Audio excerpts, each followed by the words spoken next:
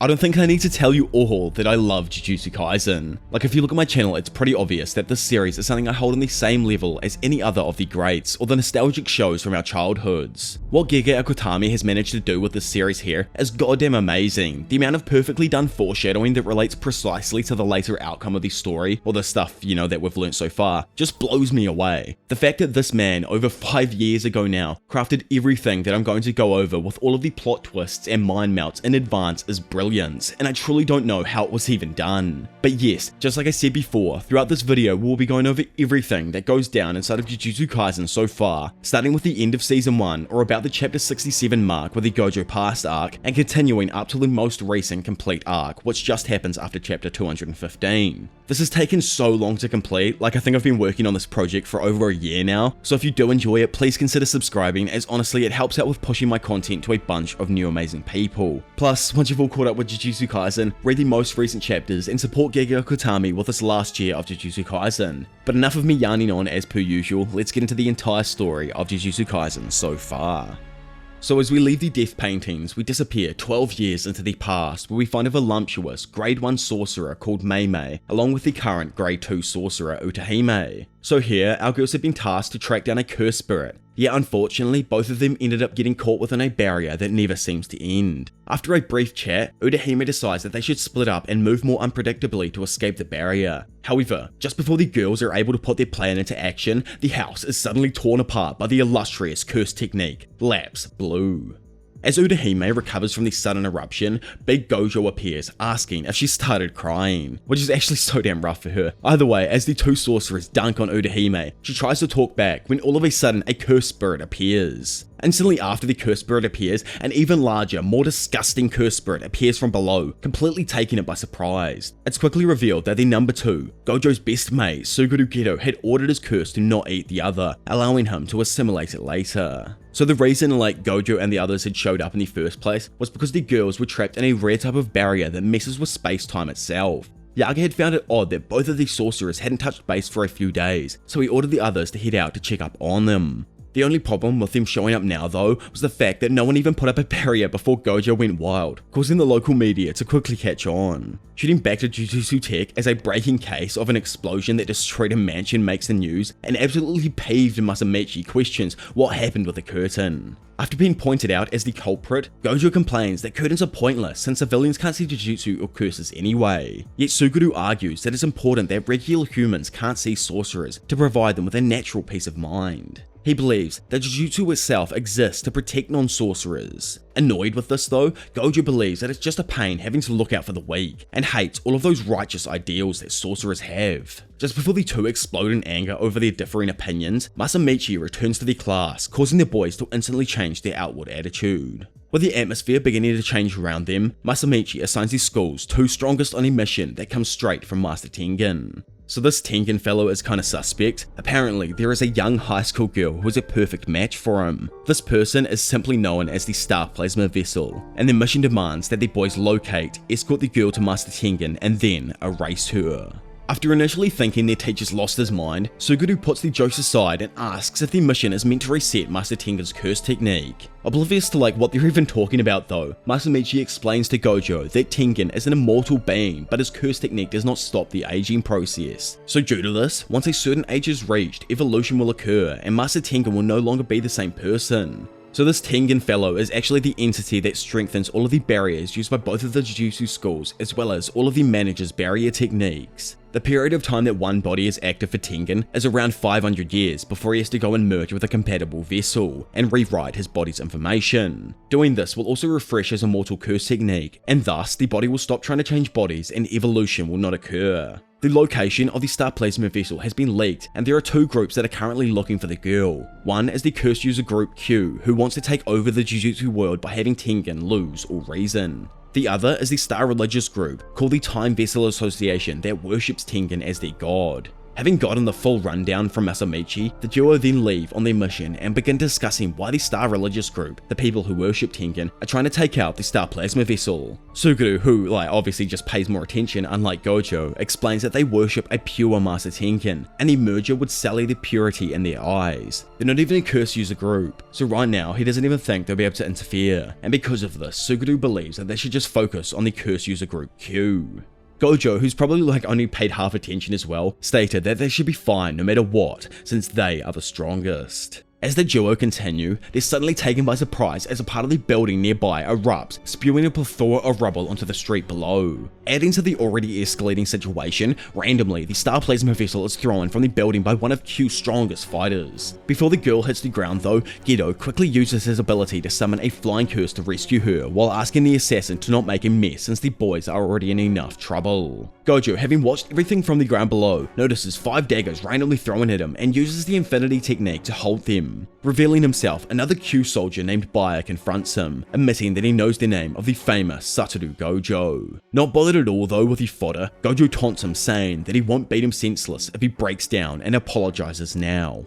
So while all of this stuff is going down with Group Q, Kong, a representative from the Time Vessel Association, had met with a mysterious member of the Zenin clan. There, the two planned the assassination of the Star Plasma Vessel. However, after being addressed as a Zenin, the yoked up and second most beautiful human in JJK claims that he no longer goes by Zenin, but instead goes by Toji Fushiguro now. He then, without a second thought, accepts the contract to take out the Star Plasma Vessel. Back in the battle, Suguru effortlessly immobilizes Kokun with a curse that wants to kiss him. Irate over being stuck, Kokun threatens that Baya, Q's strongest soldier, will come and take them all out. However, Geto soon shows Kokun a picture with Baya defeated on his phone, absolutely killing any hope the little guy had. Hilariously from this, due to Q's strongest soldier being defeated, the organization soon disbanded. Meanwhile, Kong finds Toji betting on a horse race. Apparently, he used the 30 million yen that he was paid in advance to wear down Gojo and the sorcerers with him. Slightly confused by his actions, Kong shows how skeptical he is of his client as he needs to give a positive report back to his client. However, Toji is confident he'll get a return on the money in the long run. The representative reminds the sorcerer that he's counting on him, and before he goes to leave, asks Toji how his son Megumi is doing. Yet, in one of those moments where I gotta hate on him for being a bum, he says that he couldn't care less and doesn't even remember who that is anymore. Back with the boys and the previously knocked out lass, we are finally introduced to Riko, who awakens in Gojo's arms and immediately attacks him. This is obviously just for the fact that she was knocked out with the last thing she saw being her attackers, so she presumed that they were her attackers as well. However, her caretaker Masato arrives, allowing them to all get on the same page. In casual fashion though, as she starts talking about herself and Tengen, the two boys ignore her, slightly irritating her. So, rather than taking her back to Jujutsu High right now, Riko actually ends up heading back to her own school, Renchoku Girls High. This is for the fact that Tengen's trying to somewhat be generous towards Riko, because obviously in a few days she's no longer going to exist. After a short moment, Suguru checks his surveillance curses which he put up earlier and realizes that 2 of them had already been taken out. Because of this, they all quickly come to the conclusion that people are here for the Star Plasma Vessel, so they both head off to find her immediately. So the reason people are even showing up in the first place is because of a single and ready to mingle Toji, who placed a $30 million bounty on Riko's head, and these men have come to collect it. Speaking of the devil himself, literally, well, Toji sits on the phone chatting with Kong. He learns that these sorcerers protecting Riko haven't returned to the school yet. Happy with learning this news, he knows that this is perfect for the association, as now, more than just total lunatics will go after the bounty. Kong points out that the 30 million paid to him was a service fee, so if someone else kills the vessel and claims the reward, Toji may end up losing all of the money. Obviously, Toji knows that Gojo exists, so he isn't even worried in the slightest with all of the fodder poking at the sorcerers here. Toji himself isn't even sure that he could take out the vessel with Gojo still present, and due to this he plans on using random curse users for the remaining 39 hours of the mission to wear down Gojo's group. Pretty much, in Toji's eyes, it's free labor. Taking this all in, Kong realizes that this makes the previously annoying time limit of 2 days turn in their favor. With Toji noting that things are beginning to pick up, he decides to get going himself soon and tells the rep to have that 30 million ready.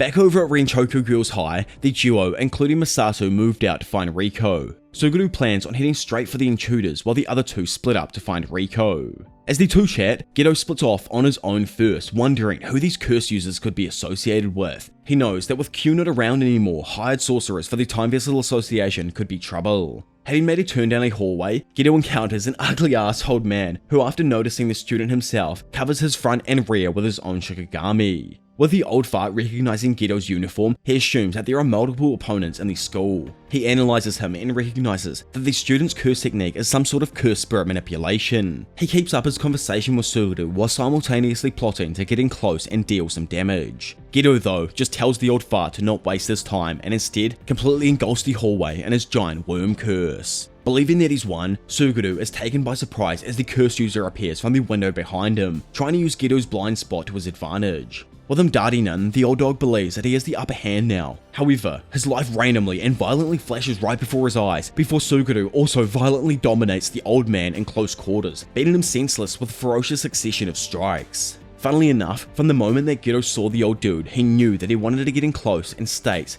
that fighters who are presented with only one single way to win are easy to manipulate. Elsewhere, the others continue looking for Riko, who, like I mentioned before, is in the chapel. With Gojo having headed there, he barges into the building, yelling for the girl and surprising everyone inside. With the girls freaking out over Gojo's god level of beauty, the teacher gets them to settle down and momentarily scolds Gojo before also giving away her number. While the other girls continue to argue, our boy sneaks over, grabs Riko, and then escapes the chapel with her. Knowing that something's going down, Gojo wants to head straight for Jujutsu High, but as he runs across the rooftops, he's spotted by a curse user down below. The curse user doesn't recognize the student but notices the girl he's carrying. Masato, though, soon confronts the curse user from behind and asks if he's with the Time Vessel Association or Q. Not answering her, the two engage in a short scuffle, but Masato easily takes him out. Moments later, Geto arrives, and based on the conversation with the enemy, the curse user is able to confirm that the girl he saw is the bounty, not the one in front of him. Suddenly, he melts into a puddle of mud, making Masato question if the paperbag freak was actually a shikigami. With that dude gone now, Geto calls his boy and informs him that there is a 30 million yen bounty on Riko's head with a time limit listed on a deepnet website for curse users. As Gojo then hangs up the phone, the duo are immediately surrounded by 4 of those same paperbag curse users. Riko, like Masato, also assumes that the person uses clones as shikigami, while Gojo says that their opponent is probably just using Jujutsu sorcery. The paperbag head dude casually refuses though, before forming a 5th form and claiming that being a professional sorcerer is more danger than it's worth. Not waiting for his enemy to form, Gojo quickly attacks and uses the curse technique Lapse Blue to take out 2 of the clones in an instant. Having watched this, Riko mentions that they weren't dispelled like the shikigami, but Gojo reminds her that they're not shikigami. Instead, they're actually clones of the real caster, made from Jujutsu using a real person as a substitute. 2 of the clones then getting close to Saturo, swinging at him, but they can't bypass his infinity, making them easy prey for the counterattack. Thanks to the big brain Omega Shenron level 6 eyes of Gojo, he was able to deduce his opponent's curse technique and divulges his own. Gojo's ability is the convergence of an infinite series. Things that approach him slow down to the point that they honestly never reach him. If he amplifies certain aspects of it, impossible situations are truly born. Saturo attempts to unleash the advanced version of RTC to eliminate his enemy, the curse technique Reversal Red, but it doesn't work. Instead, he's forced to just simply knock him out with a punch. This, I'm pretty sure, is just for the fact that like Gojo actually can't control it yet, or Gojo using RTC would have allowed him to exercise the curse, but because he wasn't a curse and just a human, Gojo had to knock him out with his hands. And you learn more about like advanced versions of RTC later in the series, but I think this might have been the first use of it here, or it was just Gojo not being able to use this technique. Correct me if I'm wrong down below. Plus, I wonder if the paperbag dude is like Ino with his technique. Won't spoil like it for people who know who Ino is, but you know, like the whole getup is kind of similar here. Anyways, randomly Riko gets a text with a picture of Masato captured by the enemy. Geto, who had left her behind, apologizes for not considering her importance. With this posing an annoyance, Gojo believes that their enemy will try to pull off a trade in return for Riko, but he knows that since they have the upper hand, all they need to do is coordinate with their opponents to find a meeting place. They consider taking Riko back to the school first, but she refuses as she hasn't been able to say her goodbyes yet, and worries that the merger will happen beforehand if she heads there. Gojo assumes that the enemy will contact them soon and agrees to bring Riko alone, but only under the conditions that she isn't scared or lowers the chances of Misato's survival. Like predicted, the kidnappers call and demand Okinawa as their meeting spot. Once there, the group is easily able to rescue Misato and apprehend the kidnappers. Like it's just so easy it doesn't even happen on screen. Now at the beach, just with a plan to enjoy themselves, Misato apologizes to everyone for being captured by a non-sorcerer member of the Time Vessel Association, which, I can't lie, is just actually the biggest L on her behalf as someone who's meant to be there to protect Riko, and she actually gets captured by someone who doesn't even have curse energy. Anyway, Suguru, like the legend he is right now in the story, rip movie Geto for sure, shares blame with her and explains that they were able to travel safely to her on a plane aided by his curse manipulation. Still, they wondered why Okinawa was chosen as their meeting spot with the kidnappers. Misato suggests that maybe it's so they could attack from the airport as they arrive. However, that wasn't possible as it's actually revealed that Jujutsu High, crazily enough, had taken those precautions by sending in the other first years Yuhai Bada and Kento Nanami. Back at the beach, Gojo decides it's best to leave the next day as it'll help avoid more unnecessary interactions with curse users. Geto brings up the stress over Gojo keeping his technique open, worried that it's taxing his body too much, but Gojo assures him that he's fine and his presence in general just makes everything okay.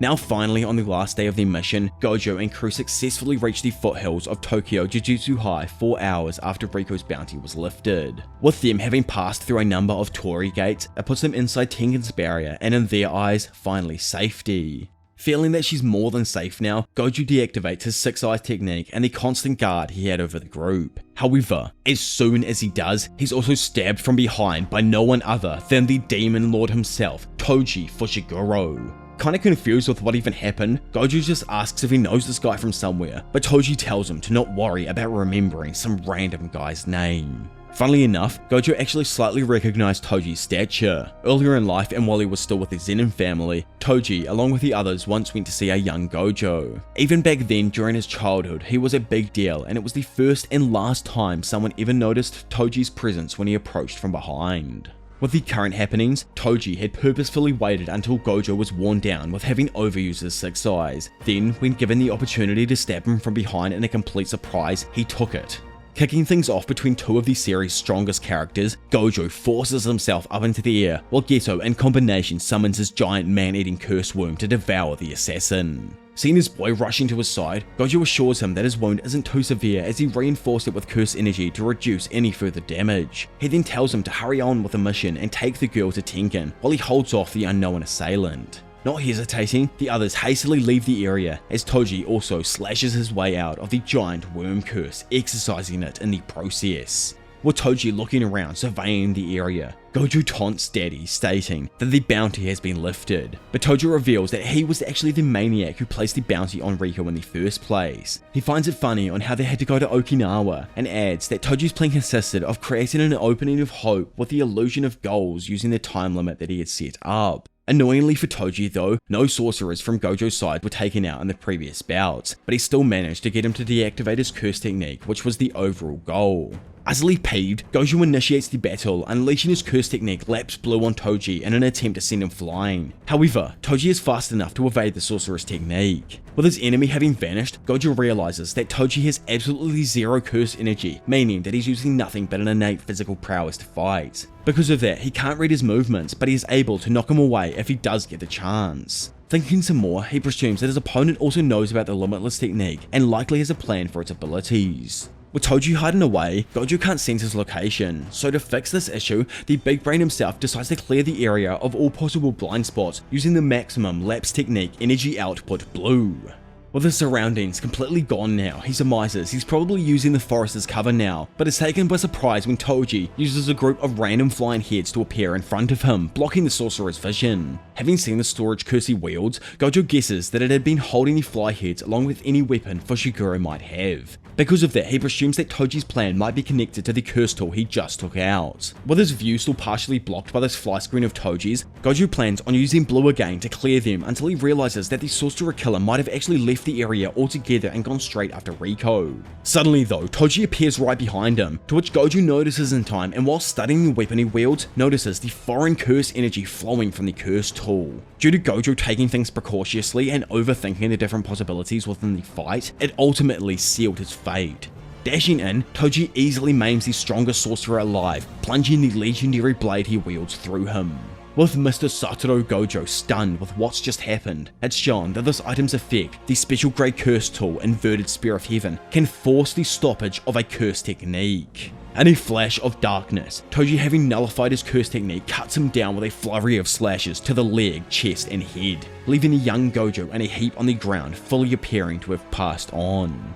Elsewhere, and actually under the main level of the school in the catacombs at the bottom of Tokyo Jujutsu High, Masato says her final goodbyes to Riko. With the ladies having said their goodbyes, Geto leads the Star Plasma vessel to the main hall of the Tomb of the Star. So with this area being protected by a barrier that only allows certain people inside, Geto gives her some directions on how to find Tengen exactly. However, before she heads off, he then offers her one crazy dilemma. Either she can continue forward and choose to merge with Tengen, or turn back and return home with all of them. In the moments before the mission had begun, both of the boys had agreed with each other that they'd call off the mission if the Star Plasma vessel didn't want to go ahead with it. For Riko, it's honestly really upsetting. Her whole life so far has just been a tragic mess. Her parents had died when she was young, so she believed that she would be okay with this, leaving everyone behind. But now, after spending time with everyone over the past few days, Riko cries and admits that she wants to stay. Being a man of his word, Geto offers to take her home, to which she agrees. But sadly, just as they thought everything was about to change for the better, she is shot in the head, dropping to the floor, absolutely mortifying a horrified Suguru.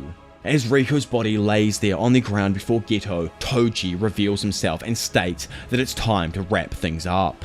Flabbergasted, Geto just asks him why, with Toji confidently stating that he also killed Satoru Gojo. Having heard enough and becoming filled with anger, Geto brings out two of his strongest curse spirits to destroy his opponent. With things heating up between the two, Toji explains that the majority of the barriers between Jujutsu High are simply hiding it, so if by chance someone knew their location in advance, they could easily locate the Tomb of the Star or the Cursed Warehouse, which is actually crazy if you think on that exact statement here, to how the person controlling Geto literally did this in the future, advising Mahito on how to break into the Cursed Warehouse to steal Choso and stuff. But anyway, done with the chit chat, Suguru attempts to destroy Toji with his Rainbow Dragon, but the assassin quickly pops off some more rounds at the sorcerer while he continues talking.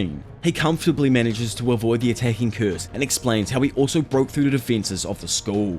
To completely hide himself, he swallowed his cursed spirit he uses to store curse tools, allowing him to stay invisible. And because he's also a Zenin as we know, he probably also knew a sneaky way inside. Annoyed, Geto just demands that Toji stop talking, as he knows that revealing certain information can improve his heavenly restriction. What Geto doesn't actually know though is how he tracked them into the entrance of the tombs. No curse energy residuals were left behind, so it had to have been another way.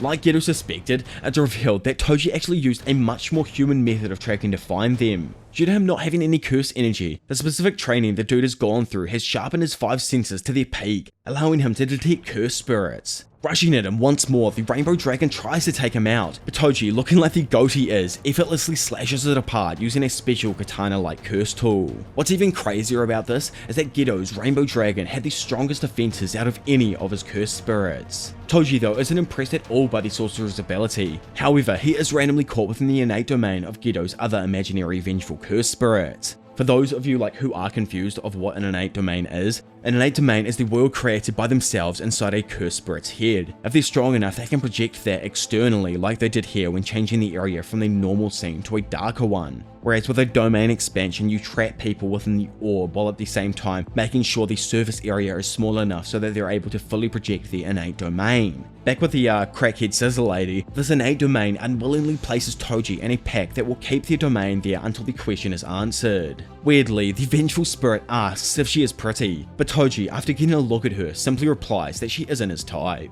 Having answered the question though, the spirit's domain begins vanishing, allowing Toji to see these massive scissors floating around him. Figuring that it's the creepy spirit's ability, our dad effortlessly deflects all of the blades with the Inverted Spear of Heaven. At the exact same time, Geto comes in close and attempts to absorb Toji's inventory curse, but somehow it rejects his manipulation.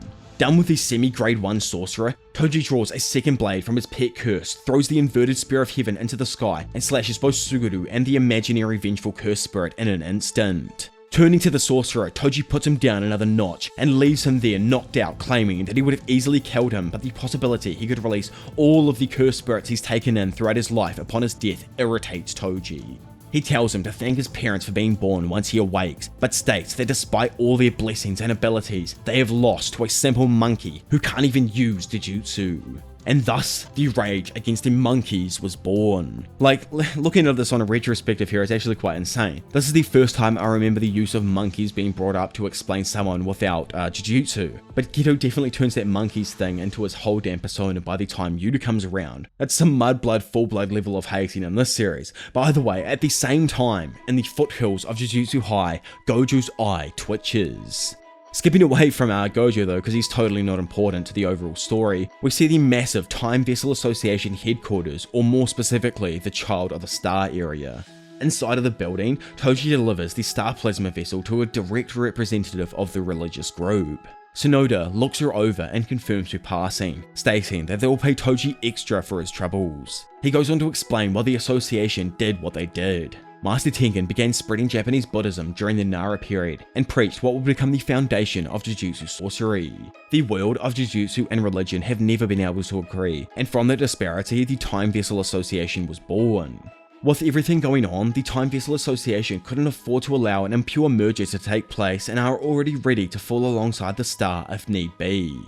You'll learn more about this in the Perfect Preparation arc, but even here at the beginning of this video, you learn that Tengen might become a threat to humanity if he evolves. So thinking now, it's honestly disgusting that this tiny religious group would put their desires ahead of the entirety of the Earth's population, just because they think Rico is impure or whatever. It's actually the most scuffed religious mindset. Either way, back with Go, and as he goes to leave the representative, Toji asks him out for a meal sometime, but the man jokingly says that he only associates with Toji in business or hell. Which is a Gige level foreshadowing, I shall say. As Toji exits the premises alone, he runs into a now restored Saturo Gojo and is very surprised to see someone he thought he killed not too long ago. So the main reason Gojo had survived back there was he reveals himself, because he had used the reverse curse technique to heal himself. The big brain genius had used the 6 eyes to process the effects of his limitless technique as well as the reverse curse technique. However, as an obvious effect, because it's the first time he figured out how to do it properly, it's taxed his brain, making him extremely delirious with a crazed demeanor. Yet, even still, he brags that there, at the very edge of death, Saturo finally experienced and understood the core of cursed energy itself. Taking all of this absolute nonsense in though, Toji is utterly insulted by the idea that he's lost to someone he just beat, and because of that begins taking out the inverted spear of heaven, claiming that the battle has only just begun. To which Gojo with a crazed smile screams that he's oh so right. Expecting things to have not changed, Toji attempts to blitz Gojo like he did last time, slashing at him several times. However, Gojo is able to beautifully avoid them and manages to get behind Toji, levitating up into the air. Toji turns to face him, but Gojo, having cracked the code itself, learned to flow reverse cursed energy into his limitless technique to successfully unleash the curse technique Reversal Red. As the ability bursts out, the explosion's repulsion power sends Toji flying a few hundred meters, but leaves him mostly unharmed. As Gojo floats there, proudly with an insane smirk on his face, Toji acknowledges that his opponent is indeed a monster. Needing to find a way through this new Gojo, Toji stretches out his arm and breaks down each of the abilities behind the limitless technique. Due to him being a Zenin, he knows about the logistics of red and blue, so he connects the inverted spear of heaven to a chain to nullify things within a certain range and comes up with a plan for each of the distinct powers. Even so, with all of this pre-planning going on, an uneasiness lingers over him. Still, he puts that aside and pushes forward, telling himself that he's gonna be fine. Gojo, on the other hand, looking mentally insane, levitates above him, upside down, wearing the same insane smile despite having lost their previous fights. Looking at him, Toji begins to hesitate, but quickly calms himself down and makes a move to kill the young sorcerer. Seeing this, Gojo apologizes to Rico because he's not vengeful enough for her, but in his eyes, he knows that throughout heaven and earth, he alone is the honored one. Using the inverted spear of heaven, Toji creates a wave of rubble that stops Gojo from seeing the assassin's exact location, only for the spear to suddenly burst through the smoke in front of him. With it then flinging towards the sorcerer, Gojo knows that innate techniques which are passed down through families have a spoken manual on how to use them. Yet, that word often slips out and other families learn the ins and outs of how these innate abilities work.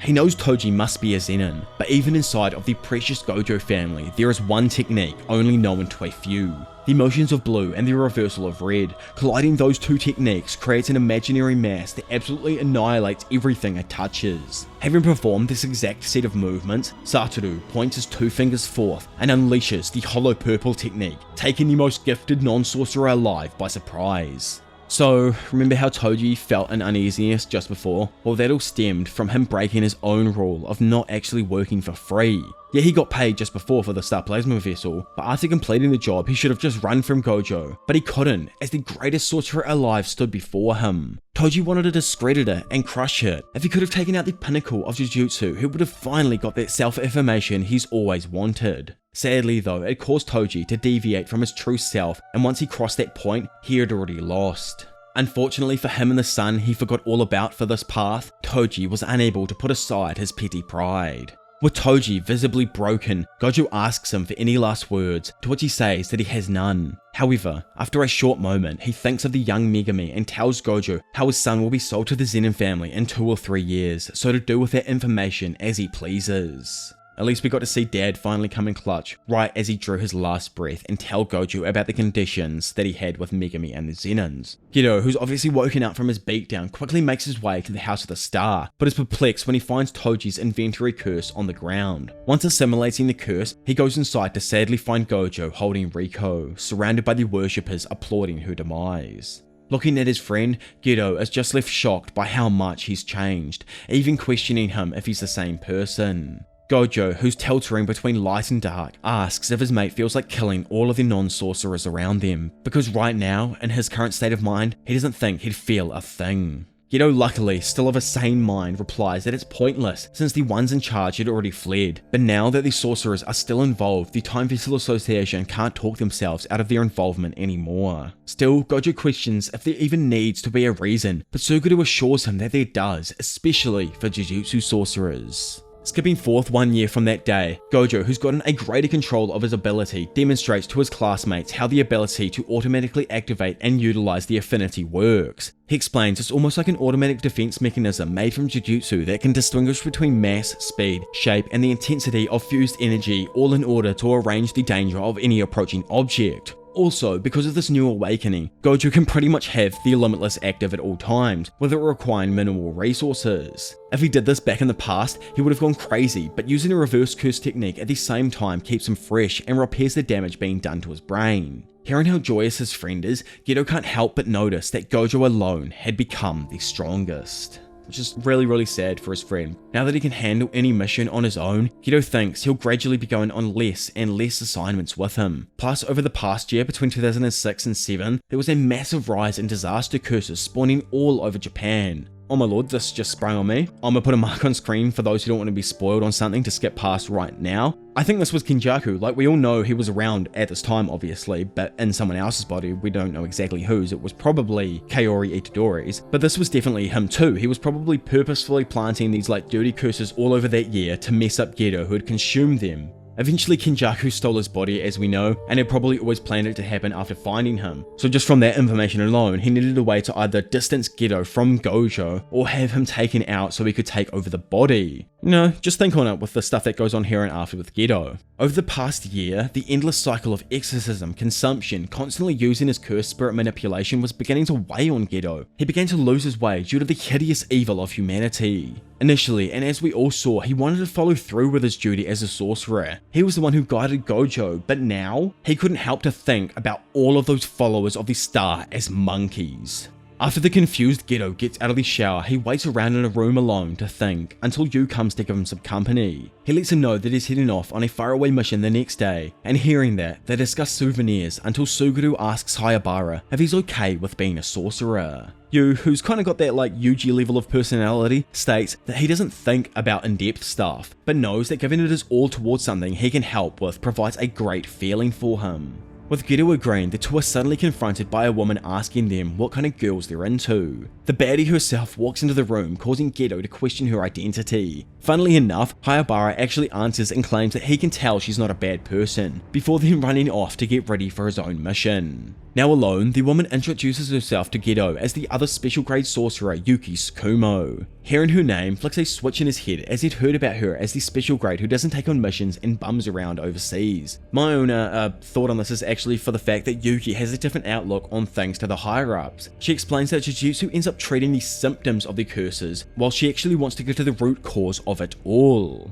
Wanting to know more from her, Yuki explains to him that she desires a world where curses don't exist full stop. As we know, curses are born from the negative energy that leaks from humans, and because of that, there are only two ways to create a world where curses don't exist. They must either eradicate cursed energy itself from all humans, or teach the wider population to control it. Yuki knows that the former is possible as Toji was a model case for it, but throughout her searching over the globe, he was the only person worldwide who possessed no cursed energy at all. So the possibility of humanity achieving his level is almost impossible. The reason Toji achieved this level was because of his heavenly restriction, which granted him enhanced senses as well as the ability to resist curses. He was truly superhuman. Knowing that Geto feels broken after his loss to this man, Yuki tells him that there is no shame in losing to someone as powerful as him. Cases of heavenly restriction are extremely rare in general, so Yuki decided to focus on the latter option for eradicating curses. Her reasoning for that is sorcerers don't create curses unless the specific conditions arise. Sorcerers can control the output of curse energy and it doesn't leak from them at the same rate or flow as non-sorcerers. In a general sense, if every human became a sorcerer, it would be impossible for curses to exist. Honestly still haunted by the followers of the star, Geto asks Yuki why they shouldn't just kill every non-sorcerer to solve that problem, which I guess is the crazy third option. Even though he snaps out of his crazed demeanor, Yuki explains to him that wiping out every non-sorcerer to force evolution might be the easiest route, but it's also the craziest. She asks Suguru if he hates non-sorcerers, and sadly he's even unable to give her an answer, which just shows how far he's fallen over this past year. He knows that he used to believe that sorcerers existed to protect non-sorcerers, but now he doesn't even know if humanity is worth fighting for. Man, it's honestly so damn sad seeing the complete change in Geto from this happy dude with a positive outlook on things to this now gloomy dude with a really dark disposition where he doesn't see any good in the world at all. Yuki confirms to Suguru that he must choose between looking down on non-sorcerers and resisting their failings. Just before heading out on her motorcycle, she says to him that she'd like the three special grades to get along and reveals that Master Tengen had stabilized sometime later. Okay, so for those of you who don't know, there is actually a connection between Tengen and Yuki that gets explained later on in the series, during the Yuki arc I'm pretty sure. Let me know your thoughts on it down below. I think Tengen is kind of a little bit of a wiener for it in a way, you know, he's not a nice dude, there's definitely something sus going on. Later on, we see Geto sitting with Nanami in the morgue mourning over Hayabara's death. Nanami was told it was meant to be a simple mission to take out a grade 2 curse spirit. However, in the random area they travelled to, the curse was the subject of a guardian deity's religion. As the deity of that area, it became more and more powerful with time, and it really should have been rated as at least grade 1. Suguru tells Nanami to get some rest and assures him that Gojo will complete the mission they set out on. And hearing this, Nanami says that Gojo should just take every mission alone from now on. Sometime later in the next month, Geto was sent on a mission to investigate a village where a random curse spirit had been kidnapping people. After arriving, the sorcerer is able to exorcise the curse, but ends up finding two young girls who had been caged because they wielded Jujutsu. Suguru tries to calm them down and tell them they're not the cause of this incident, but the non-sorcerers around them call them monsters. It's later revealed that sadly Suguru Geto took out all 112 non-sorcerers and fled the village with the girls. Afterwards, the original target of the mission that had actually been doing the plaguing of the village to start with was thought to be the culprit. Yet once further investigation with sorcerers took place, they were able to find residuals from Geto's curse manipulation. Once Jujutsu Tech confirmed this, Masamichi was tasked with giving Gojo the mission to slay his best friend. Standing there, neither of them can even make sense of what happened with their misguided ally, with the news even making Gojo panic internally for the first time in his life. Meanwhile, in Shinjuku, Shoku is confronted by the traitor, but nothing crazy happens. Instead, they just have a short conversation about the allegations alleged against him. With Geto confirming them, Shoku instantly contacts Gojo to let him know where the traitor currently is. Moments later, Gojo finds Geto walking through the crowd in Shinjuku and demands an explanation for all of the things that he has done.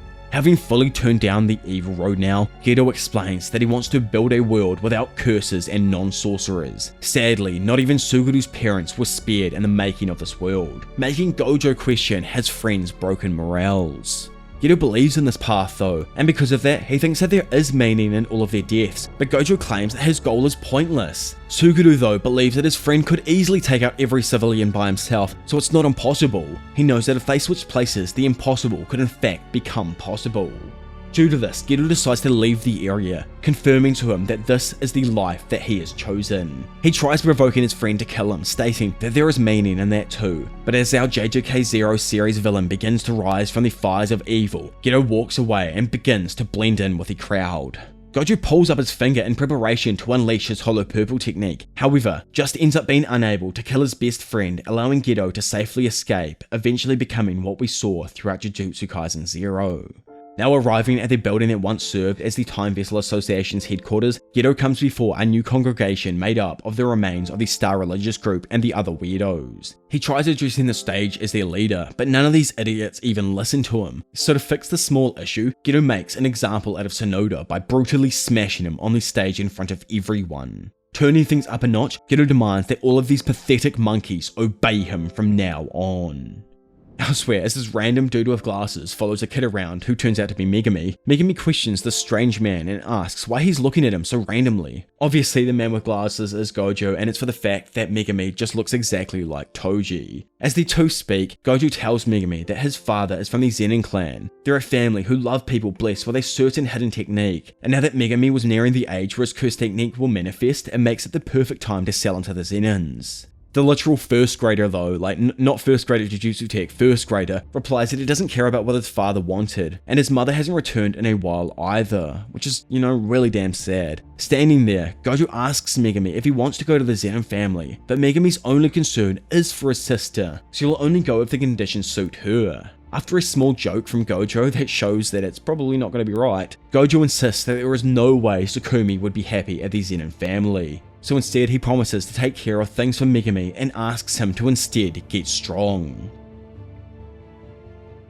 On October the 19th of 2018, Gojo is asleep when Megumi, Yuji, and Nobara arrive. Once awoken and after a small greeting, Gojo sends them to Utahime's location. There, she tells them that there are two moles, one of which is actually one of the Jujutsu higher-ups. Since they can't do anything about that presently, their main target is whoever is feeding information to that said higher-up. Nobara asks if the mole is someone from Kyoto, surprising Yuji. As Utahime prepares to reveal to them who it is, elsewhere, Kasumi meets with Mechamaru. She tells him that their notebooks are due today, and he replies that he is going to sleep. Back at Mechamaru's alleged hideout, Utahime informs the Tokyo first years that it has to be Kokichi due to the process of elimination. Using puppet manipulation to steal information wouldn't be difficult for someone like Mechamaru. At the same time, Kokichi prepares for his visitors. However, Yuji bursts down the door to the fake hideout, confirming to them that he's the mole. At his actual hideout, Kokichi meets with Mahito and Geto. Okay, quick note weaves, so I'm going to call Pseudo Geto or Pseudo Geto, however you like to say it, just Geto from now on so it doesn't get confusing, but just know it ain't actually Geto, so it's easier for me to call him just Geto until I can have that fat reveal on all of you. Anyway, Kokichi comments about how he had thought that they had forgotten about him, but Geto replies that they would never do that since Kokichi knows the consequences of having a curse restriction.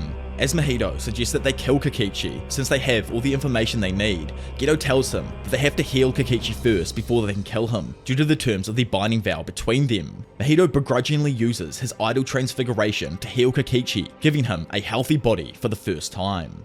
Mahito remarks that Kokichi should show some enthusiasm, but he replies that that comes after they settle their business. With no more words left to be said, the battle at the dam begins. Kokichi calls an entire army of Mechamarus to his side as his confrontation with Geto and Mahito escalates. He enlarges his arm and smashes the wave of Mechamarus aside. Kokichi disappears in the confusion, and Mahito figures that he ran away without any reason to kill them. Bored, Mahito claims he's not in the mood for hunting. Suddenly, the underground lair collapses, forcing Mahito to quickly escape outdoors. Mahito looks at the giant lake with an excited smile as Ultimate Mechamaru Mode Absolute appears. From within its head doing final checkups, Kokichi notices a curtain forming around the area casted by Geto.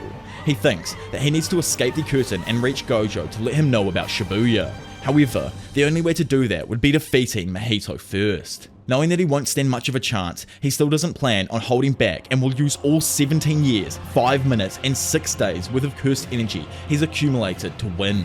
He starts off by sending an entire year's worth of cursed energy into his ultimate Mechamaru and blasts Mahito with his ultra cannon, destroying the dam and sending rubble flying. Having dodged the initial blow, Mahito knows these types of attacks won't be effective and dives into the water.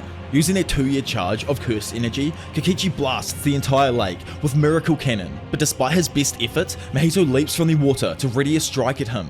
Kokichi believes Mahito is overlooking his offense, so now it's time to put his secret plan into action. Mahito extends his arm and grabs onto Mechamaru's head to accurately deliver a cursed energy infused punch, which vigorously shakes the cockpit.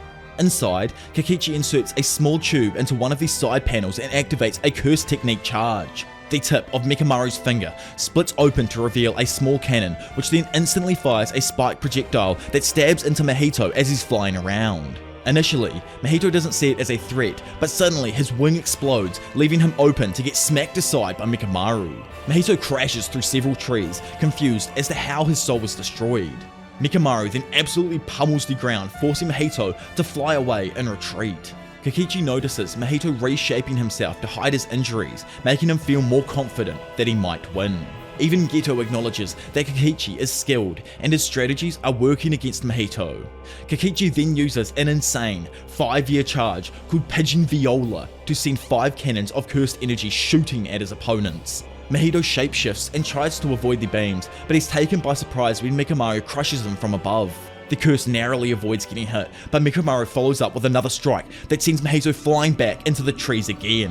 Confident that he'll be able to achieve his dreams, Kokichi activates another curse technique charge, reshaping Mechamaru's middle finger into a spike. However, the big bad wolf activates his domain expansion, the self-embodiment of perfection, which is just like hella clean, man. I honestly love the growth of Mahito's character throughout the story. Dude thinks he's like perfection, but he's the absolute like opposite of everything he thinks. It's so good. Idle Transfiguration automatically hits and forces Ultimate Mechamaru to collapse, appearing to signal Kokichi's demise. Confident in his automatic win strategy, Mahito turns his back to the giant cursed corpse and states Kokichi shouldn't put so much faith into a strategy. Suddenly, Mechamaru gets back up and stabs the spike on his middle finger through Mahito's back. It is explained that the cursed technique tubes contain simple domains, the domain for the weak invented in the Heian era. Out of the 4 tubes that contained it, the first failed, the second protected the cockpit from the domain, and the third appears to have finished Mahito off for good as his body seemingly explodes after being stabbed. Mechamaru roars and turns his weapon towards Geto, ready to use his remaining 9 years to finish him off. However, the cockpit abruptly explodes from the impact of Mahito's enlarged fist. Horrified, Kokichi looks through the broken window to see Mahito's deranged smile. Kokichi takes the last technique tube and desperately rushes towards Mahito in an attempt to stab him. Yet, just as the two are about to touch, it skips away to Kokichi recalling talking with Kasumi about getting to know one another better. She made a promise to come see him, but sadly, Mahito is assured that that will never happen. Mechamaru collapses for good, with its pilot's blood dripping from the Titan's head.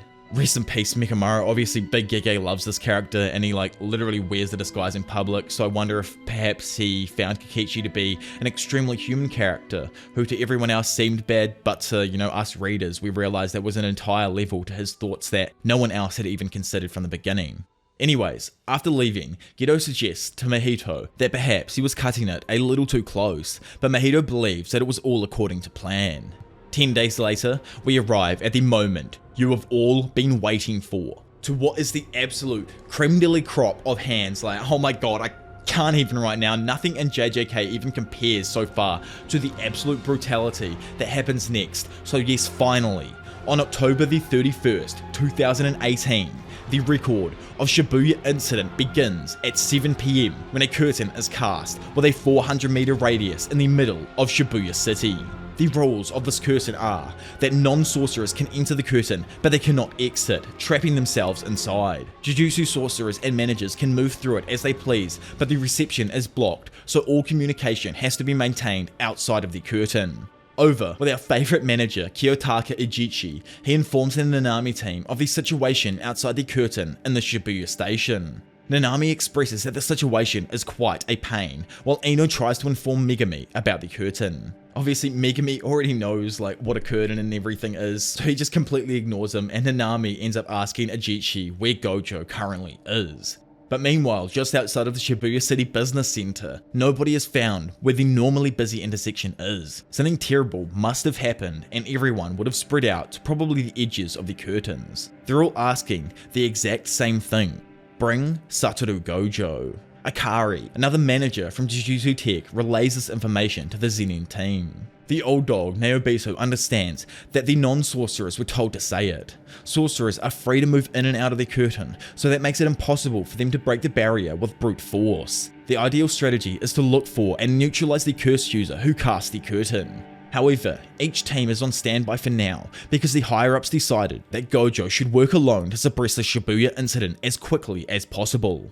Inside the curtain, the civilians dressed in their Halloween costumes all discuss the situation. At 8:31 PM, Saturo Gojo arrives inside of the curtain and makes his way inside of the Hikari Shinkyu's Shibuya shopping mall. He analyzes the situation and heads straight down to basement floor 5, the lowest level basement where the subway trains operate. At Aoyama Cemetery, the Meimei team awaits further instructions. Yuji is eager to help, and Meimei surmises they'll be called in as backup shortly. Wee, Meimei's freaking weird younger brother feels that she shouldn't be used in such a way. Okay, one sec, I just need to cut myself off here. I get it, bro, your sister is absolutely banging and stuff, but that doesn't mean you need to go all incesty. But anyway, they then get a message that another curtain has appeared along with Gojo's arrival. Because of this, Meimei's team turns and runs towards Meiji Station. Back with my dad, Saturo, he descends into the Tokyo Metro onto a specific platform I've failed to pronounce probably way too many damn times to even bother trying to say again, where he's confronted by Jogo, Hanami, and Choso. Saturo tells Jogo to not have an excuse for losing this time, and Jogo replies that the strongest sorcerer should have his first ever excuse ready. Sick burn, Jogo. Jogo hitting him with a freaking sick burn. Hanami's roots block all possible exits, but Gojo claims he wasn't going anywhere anyway. Everyone standing on the outside lanes of the platform is suddenly forced onto the tracks surrounding the 4 Jujutsu users with non-sorcerers. Saturo nonchalantly tells those around him to stand out of his way if they don't want to die. He realizes that blocking the exits created a blind spot, so he can't break through just in case there are people on the other side. Heading for Gojo, Jogo burns through several civilians and Choso attacks with slicing exorcism. Both Hanami and Jogo attack Saturo, but are instantly stopped by his infinity. They strengthen their curse energy and activate domain amplification, forcing Saturo to dodge. He surmises that they learned this technique from a curse user, as normal barriers are meant to trap their targets in a box, but domain amplification metaphorically surrounds the target with water-like curse energy. With this method, the curses can neutralize the infinity. For those who are obviously still confused, I just think of Killua and his quick as fuck reflexes when he trains the during that dark game to get his reflexes up with the electricity and shit, and he pew pew, grab it as soon as things hits his skin. That's just kind of what I think domain amplification's like in my head, but I'm probably utterly wrong. I don't know, someone let me know down below. Prior to the Shibuya incident, Geto advises his allies that Gojo is best when he's working alone. Any Jujutsu sorcerers and non-sorcerers will only restrict his movements and render him incapable of using his curse techniques. In this situation, Saturo would be forced on the defensive and even his domain expansion would harm people. So he explains that the plan is to mess around and force Gojo to think of countermeasures for a period of time until the prison realm is ready. Back in the battle, Jogo snatches somebody's head off and reminds Saturo the rules were for him to not run away. Saturo admits he was surprised and Jogo was pleased to hear a possible excuse. However, Gojo rejects this and removes his blindfold, revealing his 6 eyes. Then adding that he's only surprised because these foolish cursors believed they could use their brain to defeat him. Looking at Hanami, he points him out and says that this is their 3rd meeting and their weed is getting cut first. Without fear, Saturo walks right up to Jogo while ignoring Hanami beside him. They both move to attack, but Saturo counters Jogo's hand with his own body. He avoids Hanami's strike and snaps Jogo's arm clean off, then uses it to block Hanami's follow-up attack and continues to chase after Jogo. Hanami realizes Saturo only made the threat earlier to confuse them, and not only that, he also deactivated his limitless technique. He questions if Gojo plans to abandon focusing on his technique and fight in close quarters instead. Because of this, Hanami decides it's best to deactivate his amplification and activate his innate technique. However, this turns out to be a fatal mistake as Jogo turns back to yell at Hanami. Saturo instantly grabs the tree branches growing out of Hanami's eye sockets, then forcibly pulls them out completely from his skull. Seeing this, Jogo runs away in fear, shocked that Saturo was still so strong while only using cursed energy manipulation and physical attacks. Choso attempts to hit Gojo with blood manipulation while killing civilians along the way, but it's stopped by Gojo's infinity. Saturo recognizes that Choso is a death painting and decides to ignore him for now. Jogo and Hanami both attack him again with domain amplification. However, this time due to the now weakened Hanami, Saturo can counter by strengthening his infinity. He turns and crushes Hanami against a wall with his expanded limitless. Jogo attempts to divert his attention by threatening civilians, but Saturo doesn't hesitate to crush Hanami completely, annihilating the curse with his infinity, turning him into nothing but a mist of blood. With Hanami exorcised, Gojo turns back to meet the despaired Jogo's gaze and claims he's next. Skipping away from the absolute domination God is laying down in Shibuya right now, we find ourselves with Yuji, Meimei, and Wee as they arrive at Meiji Jinjume Station, and that is the last time I'm ever saying the full name for that station, where they are informed that there are 2 barriers now surrounding the station. After being informed about the situation, Meimei uses her ability on some crows to investigate the immediate area. When she finishes scouting, she informs Yuji of what she saw in the station. Yuji asks if Mahito is down there, but Meimei replies that she didn't see him. However, he must be in there since there are mutated humans literally all over the place. Meimei then says that they will split up until they each finish their respective tasks. At 9:03 PM, as Yuji enters another entrance, he comes across a random bug cursed spirit who can talk and is obviously somewhat strong. Yet, this thing is just like so damn irrelevant, it doesn't even get a name. Well, it does, it's like Grasshopper or Kogai, but still, like you try finding a name that isn't just Grasshopper or some Japanese text that translate to Grasshopper, that's all that's out there, I can't find anything else. Yuji asks the spirit if Mahito was here, to which the bug says that he is down below and that he is currently protecting the barrier. As Yuji wonders if the bug creature had put up the screen, he notices an object and realizes the cursed spirit was only guarding the item that projects the screen. The Grasshopper curse tells Yuji that transfigured humans don't taste as good as normal ones, and that he knows this because he's smart. Annoyed, Yuji kicks the curse into the wall. He quickly follows up with a punch to the Grasshopper's torso and states that the curse needs to stop looking down on humans. The Grasshopper says that Yuji isn't smart and those who aren't smart die. I actually hate this Grasshopper, man. He asks what kind of curse Yuji thinks he is, and Yuji is able to pick up on the obvious answer. This makes the Grasshopper curse realize that Yuji is actually smart. Like actual bug brain, man. Dude deserves to be in a bug's life, not JJK. You're making a lot of sense. I mean, why take the risk? You should tell Hopper. Good idea.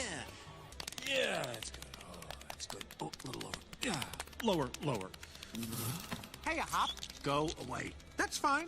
Then I won't tell you my idea.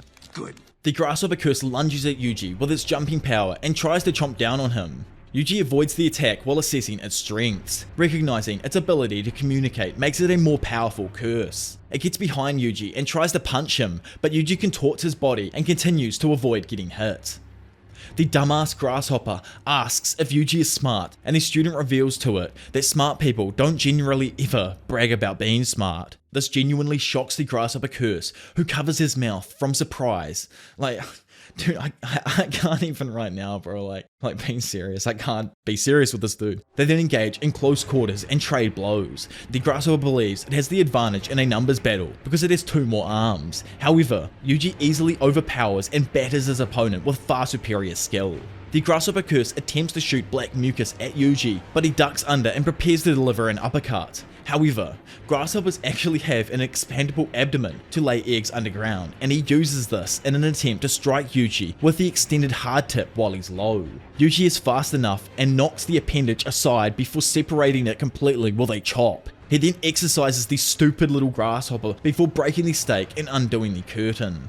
Meanwhile, Mei kills the transfigured humans on the basement floor 4, and Mei decides that they should stay and wait to regroup with Yuji before heading down to the 5th level. Below them, Mahito prepares to board the train from Harajuku to Shibuya Station. He notices that the grasshopper curse was defeated and admits that it must have taken a skilled sorcerer to do so. Mahito expresses his disappointment, having decided to fight as well, but knows what he must do and sticks to the plan. Back in the beatdown with our boy Gojo, Jogo frantically huffs for air as he runs, stumbling through the crowded platform. Saturo follows close behind him with an extremely dark and menacing presence. Our brother Choso lets Jogo take all the heat while quietly trying to hide in the chaos among the civilians. Jogo tries to push people in Saturo's way and strike from behind, but the Infinity is able to stop the person in midair as well as Jogo's punch. Choso nonchalantly shoots 3 blood arrows from a good distance down the platform. The Infinity stops them and Saturo notes Choso's location, but chooses to ignore him again. Honestly, thank Gojo for real, he didn't just murk Choso first thing, like he knew something was going on behind the scenes. Anyway, still worrying, Jogo believes that 20 minutes should have passed already. Down the line though, Geto waits with Dagon and states that they need to get Gojo on edge more before they make a move. Meanwhile, at Meiji Station's 4th floor, the Mei team regroups and heads down one more floor. On the way down, Mei commends Yuji and states his strengths. Yuji replies by revealing that it wasn't Mahito on the 2nd floor and that it wouldn't have been that easy if it was. Carrying his sister's battle axe, Wee sternly tells Yuji to graciously accept his sister's compliment. Honestly, this cuck of a kid needs to just leave, he's literally just a vehicle, bro. After reaching the 3rd floor, they find a civilian, but his head immediately transfigures and he dies. Before he died though, he mentioned everyone was on the train. This makes Yuji realize that it's headed straight for where Gojo is. Back at Hikari Shinkyu's station, Saturo was surprised to see that the train is arriving. Some of the civilians attempt to get on and flee, but it's already stuffed to the brim with transfigured humans that start attacking as soon as they are let loose. Saturo watches in horror while Mahito hops out of the train to greet Jogo. Civilians run away in fear as transfigured humans rush from the train, indiscriminately attacking everyone in sight. Saturo watches in horror and doesn't believe whittling down the numbers of humans is to his opponent's advantage. Mahito tries attacking, flying through the air, swiping at Gojo, but he easily blocks it. He then figures out quickly that Mahito is the one that attacked Yuji and Nanami, and tries to attack him, but Mahito jumps back out of the way.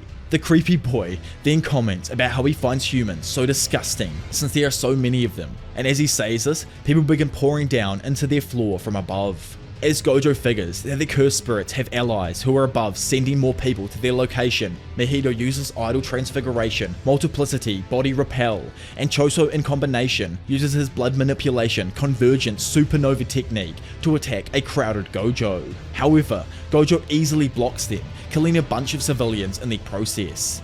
From behind, Jogo appears launching at Gojo. The sorcerer manages to grab his arm, but Jogo instantly severs the limb to get away. Mahito and Jogo think about the current situation, believing Gojo won't use his technique as he doesn't want to incur any more civilian casualties. Yet, obviously these negative IQ eggs are absolutely shocked when Gojo goes goth mode and activates his freaking domain expansion. Saturo's all or nothing domain expansion of 0.2 seconds casts an unlimited void over the platform.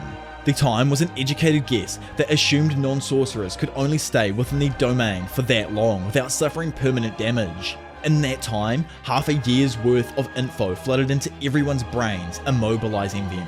At this level, these special grade curses could awaken at any moment. Taking that into consideration, Saturo focuses on killing all of the transfigured humans, and in approximately 299 seconds, 1,000 transfigured humans were annihilated after the deactivation of the domain by the hands of the strongest man alive.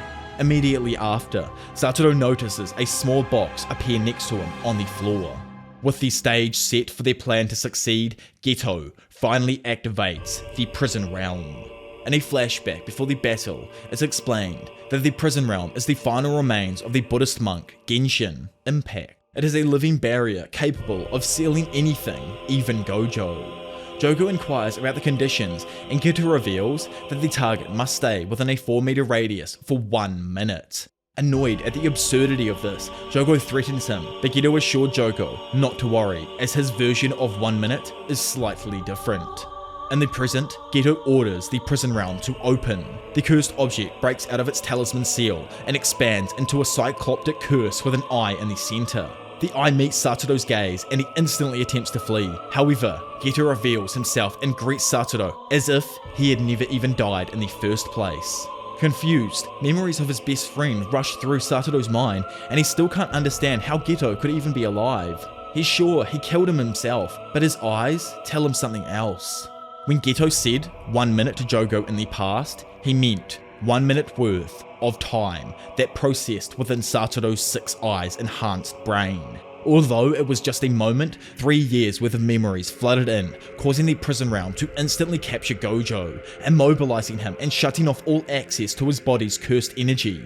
Recognizing that he is lost, he still demands to know who Geto is, as Gojo knows in his heart that Suguru is dead and that this man is a fraud.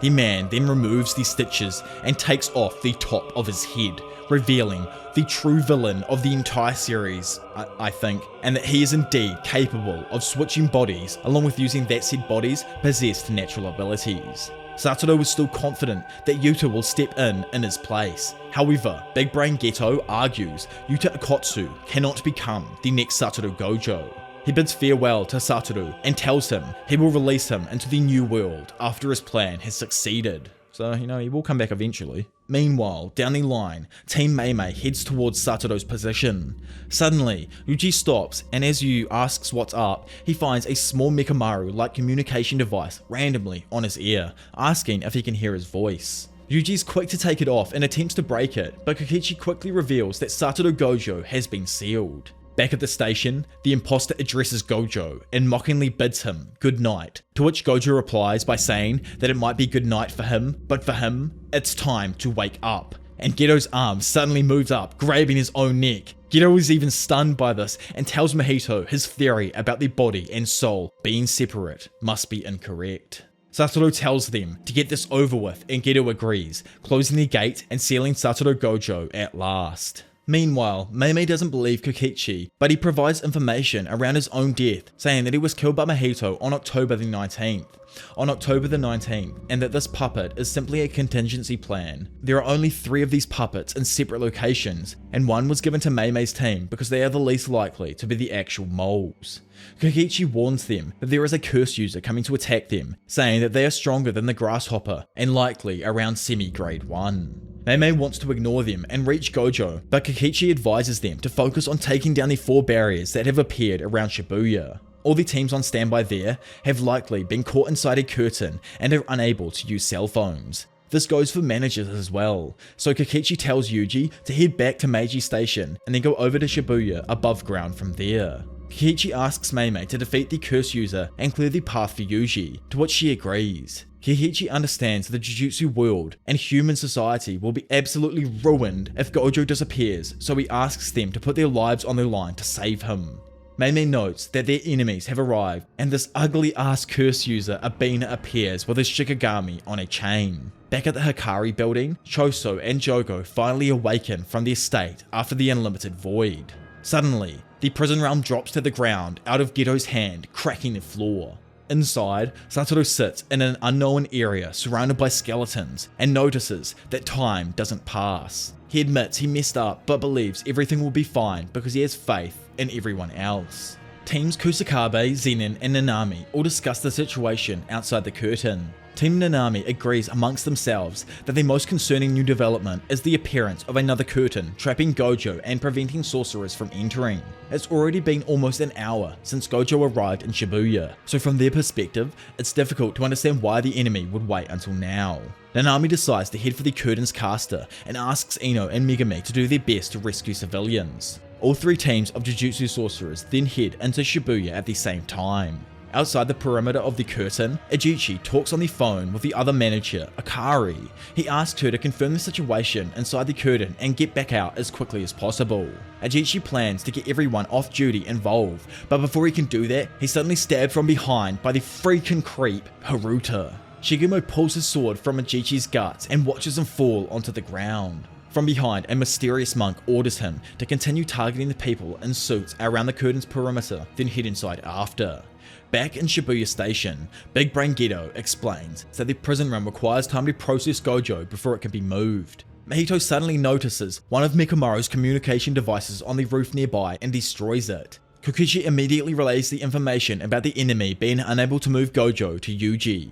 He says that it's best to move in on the Shibuya station from the surrounding subways, and once all the curtains preventing the sorcerers from reaching Gojo are down, they can then attack the station simultaneously.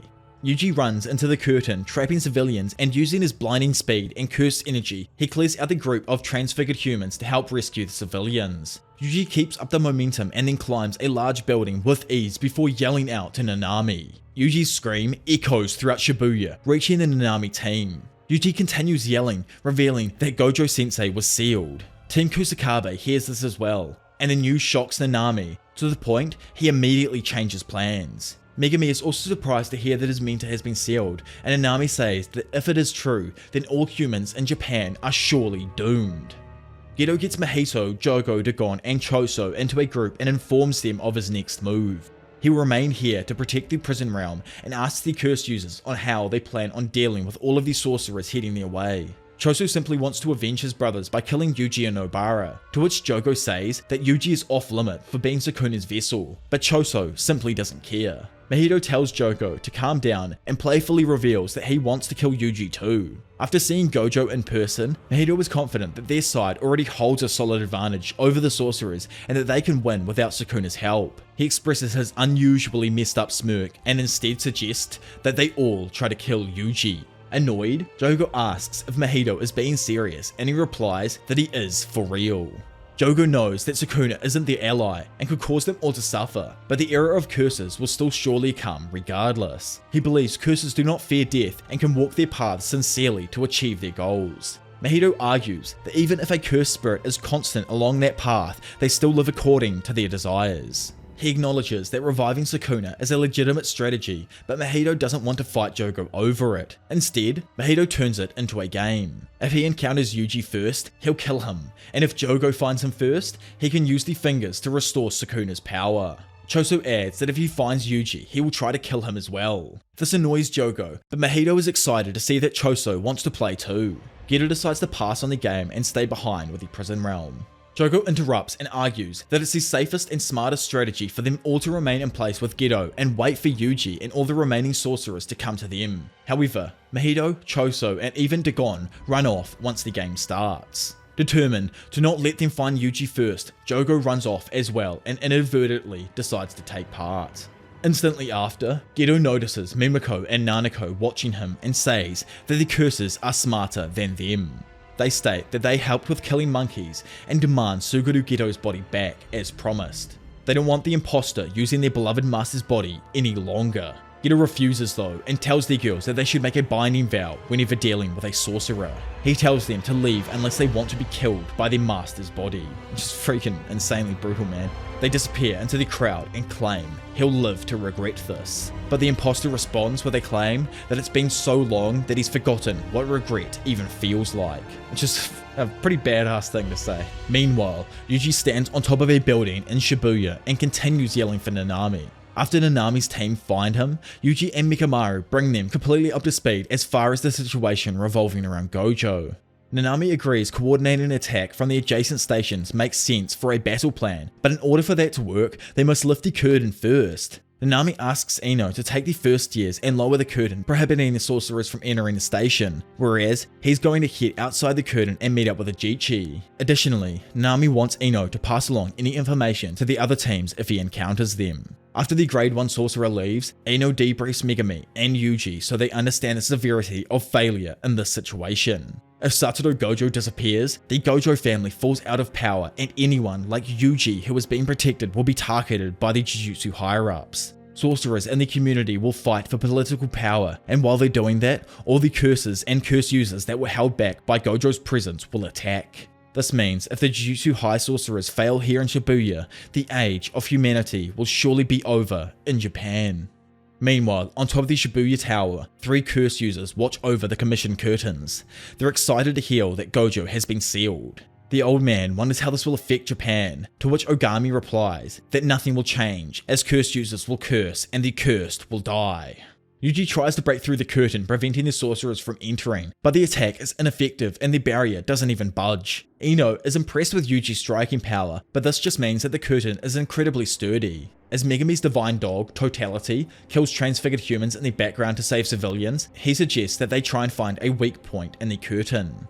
Ino argues that there is no weak point since they can't get inside. He believes that the curtain's caster is within the curtain, but Yuji explains how curtains worked at Meiji Station. By staying outside the curtain, the risk of being seen increases, and in return, the curtain's strength does as well. Hearing this, Megumi surmises that the curtain's projectors are probably somewhere extremely obvious. At 10:01 PM, on top of Shibuya Tower, Jiro, I don't know how to say his name exactly, Awasaka looks down on the city and asks if this is the most obvious spot to strengthen the curtain. Ogami's grandson agrees, but notes that they will have to kill the curses inside the building before getting to them. However, they're both taken off guard when Nue suddenly appears flying above them. As Nue goes in one direction, Yuji goes in the other, then using a wire, he wraps up all of the curse users at once. Ogami's grandson helps her get out of harm's way, but Awakasa is swept clean off of the building. Takuma takes this chance to break one of the curse tools that is putting up the screen, but also realizes that one of the enemies has taken the other 2 curse tools with him, preventing him from continuing. Yuji further wraps up Awasaka in a wire and drags him downward at a faster velocity. Yuji snaps the wire and dives inside the building while yelling out for Megumi to deactivate Nue, while dropping Awasaka over 40 stories towards the ground below. Back at the top of the tower, facing off with Ogami and her grandson, Ino says that it's time for him to start paving his way to becoming a grade 1 Jujutsu sorcerer, and passionately lowers his mask over his face. Back below, Megumi flares up his cursed energy and demands that the old man get up.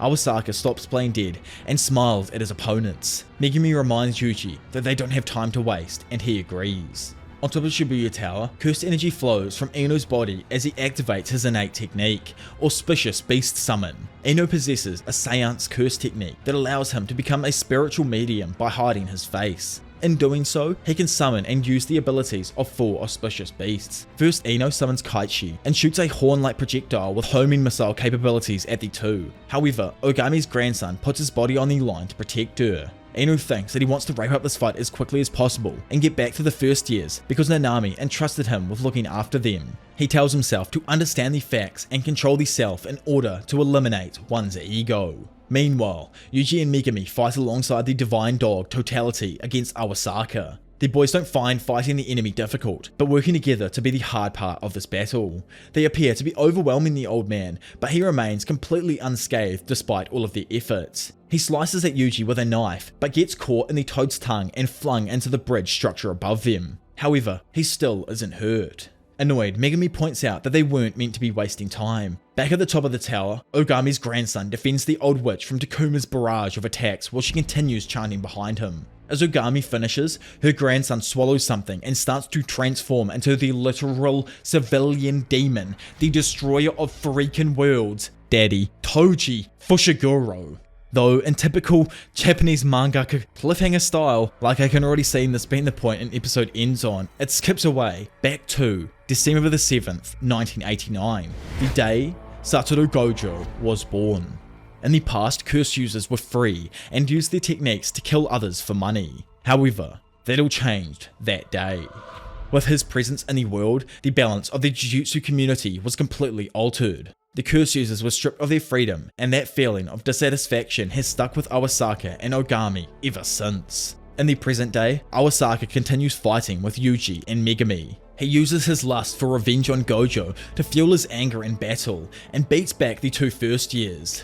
This surprises the students as they don't understand how he's nullifying all of their damage. Megumi figures out that it might be related to his innate technique and decides to yell out a bold-faced lie. He says that Gojo is in Shibuya. Yuji is confused, but this helps Megumi confirm that the cursed user's technique isn't something like damage nullification that could counter Gojo's limitless technique. Awasaka claims that he's ready to finish their battle, and Megumi responds by unleashing his new Rabbit Escape Shikigami. This creates a wave of countless small rabbits that are supposed to serve as a distraction. However, Awasaka has a random reaction to them as he's hit way harder than he should have been. This gets Megumi's attention and he immediately tells Yuji, revealing that he's figured out the enemy's curse technique. Confused, Takuma Ino looks across the roof of the Shibuya Tower at Ogami and her grandson, who is shapeshifted into Toji Fushiguro. Ino figures out that the old woman is a necromancer, and he can tell with just one look that Toji is ridiculously strong. The Jujutsu sorcerer attempts to summon his auspicious beast, Ryu, but Toji rips off his mask before Ino even knows what's happening. He then lands a powerful right hook on the sorcerer's jaw, followed up by grabbing Ino's collar and pummeling his face with a flurry of rapid-fire punches. Down below, Awasaka realizes the purpose of Megumi's rabbits is more of a diversion than an actual attack. He wonders if the Jujutsu High students will try to hit him with a lethal blow from behind with the rabbits, when suddenly the curses are deactivated and Megumi's Max Elephant falls from the sky with him on top of it. Awasaka manages to resist the impact and the Shikigami is deactivated just as quickly as it appeared. This annoys the old man, who demands Megumi to man up and fight him directly. Megumi replies that that's more of his boy's style, and right on cue, Yuji hurls a freaking car at Awasaka. The curse user is able to nullify the blow though, but is still blown away by Yuji's pure strength. Megumi then gets Awasaka's attention while Yuji prepares a full power swing. Awasaka believes he can easily anticipate Yuji's punch and Megumi's attack at the same time, as his curse technique, inverse, makes strong attacks weak and weak attacks strong. He believes the harder his opponents fight, the easier he wins. It is revealed though that our boys had already figured out their opponent's innate technique, and Megumi surmises that the inverse technique must have a maximum and minimum limit, as the curse user is reinforcing his body with curse energy on top of it. Yuji understood and suggested that they attack with a strong and weak attack at the same time. Megumi agrees, stating that they just need to keep the pressure on and prevent him from realizing that they've figured it out. In the present exchange of blows, Yuji makes contact and his punch is instantly nullified, but a simple poke from Megumi's toad's tongue is enough to do serious damage. Awasaka pours blood from his mouth, and before he even has a chance to recover, the guys resume their beatdown. Injured for the first time in this battle, Awasaka refuses to lose and forces the boys back, demanding the kids don't get cocky. Suddenly, Yuji gets behind the old man and throws another powerful punch. Awasaka turns around to counter it, but Yuji stops just before he adjusts his strike, throwing a now weaker punch, which Awasaka's inverse makes extremely powerful, knocking him completely out. Impressed by this, Megumi tells Yuji that he can pull off some pretty dope-ass moves. With Awasaka defeated, Yuji and Megumi break the two commissioned curtains he was holding, deactivating the curtain preventing sorcerers from entering Shibuya Station. As Megumi thinks about interrogating the old man for some answers, Ino is suddenly thrown from the top of Shibuya Tower. Megumi notices in time to summon Nue to rescue him from falling to his death. Yuji catches Ino and is horrified by the shape he's in.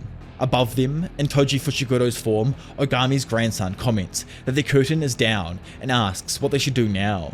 Ogami asks him to go down and keep killing sorcerers. However, Toji's personality tears its way through, taking over the body of the grandson and telling the old hag to not give him orders. Worried, Ogami jumps back, not understanding how this happened, as she only meant to summon the body's information and not the soul. Toji doesn't even know what's happening either, but he figures his heavenly restricted body overtook the host's soul. Ogami doesn't believe this to be possible, yet to her dismay, Toji decides to follow her orders, starting off by killing the old hag first. Yuji wants to go back up the tower and avenge Ino, but Megumi reveals that he's not dead and asks Yuji to focus on rescuing Gojo. While Yuji heads to the station, Megumi agrees to take care of Ino. The latter doesn't like the idea of being alone in Shibuya, but Yuji is confident in having Mechamaru with him. Which is, pretty funny when you think about it, because the dude's just the damn earpiece and bro ain't helping with any of the hands. Meanwhile, Nanami is left horrified as he finds the Jiichi unconscious and bleeding out at Shibuya Station. At the same time between the stations, Mei easily overwhelms the curse user Abina in close combat with her battle axe. Old Kiddio sits on top of Abina's defeated curse spirit as Mei explains how her innate technique works. Mei grew up believing her black bird manipulation was a weak technique, so she focused on being effective without it. Abina begs for her forgiveness and asks to leave, but Woogie tells him to be quiet while his sister is speaking. Mei explains that reinforcing one's body with curse energy can only take a sorceress so far. Realizing this, Mei was initially devastated, but the realization allowed her to go back and master her innate technique, making Mei into the blossoming grade 1 sorcerer she is today. Woogie weirdly claps and makes Abina clap for his sister as well. Mei asks her brother what a person's life value is proportional to which he says that life's value is in proportion to how useful they are to Mei. I love Mei bro, but I couldn't imagine how cringe this would be in real life seeing this little kid say that shit. She then asks Abina his service potential and he's unable to answer. Mei believes the fact that he can't answer as a curse user and a murderer is the reason that he lost. She crushes his head with her axe and reveals service potential is life itself for her. Woogie tells his sister that the curtain has been taken down and Mei gets excited at the prospect of Gojo owing her big time. Geto watches her movements from the Shibuya station and is impressed she won so quickly. Meanwhile, on Shoto Bunkamura Street? I'm not saying that one again. The creep user Shigemo encounters Arata and Nobara in the middle of the road. Nobara tells Anita to stay behind her and steps up to face the curse user alone. After slaying so many male managers, Shigemo is excited to finally find some girls to play with, which if I remember correctly is like the exact same thing he said at the end of the Goodwill arc. The dude is just like a degenerate person personified. Returning from taking Ajichi to safety, Nanami tells himself that he never has or never will be frustrated by his own uselessness. He feels that he's just living in the face of all of the evils in the world. He thinks about his fallen homies and mutters aloud, how dare they. Meanwhile, the Zenin team fights against the transfigured humans inside of Shibuya. Akari Nita notifies them that it sounds like Ajichi was attacked while they were on the phone. Maki tells Nobara and Akari to go check on Ajichi while she stays with the old man. While on their way, Nobara and Akari are confronted by the curse user Shigemo. Nobara believes that Shigemo is the one who attacked Ajichi, and she asks Nita to pretend to hide in the subway entrance while escaping through to another. Shigemo interrupts the whisperings by throwing his sword at Nobara, but she deflects it with her hammer and charges at him, confident that he's a mid-range fighter. Suddenly, Shigemo figures out that Akari's not actually hiding. As Akari runs through the station, she passes by Shigemo's hand sword hanging off a wall. This leads Shigemo right to her location, where he runs up to her and delivers a soccer-styled kick straight to the manager's chest, upsetting Nobara and injuring Akari. Nobara tries to stop him, but the sword suddenly falls into Shigemo's hand, allowing him to slash Nobara's leg, leaving a shallow cut. The cut distracts Nobara's attention, allowing Shigemo to attack her upper body, with the sword landing a fierce right hook to her jaw, completely dazing our girl. Nobara loses her balance and falls onto her knees. She can't believe how perfectly her opponent keeps landing shots. Shigemo asks Nobara if she's concussed, kneeling over to talk to her in a taunting manner. He claims that she's gotten a lot stronger since they last met, but it doesn't matter in the face of his uncanny curse technique. Nobara tries to buy time by asking Shigemo about his motivations. However, he doesn't have any convictions and kills simply because it's fun for him. He cuts Akari while she's on the ground, angering Nobara. She tells him to stop and he replies mockingly by asking her to make him stop. Nobara stumbles back to her feet, determined to save Akari, and just as Shigemo prepares to finish her off, they both detect an extremely powerful presence. Nanami, the big man himself, walks into the substation and immediately glares at the curse user with a very less than happy expression on his face. Shigemo notices Nanami's attire and wonders if he's supposed to kill non-black suits too. By the way, like you were about to witness the strength of a pure 9-to-5 working man. While Shigemo wonders if he can kill non-black suits, Nobara recognizes Nanami as the leader of Megumi's team. The curse user tells the newcomer to read the room as Nanami wraps his necktie around his fist and walks towards him. Shigemo tries to show that he has a hostage, but Akari had crawled up the escalator while he was distracted. While he expresses that he's sad that she got away, Nanami appears directly behind him. He asks Shigemo how many curse users there are and where they are located. Shigemo turns around to quickly slash Nanami in the shoulder, claiming he doesn't know. He tries to follow up with a kick, but it feels like he's hitting a stone wall. Nanami doesn't budge an inch, and he's not cut at all either, surprising the assailant. Nanami repeats his question, asking where and how many enemies there are. Shigemo is about to claim that he doesn't know again, but Nanami uses his ratio technique to create a weak point in the opponent's body and backhands the mofo, sending him flying across the entire room. Like, dude actually got dad handled, it's so good. Shigemo bleeds profusely from his face as his legs shake and he's barely able to stand. He believes he should have died and credits his curse technique for saving his life. He wants to run, but Nanami grabs his hair and repeats his question once again. Before Shigemo can even answer, Nanami delivers a ferocious body shot that slams Shigemo into the wall behind him, shattering it upon impact. With his life in very imminent danger, the curse user calls his curse tool to rescue him. It flies through the air in an attempt to slash Nanami from behind, but Nobara nails it to the wall. Shigemo tells her to stay out of it, but Nanami interrupts and grabs him by the throat. Instead of repeating the question again, Nanami reveals he found several dead managers on his way here. He lifts his fist and charges it with cursed energy, asking if Shigemo is responsible. Terrified, the helpless piece of trash apologizes, but it's too late as Daddy hits him with his curse technique, smashing the boy's face, leaving him in an unconscious bloody heap. Nobara is amazed by Nanami's strength, noting that he is exactly the model of what it means to be a true Grade 1 Jujutsu sorcerer. He walks away from the defeated child and tells Nobara that they need to find Akari. Meanwhile, Yuji dashes through the humans getting massacred all throughout the streets. He wants to help, but there isn't enough time to save everyone in this massive crowd either. However, Yuji hears a familiar voice that might be able to save the day. Toge Inumaki, my favourite mute, arrives with a megaphone in hand and immediately speaks to the entire crowd, commanding everyone to not move. Shortly after helping Toge rescue the civilians, Yuji enters Shibuya Station at around 10:10 PM. Unbeknownst to Yuji, Choso waits inside the station to confront his brother's killer. Back with Nanami, he kneels over as he speaks with Nobara and Akari. He reveals that Ajichi will be okay, but tells the girls to not forget that Ajichi originally trained to be a sorcerer instead of a manager. So how Go's built kinda different, you know? Nobara and Akari also learn about Gojo's situation, something they didn't hear about as they were indoors during Yuji's yelling. Nanami asks them to wait for rescue while he joins the Zenin team and heads for Shibuya Station. Nobara wants to go, but Nanami insists that the coming battle requires Grade 1 and above sorcerers. Anyone else would simply be in their way. Meanwhile, underground, Mei comes face to face with Geto. She's surprised to see him, but quickly dismisses the idea that he could be alive. Geto tries to act friendly, but Mei hasn't forgotten about Abina. Geto replies that he feels sorry that he has to kill a former friend, and summons the special grade disease curse, the smallpox deity, to do it for him instead.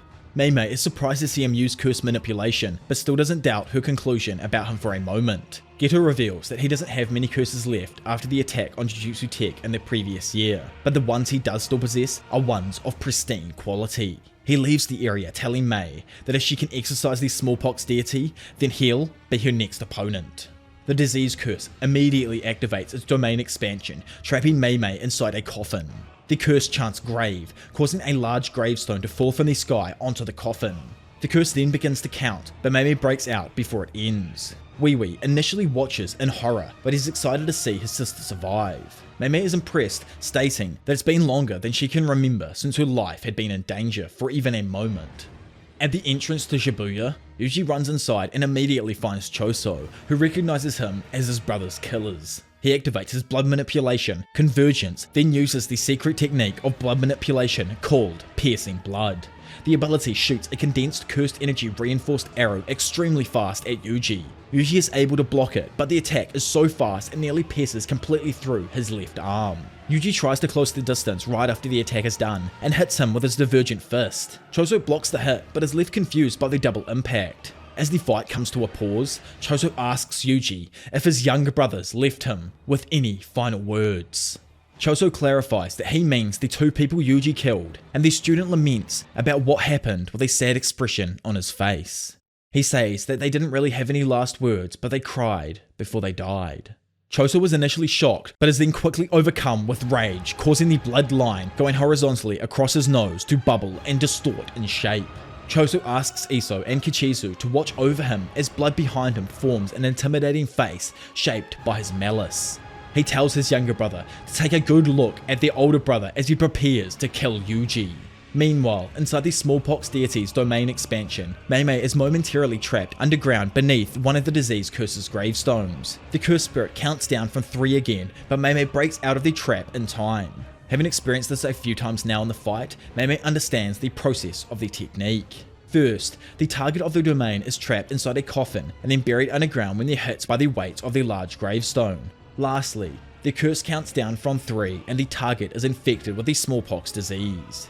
The curse hits Mei's coffin with another gravestone, but this time she immediately cuts her way out. She believes this part of the process is the most annoying and fears she won't be able to fight Geto freely if she's hit again. Mei also deduces that the domain can only target one person at a time and devises a counterattack centered around that. The curse instinctively targets the person with a stronger cursed energy, and only a single crow was caught inside the domain, so Mei needs the disease curse to focus on her brother before she can utilize the birds. She asks her little brother if he's willing to die for her, and in his typical simp fashion, he agrees to do anything for her. Mei flees off to the side while Yu flares up his cursed energy. The disease curse notices the swelling energy and traps Wee inside of a coffin. A single hit by the gravestone would be enough to kill him, but as the curse chants, Mei suddenly slices off its hand with her axe. The grade 1 sorcerer tells the disease curse that her brother's role is more of that than just a pack mule, I highly doubt, but he then proves this by activating his new shadow style simple domain to protect himself. When Mei asked if he was willing to die, he realized that this meant he was actually allowed to fight. Mei says that his role is to counter domains as she doesn't like to be indebted to anyone. The special grade curse disease heals its hand quickly and reaches out to attack Mei when suddenly the single bird flies through the back of the cursed spirit, piercing and exercising it in a single blow. While the cursed spirit is dying, Mei asks the quickest way to raise one's strength as a sorcerer, and her brother replies that it will be a binding vow, with one's life as the trade-off for more power. Mei's extension technique, Bird Strike, exceeds the limits of the crow's cursed energy by forcing it to commit suicide with a kamikaze-like attack. No one other than Saturo Gojo has ever survived the devastating attack.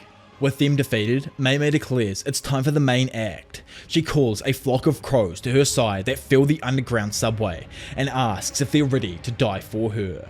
From the shadows, Big Brain Geto comes to confront her, admitting that she's not bad for a Jujutsu sorcerer of this era. Back in the heat of battle against Yuji, Choso uses blood manipulation to control the blood outside of his body and shoot his piercing blood attack at Yuji. Yuji quickly realizes it's too fast and his chances of avoiding it are only about 50%. Yuji instead decides to dictate the timing of his opponent's next attack by jumping off the ground. This successfully baits Choso, who willingly fires piercing blood again at Yuji's head just before he hits the ground. However, Yuji drops his upper body's weight all the way down close to the ground at the very moment his feet touch it, quickly avoiding the beam. He then immediately rushes towards Choso and attempts to close the distance between them. Choso commends Yuji and bends the beam down to try and hit him. Yuji though is from the land of weaving and is able to dodge it, then engages Choso at close range. He wants to turn the exchange into a fist fight, but there's still a few floating balls of condensed blood around them. Choso activates Supernova, detonating all of the condensed blood in every direction like a buckshot, severely injuring Yuji's back. Big Bro Choso follows up by using Blood Edge to stab Yuji's foot with a dagger made of blood. However, Yuji surprisingly fights back with his stabbed foot and kicks him away. Then using his athletic ability to flip around Choso's guard, he lands a heavy axe kick. Yuji realizes that there aren't any more orbs of blood and focuses on stopping him from making any more. He's caught off guard though when Choso assumes the stance for shooting piercing blood. Yuji stops running towards his opponent, falling for Choso's feint. Choso then takes the offensive, casting Flowing Red Scale on himself and delivering several successive blows to Yuji. After smashing him up against a wall, Choso uses Convergence and Piercing Blood to try and finish him off. However, our goat somehow has the skin of a freaking rhino and survives. Choso though admits the blood wasn't condensed enough to kill him. Still heavily injured, Yuji starts to realize he can't win, when randomly once again, Mechamaru starts speaking, asking what's going on. Yuji replies with his own question, asking where Mechamaru has been this whole time, but he claims that he's conserving energy because there's something he still needs to do. Choso watches confused, while Mechamaru recognizes the death painting and tells Yuji that Choso is using blood manipulation, which is pretty obvious. He says the inherited technique is prized within the Keimo family for its overall balance in combat. Yuji doesn't find this info helpful as he just narrowly dodges another shot of piercing blood. Mechamaru advises him to retreat to the bathroom, revealing that he has an idea. Yuji darts into a small hallway, surprising Choso. The death painting believes that Yuji will hit a dead end and skew it up by piercing blood. However, Choso runs into the bathroom where he finds Mechamaru's communication puppet on the opposite wall. Choso uses piercing blood to destroy the puppet, but water suddenly bursts out of every opening. Yuji, who was hiding in a store behind Choso, attacks him. Choso slides back after blocking and believes that that was Yuji's last chance before death. He prepares to use the condensed blood floating around him to finish the fight, but the water splashing around the room abruptly dispels convergence. Choso doesn't quite understand what's happened, and honestly, it kind of took me a little while to probably get it as well, but he decides to use flowing red scale, stack either way, focusing on controlling all of the blood within his own body to fight instead. Yuji doesn't get the logic behind it either, but he does understand that they are fighting where he's comfortable now, in close quarters. They engage in a quick exchange of blows, with Yuji gaining the upper hand. However, just as Yuji gets the advantage, Choso used his enhanced strength to flick a small blood meteorite straight into Yuji's liver. Yuji is taken off guard because he thought Choso was out of projectiles thanks to Mechamaru's water trick, but immediately he recognizes he's been hit in an internal organ and considers the thought of losing and even dying. However, he stomps on the damn ground and regains his footing. This is like, honestly, our boy's time to freaking shine right here. Yuji converts his fear into curse energy and clears his mind of all distractions, getting ready to truly die if that's what it takes to bring down Choso. At the same time, Choso laments about how Yuji has only landed 3 significant strikes, yet he is moderately injured from them. He knows using another surprise attack with blood meteorite won't work, so he improvises and hardens his entire fist and much of his forearm using the blood inside of his body. By doing this, Choso is actually at risk of spontaneously developing a thrombosis, but he determines that Yuji is more of a severe threat. By the way, thrombosis occurs when blood clots block veins and arteries, which can result in death because it can't flow properly around the body, I'm pretty sure. Yuji and Choso exchange blows once again, but Yuji is able to predict his opponent's movements at close range. He avoids a punch and a sweeping kick before hiding in a bathroom door and locking it. This confuses Choso,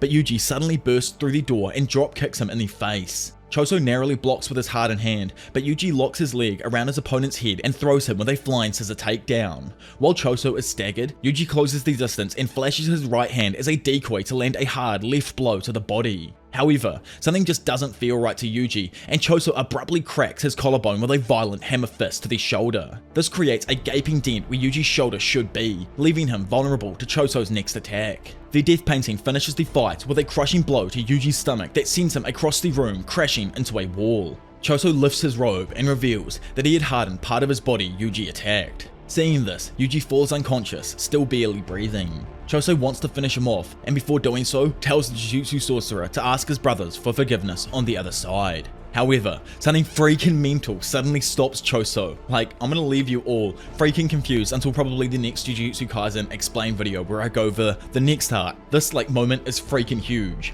At that moment, a memory was born inside of Choso's brain. A memory of a past event that never happened.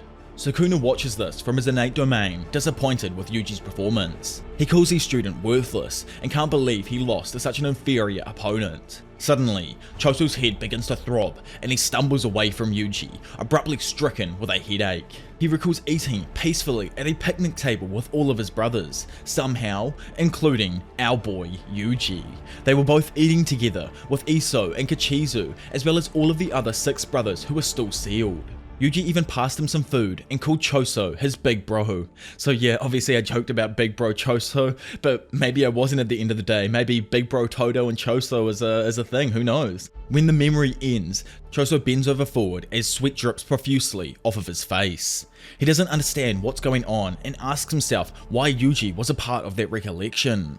As Choso stumbles away, confused, Mimiko and Hanako appear to feed one of Sukuna's fingers to the unconscious Yuji. Yo, it's time. At 10:20 PM, Nanami and the Zenins head towards basement floor 5. Nanami informs them about Gojo's sealing and Geto's involvement.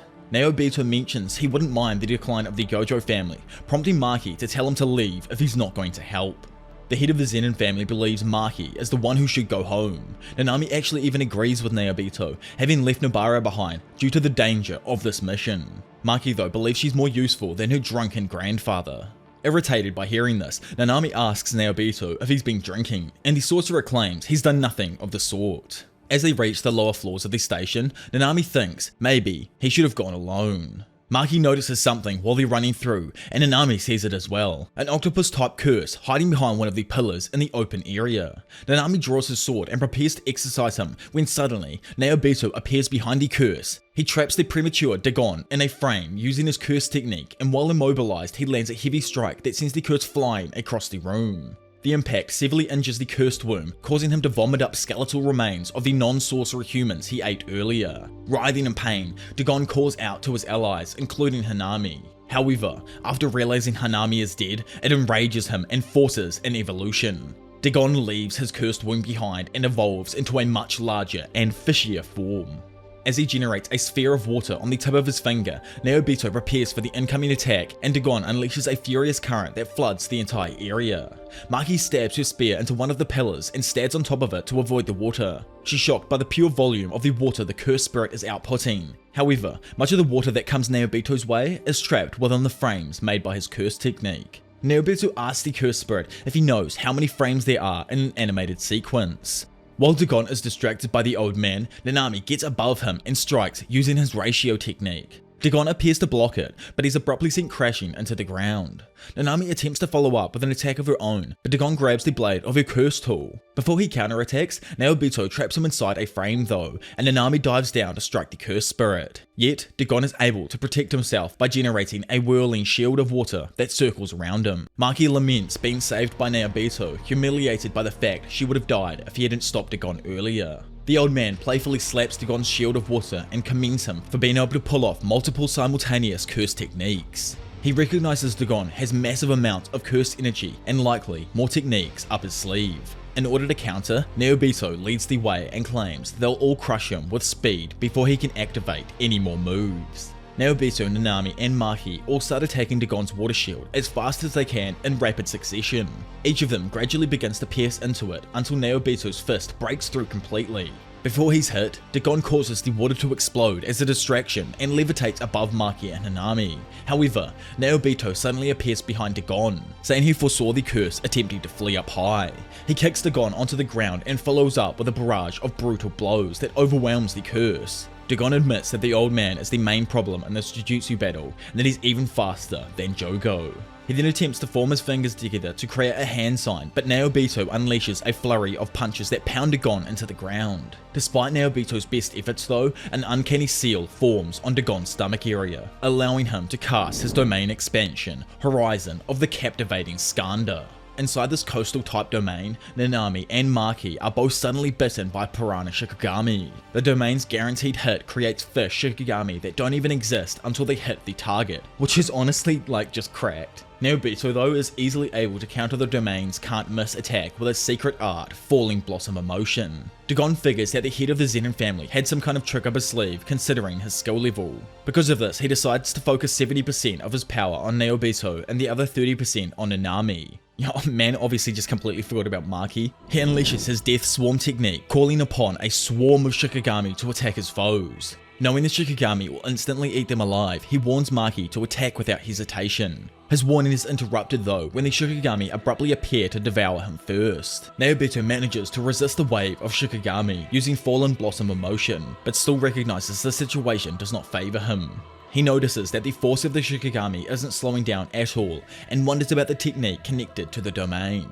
His thoughts are abruptly stopped though when Dagon hides in the stream of Shikigami and punches Naobito high into the air. As he continues to get attacked now in the air, Dagon reveals Death Swarm as an endless stream of Shikigami that will never stop.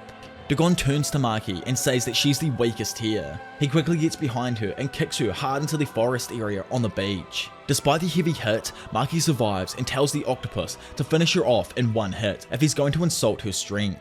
As Dagon threatens to give her the same fate as the other two, the new generation Sasuke and his domain expansion, Chimera freaking Shadow Garden is suddenly activated, instantly getting Dagon and Maki's attention. Megumi appears from the geyser and calls out to our girl. He extends his shadows out to her, allowing Maki to pick up the special grade curse tool, Playful Cloud. Grateful for the help, Maki tells Megumi that he really is a cocky brat. Momentarily floating above the tornado of shadows, Megumi looks onward over the coastal area and notices Dagon. He immediately recognizes that the octopus-like curse is the master of the domain. Dagon believes Megumi is foolish for entering his domain voluntarily and prepares to attack him. Maki quickly attacks Dagon with the playful cloud, striking away a chunk of the cursed spirit's arm. Dagon is surprised that he was actually injured, and Maki follows up with another blow that sends Dagon skidding across the ocean water. He recovers from the attacks and recognizes that his guaranteed hit has been nullified because of Megumi. Locked in a domain tug of war, Dagon decides it's best to crush Megumi before doing anything else. The cursed spirit spawns fish from his body and sends him swimming through the water at his adversary. Nanami jumps across the toads manifested from Megumi's Chimera Shadow Garden and slices apart the fish. Megumi is surprised to see him, and Nanami asks him about Yuji and Ino. Megumi informs him of their status, and Nanami focuses on protecting Megumi so he can concentrate on keeping the domain open. Dagon is shocked Nanami managed to withstand Death Swarm for an entire minute. Suddenly, Naobito appears behind him and attacks with blinding speed. Dagon ducks under the attack and is equally surprised that the old man has survived as well. Maki comes up to attack behind the curse, and Dagon defends by spawning 2 large eel-like Shikigami to repel the sorcerers. Naobito traps the one attacking him in a frame and crushes it with a powerful stomp. Maki defends herself as well, and they both stand on opposite sides of Dagon. Naobito tells him that all his attacks did was get one arm. He adds that even if he was old and decrepit, it will still cost the curse dearly. Nanami continues defending Megumi, but the young sorcerer is reaching his limits. Megumi reveals that he's actually trying to open a hole in the domain's barrier rather than engage in a domain battle. The octopus curse likely can't cast domain expansions twice in the same day, so if the Jujutsu sorcerers can escape, they win. Nanami makes sure Megumi doesn't plan on staying behind, and the student clarifies that he has no intention of throwing his life away. Nanami calls out to the Zenins and tells them to assemble in a roundabout way.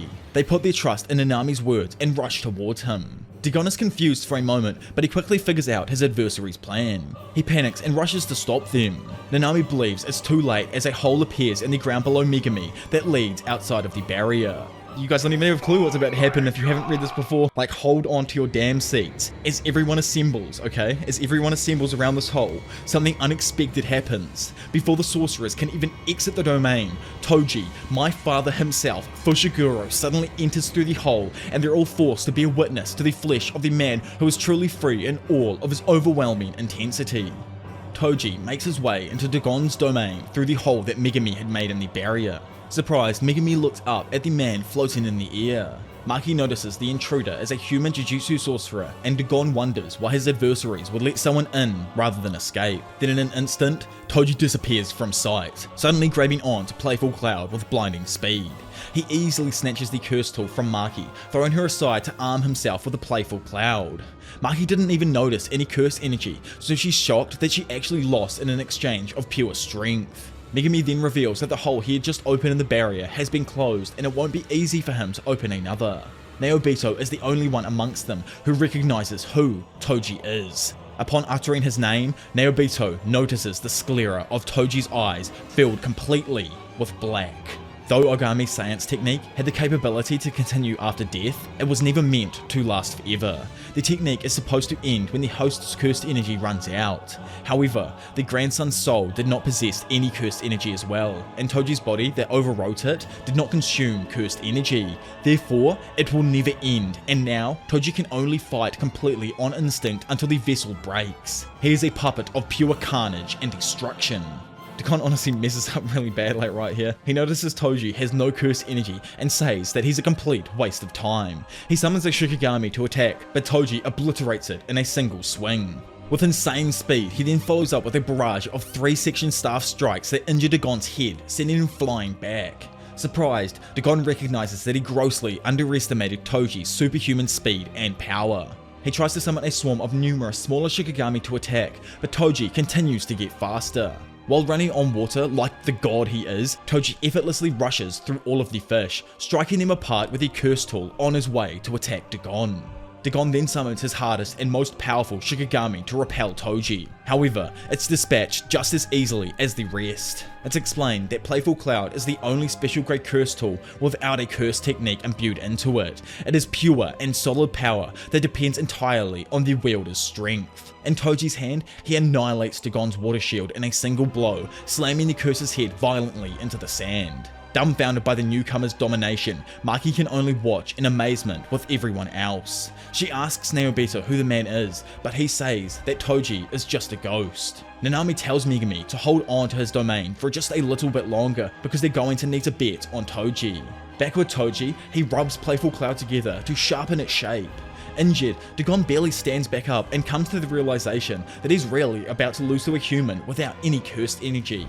He attempts to buy time until Megumi's domain runs out by levitating in the air, but once again, Naobito is way ahead of him. Naobito leaps on top of Dagon's head and stops his progress. Seeing this, Toji stacks Playful Cloud's 3 sections on top of each other to vault himself into the air directly at Dagon. The curse puts up his guard, but Toji stabs Playful Cloud straight through his face.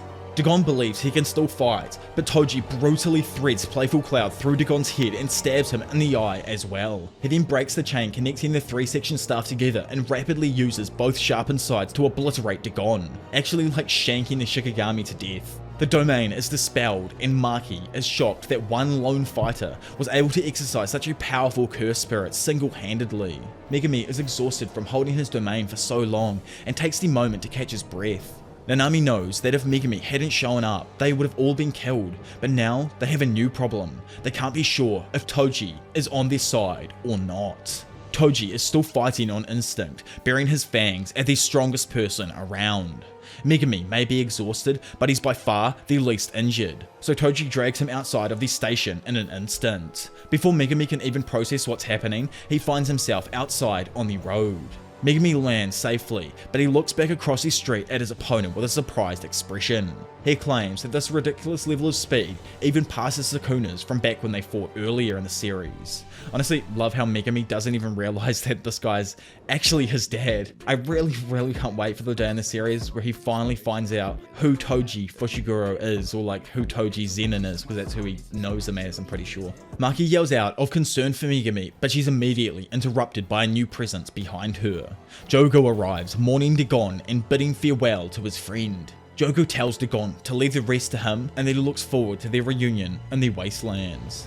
Within a second, Jogo then has his palm placed on Hanami's waist. He says, "That's one," and blasts him with an explosive wave of cursed flames. Before Maki can even yell out, Jogo lights her on fire as well. He says, "That's two," and moves to claim a third victim. However, Naobito gets behind Jogo, surprising the curse with his speed.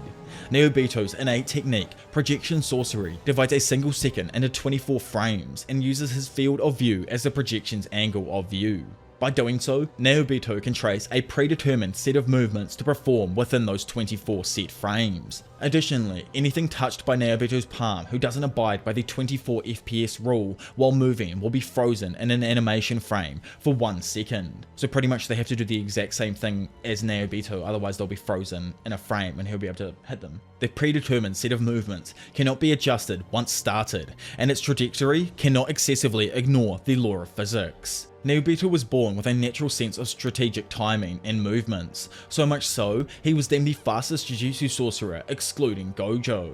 That being said, this was when Naobito still had both arms, which is kind of like a big oof moment right there. 2 small volcanic openings suddenly appear behind Naobito, and he cannot avoid the crossing heat waves in time, so he is heavily burnt by Jogo's technique. Jogo says that that's 3 and prepares to finish off Naobito when Sukuna's strong presence abruptly gives him the chills and grabs his attention. Meanwhile, Nanako and Mimiko, remember what was going on with that with Sukuna's finger? They force feed him one of Sukuna's fingers and Jogo then finds them soon after. So those battles were like kind of going on simultaneously, so you kind of get an understanding of how like the fights are working right now. Things are going on at the same time as this is going on. So it's all very confusing. Annoyed, he demands to know how many fingers they fed him, but the girls quickly flee. While Sukuna's marks still remain on Yuji's face, Jogo decides to make the best of the situation. Geto informed Jogo beforehand that if Yuji ate a finger for a day for 20 days, he probably wouldn't lose control of his body to Sukuna. In contrast though, feeding Yuji 10 fingers at once might temporarily force him to lose control. Jogo takes out a small scroll of 10 fingers and tells the King of Curses that it's time for him to wake up. Oh yes, it's that time of the freaking battle, it's time for the man himself. Jogo looks over to see Mimiko and Nanako. They're alive, but they didn't manage to escape the station completely. Jogo also notices that their faces indicate they're afraid and surmises that they likely can't use another curse technique to get out of harm's way. While he was distracted though, the silly volcano doesn't even realise the hand holding Yuji's face had been cut clean off. Jogo and the girls are both shocked as an ominous voice demands him to move. Jogo darts away to position himself next to the sisters. He notices that in comparison to Gojo, Sukuna's aura is filled with an overwhelming malice. Honestly, I wonder if something bad happened in his past that sends Sukuna down like an evil path in comparison to like Gojo having like the good mindset and changing from what he thought earlier on, you know, like in the last arc. Just an idea, because I honestly think Sukuna used to be a human and he's turned into a cursed spirit because people became to fear him over time. Anyway, Nanako believes even one movement will result in instant death. She tells herself to just breathe, but she's unsure if even that's safe. Sukuna faces them and says they're holding their heads a little too high.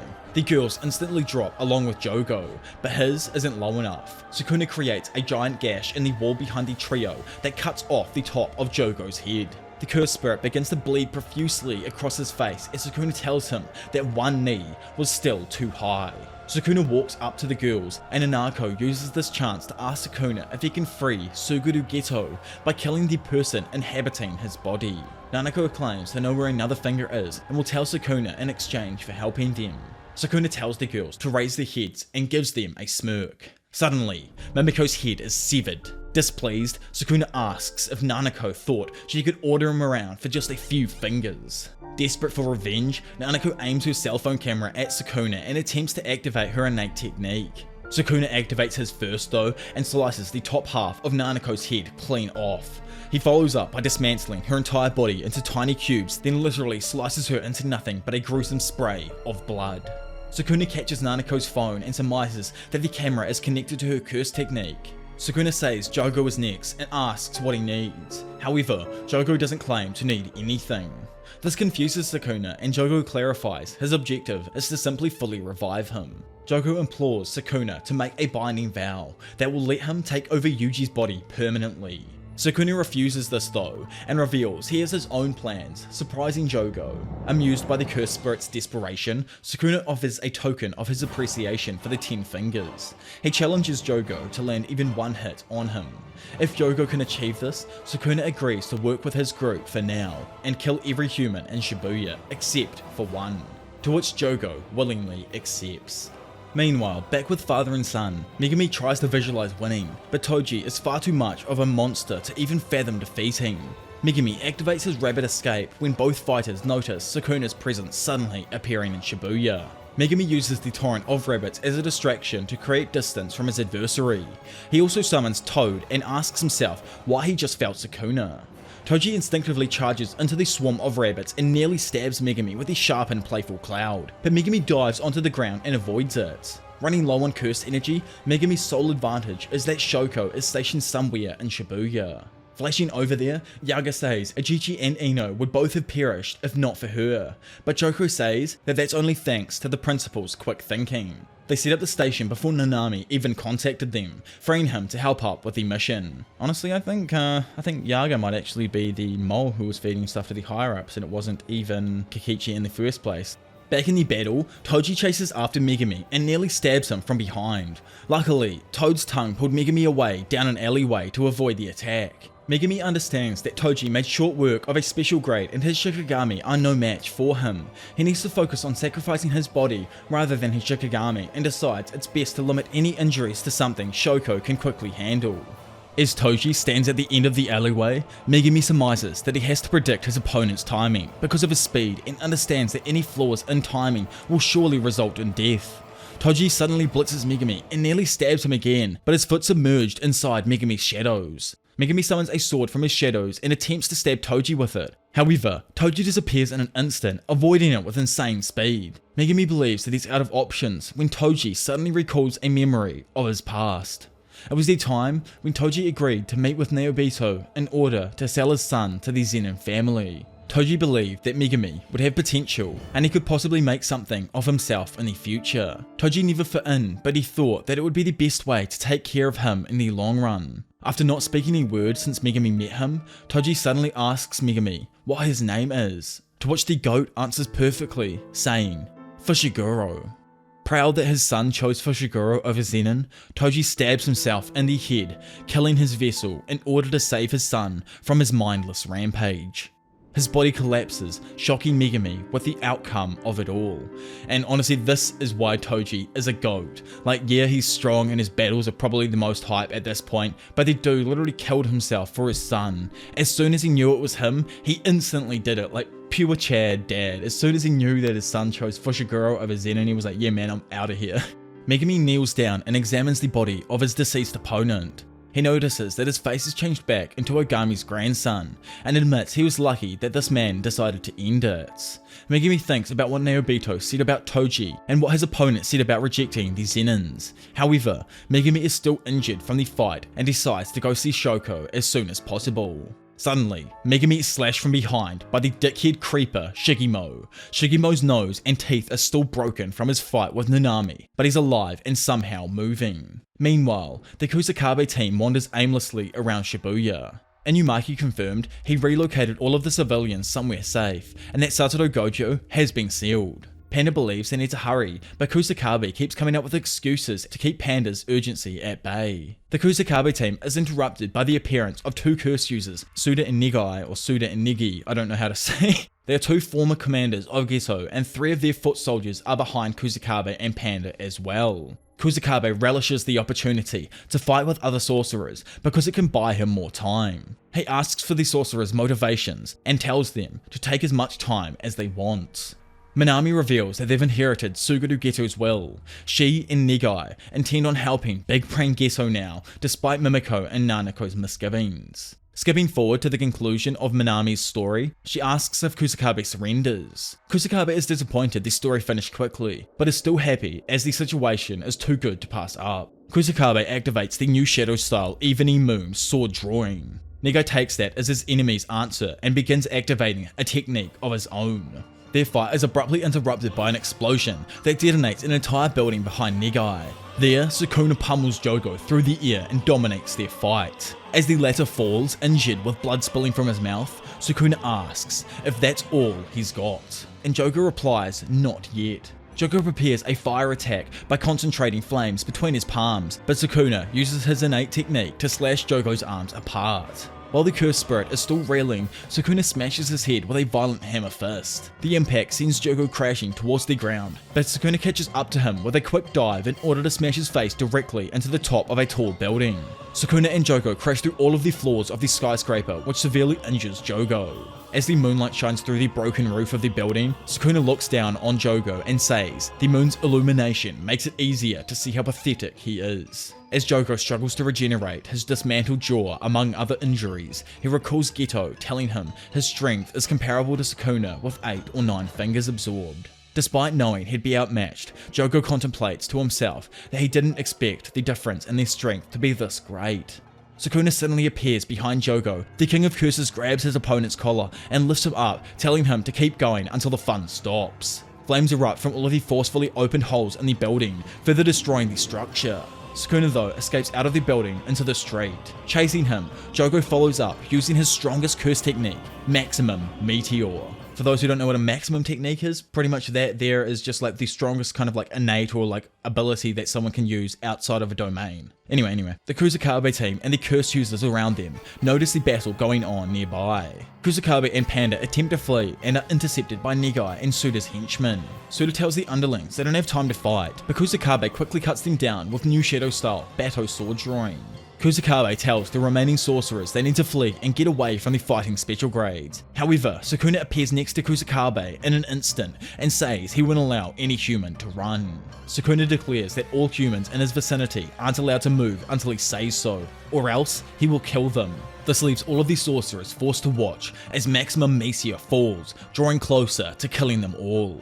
A few moments later, Sukuna finally lets them all run. However, this gives them little to no time as Maximum Meteor crashes into Shibuya, decimating the entire area with its impact. Tired from unleashing his maximum technique, Jogo stands atop it, huffing for air. After catching his breath, he smirks and says even an attack that powerful must have injured Sukuna. Sukuna's voice tells Jogo that it would only be the case if it had hit. He then appears sitting beside him, as if he was never in danger. He asks Jogo why he won't use his domain expansion. Jogo admits he would lose in a domain struggle between them, and Sukuna believes his lack of confidence stems from losing to Gojo in the past. Entertained, Sukuna stands up and suggests he begin fighting using Jogo's specialty. This here is freaking dope, by the way, man. Like Sukuna starts speaking in tongues. Like, we don't even know what this guy said. Sukuna does something like no one even knows yet to allow him to open and manipulate flames. Jogo is confused, prompting Sukuna to realize a cursed spirit wouldn't understand this technique. Sukuna tells Jogo to get ready for a fire-powered battle. Sukuna and Jogo stand atop the flaming remains of Maximum Meteor. Sukuna creates an arrow of flames from his palms while Jogo swirls his flames into a small fireball made of compressed energy. Sukuna takes aim by keeping the arrow fully formed between his fingers while, and yeah, good old Gige couldn't even write it down, Jogo enters a fantasy alongside his deceased allies Hanami and Dagon. Death is something humans fear. It is a mirror for humanity, and Mahito is a manifestation of that reflection. He will continue to grow stronger. Jogo believes when they're all reborn, they'll become new entities. Despite this, he hopes all of them will be able to reunite someday. Sticking to his ideology to the end, Jogo says that cursed spirits are the true humans, when randomly, Sukuna abruptly enters the fantasy and asks Jogo if he wanted to become human. Sukuna knows Jogo means he wants curses to take the place of humans, but believes this is foolish. Jogo should have burned everything to a cinder without a second thought to reach new heights, without ever being concerned about Gojo. Sukuna believes Jogo lacked the hunger to take a hold of such desires, but even so, the battle still entertained him. Sukuna admits that compared to everyone else he has fought over the last millennia, Jogo isn't half bad. He commends him, telling him to stand proud because he's strong. Acknowledged for his strength, Jogo sheds a tear and asks what's going on.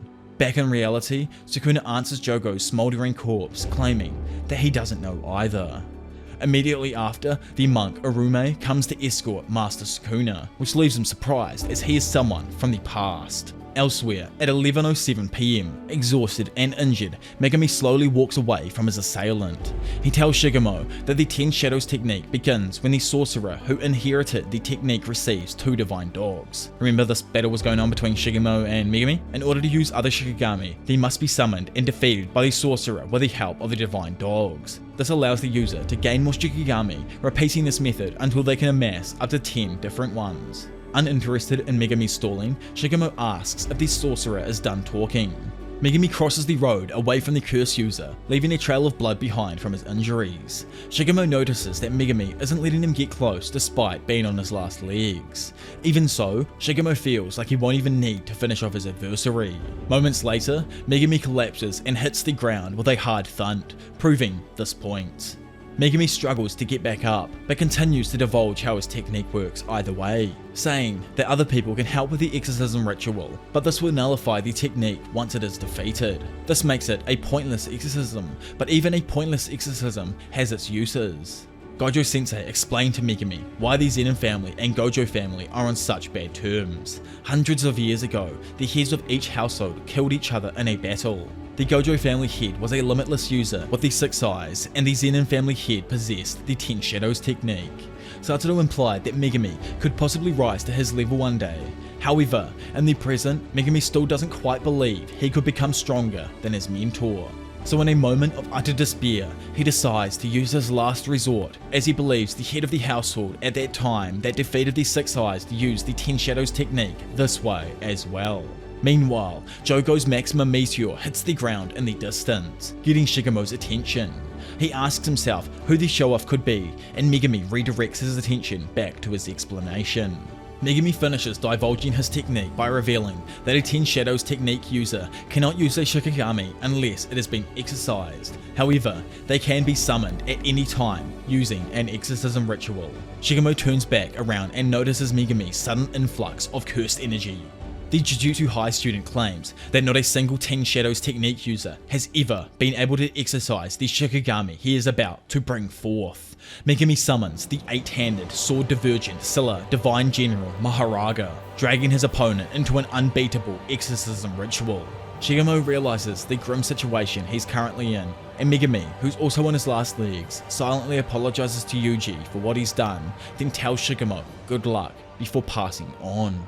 Mahoraga thumps Megumi aside, sending him into a nearby building and knocking him out. Shigemo is shocked by Megumi's willingness to sacrifice himself and curses him for it, demanding the Jujutsu sorcerer get back up and stop this cruel game. Back with Sukuna, after defeating Jogo and encountering Arume, he feels something is up and leaves the monk behind after telling them not to neglect their preparations. Sukuna disappears and Arume says they'll be awaiting his return. Honestly, this hero's just kind of like screaming to me that Sukuna knows something about Big Brain Geto's plans and he might have even had something to do with it in the past overall, you know what I mean? Just before Mahoraga crushes Shigemo, Sukuna saves the curse user. He reads the situation instantly and recognizes that Megumi is in a suspended state of death. To prevent this, Sukuna uses a reverse curse technique to heal Megumi, telling him that there's still something he needs the student to do. Shigemo wants to comment, but Sukuna tells him to stay there and stay quiet. Sukuna surmises that in order to save Megumi, he needs to defeat the Shikigami. Sukuna takes his fighting pose and says he'd like to begin the battle with just a little taste. Mahoraga attacks, swinging down the blade attached to its fist. Sukuna blocks with his forearm, creating a shockwave that knocks Shigemo off balance. Sukuna notices that the blade is emitting a strange energy and gets out of the way before it breaks through his defense. While in midair, Sukuna delivers a flurry of left-handed punches and follows up by unleashing his curse technique, Dismantle, which slices the Shikigami's body all over. While Mahoraga recovers from the blows, Sukuna recognizes the specialized blade as a curse tool for cursed spirits called the Sword of Extermination. The blade is enveloped in positive energy, similar to what's produced by a reverse curse technique. If Sukuna was a normal curse spirit, he would have been sliced clean through. The 8-handed wheel on Mahoraga's head turns, suddenly healing all of its wounds. Sukuna quickly attacks again, but this time his slashing technique is deflected by the Shikigami, surprising him. Mahoraga swings its blade again and Sukuna prepares to block, but this time it's immediately broken and he's sent crashing through several buildings from the impact. Amused, Sukuna admits that his opponent isn't half bad. In an instant, Mahoraga clears the area it just hit Sukuna across to follow up with another attack.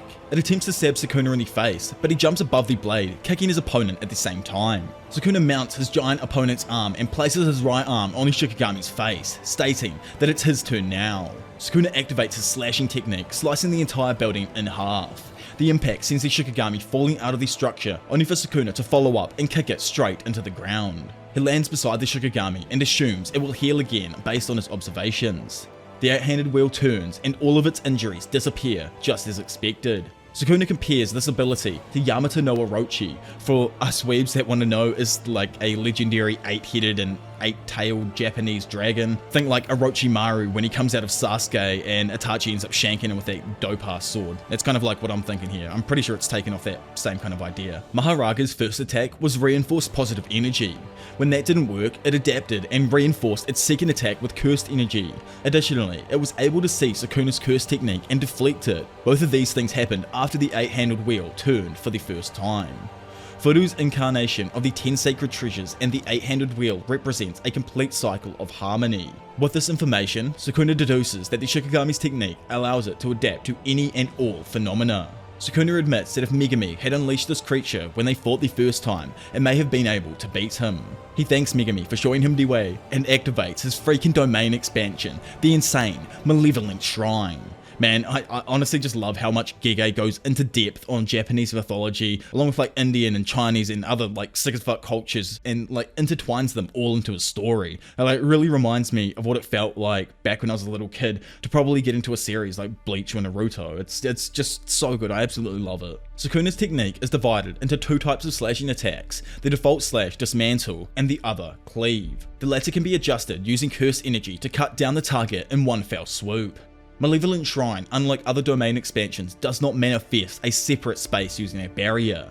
Manifesting one's innate domain without a barrier is akin to painting a masterpiece on air without a canvas, a truly divine and unparalleled technique. By allowing an escape route from the domain using a binding vow, Sukuna increases the guaranteed hit accuracy to nearly a 200 meter radius. He narrows down the effective range to 140 meters to avoid hitting Megumi, but mercilessly slashes the rest of Shibuya apart. Civilians who are hiding out nearby after being rescued by Inumaki are violently torn to pieces. Dismantle is used on inanimate objects, while anything with curse energy within a range is hit with Cleave. While Malevolent Shrine is active, Sukuna's slashing attacks relentlessly cut down on everything within its guaranteed hit's effective range. With around 150 meters of Shibuya decimated in an instant, Sukuna surmises that the only way to defeat Mahoraga is to kill it with a new attack before it can recover.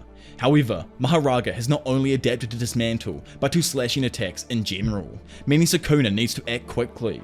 He activates his mysterious flame technique again and shoots a fire arrow at the Shikigami before it heals. The impact creates a giant barrier of explosive flame that completely decimates the hellish creature. The King of Curses walks back to Megumi with Mahoraga's wheel in hand. He throws the 8-handled wheel past Shigemo and it disintegrates shortly after, solidifying Sukuna's victory. Annoyed, Sukuna asks Shigemo what he's looking at and tells him to disappear from sight. Feeling extremely lucky, Shigemo runs off, excited to have escaped another dangerous situation. His innate technique stores little miracles from every day that are released to save his life when he's in danger. The markings under his eyes show how many miracles are stored, but he's not even aware how it works exactly. Believing he's escaped the day with his life, Shigemo runs off. However, his body's suddenly sliced apart as he accidentally runs into Sukuna's domain. His body gruesomely falls into 2 separate pieces and Shigemo finally dies. Finally, out of like every death that has happened so far throughout the Shibuya arc, this is at least one of the most freaking deserved deaths. Dude didn't realize his luck ran out after Nanami beat his freaking ass. Anyway, as Sukuna walks off, he can feel himself finally losing control and decides to take Megumi to where Shoko and the principal are.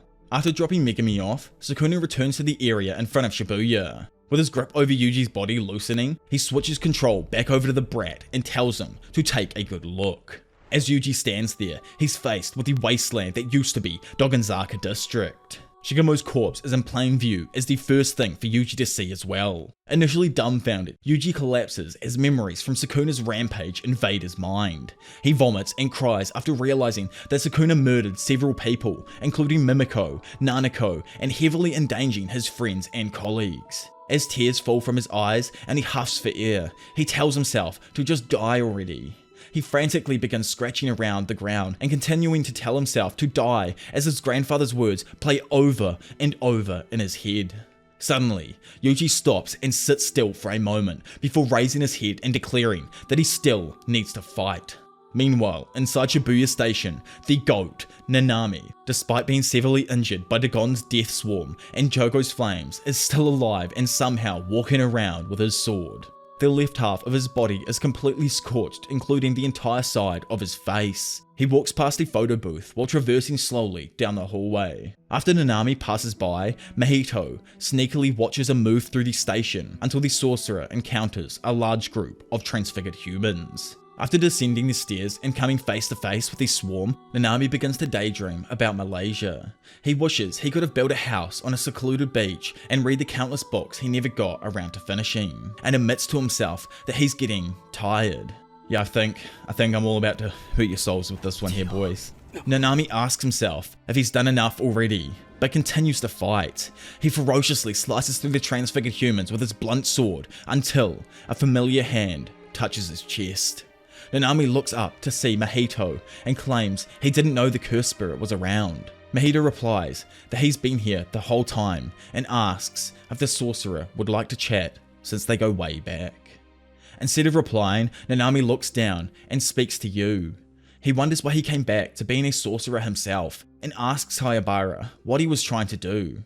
Yu Hayabara's spirit appears and points Nanami to his right. Nanami looks over to find Yuji entering the station down the hall. Man, this is so messed up. He tells Hayabara that he doesn't want to end up cursing the young man. So like a damn king in his last moments, Nanami smiles to his protege and tells him that he's got it from here. Mahito promptly kills Nanami by totally destroying the upper half of his body, shocking the poor Yuji. Enraged, in the next moment, Yuji rushes Mahito, ready to take revenge for his fallen mentor. Mahito calmly flicks a small transfigured human at Yuji and transforms it into one that can produce spikes from its head. Yuji avoids the spike attacks, but Mahito uses the transfigured humans to get behind Yuji and prepare his soul multiplicity technique. He follows up by unleashing Body Repel, a reaction that's due to the soul's rejection of the fusion. Mahito unleashes a long transfigured human that attempts to bite Yuji with its giant mouth. Yuji successfully grips its teeth and stops the attack, but Mahito appears from inside its mouth and lands a violent right that smashes Yuji's face and splits it open. Yuji asks how Mahito can toy so aimlessly with people's lives, and the cursed spirit just laughs at him. Mahito doesn't look for a reason, and he isn't remorseful in the slightest. The best answer Mahito can give is a demonstration. He creates Junpei's face with one hand and stabs it with the other, claiming Yuji and him are the same. Yuji tells Mahito he talks too much and that he will ensure that those are his dying words. He removes the blood from his face, stopping the bleeding and revealing a large scar. Nanami's voice reminds Yuji that he must remain calm, so as he takes his fighting stance, he allows cursed energy to flow calmly from his hands as he's determined to prove that he is a Jujutsu sorcerer. Mahito matches Yuji by concentrating cursed energy into his own fists while contemplating his strategy. Idle transfiguration doesn't work on Yuji, so Mahito decides maintaining his body's toughness is likely what Yuji believes is best for him. But instead, Mahito won't change his soul's shape at all, and now plans to stab Yuji through his heart in one attack. But when his fist pierces through the air, Yuji suddenly disappears from his sight. Using the momentum from getting to this lower position, Yuji then strikes Mahito in the face with the manji kick. Yuji then follows up by front kicking Mahito as well, but the curse quickly transforms his arm into a spiked vine that forces Yuji back. Impressed, Mahito admits that his technique wasn't half bad, and announces that it's time to move on to round 2. Mahito and Yuji continue fighting in Shibuya. The cursed spirit attempts to slash Yuji, but the latter jumps over the attack. After missing, Mahito runs and uses a delayed transfiguration to catch Yuji off guard. He avoids it again, and Mahito follows up with a punching attack from a large, enhanced extra arm wrapped around his torso. Like he's out of frickin' Afro Samurai or something with an extra arm. Yuji catches the attack, and Mahito immediately recognizes the danger this presents. Yuji counters, but Mahito immediately dismembers his own arm out of fear. He runs through the ticket gate and merges back with his severed arm once they're at a safe distance. Mahito knows attacking directly is a big risk for him, so he decides to stick to using transfigured humans. However, reducing risk isn't the only reason for this strategy. Mahito then runs into a different area in the station and disappears from Yuji's sight. The young student gets spotted by 2 civilians who warn him it's dangerous to be lurking around. Yuji believes Mahito had run upstairs and tries to tell the 2 non-sorcerers to hide. Suddenly, Mahito's arm appears from the inside of their mouths and punches Yuji. The special grade climbs out of the man as if he was shedding his skin and transforms the other civilian into a sword. Honestly, man, like I forgot about this part. Like this is some next level sneakery. It's just pure gangster by Mahito, man. Like turning a person's body into a sword is so freaking cool. Anyways, Mahito tells his adversary to work on his imagination. Skipping back to nearly 2 hours ago in Shibuya Station, around the time Mahito, Choso, and Jogo began their hunt for Yuji. In order to find Yuji first, Mahito had split himself into 2. Presently, Mahito's other self encounters Nobara in an alleyway. She recognizes him from past reports from Yuji. Mahito takes it as a compliment that he's famous, but Nobara claims that he's only known for being a coward. Amused, Mahito decides to kill her. Nobara tries to remember what it was like to unleash the Black Flash, attempting to tap into the core of cursed energy. In a short exchange, Nobara manages to get the better of Mahito, using clever explosions of her pins and the environment around them. He admits that she isn't half bad, but doesn't believe her attacks can actually bring him harm. The cursed spirit understands that Nobara is an ally of Yuji's and plans to bring her corpse to him and destroy his soul. So, yeah, get ready. At 11:14 PM, after Nanami left Nobara and Akari behind, the first year student refused to leave with the paramedics team. They didn't tell Nobara that Shoko was in the Shibuya district, so she didn't do anything reckless. However, she ignored Nanami's orders to stay out anyway and went off alone. Back on the clock at 11:20 PM inside of the station, Mahito skewers 3 innocent civilians and uses them to attack Yuji as he comes up the stairs. Yuji checks on the conditions of one of the injured people, only for them to transfigure and explode. The blood gets in Yuji's eyes, leaving him vulnerable to an attack from behind. Mahito transforms his arm into a spiked club and prepares to finish him off. Meanwhile, in an alley nearby, Mahito is still clashing with Nobara. She avoids his hands, but Mahito's double can't transfigure other souls anyway. This double attacks by transfiguring himself since this isn't Yuji and he doesn't incur any risks. Nobara tries to trade blows, but it doesn't seem to work. Mahito casually avoids Nobara's projectile nails as she climbs up the side of the alley onto a higher platform. She drops several nails at Mahito's feet and detonates them with the hairpin before coming back down, confusing Mahito with her movements. While he's focused on Nobara, she activates hairpin again and her curse energy extends them into Mahito's lower body, immobilizing him. Nobara mounts Mahito while he's injured, but he doesn't see any potential danger regardless. However, unbeknownst to the special grade, Nobara has figured out a way to attack his soul. Mahito realizes Nobara was bluffing about not having a plan, but it was too late. She hammers a nail directly into his forehead and activates resonance. By using Mahito's body as the effigy, Nobara can use her curse technique to attack his soul. As a result, resonance also relays from the double to the original soul and rebounds the damage back, greatly injuring them both. Back in the other fight, this injury just happens to stop him from finishing Yuji off. Yuji manages to open his eyes and recognizes Nobara's needle sticking out of the curse's chest. Mahito's double is shocked and realizes that Yuji isn't his only natural enemy. The girl of steel standing before him can attack his soul as well. Nobara reveals that she felt her curse energy activate somewhere else nearby. Additionally, she doesn't feel Mahito's curse energy is as strong as it should be. She surmises that Mahito is simply a double that can't properly use his innate technique. Amused, Mahito licks the blood dripping from his face and admits his adversary is completely correct. Recognizing his classmate's curse technique, Yuji capitalizes and pummels Mahito with rapid-fire cursed energy-infused punches. While Yuji bashes Mahito into a pillar with a relentless barrage, he solemnly thanks Nobara. Yuji believes he hasn't been able to save anyone and that he's wasted everyone's efforts, but Nobara's help has shown him he's still not alone. Inspired by Nobara, Yuji keeps the pressure on and prepares to exercise Mahito here and now.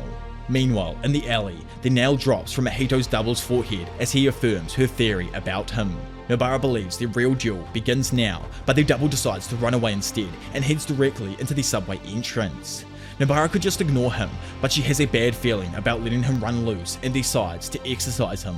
Before Yuji can finish off Mahito's main body, the special grade splits into several small spherical versions of himself that run across the room. One of them flares up its curse energy as a feint to get Yuji's attention and allow the others to escape. The other doubles then reform into Mahito's body as he runs away. Both Mahitos enter the same corridor with the two Jujutsu High students chasing them. Yuji initially believes Mahito is trying to heal until he sees Nobara. He immediately yells for her to run away, realizing the danger she's suddenly in. Since Mahito isn't able to use the idle transfiguration technique on Yuji, he made the second body that can't use idle transfiguration attack Yuji and his other body that can use idle transfiguration attack Nobara. As Nobara and Mahito fight, he was able to touch her and used his idle transfiguration.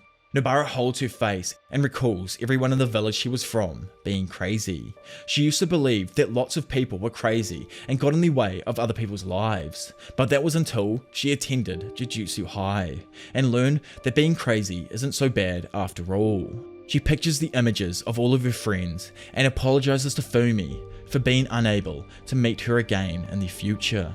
Nobara looks at Yuji and tells him to make sure everyone knows it wasn't so bad, and as she says that, Nobara's face swells up around her left eye and bursts from the effects of Mahito's technique. Yuji watches in horror as Nobara's eye shoots violently out of her head and her blood splatters on his face. Nobara lays before Yuji, missing an eye and likely dead. Losing to Choso, Sukuna's rampage, and Nanami's death had already taken a toll on Yuji's resolve. Having reached its limit a long time ago, Yuji's spirit breaks after Nobara is unable to answer, and he desperately screams her name. This douche, happy with himself, commends his own talents and believes he is a true curse. He then successfully unleashes a damn black flash on Yuji just to follow up on his already dying soul. Mahito's black flash sends Yuji crashing through the station. The special grade continues to beat on him while exposing Yuji's determination for being weak. Mahito believes that it isn't simply a battle to fix something, this is a war of truths. He believes Yuji is the same as him because he kills without hesitation, just as Yuji saves people without a second thought. I truly do love how well Mahito has been written as a character. I freaking hate this guy so damn much. Damn dude. Mahito believes that this conflict will determine which of the two remains 100 years from now. After thoroughly beating Yuji down, both mentally and physically, Mahito asks the student how he ever planned on winning and if he's ever counted how many curses he's exercised. Mahito has never cared about how many people he's killed, and he believes he'll forget about Yuji eventually. He morphs his arm into a praying mantis-like claw and attempts to kill Yuji. However, there is a clapping noise, and suddenly, Mahito is displaced. You guys know what freaking time it is right now. Our boy, our brother, Todo, the eternal brother, appears just in time, having used Boogie to switch places with Mahito. He says that the prosperous have no choice but to eventually decline. Nita also joins the scene after treating Nobara. Todo mostly tells him to help his brother Yuji next before telling his nearly defeated friend that he must wake up. Helpless and trembling on the ground in front of them, Yuji explains that he cannot fight anymore. Not only did Nobara perish in front of his eyes, but Nanami was killed by Mahito as well. To add to Yuji's suffering, Sukuna slaughtered potentially dozens of people, and Yuji felt he needed to help others to compensate. However, he feels he failed completely. Crying and withering on the ground, Yuji expresses that he simply can't forgive himself. Enticed by Yuji's suffering, Mahito jumps at the group of sorcerers with his arm shaped into a thorn-like weapon. Todo claps his hand and activates Boogie to switch Mahito's position in the air with Arata behind him. Mahito attempts to turn around and attack Todo, but the student suddenly switches the curse's position with Yuji. Taken off guard, Mahito is left wide open to a powerful kick that sends him reeling towards Arata. Todo quickly swaps Arata and Mahito again and takes position in front of his juniors to face off against the special grade alone. Now what an absolute G, man. Mahito laughs and admits to himself that Todo is extremely disorientating. At the same time, Todo tells Yuji that he believes as long as they keep on living, those who have passed on will never truly have been defeated. He adds that looking for logic in meaning and death can defile the memories of the dead, but Todo still asks Yuji for what he's been entrusted with. Todo tells Yuji that he doesn't need to answer him right now. However, until he does, the first year can never stop fighting. He expresses this to Yuji and runs ahead to fight Mahito alone. Arata quickly treats Yuji's injuries by applying his curse technique. He informs Yuji that his injuries won't get any worse from here on out unless he sustains new ones. Arata has already done the same for Nobara. He admits that she didn't have a pulse and isn't breathing, but encourages Yuji by adding that there is a chance of survival. Arata then takes Nobara and retreats out of the station. Mahito attacks Todo and tries to split himself into a few different ways to outmaneuver his opponent. However, Todo proves to be too efficient at avoiding Mahito. A small transfigured human behind Todo transforms into a large spike, but the third year avoids the attack. Mahito is disappointed his opponent didn't even clap. Even so, he's confident after tapping into the power of Black Flash. He believes it's drawing him ever closer to the true essence of his soul. Todo suddenly claps and interrupts Mahito's train of thought. Yuji appears before the cursed spirit, back in the fight. He charges his fist with cursed energy and reminds himself of Nanami's last words. Focused and recommitted on the battle, Yuji unleashes Black Flash on Mahito, destroying the curse's arm. Mahito is knocked back but quickly heals his wound. Amused, the curse smiles and says that Yuji is back from the dead. Todo welcomes him back into the battle as well, and Yuji stands ready to fight beside him. Elsewhere, on a train, Miwa holds one of Mechamaru's communication devices in her hands. She's disappointed as Kakichi's voice informs her that the Shibuya incident will be settled at any moment now. He tells her to turn back because it's too late, but Kasumi ignores him and asks why he only allowed Todo and Arata to go. Kakichi doctored the records so that everyone else from the group, including Urahime, would be away from Shibuya on October the 31st. Absolute lad, man. Kasumi asks if she's useless and weak since he didn't entrust her and everyone else to go.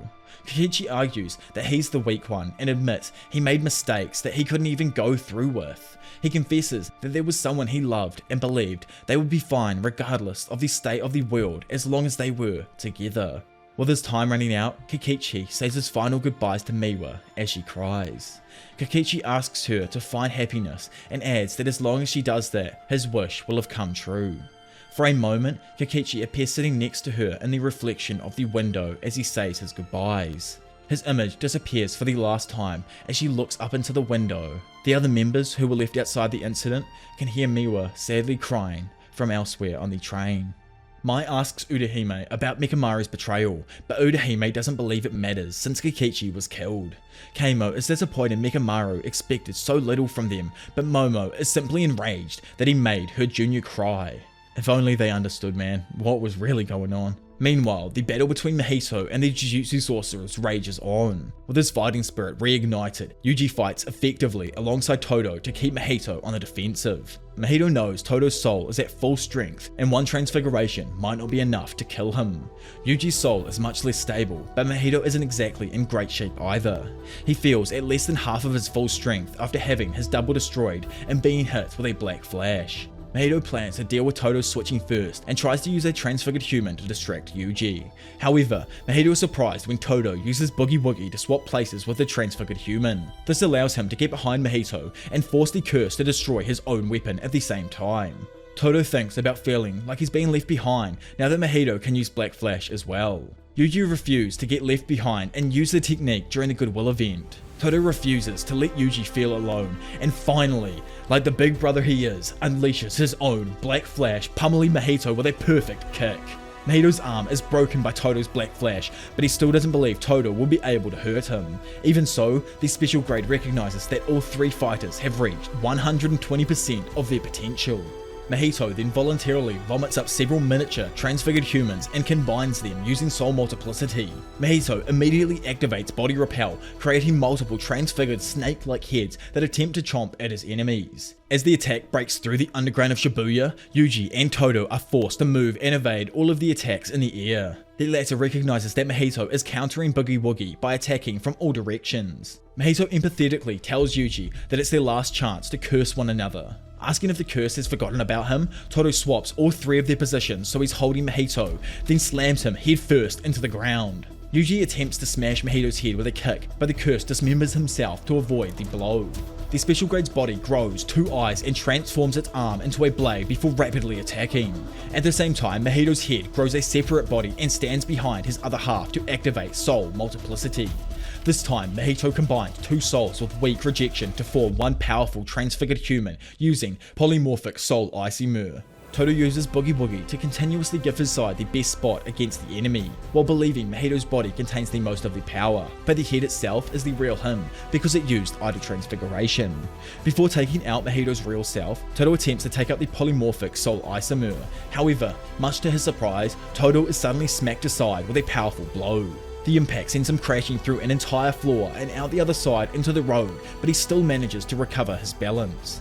The soul confronts the sorcerer, and Todo counterattacks by infusing a rock with cursed energy and swapping places with it behind his opponent. Much to Todo's surprise, one hit was enough to kill the soul Isimur. He surmises that its explosive power was the result of Mahito expanding numerous souls at once to manifest it. There are 2 more now confronting him, and Todo asks for their forgiveness before taking each of them out.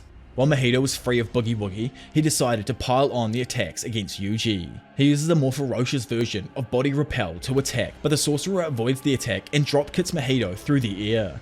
The curse counters by grabbing Yuji's leg and slamming him onto the ground. When the dust settles from the crash, Mahito attempts to follow up the attack. However, he's irritated to find the top note goat standing back at his brother's side. Mahito is surprised not even 2 polymorphic Isimurs were enough to stall or defeat Todo. He can't transfigure Todo without being able to touch him, and Sukuna retaliates if Mahito attempts a domain expansion. It's too complex for Mahito to exclude Yuji from a domain's barrier, so he decides to take inspiration from the big man himself. The duo are both shocked when Mahito suddenly activates his domain expansion. Just like Gojo, Mahito activates his all or nothing domain expansion for 0.2 seconds, taking both of his opponents completely off guard. Todo acts quickly and activates a simple domain, which he learned from Yuki. Even faster though is Yuji, who's already running towards Mahito in an attempt to exercise him before idle transfiguration can activate. However, despite their speed, Mahito was the fastest. The 2-step process of realizing one's innate domain and the activation of their curse technique are combined into one by Mahito, who had awakened through Black Flash. As a result of activating his domain expansion, Mahito enters Sukuna's innate domain for a moment. He asks Sukuna if this is a safe place and inquires about his agreement with Yuji. The King of Curses remains silent, but Mahito continues questioning in order to challenge Sukuna. He arrogantly claims Yuji will be dead before Sukuna can even switch places with him, and tells the King of Curses to just shut up and watch. The balls on this guy, man. As the self-embodiment of perfection ends, Todo's left hand begins to transfigure. Yuji turns around to check on his brother, but Mahito knocks him to the ground while his back is turned. Todo quickly severs his own hand, but this leaves him vulnerable to the approaching special grade. After activating domain expansion, the user's innate technique becomes difficult to control. Mahito became aware of that fact after escaping against Nanami. He instead attacks Todo with a strong punch enhanced by Black Flash that sends Todo into relentless pain. Big Brain Todo though instinctively concentrated all of his cursed energy to defend the blow and minimize all of the damage. Mahito then becomes able to activate Idle Transfiguration again and plans to kill Todo with the next hit.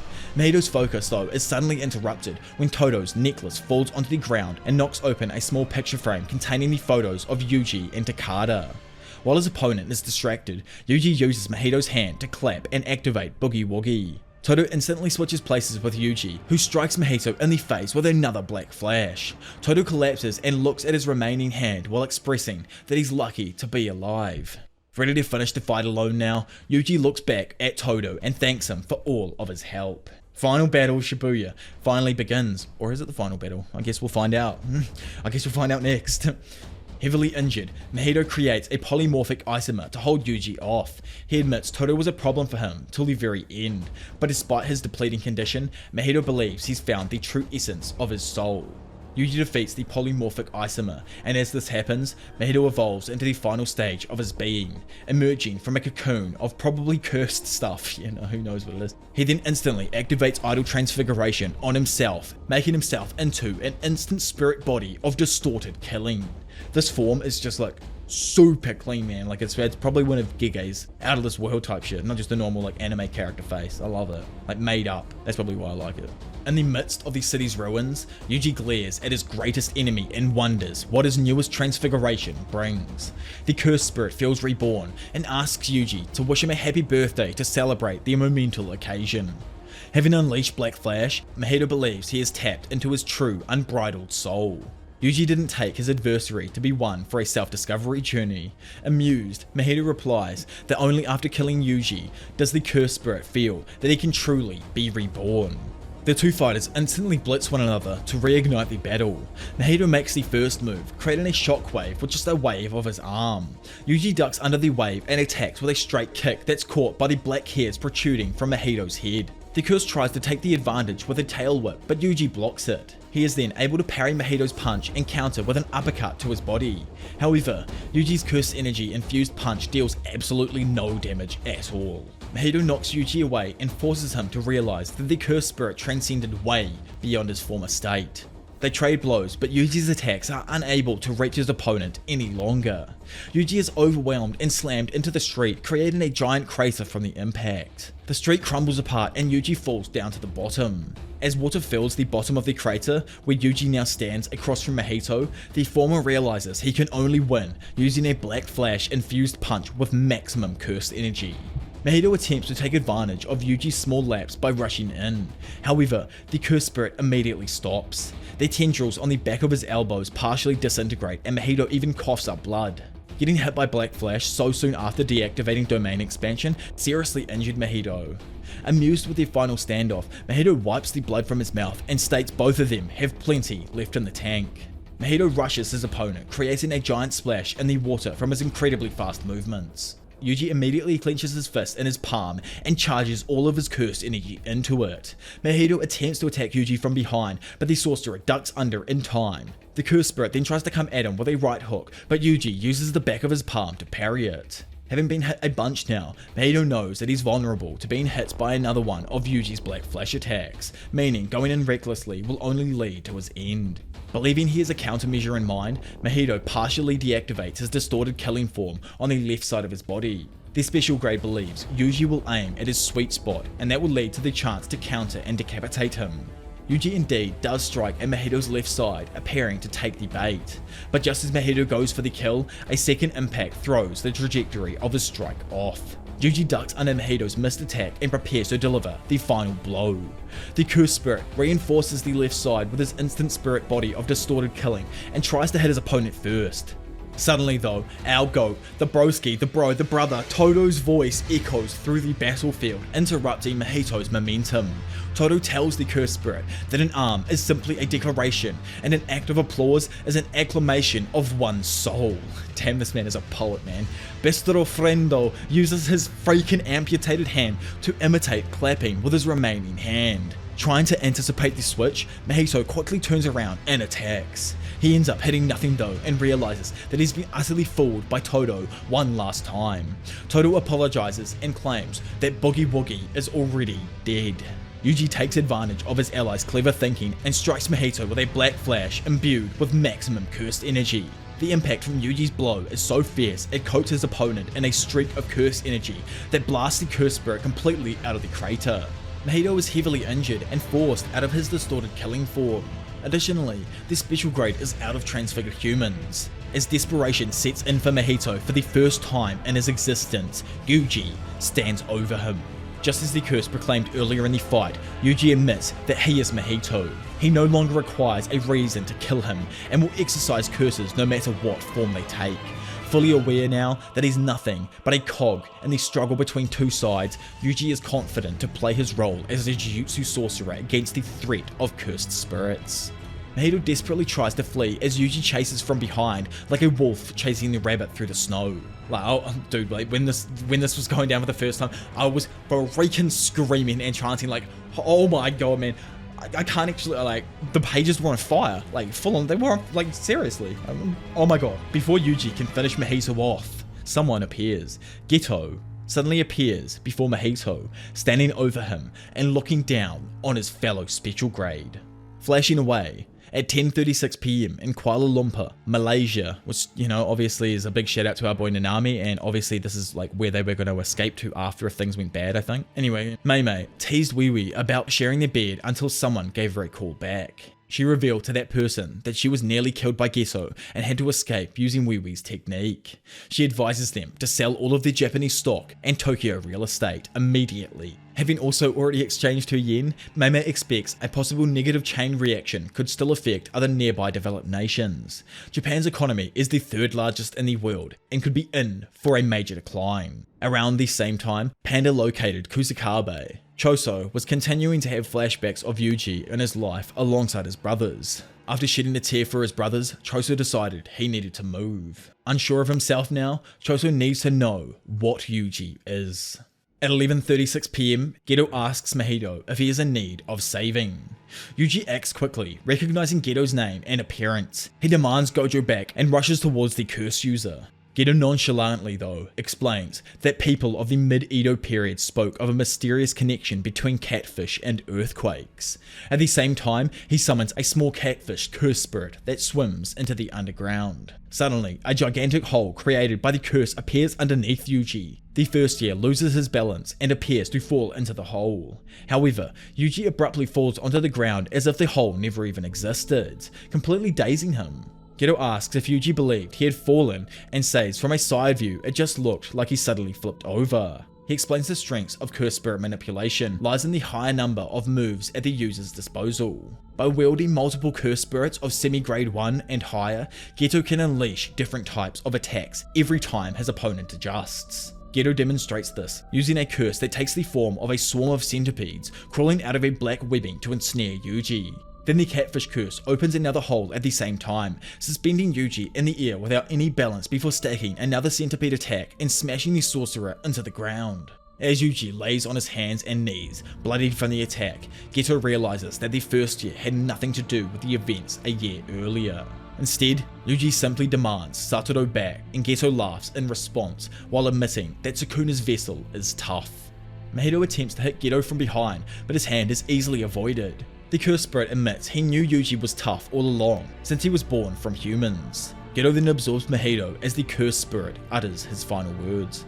Standing before Yuji, holding Mahito sealed inside a black orb, Geto begins to explain maximum techniques. They are an innate technique's most powerful art outside of a domain expansion. Curse Spirit Manipulation Maximum Uzumaki combines the Curse Spirits in the user's possession to unleash a burst of super condensed cursed energy. Randomly, Geto begins to laugh. Yuji asks what's so funny, and the cursed user replies that he accidentally started acting like Suguru. Continuing on about Uzumaki, he explains the technique is powerful, but he initially believed it negated the great number of moves at the cursed manipulator's disposal. Geto admits he was wrong about Uzumaki, because when semi-grade 1 and higher curse spirits are utilized, their curse technique is extracted.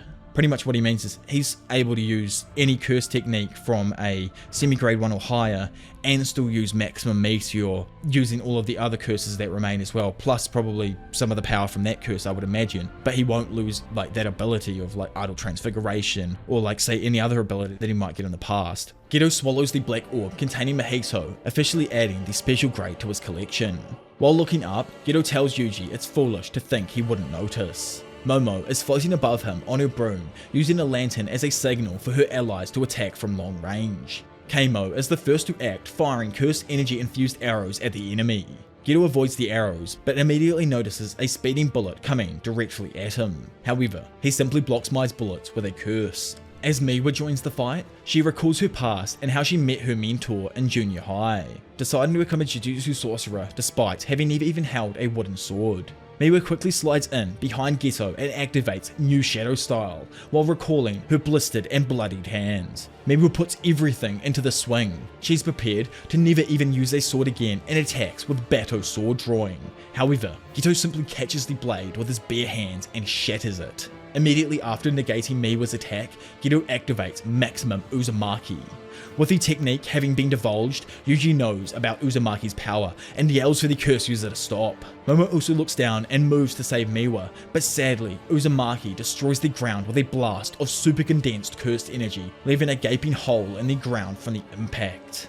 However, the technique didn't actually hit anyone, and Geto admits that it's nice facing someone with experience rather than these students. Kugosabe was able to use his new shadow style to cancel out part of the curse technique and protect Miwa. At the same time, Panda arrives to the battlefield and checks on Yuji. He's relieved to see that Yuji is back in control of his body. He asks if the cursed user has the cursed object holding Saturo Gojo. Keimo asks who the cursed user is, and Panda can only say that it's a mysterious person that has assumed the identity of Suguru Geto by controlling his body. Suddenly, our boy, the other brother, Choso, arrives on the battlefield, surprising Yuji. Geto welcomes him, but our boy, in the middle of his I don't even know if you can call this a midlife crisis or curse crisis, you guys choose what one he completely is, he's a mix in my mind still, finally recognizes the curse user as one of his 3 parents. So yeah, this is kind of messed up, right man, for real. There is Choso's mother, the curse spirit, who got her pregnant, which is freaking weird, man, and the man who tormented Choso's mother to create the cursed womb death paintings. Choso hated this person, and now that person is inhabiting Suguru's body. This thing is no one other than the most evilest sorcerer in history, the prolific Noritoshi Keimo. Obviously, this is kind of confusing for those that are sitting there like, yo, wait, you say Noritoshi Keimo? That's that other dude. It even confuses the students here, so I don't blame you. Pretty much, this dude's just old as, man. Just think of it, he's from the past. He's an old Keimo. Urahime clears it up more that Choso is referring to the stain of the Keimo clan. Kusakabe believes that it makes sense for him to be someone with absurd barrier techniques, cursed objects, and the ability to switch bodies. Geto claims that Noritoshi Keimo is just one of the many names he's gone by, so possibly the dude could have even been far older than we even suspect at the moment, because we don't know where he started, where did the brain dude start from? Choso rushes at Noritoshi, however, Arume abruptly cuts him off, sliding next to Geto and telling the bottom feeder to step aside. Rough. Arume tells Choso not to make them wait any longer, but Choso replies for the curse user to get out of his way and repeats that he's Yuji's older brother. So yeah, it's finally explained here why he thinks that. A side effect of Choso's curse technique is that he can sense the transformation of his younger brothers through their blood connection. Just before finishing off Yuji in their fight earlier in Shibuya, Choso could feel the sensation of death coming from Yuji, just like he did with his other brothers. To Choso, this can only mean that Yuji is also his younger brother. By the way, I'm just calling Brain Dude, or Brain, or Noritoshi until we know his name. I'm not going to call him Kamo. I'll just call Kamo, so it doesn't get confusing. But yeah, Noritoshi has extended his life from moving from host to host, making it possible that Yuji and Choso could share some sort of blood relation. In order to fulfill his duty as an older brother, Choso is ready to protect Yuji with all his strength. Choso activates blood manipulation convergence, surprising Kamo with how superior it is to his own. Choso fires piercing blood, and it almost reaches Urume's face in the blink of an eye. The monk is surprised by the immense speed of piercing blood and barely manages to stop it. Geto sidesteps the attack while it drills a hole through one of his partner's cursed energy reinforced hands. Choso swings the stream of blood, sending the arrow back to slash at Noritoshi. This breaks up the ground, and Choso uses the blood he placed there to disrupt Geto's footing. They then engage each other by trading blows in close quarters. Noritoshi is the first to land a significant strike and suggests Choso shouldn't strain himself after fighting so much earlier on. Choso doesn't believe being tired is any excuse to stop putting his life on the line to protect his younger brother. Confused, Panda asks if Yuji is really related to Choso. Yuji doesn't believe they were related at all and reveals how Choso had nearly even killed him earlier, which is, like, what the fuck, man? Regardless of his relationship with Yuji, Noritoshi points out that Choso is creating a disturbance that they need to take advantage of. With two cores still going strong, Panda goes out in full guerrilla mode while the others follow behind him. He activates his unblockable drumming beat, but suddenly Urume activates their innate technique, Ice Formation. Urume uses Frost Calm to release an icy mist that freezes Choso, Noritoshi, Panda, and Kusakabe. Geto asks them not to kill the sorcerers because he needs messengers, and Urume heals his hand using a reversed curse technique, discouraging Kusakabe, who considers these curse users to be on a whole other level. Choso activates Flowing Red Scale to rapidly increase his body's temperature and melt the ice.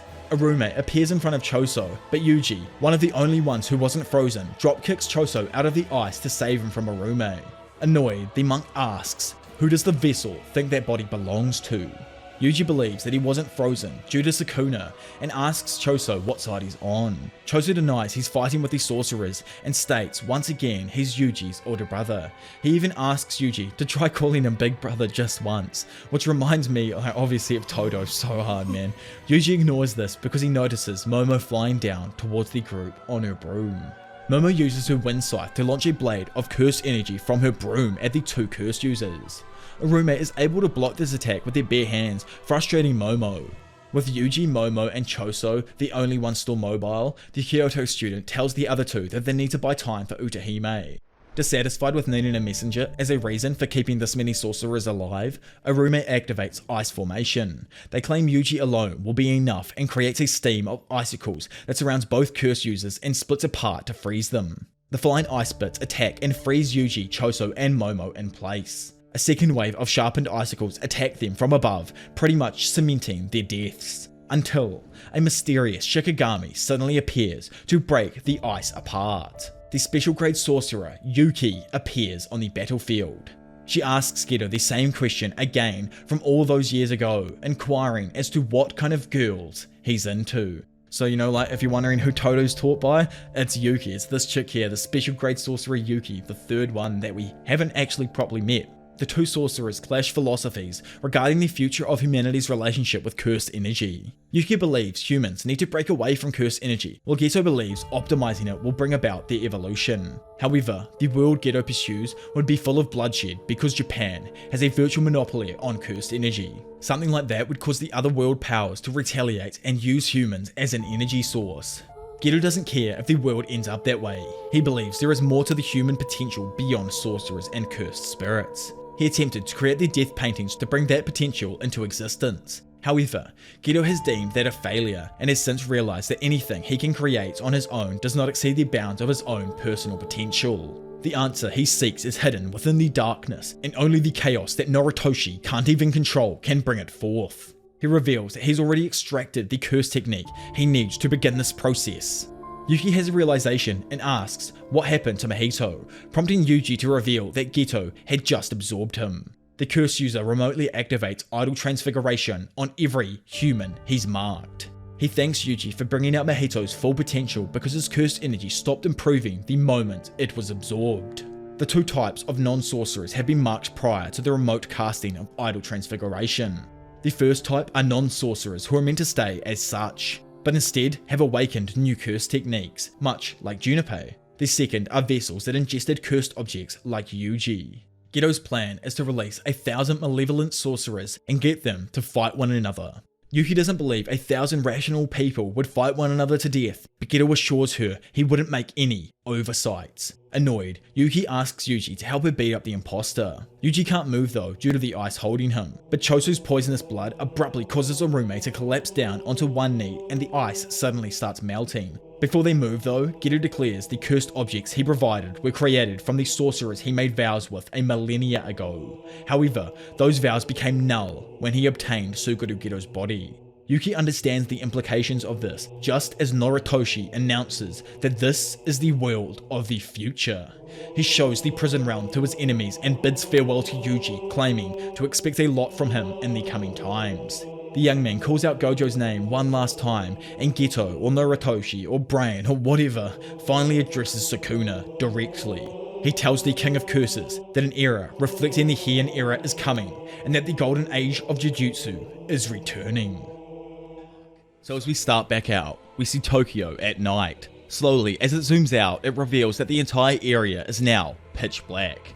Okay, like Gege, straight off the bat, comes out and hits us with the Hunter x Hunter level of info dump. Literally, like, the text covers the whole page and another complete double panel afterwards. Anyways, random people begin discussing the situation and reveal that the 23 wards have almost been completely destroyed. By the way, these wards are just like districts or areas of Tokyo that it's broken up into because it's such a large place. Anyways, these randoms, who are probably just Jujutsu higher-ups or Japanese officials, plan to create an evacuation plan for 5 million residents, estimating that at least 10 million cursed spirits have been released. One of them is flabbergasted that they plan to evacuate the entire area, wondering about what the various consequences could be. Another says that they should expand the 2 barriers to the boundaries of the prefecture, and another worries about making public the existence of cursed spirits, which, obviously confirms that it's probably Jujutsu higher-ups talking about this stuff right here. Someone assures the others that the sorcerers are protecting the evacuees inside the city, with another adding that they can tell the public that the cursed spirits only appear in Tokyo. As someone else worries about an intervention by foreign military, the others debate back and forth about how to handle the situation, with nothing ever being cemented. Elsewhere, at the same time in a convenience store, a young girl kneels on the floor when she suddenly spots a creepy figure in the doorway, telling her to come, which is really weird when you put it like that. The confused girl asks where her mother is, and the figure replies that everyone is all outside safe with him.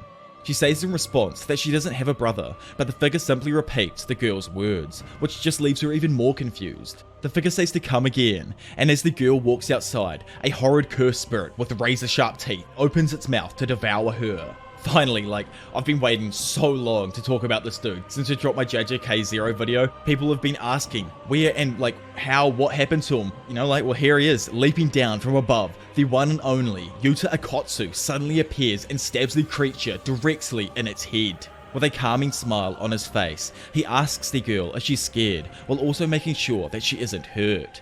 Yuta notes the area and doubts that she lives here. Then noticing how worn her shoes are, he asks how far she's walked. As Yuta tells her that she has done a good job, the curse suddenly rises up from the ground and opens its mouth to devour him, but it's suddenly thrown back and splattered against the wall. As the girl notices the attack, Yuta asks Rika to chill out a little, while also covering the girl's eyes and turning her away from the carnage. By the way, I should mention, I'm 80% sure that this is during the morning on the 1st of November, and maybe a day later, but I'm assuming that it's directly after the Shibuya incident arc, because that's kind of how I've read it here. Anyway, moving forward in the night, Yuta meets with the so-called higher-ups, who praise his efforts. However, he bluntly tells them to get to the point. One of them chuckles and says that his killing of cursed spirits proves nothing. Yuta asks in reply if he should enter a binding vow, assuring them that he will follow through with any said plan. He says that since Yuji Itadori cut off Inumaki's arm during Shibuya, then he will kill him personally. As the meeting ends, 5 notices are made known by the higher-ups. First, Geto is confirmed to be alive and has been sentenced to death again, which is, kind of funny, but obviously it's not Geto, and surely they know that at this point, or are trying not to believe it at this point. Secondly, Gojo is considered an accomplice in the incident and has been permanently exiled. Removing his seal will be considered a criminal act. This is obviously, something they want. They don't want someone who can threaten their power to come back and actually kill them, like Gojo has threatened them in the past before. Third, Masamichi Yaga is to be freaking executed for inciting Gojo and Geto and causing the incident at Shibuya. Pretty much their thought behind this is that he's their teacher. He gets killed because, he should have taught them better, pretty much. Or at least, there is another reason, but we'll get to that later on and not in this arc. So we will wait for that. Fourth, Yuji's execution will resume now and be carried out immediately. And lastly, Yuta Akotsu is appointed as Yuji's executioner. So we got a bit of a main story character rivalry going on here right now. The prequel or main story, who's your guys' favorite character out of Gige's 2 main characters? Anyway. Skipping forward to the Zenin Estates, after being critical of Maki, the misogynistic JJK Andrew Tate, the small man himself, Naoya, joins Ogi and Junichi as they wait for the news about Naobito's death. Naoya criticizes his 2 relatives, which causes them to get aggravated. After Naoya, like the sly mofo he is, diffuses the entire situation that he created, which is more than Andrew Tate could ever achieve, a man named Furadati, I hope I got that right, I probably didn't, enters and informs the 3 that the old man Naobito has passed away due to his injuries. He reads Naobito's will and announces that Naoya will become the 27th head of the Zenin family and inherit all of his assets once he is approved by either Ogi or Junichi. However, in an utterly bizarre twist of fate, Furadate then reveals that there is a clause based on a written agreement with Toji. It states that if Gojo has died or become mentally incapacitated, Megumi Fushiguro will assume the role of head instead. Hearing this, Naoya is left furious and knows that the others would prefer to have anyone other than himself as the head of the clan. He quickly learns from a female attendant that Megumi is looking for Yuji in Tokyo and tells her to inform the higher-ups that he will kill Yuji personally. In addition, he plans to take advantage of the chaos in Tokyo and kill Megumi to cement his role as the head of the family. Skipping away from probably my least favorite of the big 3 families, apart from, Maki and Mai of course, but, those 2 babes come soon, probably in the next arc I'm pretty sure. Anyway, flashing back, we find Yuki on the phone with someone who she apologizes to for not making a move sooner.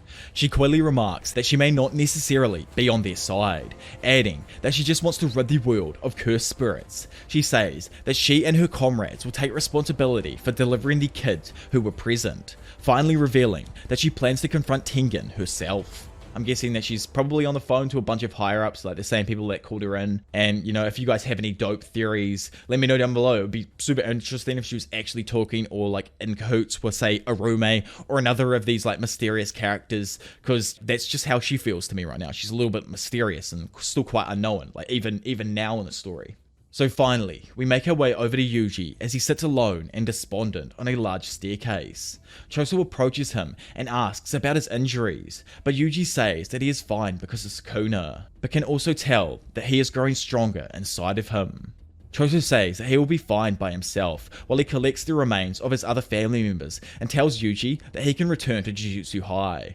However, Yuji replies that Sukuna has something planned for Megumi, and that he himself has killed too many people, which again reminds Choso of his murdered brothers. Calmly, he says that it was a misunderstanding, and that forgiveness isn't involved when it comes to brothers. Then as the 2 head out to deal with more cursed spirits, both Naoya and Yuta are seen moving out to track Yuji down and kill him.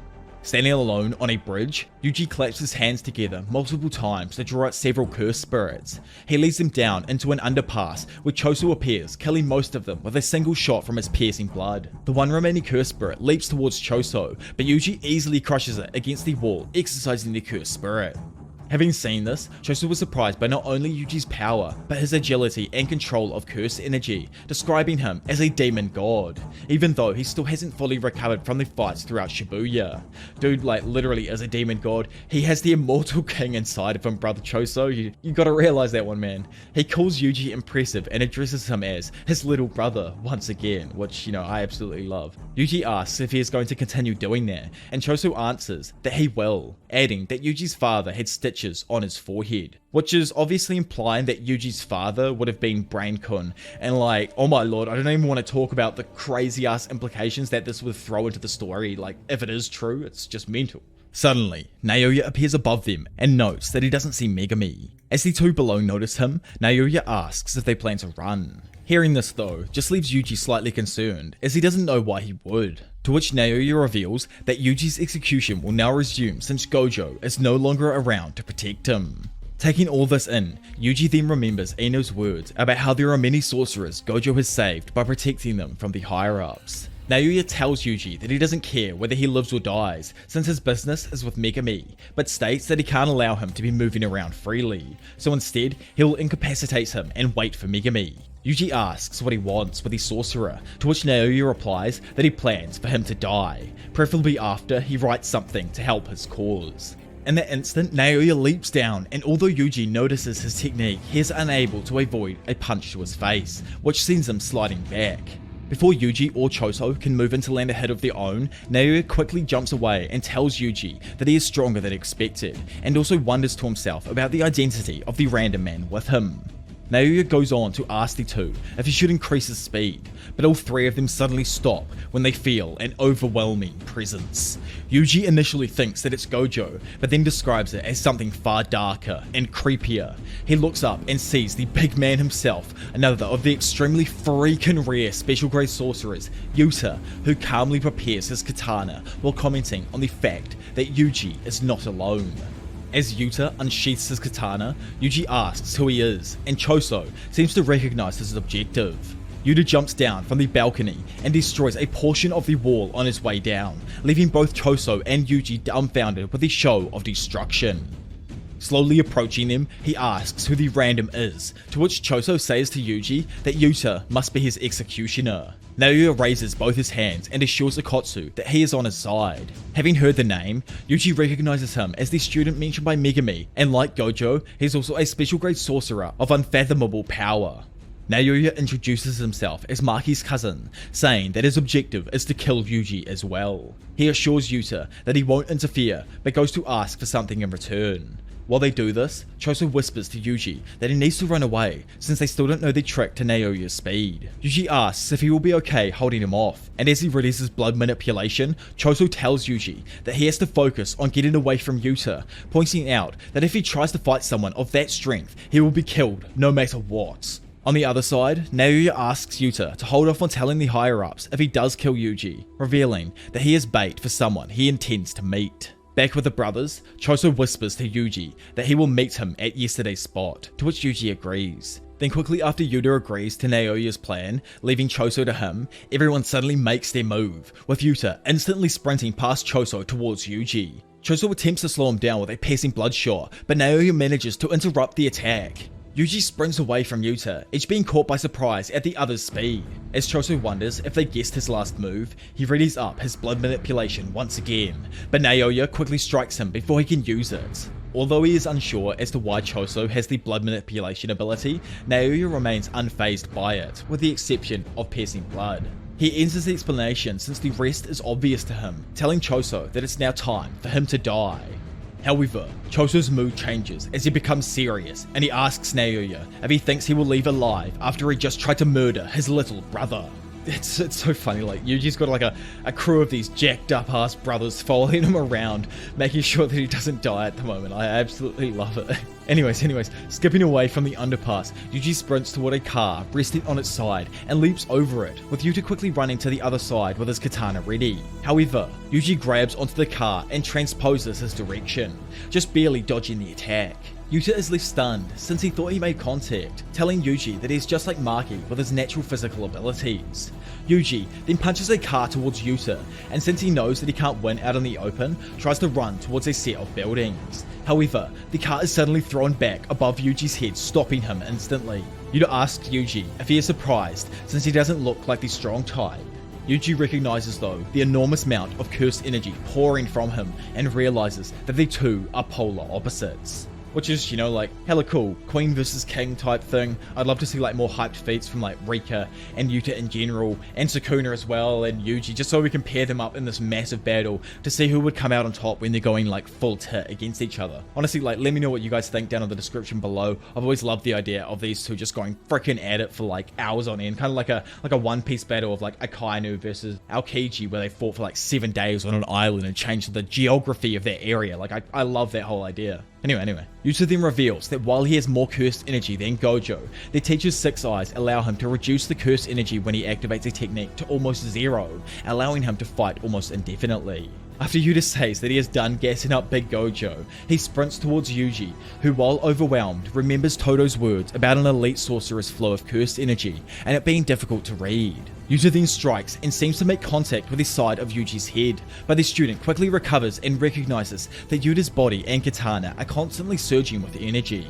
He tells himself that the issue isn't his moves, but the fact that he is decisive with every strike and can reduce any damage he takes to a minimum. He remembers Nanami's final words to him and tells Yuta that he can't die yet. However, Yuta keeps on the offensive, and although Yuji dodges almost all of his strikes, one of them grazes his cheek and opens up a cut. He realizes that he needs to do something about Yuta's katana. He tells himself that he doesn't need to fear blades if he reinforces his body with cursed energy, but also can't overthink the situation, otherwise he'll end up dead. As he dashes towards a large SUV, he jumps inside the open window and spots a knife on the seat. He quickly picks it up before jumping out the opposite window and continuing on running. Yuta leaps over the hood and attacks him with his katana though, but Yuji uses the survival knife that he just picked up to block the strike.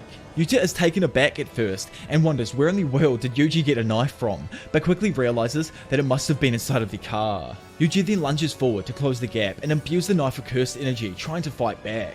He remembers Gojo's words about not relying on cursed tools to the detriment of his own cursed energy's control. As the clash continues, Yuji knows that he hasn't learned how to fight this way, and then in a quick flash, Yuta tells him that he is focusing too much on his katana, before raising it above his head and kicking him in the stomach, sending him reeling back.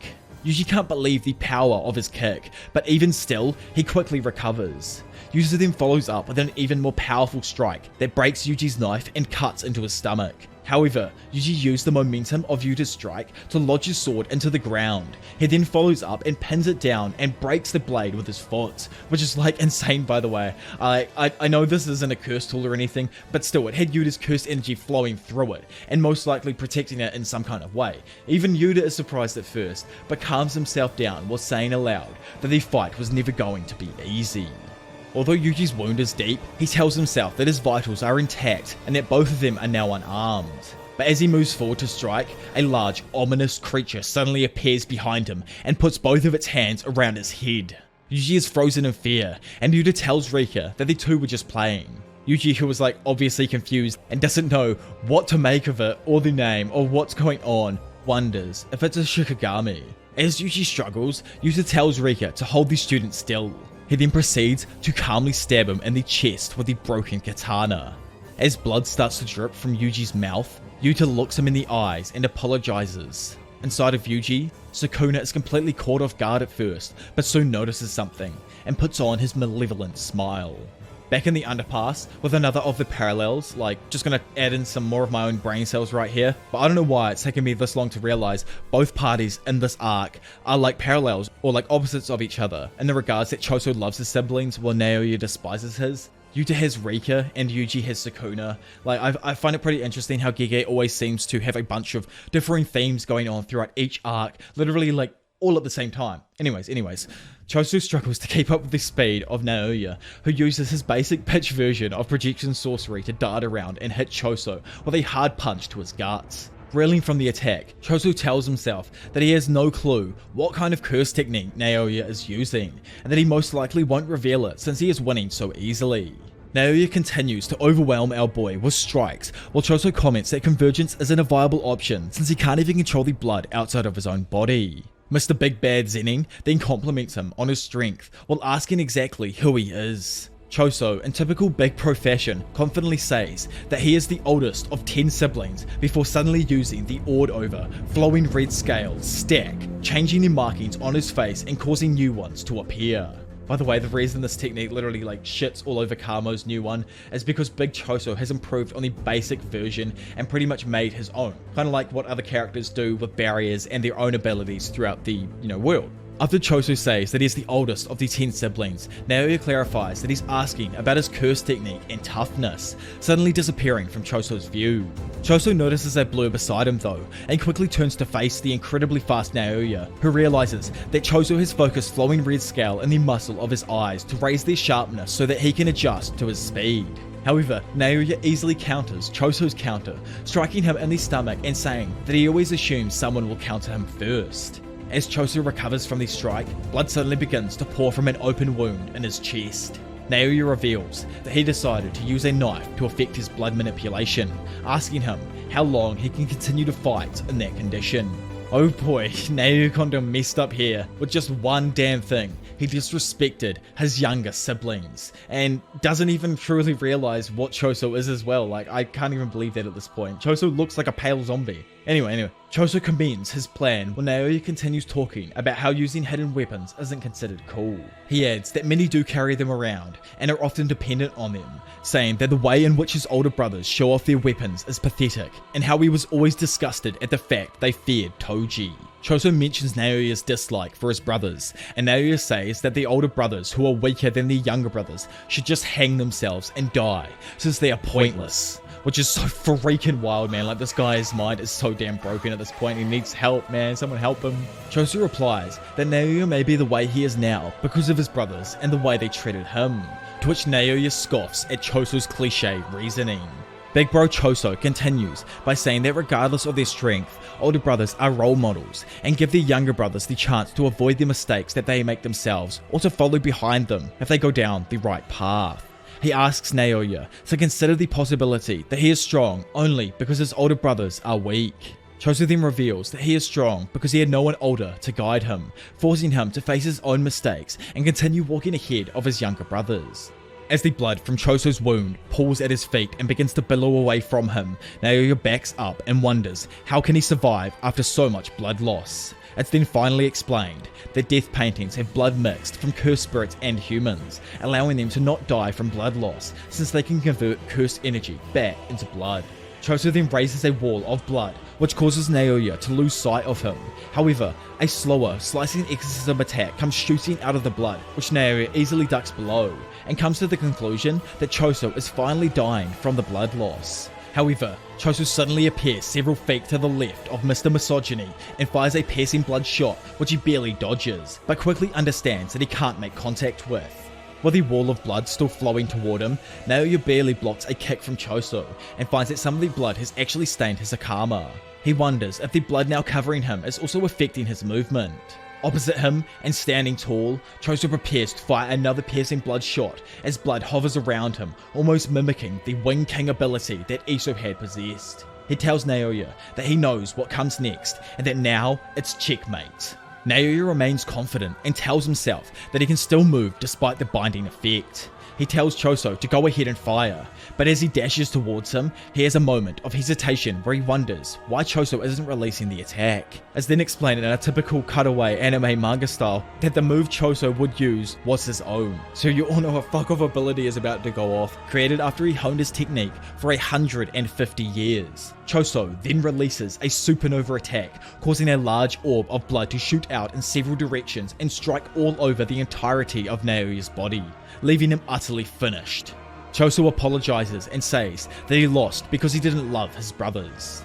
However, behind Choso, Yuta suddenly appears dragging an unconscious Yuji by his hoodie. Choso tries to react, but Yuta effortlessly strikes him in the side of the face, which in turn knocks him straight to the ground. As Naoya looks up, Yuta says in what feels like a damn degrading tone that he seems to be hurt. Like, oh, you okay down there, little Naoya, man? You seem a little bit hurt. As Yuta looks down on the wounded Naota, the latter glares back at him before vomiting up blood. He worries that Choso's blood manipulation poisoned him, but assures himself that it isn't the effect of a curse technique. He then realizes that Choso must be a full-on curse because of how much blood he used, then guesses that his own body is rejecting the non-human blood. Yuta, still standing above him, offers to heal him with his reverse curse technique if he tells his superiors that Yuji is dead. Well, that is the end of the battle that takes place and finally wraps up all of the madness that has literally been going on for over 60 freaking chapters. But don't worry, because I'm gonna finish off this video with probably the most freaking mind-twisting and series-changing moment. Anyways, a man named Jin is seen holding a baby, which is obviously the big man himself, Yuji, and his daddy-o. Or hopefully anyway. The man tells his father that if he wants to talk about her, he will just leave. The older man, who's revealed to be Yuji's grandfather, Wasuke Itadori, tells Jin that while he can live his life however he pleases, he will die if he does not give up on her. Jin tells Wasuke to not say such things in front of Yuji, since babies apparently remember more than most believe. And you know, like, we're seeing that now, which is an example of that. And I hope we get other flashbacks like this, stuff revealed to us from like Yuji's parents, because I want to know so much more about this stuff here. Super interesting to me, and there's none of it out there. Wasuke mentions the fact that Jin wanted a child with a normal woman named Kaori, but before Wasuke can continue on about her death, a woman with stitches on her forehead interrupts him and addresses him as her father-in-law, asking what he's talking about. Okay, so the flashback ends there, but well, that's insanity. Did she have the child before Braincon took over, or was it after? Is Braincon even in her head, or is it a tattoo? Like, I'm obviously assuming that it's Braincon in there, and that it's taken over during the pregnancy, or before Yuji got pregnant. She came back from the dead, and then bonked with Daddy-O, and now Yuji's here, and that's why he has the blood relation with Choso, and that's like kind of my thoughts on that in real short, but let me know yours down below. Yuji suddenly awakens next to a fire as an emotionless Yuta sits nearby. He's surprised that he's not dead, and Yuta smiles with relief, revealing that Gojo had come to see him around September and asked if he would watch over Yuji. Skipping back to then, Gojo tells Yuta to take care of the first and second years if anything happens to him, while Akari should be fine. Yuta wonders if Gojo means getting a girlfriend, which is like randomly funny, since he can't imagine anything actually happening to the big man himself. Gojo specifies that his primary concern should be the first year named Yuji Itadori. Gojo then asks where Miguel is, but Yuta replies that he doesn't want to see Gojo. And this is probably to do with like Miguel and the special rope that he had during JJK 0, you know, like in his fight that he had with Gojo. Back in the present, Yuta says that he put on an act for the higher-ups so that he would be the executioner in charge and know all about the details of what's going on. He adds that to get approved as Yuji's executioner, he had to enter a binding vow to actually kill him. A confused Yuji asks how he's still alive then, to which Yuta replies that the very instant his heart stopped, he healed him with his reversed curse technique. He adds that not many people even know that he has the ability, and guessed that it would work on Yuji. Yuta points out that because it's the second time that Yuji's death has been staged, the higher-ups will learn the truth soon, but will consider his death sentence complete for the time being. Yuji wonders why he's doing all of this for him, and Yuta replies that Yuji is important to people who are important to him. He tells Yuji that he also used to possess a power that he couldn't handle, but says that while he invited his own upon himself, Yuji did not, and shouldn't be blamed for that, which is, you know, like super wholesome from him, because he knows where he's coming from. Yuji says that the blame isn't the issue, but before he can continue, Megumi finally shows himself, and suddenly walks out of the darkness while telling Yuji that they should head back to Jujutsu High. Before Megumi can finish mentioning rejoining the older students, Yuji interrupts him by telling him not to act like everything is normal and nothing happened. Yuta remembers Yuji's words about not being able to die yet and says to himself that Yuji is unsure whether he deserves to live or not, realizing that it's the reason why he held back when the two were fighting. Yuji then yells out in pure desperation that he has killed people and many others are dead because of him, but Megumi rebuttals that it's all their fault, telling Yuji not to be selfish or give up by himself. As Yuji stays quiet and says to himself that he knew Megumi would say that, Megumi lets out a sigh and says that they are Jujutsu sorcerers, not heroes fighting for justice. He explains that they can never be judged for what they do and just have to keep proving to others that they deserve to exist, adding that they can't think about themselves with all of the other people they have to save. Megumi reminds Yuji that that was his original motive, but Yuji closes his eyes and says that it's because as long as Megumi is around him, he will suffer. Megumi, like the best freaking mate you could ever have, then tells Yuji to start by saving him and begs Yuji for his strength, revealing that Braincon has started a culling game for those with cursed energy, and his sister Sukumi has awakened one and is now trapped. The culling game's 8 known rules are then explained. By the way, there are like many more rules that have been added or updated throughout the current culling game arc. This is just the core 8 rules that are first revealed to them. The first rule is that players must declare their participation at any given barrier within 19 days after awakening a curse technique. So like people like Sukumi, this is why she's in grave danger, because she has to go into a barrier and activate her curse, like she has to participate in this culling game. She has no other choice. Players who break the first rule could have their curse technique removed, and this honestly results in death. That's what happens when you run out of curse energy, you die. 3. Non-players who enter the barrier become players and are considered to have declared their participation upon entry. 4. Points are scored by killing other people. 5. Points are determined by the Game Master, with sorcerers worth 5 points and non-sorcerers worth 1 point. Players may spend 100 points, excluding the value of their own life, with the Game Master to add 1 new rule. 7.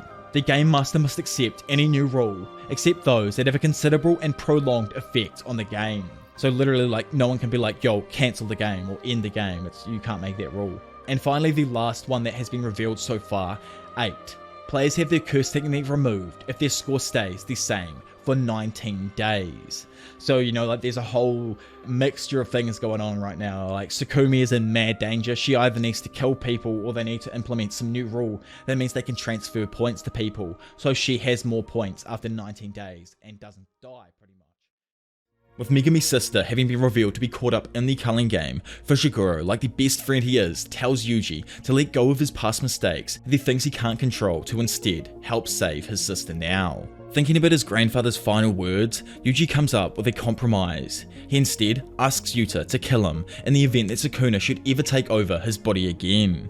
Yuji believes that the big man Nikotsu is stocky enough to be able to take him down, to which the second year agrees, saying that he'll do what he can. So after the agreement, Megumi lays out the plan to them. They first need to contact Tengen and find out how to actually unseal Gojo and what BrainCon's objectives truly are. The game itself is a form of Jujutsu terrorism on a scale that has never been seen before, and Megumi believes that they need answers to aforementioned questions. Yuji asks if Yuki would know, to which Megumi reveals that this was her idea. And obviously this goes to prove that instead of the higher ups, like I said in the previous video, it was actually Megumi that she was, you know, in contact with. It's shown that Yuki is hiding at Jujutsu High currently and waiting for them while trying to avoid the higher ups there. Yuta goes on to say that there is a problem with contacting Tengen. Due to the recent events back in the Gojo past arc, Tengen's concealing barrier is active and shuffles over 1000 doors continuously, with only one leading to him. Yuji interrupts and asks what the situation with Nobara is, but only gets an encouraging, saddened look as a response from his boy. Trying to contain his emotions, Yuji leans over and also looks to the ground, while repeating, "I get it." Choso, who I somehow forgot to mention was still around because he's my boy, abruptly makes it known that he may know a way past. Yuji asks what he means, and Choso reminds them on how Mahito had stolen some of Sukuna's fingers and death paintings from Jujutsu in the past, then goes on to say that he thinks he can do the same thing. Skipping forward, all 4 of the boys, which, by the way, like, what a freaking goated group right here, they all enter the school in secret and meets with Yuki and Maki inside. Seeing Maki for the first time since Shibuya, it's obvious that she's visibly taken a freaking beating from her fight with Jogo and Dagon there. Even after Shoko's reverse curse technique, her body is still severely mutilated. Concerned for her, Yuta goes up to Maki and asks if it's okay for her to be moving. Seeing this though, Yuki explains to him that a reverse curse technique can't actually prevent scars from burns. Maki was literally only able to survive Jogo's flames because of the physical durability granted to her through her heavenly restriction.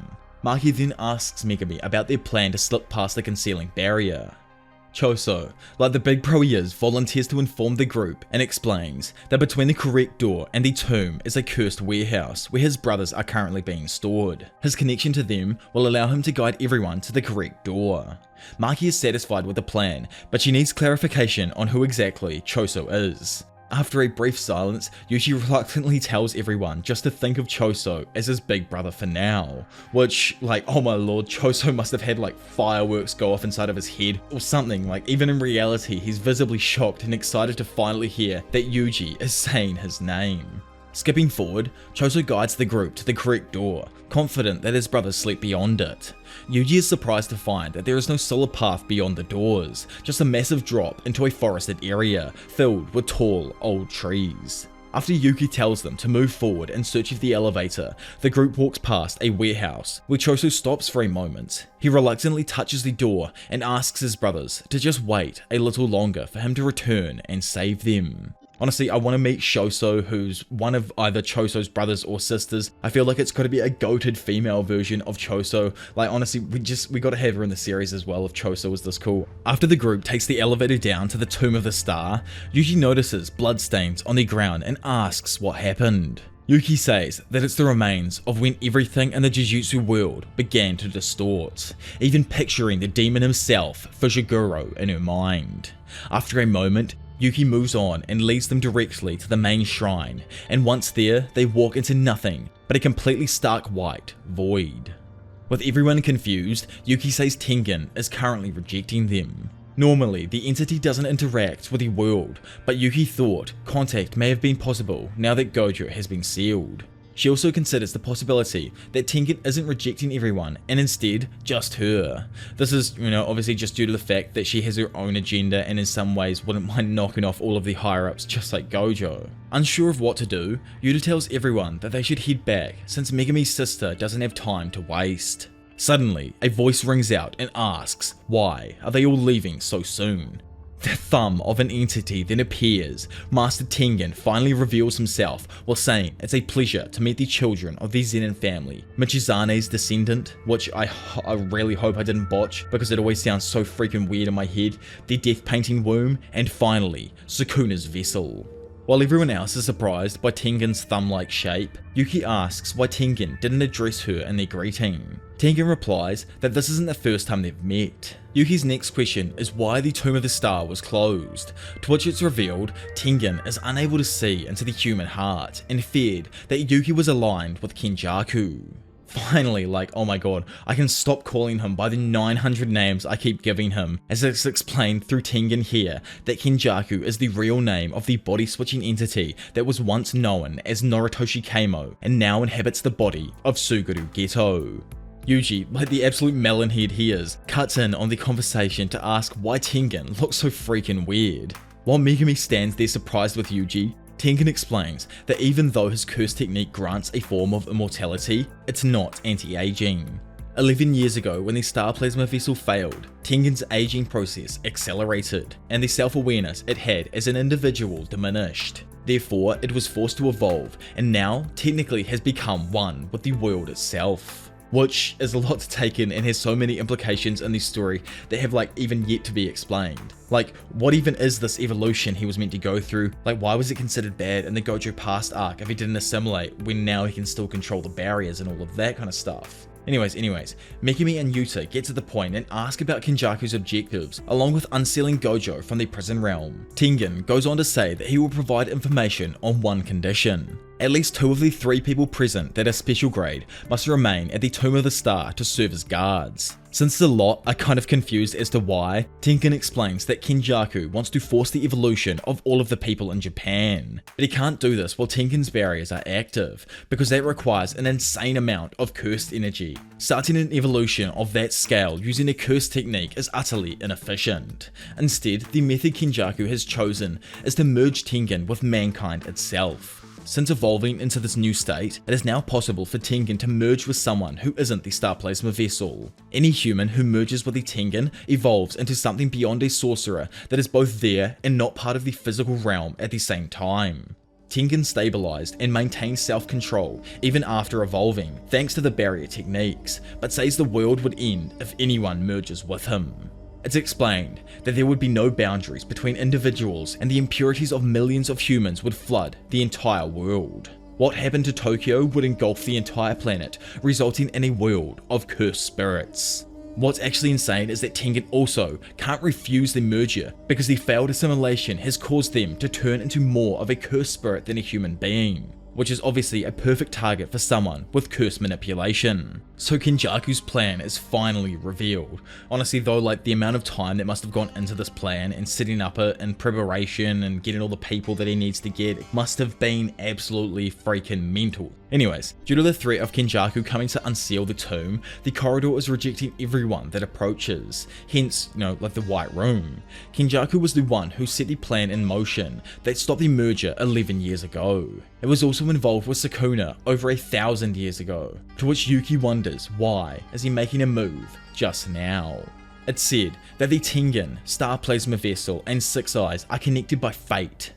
Kenjaku has been defeated by 2 different Six Eyes users in the past, and after his second defeat, he managed to kill the Star Plasma Vessel and the next Six Eyes user the day after they were born. Yet despite all of these efforts, they still somehow appeared on the day of the merger with Tengen. Being left at a dead end made him switch to the method of sealing the Six Eyes instead of attempting to eradicate it completely. However, in a turn of fate that neither Tengen or Kenjaku ever expected, 11 years ago, the heavenly gifted demon, Toji Fushiguro, intervened. A man who escaped curse energy entirely and therefore was not bound by the chains of fate that affected the Jujutsu world. In effect, Toji destroyed the destinies that bound Tengen, the Star Plasma Vessel, and the Six Eyes. Then along with Toji came Suguru Geto, a boy who just happened to be able to manipulate cursed spirits. Then, after what could have been 1,000 years worth of research, Kenjaku secured the prison realm 6 years ago, and all his plans fell into place. So in all actuality, this game is a ritual to ready the people of Japan for a massive merger with Tengen. It uses the player's cursed energy and their barriers to transfer everyone to the other side. Through these weird vow-like customs, Tengen can be forced to merge with all of humanity. In order to pull off something of this level, Kenjaku has restricted himself with these binding vows. One stipulates that he is not the game master, so even killing him will not end the game. Instead, the only way that it can end is once all of the players are dead and there are rules in place to ensure that nothing can interrupt the original ritual. The other best possible course of action for them would be to expend 100 points to add rules where Megumi's sister and others who are unwilling to participate can escape the game. Freeing Saturo Gojo would also be extremely ideal, but before Tengen reveals how they're able to do this, it requires the group to pick 2 of them to serve as guards. Oh my god, like big thumb dropping a truckload of freaking insane information that changes the entire landscape of the world. Like, it truly goes to show how much time and effort has gone into this plan on Kenjaku's side. Even now, if he dies, his plan is still in place and he expects that he will come out on top no matter what. Following this, Yuki and Choso volunteer themselves, as Choso knows Yuji will need Yuda's help, and this will also give him a chance to protect his brothers, should Kenjaku come for Tengen here. Yuki also isn't finished talking with Tengen either way, and would like to stay back if that's meant with the others. Wanting to be around everyone else, Yuta happily agrees with the plan. After thanking them, Tengen then proceeds to take out the back of the prison realm, explaining that it is a separate cursed object that will be necessary in unsealing Gojo. After Kenjaku found the front, he hid the back, but Kenjaku now bears complete authority over their prison realm as the bearer of the front gate, and can block them from accessing the back. Breaking it open is instead the only way, and would require curse tools that can cancel curse techniques, like the inverted spear of heaven or the black rope. However, both of those were lost in separate battles with Gojo. So, like, obviously for those who don't know what these are, it's the blade that Toji used in his fight with Gojo 11 years earlier in the Gojo Past arc, and the black rope that Miguel used against Gojo during the night parade of 100 demons in Jujutsu Kaisen 0. But you know, anyways, in an attempt to look for more of like that rope, Yuta had already been searching in Africa with Miguel, but sadly to no avail, as it takes centuries for them to create something like it. However, there is still one way to get into the back of the prison realm.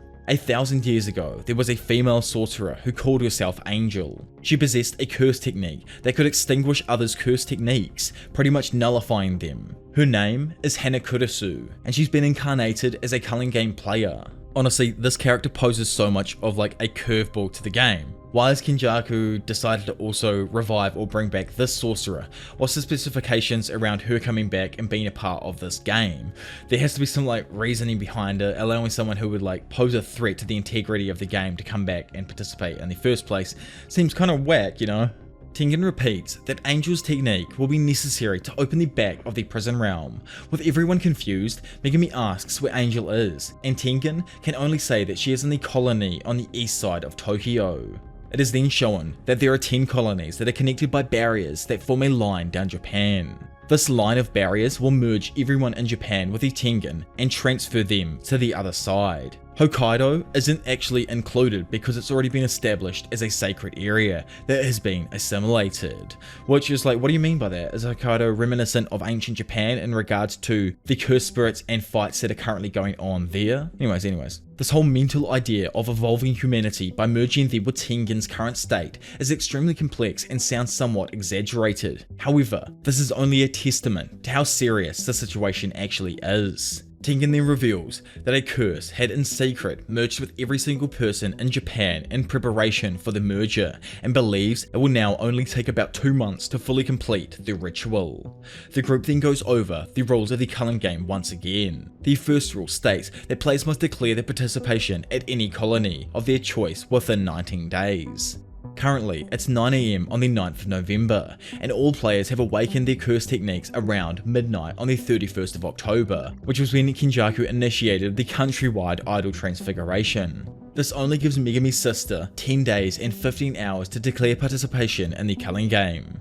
The second rule states that anyone who breaks the first rule will be subject to curse technique removal. Maki had previously talked with Shoko about this rule of the game, believing that curse technique removal implies that it's not through idol transfiguration or a binding vow, but instead she thinks that it must be something that must happen to the user's brain, which would in turn kill them. As if it was a vow, all players could simply refuse participation. Tengen confirms Shoko's theory, meaning that people like Maki, who currently don't even possess cursed energy, aren't actually at a risk of dying.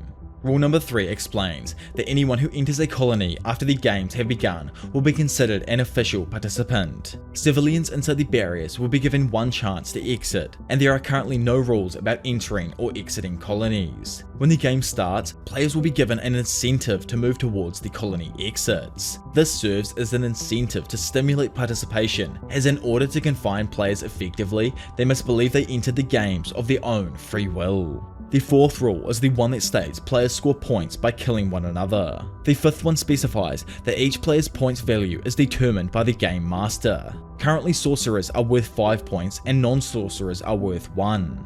Having just heard of this game master, Tengen explains to them that each player receives a Shikigami, known as Kogain. This creature serves as the game's interface, while the game master serves as the program that runs it in some way. Obviously this concept is super confusing, as Gege is on his astral shit, like even Yuji is left in a comically lost state. Rule 6 states that players can spend 100 of their own scored points to negotiate a new rule in the game. These rules can't be subtracted, but Megumi thinks they might be able to create other rules as roundabout ways to counter the original ones without disrupting the game. In accordance with Rule 6, Rule 7 states that the Game Master must accept any new rule as long as it doesn't have a long-lasting effect on the game. The group wonders if the rules are fair, but Tengen assures them that Kenjaku receives no bias towards himself with these rules, and they can expect to be treated fairly, just like any other player. The 8th and final rule states that a player will be subject to curse technique removal if their score does not change for 19 days. This causes Yuji to worry about whether or not he'll have to kill others, but again Megumi suggests that he might have a few ways around that. With all the information thoroughly reviewed, Maki then begins to go over everyone's role. Yuki and Choso will remain at the Tomb of the Star, while our girl Maki will return to the Zenin clan to collect the missing cursed tools. Now that Megumi is the Zenin clan's leader, Maki will be able to use this to her advantage to get them. Maki then inquires about the location of Juzo Kamiya's workshop, which she will go to before recruiting Panda to the group. This Juzo dude in his workshop is the guy that Gakuganji fought, and the one that Gojo later absolutely mangled, like broke all his limbs. They must have interrogated him for the location of his workshop where he made all his weird ass tools and stuff. Anyway, Yuta will instantly take part in the culling game to gather information long before Megumi's sister and the others have to join. Yuji will try to avoid nearby colonies to prevent collateral damage in case something happens, but because of this he might be out of touch since the barriers likely block phone reception. He quickly realizes this presents an issue, as Yuji asks Yuta to kill him should Sukuna ever appear again. They both think for a moment until Megumi says that Yuta can just kill Yuji if he dies first, but Yuji wants to try and prevent Megumi's death in the first place. Maki tells Yuji and Megumi that their role is to find Hikari Kinji, the suspended 3rd year, and to recruit him to their group. Despite his moody attitude, Hikari is apparently insanely tough, with Yuta going as far as to say that when he's riled up, Hikari surpasses everyone, even him, in strength. After this, everyone finally moves out, but not before Yuji thanks Choso for everything he has done so far. And while he waves goodbye, his big bro tells him to not go dying on him out there. Meanwhile, at probably a similar time in a random comedy club called The Public Stand, everyone sits around bored with an act that's obviously bombing on stage, like the man visibly sucks ass at comedy. His name anyway turns out to be Fumihiko Takaba. His mate tells the 35-year-old Takaba to quit because he's simply not cut out for the job. This massive Japanese dude, who just happens to be in the corner, says he doesn't mind his dumb jokes. He thinks there are two types of comedians who will always be in demand: comics who are funny, and comics who wholeheartedly believe that they are funny. Ken, who's the massive Japanese dude, asks Takaba which of the two he believes he is. Takaba says it's 50-50 at first, before receiving a strange impulse, then deciding to change his answer to 70-30. Well, has Nanami's technique revived itself in someone else? I don't know, just a thought. I love the idea that it could possibly be the reincarnation of Nanami's technique, or at least I hope it is anyway. Skipping back to a moment shortly after Panda's birth, Masamichi is seen confined in his cell, with both of his hands bound. It's explained through Gekuganji that it's normal for a cursed corpse to operate independently, as they usually consume cursed energy provided by its user. In comparison, Panda is a self-supporting cursed corpse that can generate his own cursed energy, pretty much like the man literally created life itself. Because of this, the higher-ups were in the process of designating him as a special grade and actually imposing him with an indefinite restraint. After stating this to him, Gekuganji asked how Panda was made, but Masamichi insisted that he didn't know. Now in the present, Yaga is on the run, but chilling in the forest with one of his dolls. The cursed corpse is able to talk and calls out to Masamichi, saying everyone is worried about how gloomy he's become. Masamichi pats his head and reveals that he won't be able to return anytime soon, adding that Master Tengen protects the forest they are currently hiding in. After saying he'll be fine on his own, they head over to a tree where Yaga opens a small door. Inside, many of his small, harmless, independent cursed corpses reside. Knowing that they will never see him again, they tell him they will all miss him.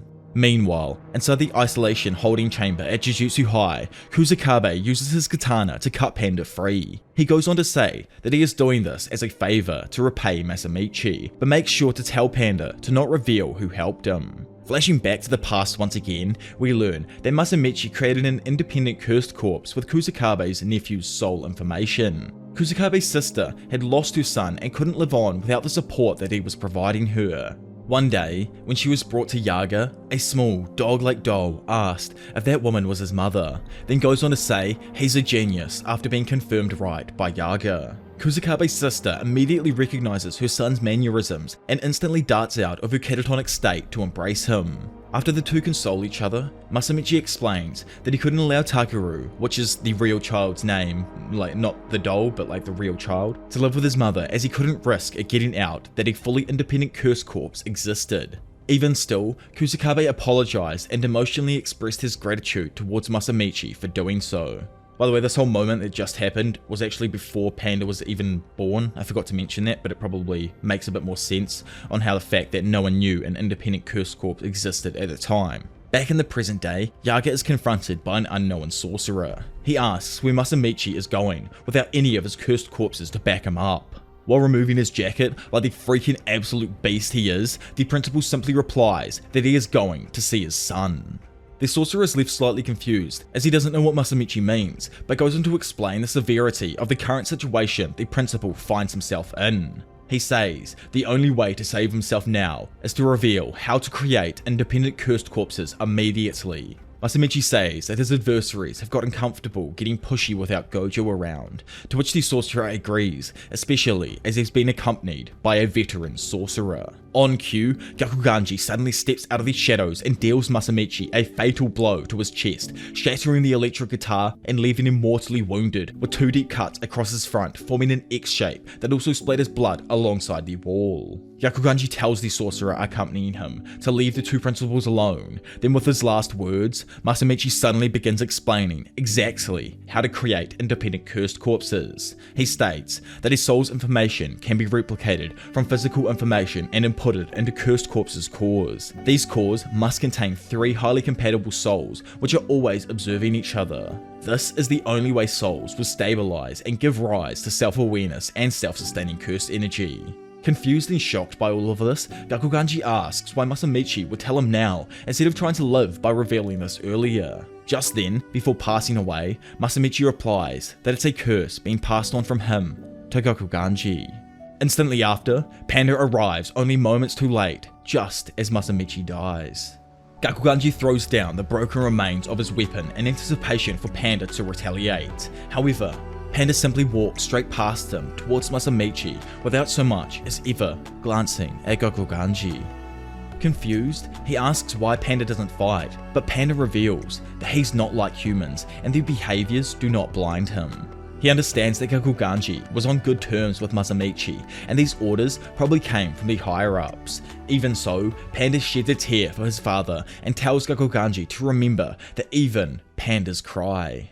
Which is just like too damn sad, man. Rest in peace, Big Masamichi, you absolute goat. Anyway, now we skip away to the absolute brutality that happens over at the Zenin household. Like, oh my lord, you guys are not ready for what is about to happen. If you have not seen this moment, you are going to literally freak. It is so good. Our girl, oh, let's get into it. So in order to fulfill her role in helping with the culling game, Maki returns to a place where she's never felt welcome. As she enters the Zenin household to collect the curse tools, she is immediately greeted by the misogynistic Naoya. Seeing how scarred she is now, he taunts her as he believes all Maki had was her attractiveness, and now that it's gone, he asks if he should mercilessly bully her like he used to in the past. He continues to throw abuse towards our girl, however, she just ignores his crude ass and heads on underground. After descending some of the stairs into the underground corridor, Maki finds her mother awaiting her there. She reminds her daughter that they cannot enter the warehouse, to which Maki, like the boss she is, nonchalantly holds up their keys while saying that Megumi is the new head of the clan and gave her permission. In a flashback, we find out that Maki was actually the person who revealed to Megumi that he had become the head of the clan. Heavily reluctant with the idea of being head, Megumi suggests that he let Maki take over for him instead, but she denies the option as she knows no one would accept her. She points out that he's inherited the Zenin clan's prized 10 Shadows technique and achieved its domain expansion. Megumi really didn't want to take the role as head and asked if things like acceptance mattered if she becomes the clan head. She would still get the resources, but Maki doesn't believe she's good enough to make this home a place where Mai belongs. Not yet. Once Maki said that about her sister, Megumi finally understood. In the present, as Maki cruises past her mother, she's suddenly screamed at by her to stop and instead come back. Maki's mother asks why her daughter is always like this and tells her to at least make her mother proud once for giving birth to her. However, Maki just completely ignores her pleas and continues on until she finds a door that seals the cursed warehouse. After using the key to unseal the chains holding their doors together, Maki finally enters. However, she's instantly shocked to see her father unexpectedly sitting inside of the room without a single curse tool in sight. Maki's father, who is another of the misogynistic lot, reveals that he anticipated Maki's move and emptied out all of the curse tools beforehand. He stands up and reveals Mai's injured body behind him. Mai, seeing Maki there for the first time, calls her an idiot for coming, which is really random when you put it in that context. Meanwhile, Junichi meets with Naoya to fill him in on the circumstances. Junichi explains to Naoya that Megumi is the better choice for the clan head because of his good relationship with Saturo Gojo and Noritoshi Keimo. At the same time, Junichi refuses to allow an outsider to inherit the entire fortune. Naoya asks why they don't just get rid of him, but then Junichi explains that they can't do that. Killing Megumi outright will hurt the Zenin clan standings with the other Gojo and Keimo clans, and they would fall behind in the power vacuum left behind by Saturo. Naoya asks why they're doing it now, if that's the case, and Junichi explains that they're going to take advantage of the notice from Jujutsu headquarters. It's explained there through them that it's been deemed a crime to unseal Saturo Gojo, so the Zenin clan is going to execute Megumi, Maki, and Mai as rebels plotting to do so. Naoya is amused by the plan, and while killing his own daughters will boost Ogi's credibility, Naoya wonders if he is actually okay with the idea. To which, as the battle begins between father and daughter, Junichi reveals to Naoya that this plan was originally Ogi's idea. Which just goes to show like how fucked up the Zenin clan is and how old all of their thoughts are. Like, look at the house, the woman, the men, the clothes, like literally everything. It's time to move forward, Zenin clan. You guys just do not get it. Like, don't get me wrong, I actually love it because that's the whole point of the sect in a way, to make you hate the group while still wanting to know more about all of them. Especially Naoya, like that dude is just written absolutely perfectly. Back as the battle starts off, Ogi activates his Falling Blossom emotion. He explains that he kept Mai alive as a bargaining chip in case Maki arrived with any unknown curse tools that caused an emergency situation. Maki wields Juzo's masterpiece, the goated curse tool, Dragon Bone. Its effect, or ability I guess, is that after accumulating cursed energy, the user can inject it out the back of the blade to increase its cutting power. Maki plans to take advantage of Ogi's ignorance and bait entering a single strike duel while actually intending to hit back multiple times. Just before ending the standoff, Ogi asks why Maki thinks Naobito was chosen over him as head of the clan. Maki asks if it's because he's a terrible person, willing to kill his own children, which instantly prompts Ogi to start the fight. As Ogi darts forward, she blocks his first slash and follows up with an attack of her own, utilizing the momentum granted by cursed energy shooting out the back of the blade. Ogi tries to parry but quickly notices his katana blade is actually broken, allowing Maki to get behind him and go for the finishing blow. However, with some unrealistically fast timing from an old timer, Ogi quickly spins around and counters with his blazing curse technique, momentarily solidifying his blade before he cuts Maki down. Maki's already busted eye is again hit and cut open along with her lower abdomen, which was sliced through from the attack. Left with deathly injuries, Maki doesn't understand what happened until she realizes that Ogi's blade has been replaced by the flames of his cursed energy. As she falls defeated, Ogi sheds a tear and reveals he couldn't become head of the clan because his children are indeed worthless. Man, like I said, I hate the Zen family's ideology and like Jujutsu in general. Like if you wanted your kids to improve, you would teach them techniques and not treat them like absolute arse all the time. It's not Maki who's the failure in this like situation, Mr. Ogi-san. It was your failure as a parent to teach your children correctly and guide them. And now, it is time to pay the consequences. As Ogi drags his twin daughters' bleeding bodies down a corridor, leaving a trail of their blood behind him, he explains why Maki lost. He says that she stepped in close and treated her opponent like a swordsman and not a sorcerer. He repeats that he did not become head of the clan because of the quality of his children. Naobito's projection sorcery technique doesn't have much of a history outside of passing it down to Naoya, so this was not a determining factor in the choice. The only difference between them was how strong their children turned out to be. Ogi states that children must not hold back their parents and tosses his daughter down a flight of stairs like the trash he thinks they are into an empty, large room. He explains this area is for training and discipline. A plethora of cursed spirits are kept there that will eat the twins as soon as Ogi leaves. He mocks Maki and claims her heavenly restriction is nothing compared to other sorcerers who trained and reinforced their muscles with cursed energy every single day for years on end. Her father then turns his back on his daughters and says farewell to the stains of his life one final time. Before the curses move in, Mai is able to sit up and puts Maki's head on her lap. As she feels Maki's heart beating, she notes how tough her twin truly is. Okay, I used to hate Mai, but like really in this moment right here, it fully changed my total outlook on her. I always thought that she was just another of the Zenin household, content with the way things are, and that's why she was always a bitch towards Maki. But right now, we find out that Mai suspected that this would happen someday and is ready to do what is necessary to save her sister. She opens Maki's mouth and says, "This sucks," before breathing the life back into her. Suddenly, Maki awakens somewhere on a beach as if she's been rescued from drowning. Which is like so cute. Literally like she breathed the air back into her after drowning in the crap from her family. Like it's such a great analogy right here from Gege.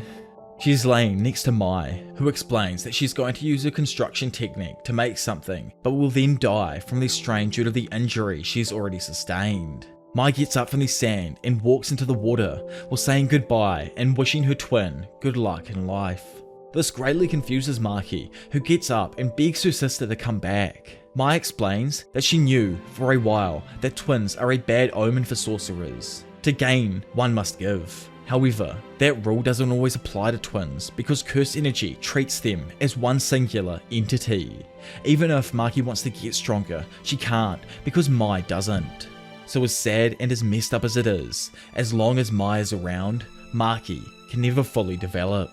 In an attempt to get her sister to stop, Maki tells her that she understands, but she still doesn't want to lose her sister and runs after her, asking for her to come home again. Mai extends her hand to Maki, telling her that she is only going to leave her one thing, so make sure to throw the rest away. Mai will take away all of their cursed energy when she dies, so in return, she asks Maki to promise her just one thing: destroy everything. Maki takes a small reed from her sister's hand and reflects on the time they were happy as children. In the next moment, hell itself has returned as Maki awakens in reality, noticing that she's holding a sword handle instead of a reed. In a moment of beauty, she's being protected by her sister, who is tragically toppled over her with no more life left in her body. Overwhelmed by emotion, Maki cries out and tells Mai to wake up while a bunch of cursed spirits rush up behind her. Skipping over to the old man as he walks away, he notices something that just doesn't feel right and turns around to see what's up. Suddenly, all of the cursed spirits are exorcised instantaneously, confusing Ogi as their presences just vanish for him. Okay, remember, our girl is now outputting 0, nada, none, literally no curse energy at all in her stuff. It's just them pure gains. Time to see what really pays off. Physical strength through training your entire life, or curse strength, Ogi? Ogi readies his katana and sees Maki strolling through the shadows of the doorway before she gently places Mai's body down. Ogi's body begins to tremble with fear as he knows his mind has tried its best to forget this feeling. Maki emerges from these shadows and instantly reminds him of no one other than the demon warrior who possessed no cursed energy, the breaker of fate himself, Toji Zenin. Struck with a jolt of fear, Ogi immediately activates his curse technique, Blazing Courage, coating his katana's broken blade in scorching flames that blaze a circle around him. With his scorching blade pointed at Maki, Ogi threatens to burn his worthless child to the bone in a fight to the death. However, before he could even finish talking, Maki, like the freaking beast she's always been, effortlessly decapitates his head while walking past him. In fact, I don't even know how much of a specific buff this was, we have to get big old broken Ronin on it or something, but this slash was so damn fast that Ogi never even saw it coming. Maki stops behind her father's defeated corpse as it falls to the ground. She looks at the last gift Mai gave her, then ready to keep her promise, grips the curse tool in her hand and tells Mai it's time to get started. Time to start the absolute destruction that is about to happen. Oh, I can't wait. Ding, ding, ding, ding, ding, ding, ding. Literally, as an alarm bell sounds out, notifying the Zenin clan, Junichi and Naoya leave their meeting room and go into a hallway. Young Ranta Zenin finds them and tells Junichi that Maki has gone mad and actually killed Ogi, which leaves the others completely surprised. So since the Zenin clan is just freaking massive, they have a variety of different groups consisting of people with varying skill levels. One of these is the 50-man Kukuru unit that gets dispatched to apprehend Maki. Following in the pussy-ass way of every Zenin male, this captain, Nobawaki Zenin, tells his men that she must have killed Ogi in his sleep or in the bathroom, obviously severely underestimating her strength. This Kukuru unit is made up of Zenin men who do not manifest an innate technique, but are still able to use cursed energy. They end up fighting Maki in the cursed spirit room and surround her with at least 20 men from the unit. Standing there alone, looking like the complete hellhound with the dragon bone in one hand and Mai's creation in the other, Maki can only think about her sister. She wonders what her plan was and if she should really have given up on becoming a sorcerer alongside Mai. She figures that might have been the right answer all along and apologizes to her sister for putting her through all of the pain that she did. From around her, the 20 Kukuru unit fighters all attack while Maki remembers Mai's final request: destroy everything. Maki opens her eyes just as one of the men attempts to slash her. Instantly, and on some freaking Matrix level shit, she avoids the blade and cuts off both of the man's hands in one fluid motion, then vaults over his back and cuts down several of his allies before finally beheading the fodder full below her. Despite their numbers, the Kukuru unit is frankly nothing compared to the now unrestricted Maki, who effortlessly kills one after another in successively brutal fashion. Oh my lord, I love this fight, the look on everyone's freaking face as she's just annihilating them is perfect. This absolute egg, Nobawaki, arrives back, somehow expecting Maki to actually have been finished off already, yet as he strolls in, he's unpleasantly surprised to see that all of his men have been turned into bloody corpses by an unscathed Maki. Suddenly, our new beloved icon of female strength notices a surge of curse energy nearby, coming from Chojuro Zenin. Instantly, she's tossed flying up into the air by a pair of gigantic stone hands that then attempt to smash her while she's falling back down to earth. Nobawaki recognizes this attack as Chojuro's curse technique and notes that the Hei have now arrived. which by the way is a group made up of only the strongest, comprised of everyone in the family with a semi-grade 1 or higher ranking. So now the proper fight begins. The stone hands aren't enough to hold Maki as she tears her way back out. Nobawaki and Chojuro attempt to stop her, but she jams her hands into their throats at blinding speed, literally killing them both before they could even react. Ranta, watching this, uses his paralyzing technique to try and hold Maki in place while yelling for Junichi to hurry up and finish her off. While Junichi sprints in to kill her, Maki fights back and forcibly breaks out of Ranta's technique. This literally sends his technique back at him or something similar to that, inflicting a horrendous amount of damage to his face. Still, despite bleeding profusely, Ranta makes sure to tell Junichi that Maki has indeed become just like Toji. However, unlike Toji, who never decided to destroy the entire clan on a whim, Maki will do that if she is not killed here and now. Junichi attacks Maki and launches a huge number of cursed energy propelled fists raining down from the sky at her. This pummels everything in the immediate area, which causes Ranta to believe they actually succeeded in his final moments. Ranta then collapses on his knees while they smile, thinking they won, and succumbs to the previous strain of his injuries. While Maki, the complete and utter god, walks out of the dust and smoke with Junichi's head hanging from her fist. Finally, the misogynistic Naoya Zenin, who secondly, under being an absolute hoe as the head of the Hei Squad, confronts Maki via a small, traditional Japanese-style bridge that extends over a nice pond. Standing there, he of all people calls Maki cruel and asks if she even has a human heart. To which Maki, with a cold and callous face, replies no, as her heart has already been taken from her.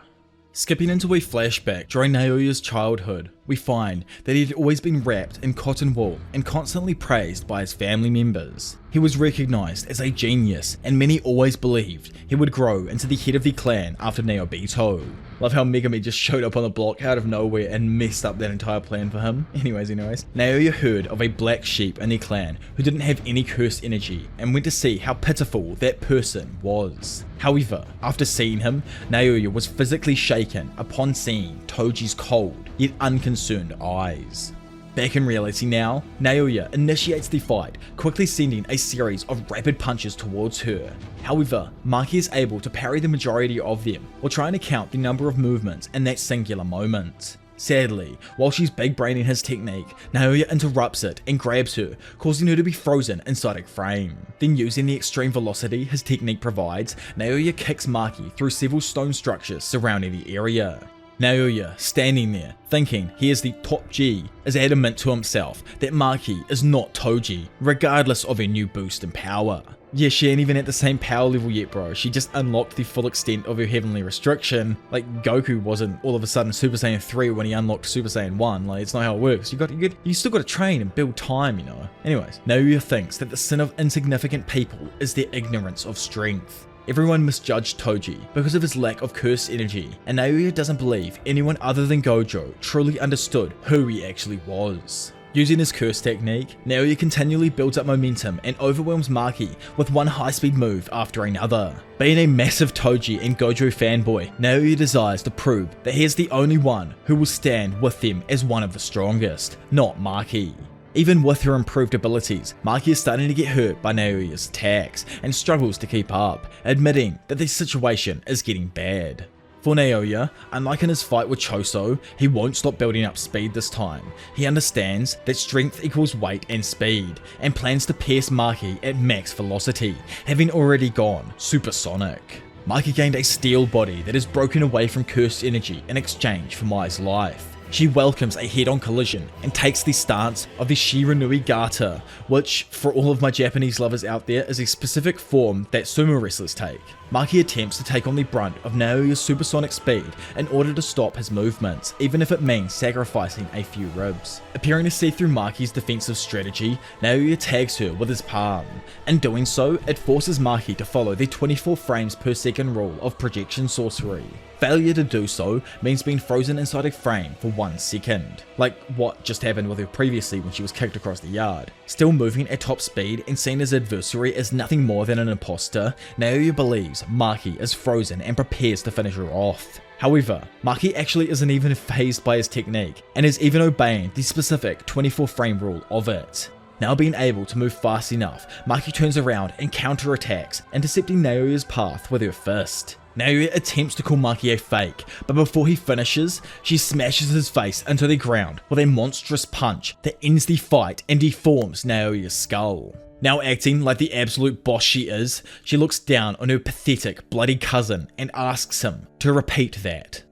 So I guess all of the action in regards to the Zenin clan mutilation ends there, but we still have just one more massive moment I probably should chuck in here for all of you guys, because oh my lord, it wraps everything up just perfectly. Having left the battlefield now, Maki finds her mother in a kitchen area. Of course, where else would she be in a Zenin household? It's just so freaking sexist of them. Maki's mother tells her to stay back, but Maki wants to know why she screamed at her to come back earlier in the corridor. Too distraught to even recall what happened only moments prior, Maki's mother can only ask what Maki is talking about. Dissatisfied, Maki approaches her mother, who yells out in panic several times before her blood is splattered on the wall. Okay, I'm not gonna lie, this does confuse me a slight bit. I think Mumsy turned the blade on herself right here, but honestly, let me know what you guys think down below. I really don't think Maki actually sliced up her mum.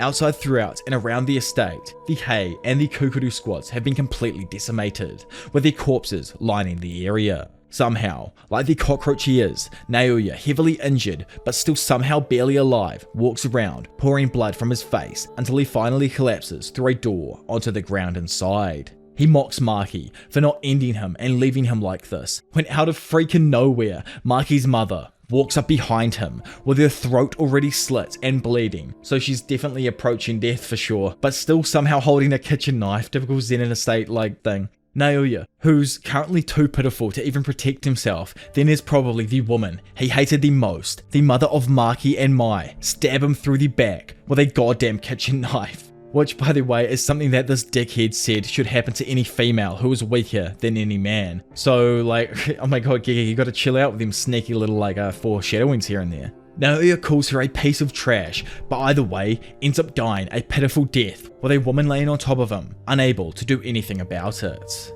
On top, and fading away, the girl's mother admits that she really was glad to have given birth to two amazing girls.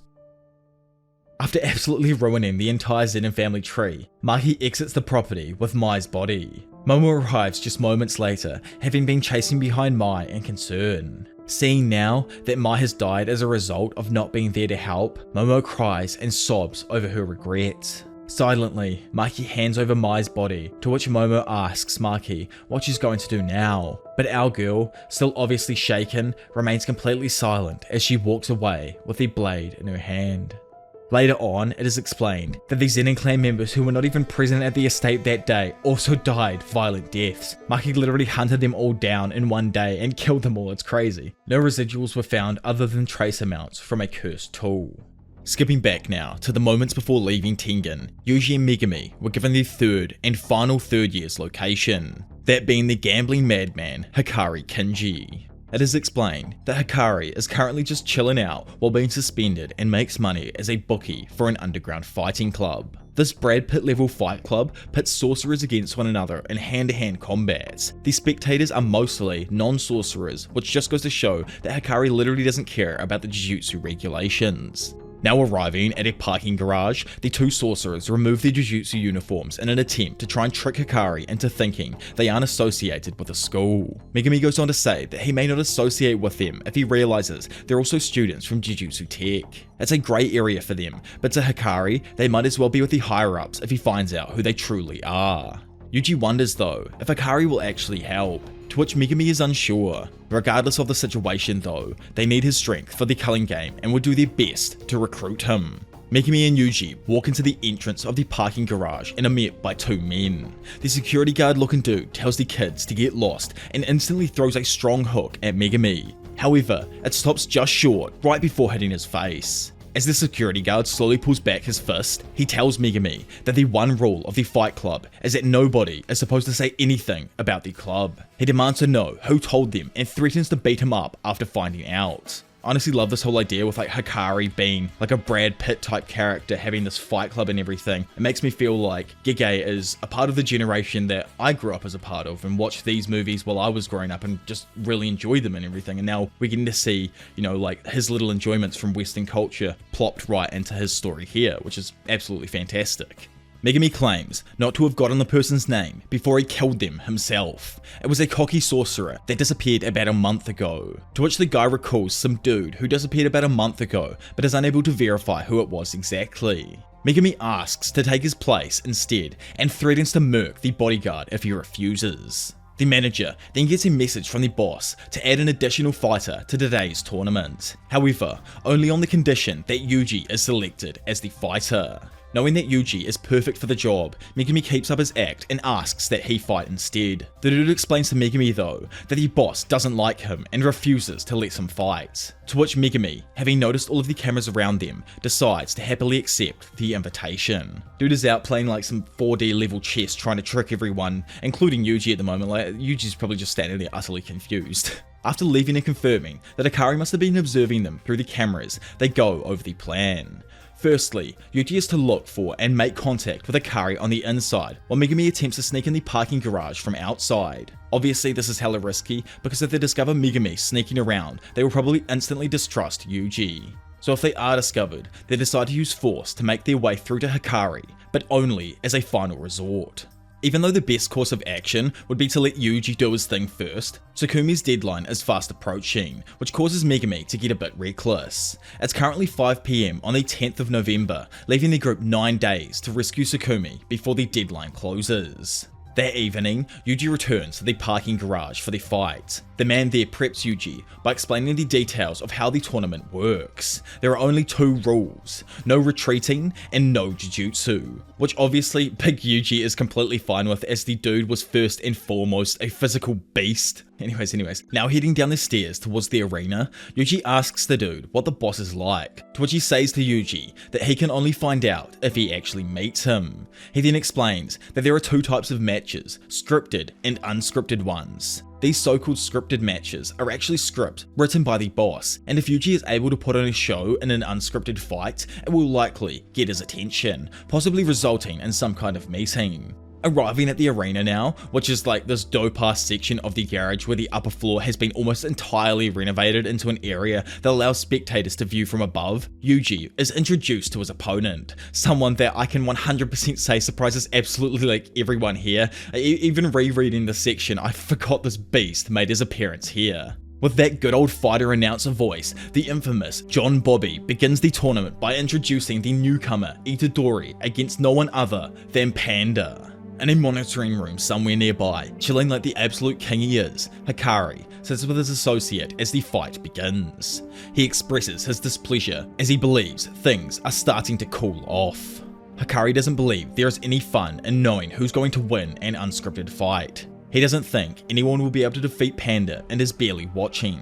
However, the lovely lady with him points his attention over to the television where Yuji is absolutely pummeling Panda in spectacular fashion. By the way, for those wondering, like the comment says just above, I'm pretty sure Hikari and Panda obviously know each other and are probably extremely well on that like classmate level type beat of friendship. Back in the fight, Yuji and Panda work together to put on a show that entertains everyone watching. In fact, the fight is so damn good it impresses even the GOAT himself, John freaking Bobby, who screams that this is the best fight he's ever seen. While the 2 trade blows, Yuji and Panda have a cheeky conversation to exchange info. Panda has been allowed into the fight club, but Hikari and the other cute 3rd year with him are actively avoiding Panda as well.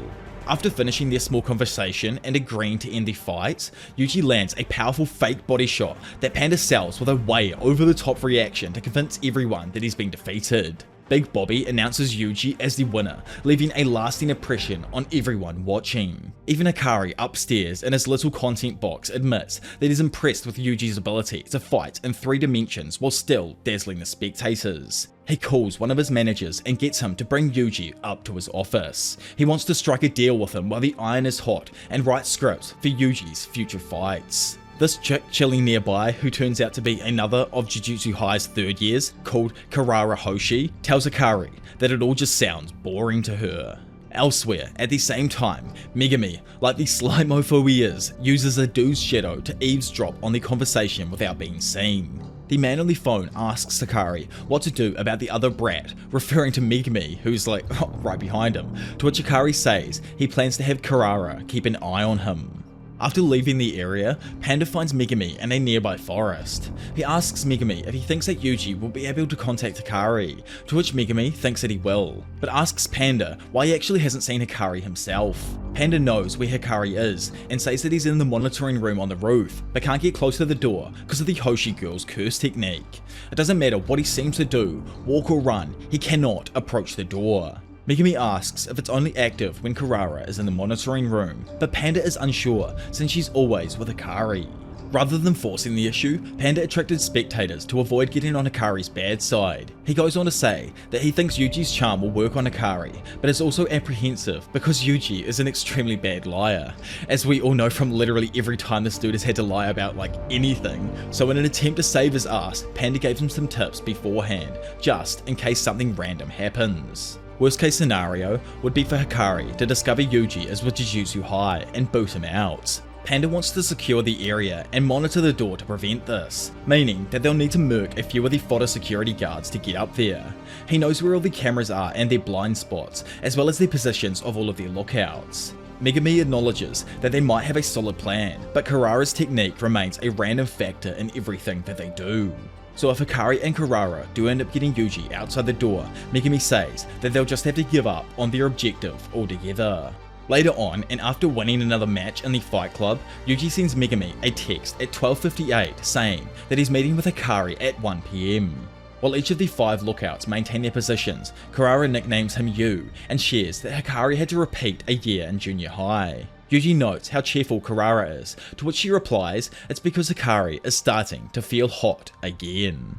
Having received the text, Megumi sneaks into the first guard's shadow and mounts him from behind. He chokes the man unconscious, tapes his mouth and zip ties his hands together, all done extremely quickly. The second guard then walks in without noticing a single thing is amiss. Megumi quickly slides into his shadow, then continuing on the UFC style takedowns, he knocks him out with a perfect triangle choke. At the same time, 2 other guards notice Panda playing with a tire. Initially confused, one of them wonders if he eats fish sausage, while the other recognizes Panda from the tournament. Suddenly, Panda switches on them and knocks them both out before taking the sausage, then heading up the emergency stairs. Panda regroups with Megumi on the roof and moves with him to guard the monitoring room door, when suddenly and unexpectedly, Kurara walks out of the room just below them. For a moment, Megumi and Panda just stand there completely stunned. Looking up, Kurara quickly notices the pair and instantly makes the connection that Megumi and Yu are both from Jujutsu High, like Panda. Kurara, believing that Hikari is in danger, reaches for her phone and tries to contact him. However, Megumi summons his beast of a Shikigami, the divine dog Totality, to try and stop her. The Shikigami rushes Kurara and tries to restrain her, but it's sent flying back into Megumi. Having dropped her phone, Kurara runs towards the monitoring room, while Panda, who's kinda just standing there, tries to explain that they're not enemies. Kurara doesn't believe that they have a simple request for Hikari, and is upset with him for simply betraying them. Due to Kurara's technique holding Panda back, Megumi orders his divine dog to intercept her path. This instantly stops her, but Megumi is also suddenly pulled towards his Shikigami. He realizes that in addition to being unable to reach Kurara, he is now unable to even separate from his divine dog. While he thinks about how this curse technique works, neither he nor Panda have noticed a small, random star symbol on Panda's ass that reads Star Amai. Like, oh my lord, bring back Professor Diavolo from the One Punch Man video. We got some space facts here, boys. So Amai is actually a star in the Milky Way. Amai is also like the traditional name of the star known as Delta Cruxes. It is visible from Earth and is only 364 light years away, or if you want that in miles, it's about 2.139 quadrillion miles away. Anyways, meanwhile, inside of the monitoring room, Hikari, the final special grade student, finally meets with Yuji for the first time. In typical Jujutsu Kaisen fashion, Hikari hits him with a bizarre but intriguing question. He asks Yuji, "Would you believe me if I said you could work for 1 hour a day and make 1 million yen a month?" Unsure as anyone would be in the situation, Yuji just blankly stares back in confusion. Confused, Yuji asks what he would need to do, but Hikari says he would have to pay him 200,000 yen. Obviously like a cheeky guru scam right here. But you know what I like a lot more than materialistic things? Knowledge. The more you learn, the more you earn. You know, I read a book a day not to show off. It's again about the knowledge. In fact, something happened that changed my life. I bumped into a mentor. Like, yeah, okay, dude, totally. I'm sure that's how it actually works. Even Yuji, out of everyone, doesn't agree as he thinks that this all just feels kind of shady. Hikari agrees and points out that it's a classic con where get-rich-quick scammers sell tips. It's an obvious scam, but Hikari notes that there are still a lot of people who will fall for it, and adds it up to something that he calls the fever.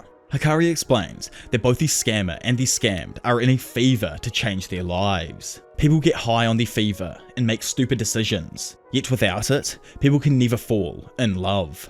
Hikari loves the fever and asks Yuji if he knows the most direct way of engaging with it. Dude, like, Hikari is such a tricky character to get around and like write and stuff. Yuji guesses correctly and says that it's gambling. I find this part absolutely hilarious, but apparently lots of girls dumped Hikari in the past due to his constant gambling, but goes on to point out that life itself is actually a gamble. Society tramples on losers who don't know when to quit, but Hikari points out that everyone gambles. What people truly hate is losing. Hikari goes on to say that he wants to control the fever of the entire country using his Fight Club, which is really like the Fight Club movie if you think about it. Like, Hikari's character in general is really playing on that Brad Pitt side of the main character's brain and everything. He's going for that, like, I want to change the entire world prospect, or like that entire world feeling. He says that he wants to take advantage of the current chaos and expand his business, making the Jujutsu headquarters aware of his ambitions. Needing strong allies for this, he asks Yuji if he wants to get high on his fever. Yuji prepares to ask for help when all of a sudden they're interrupted by a phone call, which completely changes the atmosphere. After it ends, he offers Yuji a drink, which he refuses because of his age. Hearing this, he brings up out of the blue that Saturo Gojo can't drink either. Yuji pretends not to know who Gojo is, but Hikari, who finds this suspicious, finishes his drink and asks if Yuji is a spy from Jujutsu Tech. Before Yuji can speak up to defend his case, Hikari tosses the drink glass right at his face. Yuji deflects the cup, but Hikari quickly activates his curse technique, summoning two tall sliding doors that attempt to close Yuji between them.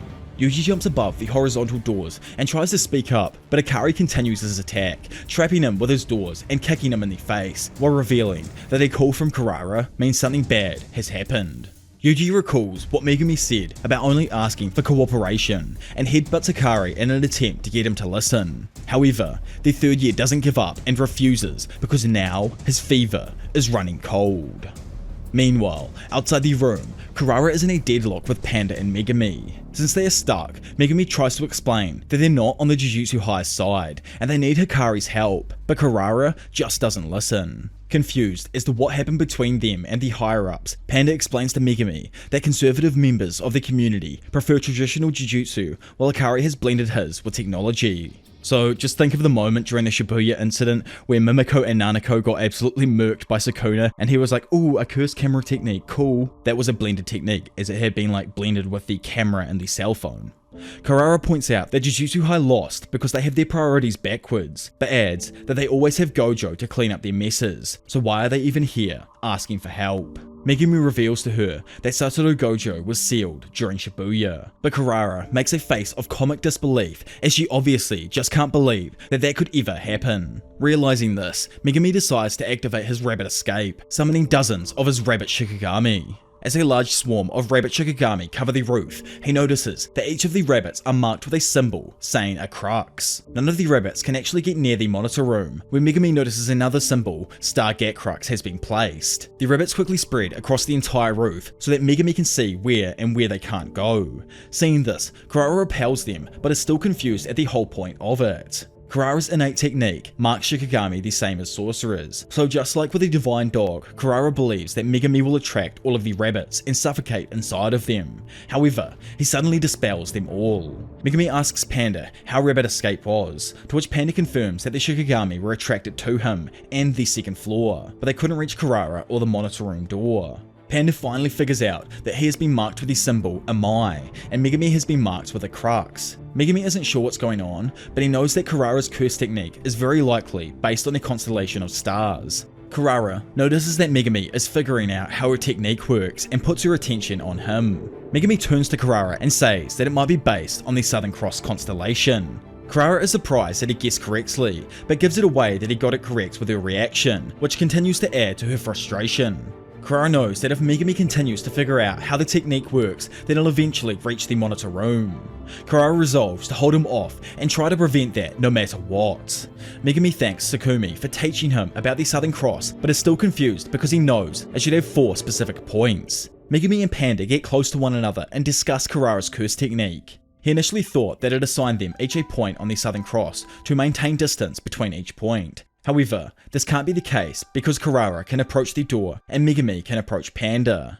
Megumi realizes that it's more likely that the curse technique has a determined route where there is a sequential order for who can go near what depending on what point they've been marked with. Panda considers that the technique doesn't affect the user, but Megumi debunks this because the Divine Dog Totality couldn't approach Kurara earlier. If Kurara and the door both had stars that repel Megumi and Panda, then Kurara could simply flee. Megumi and Panda surmise that this must mean the Southern Cross has 5 or more points, as if there were only 4 stars, one of them should be able to approach the enemy sorcerer. Since that isn't the case here, there must be a 5th star between them that they must go through in order to reach her and the door. Panda asks what they should do if there are 6 or 7 points, but Megumi says 5 is already too many to make sense for a cross. Obviously though, if you live in like NZ or Australia, or even pretty much anywhere in the Southern Hemisphere, you know for a fact that there are actually indeed 5 stars in the Southern Cross. Anyway. Knowing that she might be foiled soon, Kurara goes on the offensive. She ferociously jumps on the hood of the car and marks it with a mai, sending it flying up at Panda. The car flips into Panda, but he manages to catch it and assures Megumi that he's okay. While Megumi runs away, Panda tosses the car away from him, to which Megumi, concerned, reminds Panda not to throw the car away or else the mark will simply attract it back to him. And as he says this, the car comes shooting right back at Panda, slamming directly into his head. While sprinting, Megumi surmises that contact needs to be made by the user to place a star. Kurara marked Megumi by marking his curse energy through his Divine Dog. In order to mark more objects like the monitor room door or the car, they need to be charged beforehand with someone else's curse energy. Honestly, Megumi is just so freaking big brain right now. If he had the raw strength of Yuji, dude would actually like be pure insanity. Anyways, Megumi focuses on seeing the curse energy residuals on the car and finds some from someone other than Kurara. Continuing with his theory, Megumi assumes the technique doesn't have a long range, and eventually finds a parking stop marked with a 5th star, Mimosa. Megumi quickly touches the parking stop and doesn't notice any more residuals. He knows Kurara's curse energy is already marked with a star, so he assumes they can't use their curse technique to mark another object with a crux and attract more objects to him. However, to Megumi's shock, a bunch of objects marked with a crux are already heading directly for him. Finally, it is explained that Kurara's curse technique, Love Rendezvous, marks 5 stars with a Southern Cross motive to target curse energy. For one star to approach another, it must follow a determined order, or else one of the targets with the same star will attract it. The order follows the stars from nearest to furthest. On a diagram, constellations come across as flat, but space is actually a 3-dimensional area, and each star is a different distance from Earth. Megumi was marked with a crux, so he must travel through Mimosa and Ganan in order to reach Crux, or in my monkey brain speak, he has to go through the parking stop mark, then Kurara, and finally he can make it to the monitor room door. Anyways, Kurara admits she's impressed that Megumi figured out how her technique works.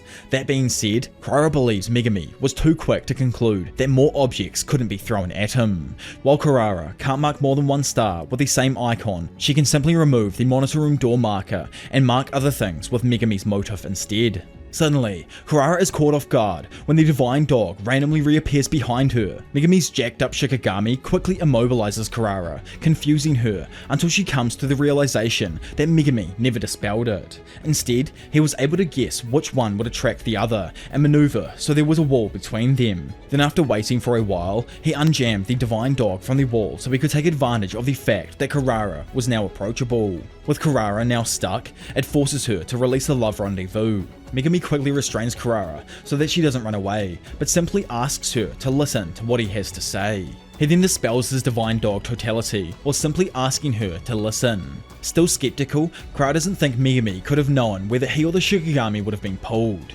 Megumi admits that he took a gamble, but now he knows that the one with the higher curse energy output does the attracting. Initially, the divine dog pulled Megumi, but the opposite occurred when Megumi reinforced his body with cursed energy.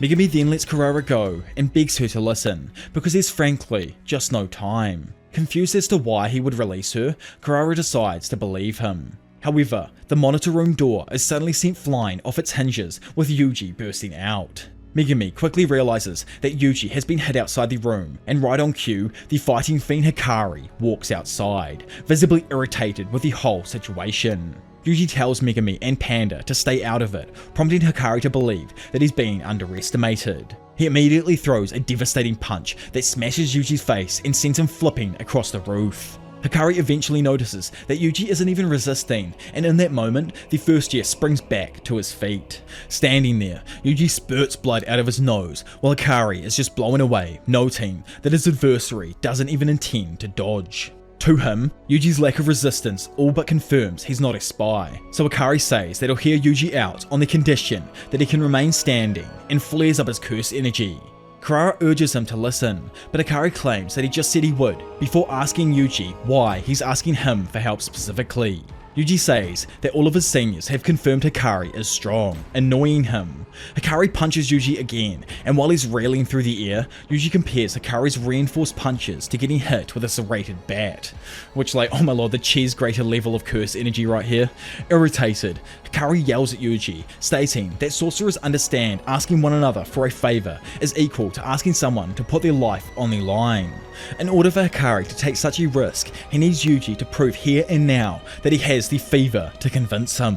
Yuji claims that he doesn't have a fever and is just a cog in a machine that sorcerers need to eliminate cursed spirits. Typical depresso Yuji right here. Like, even Hikari finds his answer extremely boring, so he decides to wind up another punch, prompting Megumi to express his concern.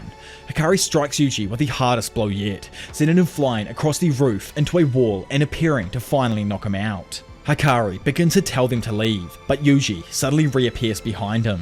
Hikari is genuinely surprised and backs up, wondering how he's still standing after suffering 3 literally mind-altering blows. He asks Yuji what he is, to which he replies with the same answer as before. He believes his function is getting rid of curses, and since Hikari is necessary for that, Yuji decides he won't stop till he agrees. Yuji then gets up all in Hikari's face and asks him what his function is. Hikari, who's still surprised, asks himself if this is the look of a cog in fever. He goes to punch Yuji once again, but finally, Kurara interrupts and manages to get Hikari's attention.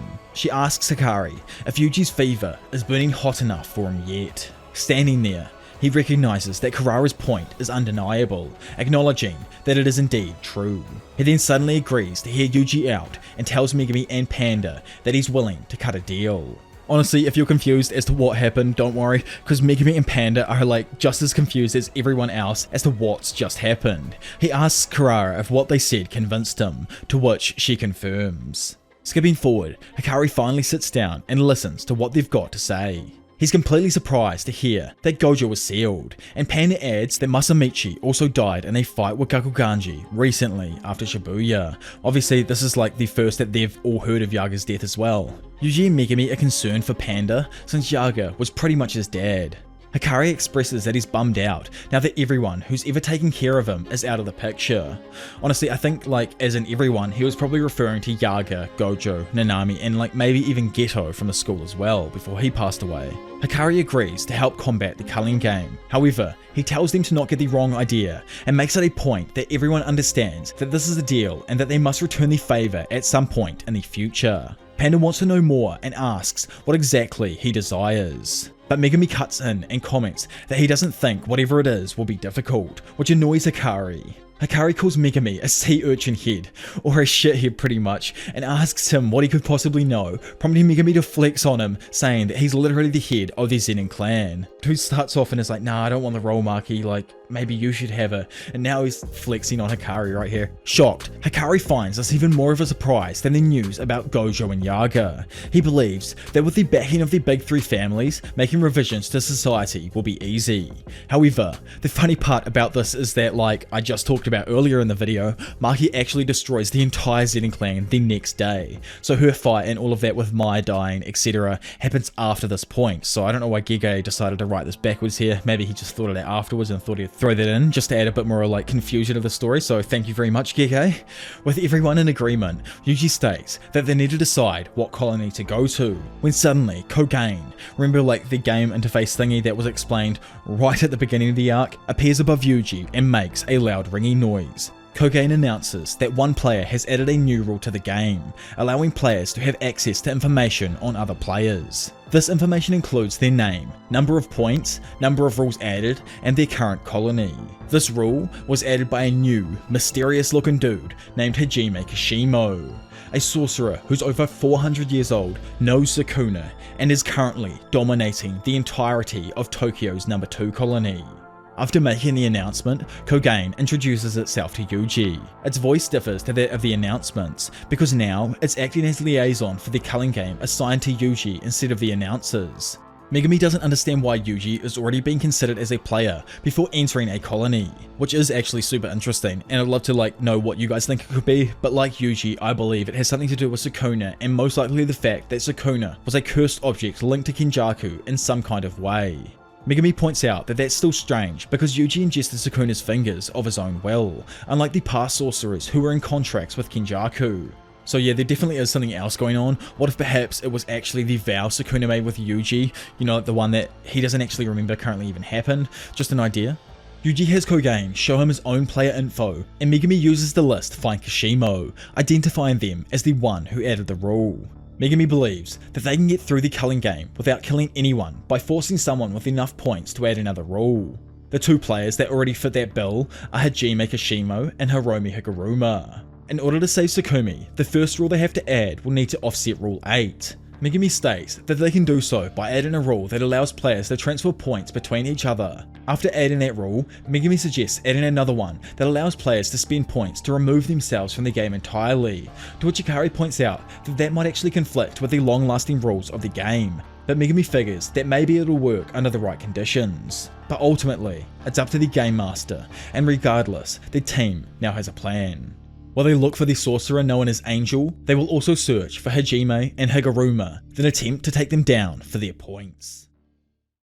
So as we start back out, we find ourselves in the middle of a Japanese criminal trial. It's explained that in Japan, 99% of criminal trials end in a guilty verdict. A young man sitting opposite the newest Chi, Higuruma, who I introduced right at the end of the last video, explains that he had a cat who was lost, and while looking for it, he was confronted by the popos. Being struck with a difficult choice, the young man decided to flee because his cat would have died, as where he lives, it's a rule that he can't own any pets. We find that in March of 2016, a mother and daughter were both slain in Morioka City.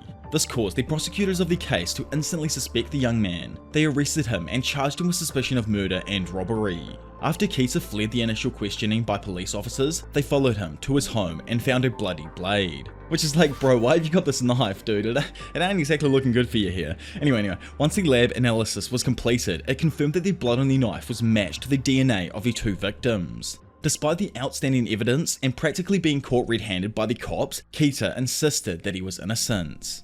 While reviewing the case with his co-worker Shimizu, Higuruma explains that Kita told him he picked up the knife even though it wasn't his. Obviously Shimizu doesn't believe that that could have possibly happened and instead thinks that he fled from the authorities because he was simply guilty. Yet for some reason, Higuruma argues that he only fled because in the past he'd been illegally harassed by police officers, causing him to always be wary of them. He claims he was going to give the knife to the police later because his hostel was sketchy as hell and didn't allow him to call the police there. The reason for this is because his job around the hostel was to care for the elderly who have nowhere to go. Employees in the hostel are given a place to stay and some food, but are only paid money under the table on the new year, while at the same time still being overcharged each month for rent. Obviously, as you could imagine, this affects how all of the residents would live. More than a few of the residents who do live there have criminal records, and ever since the 2011 earthquake, relief fund money started pouring into the region, causing more shady, non-profit businesses to begin appearing. Higuruma believes it's likely that the weapon was actually lying around and Keita indeed is telling the truth. So well, obviously Big Haruma is a freaking G, man is working on the higher cognitive frequency and is probably the only damn lawyer in Japan that is adamant and taking on the courts themselves. Plus freaking Giga again adding in that 2011 tsunami / earthquake reference there. I absolutely love how it makes us feel as though this could actually be going down in Japan right now, or he's retelling an event that actually affected the world over the past few years. Anyways, Higuruma forms a plan to take on the case. He'll continue gathering information while his overworked assistant takes care of pretty much everything else. The sexy, big brain duo go ham, working tirelessly until the day of the trial. Then, on the day, they somehow manage to earn an innocent verdict for Keita. Shimizu is surprised they actually got the verdict, but Higuruma knows the prosecutors will immediately appeal. In a post-trial meeting, Higuruma reveals to Keita that nothing from the robbery that was stolen was ever found in his room, and someone disappeared from the residence soon after the crime happened. Above everything else, Keita also appeared on a convenience store camera at literally the same time as the time of the death. Hearing this, he thanks Higuruma, but the lawyer simply emphasizes that there will be a second trial. Sobbing, Keita specifies that he means he just wants to thank Higuruma for believing in him. However, as per usual at the retrial, the broken Japanese judicial system unfortunately found Keita guilty and the young man was sentenced to life in prison. It's explained that independent defense lawyers like Higuruma rely on limited funding and no workforce. Public prosecutors have access to tax money and much greater manpower. Because of this, no new evidence was ever presented at the second trial, and the court passed out his sentence on the shaky argument that there was no reason to suspect the random person who just happened to go missing straight after the murder. Which is like, nah dude, that guy straight up gapped it because he committed the murder, and now you're completely locking up an innocent person here. Again, anyway, because of this, a third trial before the highest court is unlikely, as they refuse to hear most cases. Getting a fair hearing is improbable, and the system itself unfairly branded Keita as guilty from the very beginning. And sadly, this is just the reality of the situation in most countries, from the US to New Zealand. As soon as you're like being sat in front of the jury, you already have somewhat of a bad connotation put over your head. So like, moral of the story obviously is just don't get yourself in a situation where you're going to be charged with something in court. Obviously you can't always do that, but anyway. Desperate and angry, Keita looks at Higuruma with sorrow and disappointment in his eyes. Standing there shocked, Higuruma just asks himself why his clients always look at him this way. Losing touch with reality for a moment, he thinks back to a conversation he had about his mental state. There, he replied that it was his intention to save the weak. He's always been the type of person who couldn't just ignore things. Justice is supposed to be blind, and people close their eyes to spare themselves from the half-truths of reality. But even if he's the only one, Higuruma says that he wants to keep his eyes. Back in court now, the judge announces that if there are any objections, that they must be filed within 15 days. Not freaking happy though, and wanting to make a damn change, Higuruma abruptly interrupts and slams his table with a mallet that turns out to be a judge's gavel of his own. This leaves absolutely everyone in the courtroom surprised, and as Shizumu begins to move away, a large, dark curse begins to form behind Higuruma. Refusing to allow the trial to end in this unjust manner, Higuruma snaps and tells everybody that nobody is allowed to leave, because now they are having a retrial. As per usual with Father Gege, we're just skipping away from this straight away and going over elsewhere just before 6 AM back on the 1st of November, and we find ourselves with Kenjaku, who is legit like creeping on Sasaki. By the way, just gonna blow your minds if you guys haven't realized this as well, this is the freaking girl from the very first episode or chapter, Yuji's old friend, like the one that like he saved right at the beginning. So what the actual hell does Kenjaku have in store here, like with her? Anyways, petrified as you would be with waking up and finding a man like in your bed, Setsuko asks who this weirdo is. It's explained to her that he is a sorcerer who placed a barrier over Sendai, and that the region has been chosen to host a lethal contest where players will fight to the death. The remains of an execution site nearby serves as the center of the barrier, with a radius of around 5 to 6 kilometers, which is super interesting. Like, I wonder if he had to set up a bunch of these like execution sites throughout each barrier in his 1,000 years or so preceding this event. Those like Sasaki who are already inside of the barrier are given one chance to leave, so this explains the confusion on how they were going to be like notified of the current situation with the barrier. He says that if she chooses to leave, she'll awaken outside of the barrier.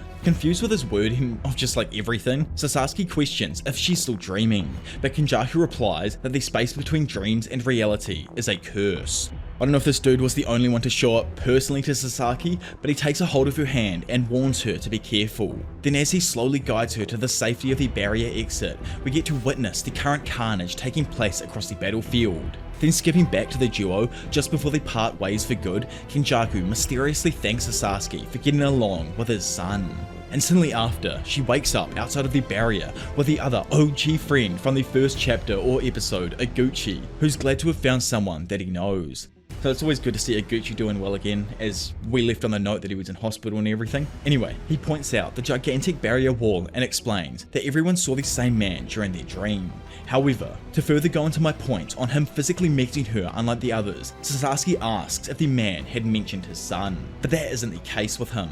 Skipping away from that now and back to the present day, which is the 11th of November, Yuji and Megumi continue planning for their part of the game. They're unable to find a player named Angel, but apparently they'll know who it is when they see them. Big Hikari decides that him and his boy Panda will go over to the Tokyo 2 colony, while Yuji and Megumi will head into the number 1, and Kurara stays outside of the barrier. By the way, it's recently come to my attention that apparently Kurara is neither a male or a female, so apologies for not realizing that in the last video, but it does go to show just how in touch Giga is. Dude just knows everything that's going on with our culture in today's generations and all, and I absolutely love it.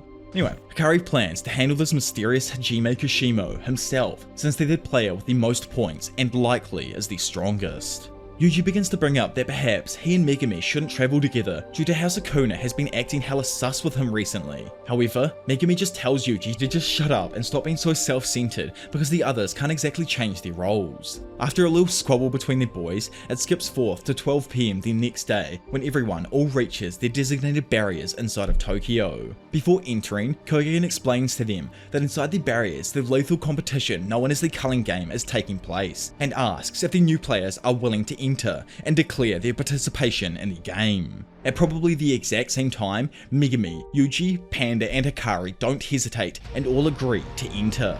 Diving straight into Tokyo Colony number 1, we find this babe, Hanyu, asking for a signal from a dude she's forcing to work for her called Rin. He tells her that he can't do anything though if no one shows up, which leaves Hanyu annoyed. She activates her curse technique, snapping her hair into this real dope-ass looking jet on her back, and threatens to run Rin over if he mouths her off again. Outside and approaching the colony, Megumi explains to the absolutely confused Yuji that they just need to be wary of incarnated sorcerers that have lived throughout the past eras. Still somehow confused over this, Megumi says that some of the players are from over 1,000 years ago, and even those from only 100 or 200 years ago have a completely different mindset compared to the modern day ones. First and foremost, they are sorcerers who valued life differently, and fighting to the death was a normal thing for them. Some people even desire to achieve an honourable end in battle, and that's why Megumi thinks they've agreed to become players, to achieve the warrior-like deaths they couldn't before. Megumi doesn't believe that they'll be able to negotiate with past sorcerers, to which Yuji adds on that they need to be wary not of just people, but cursed spirits as well. They knock on the barrier wall of Tokyo Colony number 1, and immediately Kogen appears to greet them. It announces that the Culling Game is taking place inside, and anyone who enters will become a player in the deadly competition. Megumi declares his participation, but oddly, like maybe you guys all saw, but Megumi doesn't exactly pick up on it here, Kogen never asks Yuji if he actually wants to join the game. Determined to save his sister though, Megumi reminds Yuji that the first move is to get information on Hiromi Higuruma. The duo steps inside the barrier, however, they're both suddenly separated, sent randomly to different locations inside of the colony. Yuji finds himself falling from the sky, confused by his circumstances, while also wondering where in the world Megumi is. It's then explained to us that when a player enters the game's barrier, they're transferred to one of 9 different locations. Certain individuals position themselves at those locations to literally spawn camp unsuspecting people who don't know this unspoken rule. Skipping back over to the simp who's actually just one of those spawn campers, he notices Yuji falling from the sky and uses a guiding light baton to signal Hanyu. Using her curse technique to propel herself, Hanyu bursts through the air, ramming directly into the chest of Yuji. She carries on and smashes him straight through 2 buildings with an attack that would have utterly pulverized most players. However, Yuji is just freaking built different, like man is constructed of a different material, and somehow he quickly recovers from the impact, surprising Hanyu. Sliding back across the roof of a building, Yuji manages to get some footing and takes his fighting stance. Recognizing her opponent's toughness, Hanyu calls her partner to her side, but Yuji quickly throws a rock he picked up in the previous attack that hits Hanyu in her stomach, seriously injuring her. Heavily injured, she slowly begins to lose altitude before falling into the building below her. Behind a surprised Yuji, Hanyu's partner, who's this like bulky ass dude called Haba, appears using his helicopter-like curse technique to levitate. He angrily demands to know what Yuji has done to his woman. Over on a nearby building, Rin notices that Haba has appeared and that Hanyu was easily taken down. Thinking on this newcomer for a second, Rin thinks that he might know him before remembering someone named Itadori. Meanwhile, Megumi, who I tell you ain't no simp, knocks down a female player and draws his curse tool. She asks him why he'd do that, but Megumi angrily replies that it's because she literally attacked him. He asks this hella cute girl, like, oh my lord, that hairstyle is too freaking fire, like chill giga. Anyways, he asks her for info on Higuruma, but she instantly starts acting difficult. She says that she'll only give him the information if he acts as her knight and protects her. Reluctantly, our knight agrees, but not in the way she wants, which annoys her. He tells her to walk in front of her and only promises to protect her if she's telling the truth. If this isn't the case, he implies that he'll literally go demon time on her ass and get some points. Unlike Yuji, Megumi literally does not care about racking up 100 points on his own if need be. Unintimidated though, the girl responds with a devious smirk and tells Megumi to instead call her Remy. Back over at the battle with Yuji, he begins his fight with Haba by tossing a stone charged with cursed energy directly at him. This doesn't pose much of a threat though, as he easily destroys it with his fast rotating propeller. Seeing this, Yuji uses the opening to close the distance. He runs across the roof of the building and uses his cracked physical strength to leap into the air, grabbing his enemy's leg. He then flings his ass directly down and drags him through the side of the building, utterly destroying it. Haba manages to get loose and tries counter-attacking, but Yuji sees it in time and decides to retreat. He realizes that Haba isn't taking advantage of the high ground and only attacks with the weapon on his head. By the way, I just noticed, but both of the people Yuji has fought here so far have had some like weird ass obsession with turning their heads into some sort of like military vehicle. Like Hanyu's got her jet here, and obviously this dude's got some kind of fetish for helicopters. Anyways, Yuji ends up leading this dude indoors where it's much more confined. However, Haba instantly drops down after Yuji, confident that his propellers can literally shred through everything in sight. Finding him, Haba spins towards his opponent head first like a drill, attempting to obliterate everything in his path. Thinking, Yuji believes that Hanyu was easily defeated because of her hair-based technique that left the rest of her body unguarded by cursed energy. But no matter how tough it is, the head will always remain a vital spot. So as long as he can hit them without touching the propellers, Yuji is confident that he'll be able to destroy his opponent. As his adversary finally closes in, Yuji goes pure demon mode and punches Haba directly in the top of the head, instantly stopping him in his tracks and leaving the bulked up dude bleeding from the top of his head. Still, despite his brain getting absolutely pinged around inside of his own skull, Haba remains standing. He begins laughing and overconfidently assumes that Yuji had broken his hand. Then, just as he says that Yuji is finished, our boy just doesn't even care and casually finishes Haba off with a kick, sending him flying back through the corridor. Standing there, shaking off the damage that he just took, Yuji realizes that he still needs to ask this man about Higuruma. Yet, as the confused Yuji goes to ask him, Rin suddenly appears behind him, saying that he knows about Higuruma and asks if Yuji actually remembers him. Rin, by the way, is just another random dude from like a sister school to Yuji's that Kenjaku has probably done the dirty with. He wasn't friends with Yuji, and Yuji, funnily enough, doesn't even recall who he is here. Rin notices that Yuji is obviously suspicious of him, so he says he really only knows him as the Tiger of West Junior High, which embarrasses Yuji. Back with Megumi, as he walks through the streets of Remy, he asks her if she's not a sorcerer from the past. She confirms she's from the modern day, prompting Megumi to question her reason for fighting. To which she explains that players who began inside the colony have been experiencing the culling game for 12 days already. She's not participating in the game to win. Most people like her are just trying to survive. Remy claims that she's seen players go mad with power and tells Megumi to stop thinking in terms of time periods as it's pointless now. Hearing this, Megumi realizes that he accidentally misled Yuji with their plans earlier. Due to this, Megumi tells Remy to wait up and reveal where she's leading him. Instantly raging at him though, Remy refuses because Megumi could simply eliminate her after he gets this information, but he argues that he could lose Higuruma's location if Remy ends up dying.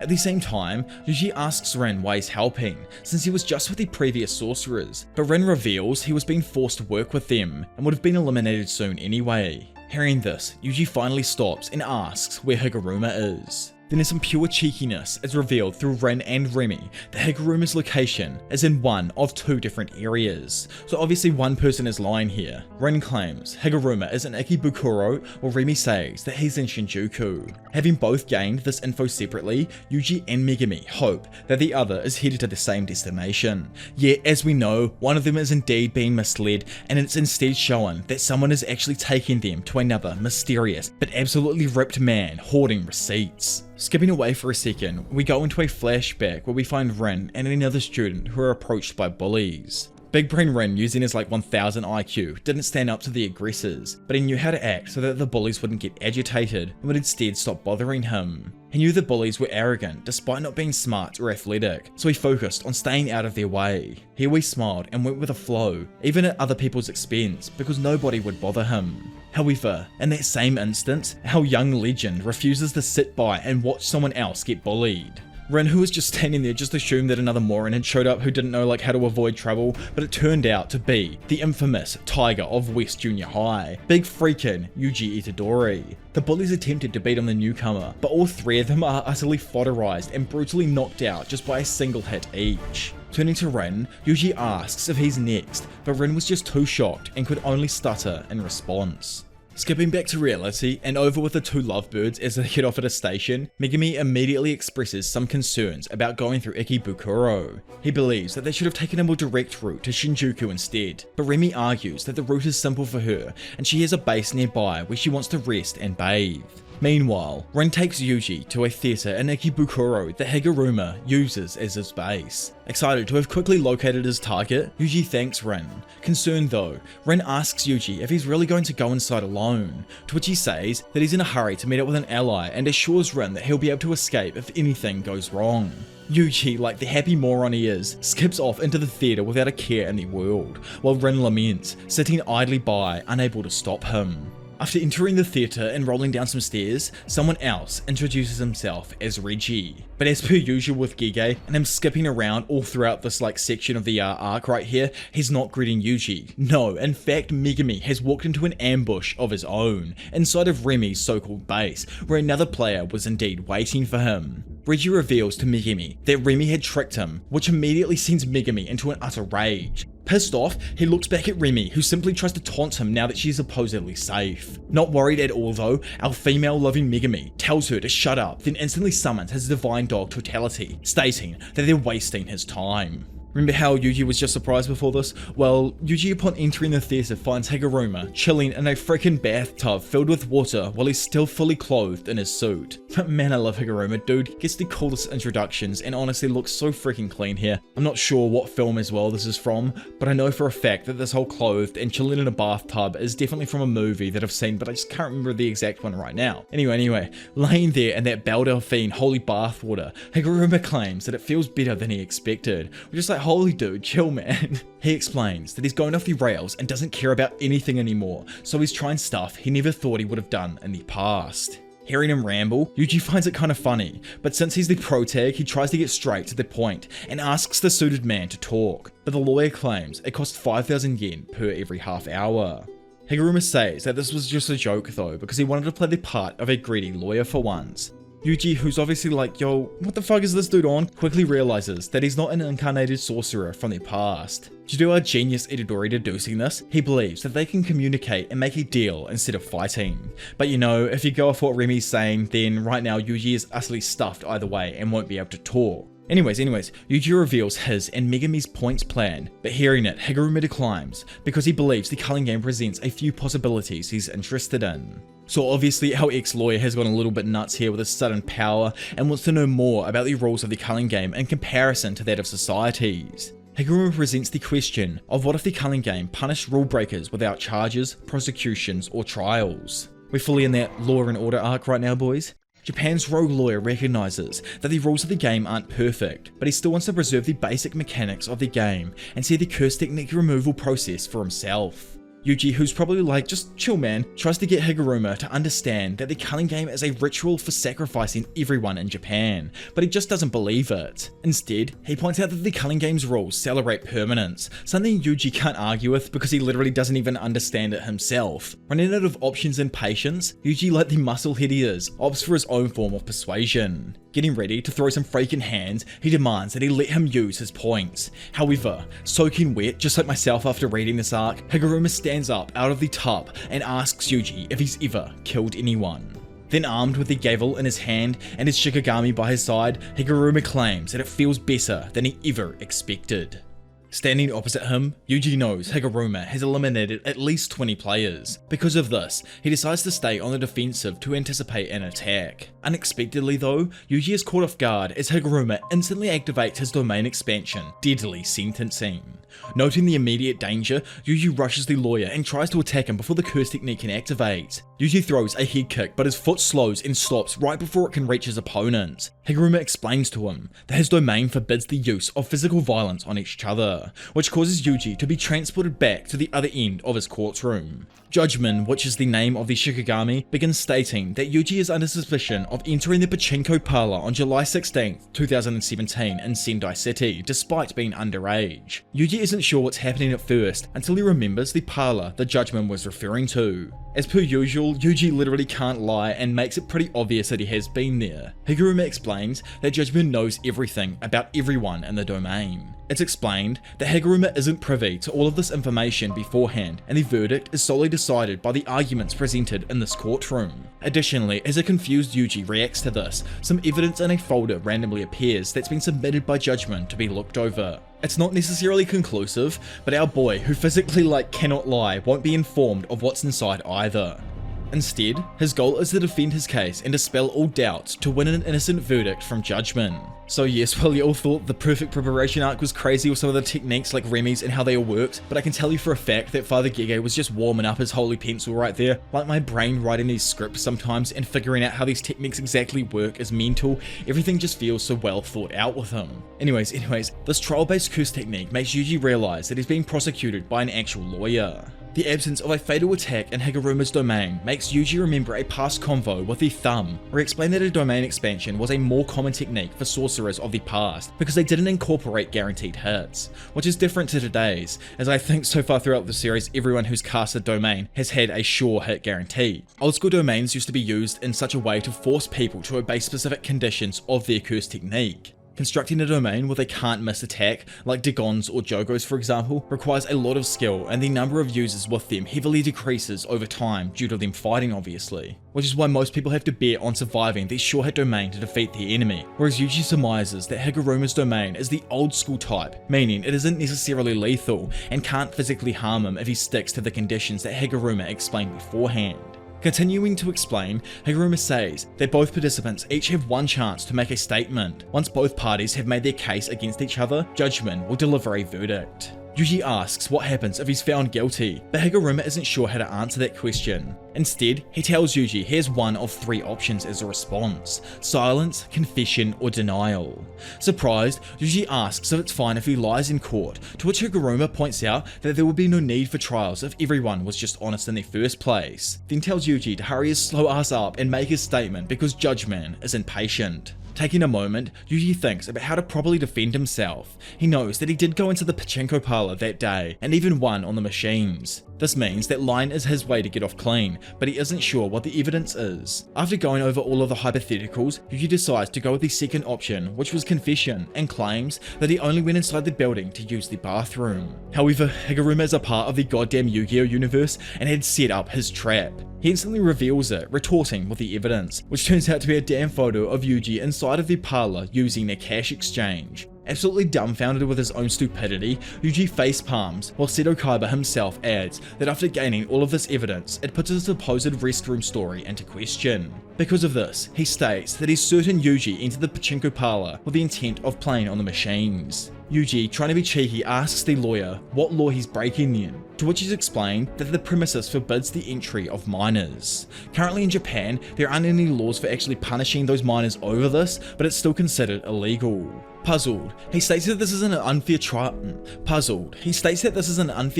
because there's nothing he could have said to win. However, Higuruma reveals that Japan only forbids minors to gamble, meaning cash exchanges are separate entities in themselves. Because of this, if Yuji wanted to win the verdict, all he actually needed to say was that he'd never seen the pachinko parlor before. Having come to a conclusion, judgment finds Yuji guilty, sentencing him to confiscation. Finally, we can stop with all the yip yap and get to the proper beatdown material. And like, y'all don't realize this, but after this fight here, we don't see Yuji for an extremely long time, so savor this fight before we move on to some of the newest and coolest characters in manga. Anyways, so randomly, the domain is dispelled and judgment disappears. As it does so, Higuruma immediately attacks by throwing his gavel, which connects with Yuji's arm, dealing way more damage than it should have. Smelling blood in the water, Higuruma closes the distance and summons his gavel back to his hand. He then charges it with cursed energy to increase its size and proceeds to smash through Yuji's defense, sending him crashing through several seats in the theater. Getting back up, Yuji realizes that he's in an even worse situation than originally thought. Now, he's completely lost the ability to manipulate cursed energy.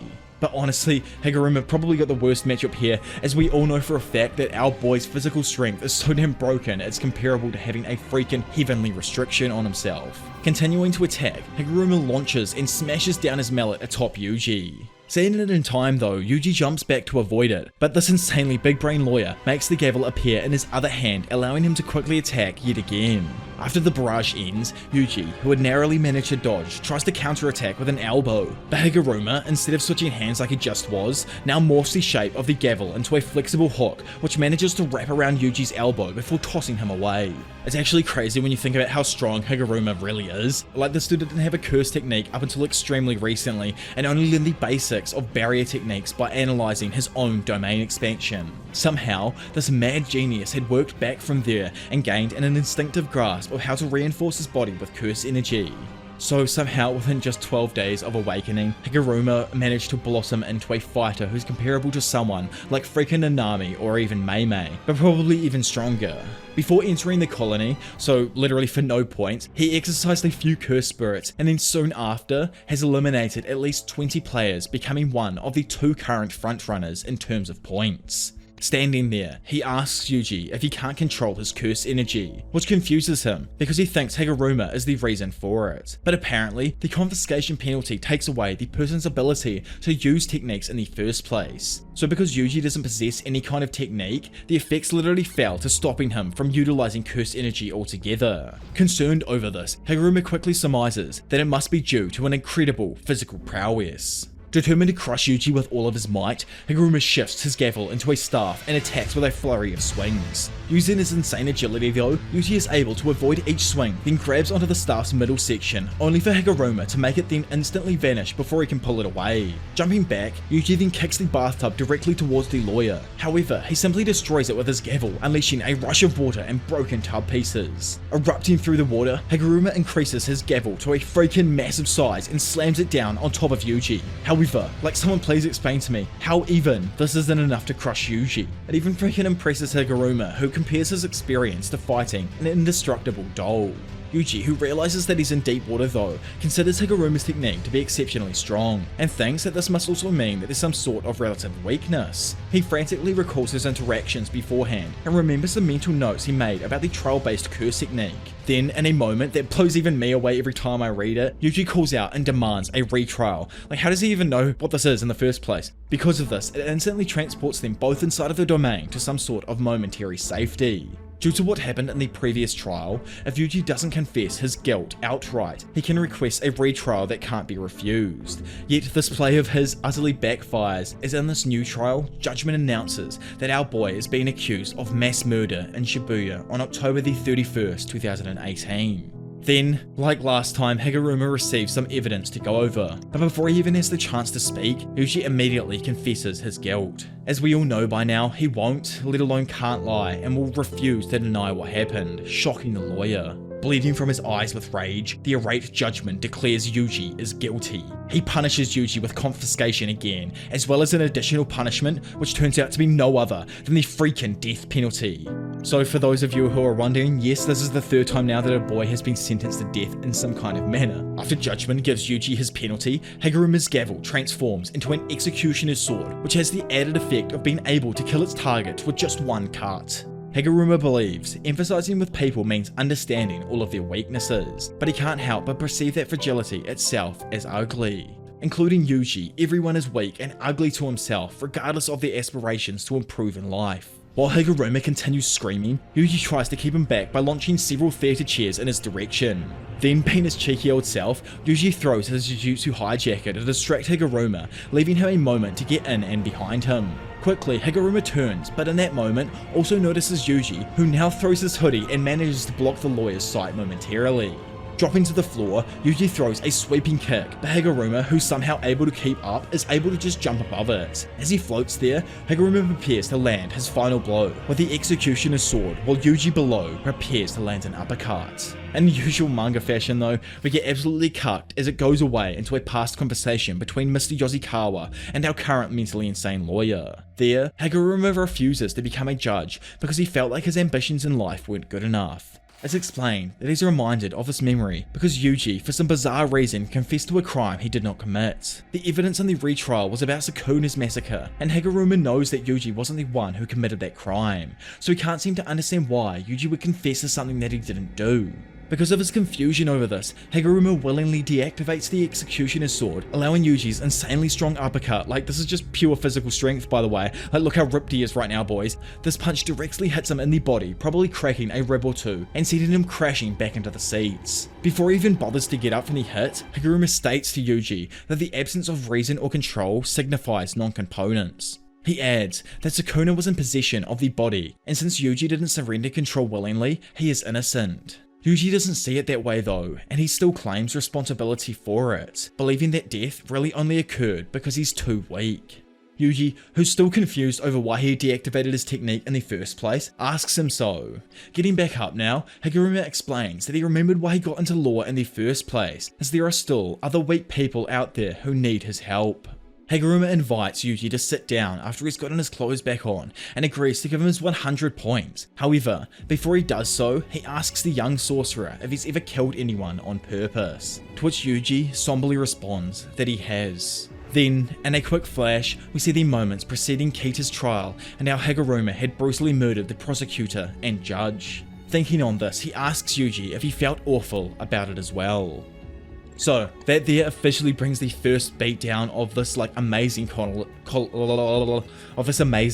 to an end. But one thing I do want to say is I goddamn love Haguruma, and I really hope that he sticks around in the story after this point. Even after the Culling game ends, it would be nice to have him as a great addition to the Jujutsu tech staff. Honestly, I think he is just truly a good person who is blinded by just how shit society is and his insane increase in power that he just received from Kenjaku. Which makes me also wonder, are all these new techniques and modern day civilians have found themselves with actually just another reincarnation, and instead of a person being reincarnated, it's technically a curse technique itself that's being placed inside of an individual who meets the right conditions. Anyways, now that the two are just chilling out, Haguruma tells his Kogain to add a new rule to the Culling game that allows players to transfer points between one another.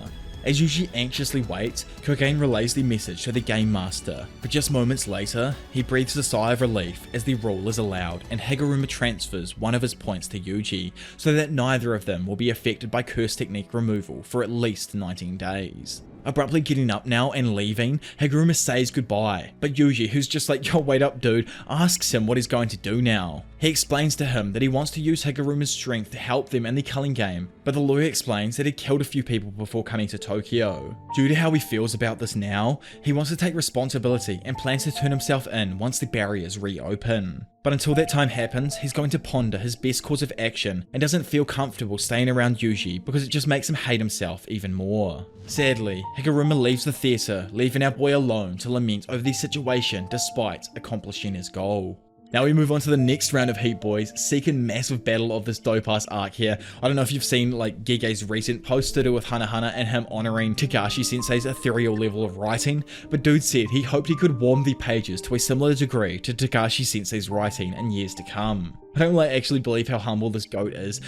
He doesn't realize he's already setting his pages on freaking fire and has definitely become one of the hottest dudes on the block with a constantly releasing manga each week, especially in the western side of the world. Meanwhile, and over the other side of the Tokyo colony, Reggie commends Megumi as he says he can already tell that the young man is strong just based on his Shikigami. Unbeknownst to Remy, Reggie was actually just using her to lure in potential allies, and now seeing Megumi here, he asks him to join their group, then asks what he knows about the culling game.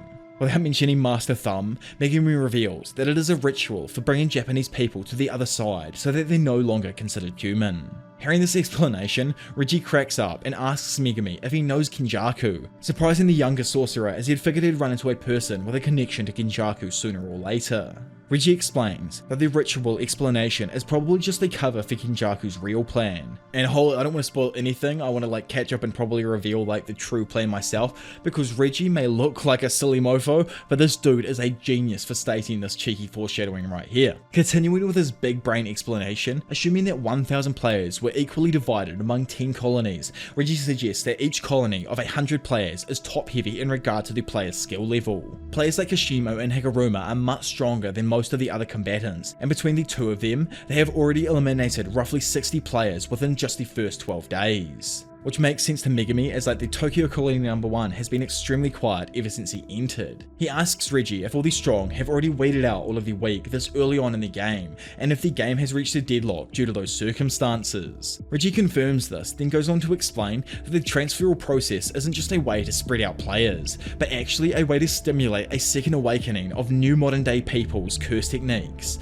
Some of the weaker people even die during that transfer process, but this doesn't benefit the ritual in the same way that a drawn out merely would. Reggie then drops a freaking bomb saying that Kinjaku is currently overseas in China, meeting with the government officials there. So yo, 我在北京 I don't know what Mr. Xi and his boys are doing over there, but anyways, he explains that he is pretty certain that Kinjaku will drop his own metaphorical bomb on all of the players once only the strongest ones remain. At that point, Reggie believes the culling game will have served its purpose, so for now he's just focused on gathering strong allies and storing points. Megumi asks how Remy fits into his plan because he's obviously a weakling with no value, to which Reggie clarifies that Remy is useful for luring in people as they tend to drop their guard around a woman. Megumi asks Reggie if the total points of everyone in the group adds up to 100, to which Reggie confirms that they have over 100 points in total. Having been confirmed on his suspicions, Megumi reveals that a new rule will soon be added that allows players to give points to each other. He demands that Reggie and all of his allies hand over their points to him, and only then will he consider joining them. Immediately, Reggie is like, oh well, I guess this talk is broken down, causing a random fodder player to shoot out behind Megumi and try to attack him with a set of claw hands. So obviously this dude is another of the guys I like to call body modification curse users. With Yuji we had the cap dude and of course the rocket hair girl. Now we've got Clawman right here. Megumi manages to slip into this dude's shadow. Then as this divine dog attacks Reggie, he reappears from below the fodder Clawman, picking him up and simply throwing his ass off the side of the building. As per usual though, Megumi always double taps his opponent and commands Nue to dive bomb him, shocking the player and slamming him into the ground below, probably murking him. Back in the building, 2 kitchen knives are suddenly shoved into the divine dog's mouth, incapacitating the Shikigami. As Megumi turns back, Reggie says that he knows what he's up to, and warns his adversary he'll die if he doesn't fight for real. On cue, a random eye suddenly appears over the side of the building next to Megumi and abruptly detonates, causing an explosion which almost takes out even Reggie. Above them, we find a player named Iori Hazunoki, one of Reggie's allies and another of those body modification users. The now one-eyed sorcerer begins breaking off some more of his teeth while asking if their target is dead. However, Megumi is seen quickly darting out of the smoke and immediately avoiding a follow-up attack sent by Remy. He manages to grab her hair and slams her onto the ground. Aggressively, he asks her if she's had enough, but before she can answer, Hazunoki jumps down from the floor above and tosses his teeth at Megumi. At the same time, Reggie also sends through a few receipts that transform into gas and splash all over Megumi, soaking him. Then, in some crazy ass combination with the gasoline, Hazunoki detonates his teeth, resulting in a massive blast that erupts through the top of the building, seemingly taking out both Remy and Megumi. Exiting a room, Reggie asks if they're finished, but Hazanoki says he saw Megumi duck into another room to avoid taking damage. Inside of that said room, Megumi moves a door that he used to protect himself and Remy and asks her if she understands now, as the explosions could have easily killed her as well, proving that she's completely and utterly disposable. Megumi tries to leave her behind, but Remy attempts to stab him again with her hair. Then instantly switching up, she desperately begs Megumi to say that he likes her and that he will protect her. Disgusted, Megumi realizes that Remy is the type of trash who only cares about words rather than someone's actions. Chizuru, so remember that random dude Megumi disposed of right at the start of the scuffle? Well, it turns out he didn't actually die, and stupidly the man decides to rejoin the battle. He compliments Megumi for getting the better of him before, but notes that the student must be in rough shape now. He mentions it was a pain scaling the building, and hearing this, Megumi is like, yo, what are you dumb dude, why didn't you take the stairs? Suddenly, both of their Koganes appear and announce that a new rule has been added to the culling game. So this is obviously the point in the arc that Yuji and Higuruma's battle ends, with him finally adding that new rule. Surprised and reinvigorated, Megumi smiles. Instantly, he restarts the fight, kicking the fodder full back and summoning his prolific Max Elephant, which materializes inside of the building, completely destroying the upper floors as it comes thundering down. Sticking with lightning itself, Megumi then uses Nue to catch himself, allowing him to mount Chizuru in midair. After getting on top and still falling, Megumi slashes his face over and over with the hilt of his sword before jumping off and kicking him into the ground below. Having crashed heavily into the ground, Chizuru curses Megumi. Yet, before he can even get up, Megumi, who ain't no damn Yuji, simply slashes his face open with his sword and eliminates him. For a moment, Megumi questions what he's doing because he'll need more points in the future, but quickly refocuses by reminding himself that Tsukumi won't have to participate in the killing now. As Kogane rewards him with 5 points, Megumi reaffirms to himself that he just needs to deal with the difficulties as they come. Descending down to ground level where their opponent is, Reggie is left surprised and even embarrassed by Chizuru's lack of skill. Back with our boy, he notices that he's still outnumbered 2-1 and is now feeling the effects of the first explosion. Thinking on what to do for a moment, he deduces that he can't flee or use his domain expansion because the environment still isn't compatible with his technique. Before he can think up of anything to do, Hazanoki abruptly spits out another one of his bomb teeth, but completely and utterly out of nowhere, someone literally no one saw coming showed up and took the blast face first like an actual champion to protect him. As all of them stand there utterly confused, the newcomer named Fumihiko Takaba, who was the failing comedian that I introduced right at the end of the previous Jujutsu Kaisen video, or it might even been the one before that one now. Well, he, in one of them superhero level voices, states that 2-on-1 fights are unfair, and calls Reggie and his minion complete cowards. He adds that their attacks have done 0 damage, however it's shown that the attack completely busted open his face and head, making it clear that he was in fact hurt, confusing Megumi. Looking at Megumi, Takaba decides to help him, because the 35-year-old can tell whether someone is good or bad just by their face. Yet, after looking at him again, he realizes that Megumi actually has a bad face, but writes it off as all revisionist, which is just obviously wrong, he meant to say relative. Megumi is just left stunned with this new person, but regardless of his personality, this random man just saved him, so the Jujutsu High student is willing to trust him for now. Reggie and Hazanoki don't even recognize Takaba, so they try asking what time period he's from.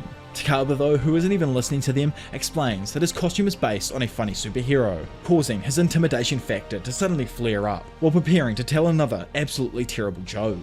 The enemy duo prepare for an attack, but Takaba darts into a JoJo-esque pose and tells a joke that gets a dead silent reaction. Takaba screams that damn, it's a tough crowd, but continues to hype himself up nonetheless. Even though his opponents are stiff, Takaba will continue to do what he does best because he's an entertainer of the highest degree. He screams, flying forward and delivering an insane double-footed flying dropkick that connects with Hazanoki's face, sending him crashing into a nearby building. Standing there, Reggie notes the shift in Takaba's output of curse energy and quickly realizes that the failing comedian is actually super strong. Takaba, stunting on all of them, does a handstand while explaining that he's an old school performer who's pro-violence. Using the confusion to his advantage, Megumi tries to launch a surprise attack on Reggie from his own shadow, but his foe manages to jump away from the ground in time to avoid it. Now back with his new teammate, Megumi tries to explain to him Hazanoki's exploding body parts, but only ends up getting annoyed, telling Takaba to stop getting so close to his face. Bringing out Kogane, they use him to confirm that Higuruma was indeed the one who added the new rule. He's surprised and is sure to see that Yuji had completed the mission. Because of this, he states that he's done with this colony, and tells Reggie he'll let him go if he backs off. Reggie, just straight up annoyed now, refuses because he needs to make up for his teammates' lost points. Over in that absolutely ruined building, Hazunoki recovers from the dropkick that he just suffered and calls out to Takaba. The comedian though still just absolutely ignores him and instead introduces himself properly to Megumi. Since Takaba is most likely going to end up killing the bomb guy, Megumi requests that he take Hazunoki's points if possible, to which he accepts on the condition that he continues to entertain, as first and foremost he is a performer. Satisfied, Takaba begins sparking, almost exposing himself to the young man, while Hazunoki in return sends an explosive eye directly at him. Not fazed, Takaba simply knocks it away with a random paper fan, then manages to close the distance on his opponent, sliding in behind him and utterly destroying his rectum with Pervy Sage's infamous 1000 years of pain, sending his enemy into a severe bout of pain. Enraged and getting utterly fodderized, Hazunoki swings at him, but Takaba immediately follows up with a powerful kick to his dome that sends his opponent through another building. Standing there, Megumi is left flabbergasted with Takaba's show of strength and expresses that he's glad he isn't his enemy, to which Takaba tells him to stay alive while he goes off and pounds his opponent some more. Over with Reggie, he stands there thinking that Takaba is toast either way, because Hazunoki will go all out after being mocked so much. With his objective complete, Megumi tells his adversary to worry about himself so that he can fight him for real. Instantly, he summons his Max Elephant, leaving Reggie blown away that Megumi has such a large Shikigami in his arsenal. Max Elephant attempts to spray Reggie with a torrent of water, but he somehow manages to dart away from the burst. Attempting to take him by surprise, Megumi leaps from the building above, but Reggie notices in time and throws a receipt which transforms into a net and ensnares the recently created rabbits. Megumi himself, though, narrowly avoids the net and jumps onto a chain-linked fence to break his fall. As Megumi jumps back into the road, Reggie activates his innate curse technique, Contractual Recreation, and transforms several receipts into kitchen knives. Those said knives fly forward towards Megumi as projectiles, but he's able to deflect them with a blade of his own. Some rabbits are pierced by these knives, allowing Reggie to surmise that unlike the other Shikigami, they can reappear regardless of how many are destroyed. Reggie figures that Megumi has likely figured out how his curse technique works. Due to this, he uses a receipt to recreate the contract and endows himself with a relaxing 2-night stay at a 5-star Japanese inn. In contrast, Megumi is worn down from the constant fighting, on top of having used several Shikigami, lowering his overall capacity. Reggie surmises that Megumi can't reconjure his Shikigami after they're injured, and without the flexibility the Divine Dog provides him, he's limited in his options. The old schooler adds that both of them lack big finishing moves and will need to pick away at each other over time to achieve victory. To which Megumi is like, yeah nah bro, in that case I'm absolutely fucked, so I'ma run for now. Out of nowhere, Noe then swoops down grabbing Megumi. However, Reggie quickly summons the Trash Taste Boys drones, equipped with the lost luggage cameras to follow his opponents through the sky while he watches on a phone. Then summoning a moped, Reggie begins to pursue his adversary through the streets and tracks Megumi's position to a gymnasium. Reggie questions whether he really tried escaping, or if he's in fact trying to lure the fight inside. Inside of the gym, Megumi is glad to see that the area is spacious. Looking up though, he suddenly sees Reggie appear on the balcony, who asks what his opponent is plotting. Megumi replies that Big Reggie is likely planning something as well, and the latter claims that it's hard to tell because sorcerers are nothing but con artists. Which is completely and utterly true, and I love the whole idea of Reggie's thoughts on sorcerers here. It's all about like conning your enemy into believing you've played your final move, but actually you've just laid a trap and conned him into a false sense of security. Anyways, let the main part of this absolutely insane battle begin. Suddenly, 2 trucks appear out of nowhere and come crashing through the walls of the building. Acting quickly, Megumi is just able to slip under the vehicles, yet as he watches them crash into the other wall, 2 potted plants are recreated above Megumi that drop down onto his head, cracking his skull open. Reggie follows up by repeatedly slicing Megumi's back and left arm with a small knife. Megumi tries to retreat, but gets distracted by the unorthodox projectile Reggie had just created. He's taken off guard when the silly old carrot begins to break apart and reveals a hidden kitchen knife inside. Shooting forth, the knife stabs directly into Megumi's elbow, while Reggie then follows up with a brutal front kick to his face. Having been knocked down, Megumi slides across the gym floor, thoroughly overpowered. It's explained that the things Reggie recreates behave like Shikigami. Obviously knives and other things like that can't normally fly through the air, but Reggie is able to get them to do so with a single command. Big freaking Megumi though, a man made of a much darker material, responds by stating that barrier techniques are difficult for him, and he's simply unable to make an artificial environment over a real one. However, Megumi doesn't need to physically create a barrier. No. Instead, he can use the entire gymnasium as a perfect space for his domain. As planned, Megumi casts his goddamn domain expansion, the insane Chimera Shadow Garden, and forcibly encloses the barrier around the gym to trap Reggie inside, sealing his fate. Reggie, who really didn't think Megumi was a sorcerer capable of using domain expansion, is utterly taken by surprise. Immediately though, he activates his special anti-domain technique called Hollow Wicker Basket, which if you see my video going over like all of the JJK barrier types, you know that this is the original form of the current simple domain. Reggie believes he successfully protected himself from the domain until 4 toads appear from the liquid below his feet and wrap up both his legs with their tongues. Confused, Reggie doesn't understand how he's been hit after using Hollow Wicker Basket. It's explained that technically Reggie's technique does nullify the said guaranteed hit from a domain, but because big old Megumi's domain isn't complete and doesn't actually have a can't miss attack, it only serves as an extension to his cursed energy and 10 shadows technique. That sole imperfection has taken Reggie off guard and Megumi notices his expression change. Before Reggie can finish berating Megumi for getting cocky, he's ambushed by 2 shadow clones. Reggie is unable to avoid the barrage of hits due to the toad's tongues preventing his movements. After getting pummeled over and over, Reggie falls back to the ground and summons combat knives to sever the toad's tongues. Free to move again, he summons a machete and prepares to counter-attack. However, Megumi's clone prevents Reggie from gaining any momentum by coming up from below to grab his leg. Then the clone throws Reggie towards Megumi's main body, who's also armed with his sword and already bringing it down on Reggie. Somehow though, Reggie is able to block this attack, like his reflexes are literally insane here, but now the Uno reverse card's been played by our boy, and it's a 3-on-1 with the other shadow clone appearing and elbowing him directly in the dome. Heavily damaged now, Reggie just narrowly defends a slash from Megumi and commends the sorcerer for his increased function of the curse technique, considering it worse than a lethal domain. Reggie is aware that if Megumi uses Max Elephant and showers him with water, he'll lose this fight. Refusing to allow that to happen, he activates his curse technique and releases a multitude of receipts into the air above his head. Megumi tries to destroy the receipts using Nue, but it's just not quick enough to stop Reggie's contractual recreation from activating. 3 cars are suddenly generated from the receipts, which drop straight into the shadowy floor. Reggie understands that the entire domain is Megumi's shadow, but noticed that Megumi has only kept 1 curse tool on him for the length of this entire fight. He theorizes that this is because Megumi has to bear the weight of anything kept within his shadow, and now Reggie is using the cars to turn the domain's conditions back on Megumi.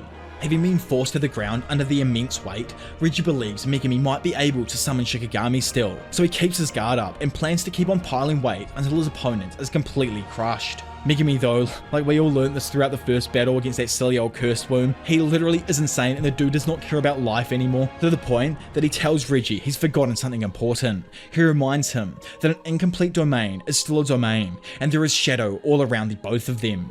Megumi, who doesn't care, suddenly conjures Max Elephant from the shadows above Reggie, causing the massive Shikigami to drop down directly on top of him. Having turned their fight into a 10 weightlifting competition, Megumi remains confident as he asks Reggie which of the 2 of them will be crushed first. It's explained that the average human being can withstand about 5 to 6 units of G-force before losing consciousness. Megumi weighs 60 kilograms and is currently carrying 2.4 tons of weight, which equates to 40 units of G-force. A fully matured elephant weighs 3 to 6 tons, and Megumi's domain increases the precision of his curse technique, replicating Max Elephant's weight realistically.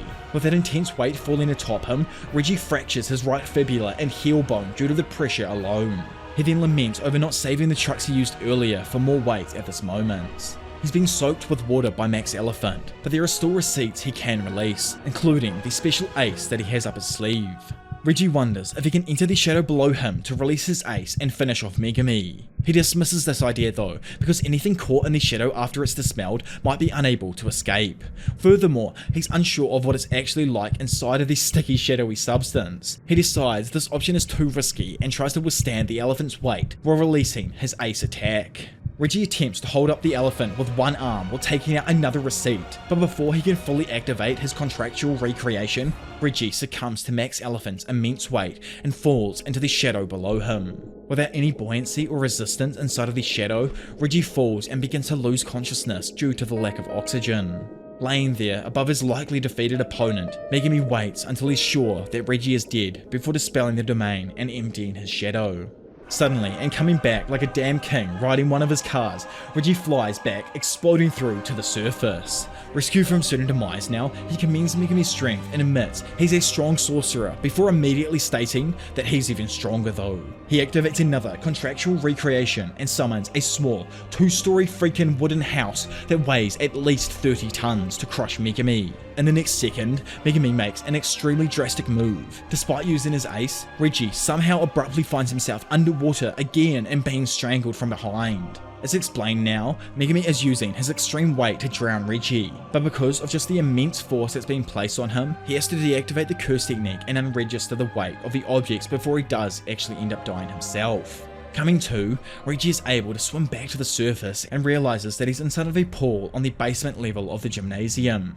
Megumi fled back into his shadow and entered the domain, making it so that the house broke the floor and forced Reggie into the pool below.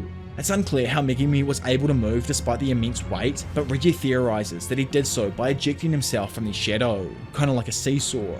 Megumi strolls up on his opponent and tells Reggie his receipts are too wet to use now.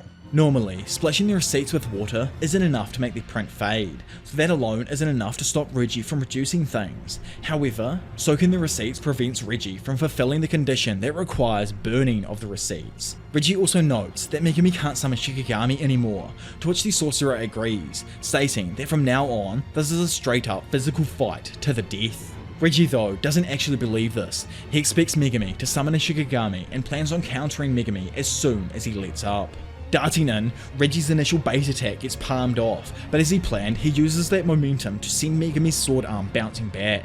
Having no defense left, Reggie lets loose with a multitude of kicks, smashing the young sorcerer over and over again. Megumi admits that Reggie is a tough opponent, made evident by his ability to withstand Max Elephant. He's also a talented martial artist with some really dope-ass techniques, but he just isn't fast enough. Just before Reggie is able to land a direct hit on Megumi, a portion of the far left side of Reggie's face, his ear, and much of his left shoulder are completely sheared off by someone he thought that he dealt with already.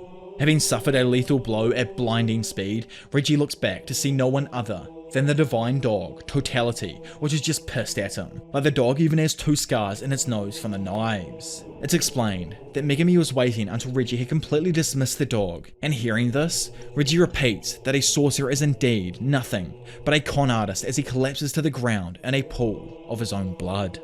Reggie lays bleeding out on the ground, looking up at Megumi, and realizes that the domain and the pool concealed that Megumi could still strike with his divine dog. Megumi didn't flee into the gym using Niue, instead he'd lured Reggie inside. Standing above him, Megumi inquires as to what Reggie's relationship to Master Tenkin is. It's shown that there really isn't much of a relationship. He only knows him as the hermit who is immortal and isn't surprised to find out he's still alive at this time. Defeated with dignity, Reggie tells his Kogang to transfer all 41 of his points to Megumi, which our boy is a little annoyed about, but Reggie tells him to just consider it a good deed before death. He adds that he's just a spectator and isn't close to Kenjaku at all. With his final words said, Reggie tells his executioner to let fate toy with him before he also dies like a fool. Moments later, Megumi receives 5 points for the death of Reggie Star. Damn, it's actually such a firefight. Like, I love how much foreshadowing for future events are peppered throughout the story here. Like, is that how Megumi is gonna end up dying? Having Sukuna, who is fate in this context, I guess, toy with him before he kills him like a fool. And again, those who are like past chapter 200 now also know Big Reggie was correct when it came to this just being the beginning of something even larger. Back to the fight over the other side of the city, a massive explosion is set off on the roof of a building. Hazunoki, who's still fighting with Takaba, wonders if he's finally hit his target, yet the comedian appears right beside him and comically encourages him to stay focused because his opponent is a tough one. Continuously irritated by Takaba's antics, Hazunoki tries to punch him, only for his fist to slide off this new dude's weird, saucy coating. Hazunoki is just frustrated by this fight as he doesn't understand why Takaba won't take any damage regardless of how many times he gets bombed. Kogen interrupts their battle for a moment to inform them both that Reggie has been eliminated. Surprised, Hazunoki decides to walk away from the fight entirely. Initially, Takaba is fine with this, telling his opponent to bathe and brush his teeth once he gets home, but after thinking for a moment and sticking with the original plan, Takaba starts to pester Hazunoki for his points, only to be repeatedly denied. As it skips away from them, it's explained that Big Fumihiko's curse technique is called Comedian. It's actually like too broken of a technique, so broken in fact that it has the possibility to even rival that of Gojo's. Like anything that Takaba thinks is kind of funny or is funny in general becomes reality itself for him. But unfortunately, Takaba is a little bit mentally lacking and is completely unaware of how this even works. Elsewhere, she's distressed because she's always been told throughout her life that men are supposed to be wolves who would tear her up, but they've always come to take care of her. Which is, what do you mean by getting torn up? In New Zealand, that's some crazy ass slang. Anyways, she doesn't know how to go on and still thinks that wolves will continue to help her until she's cornered by a deadly hound, which turns out to be Megumi's divine dog. Before Megumi can make good on his threats, Tsukumi's voice randomly appears and tells her brother to stop before he kills someone in cold blood, causing his divine dog to disappear and Remy surprised that she's been let go. Annoyed and just completely exhausted now, Megumi tells his sister to just shut up before he collapses to the ground unconscious. Just as this happens though, like literally something I didn't even think like happened throughout this arc happens. No one other than the angel herself, Hana Kurisu, descends upon his body.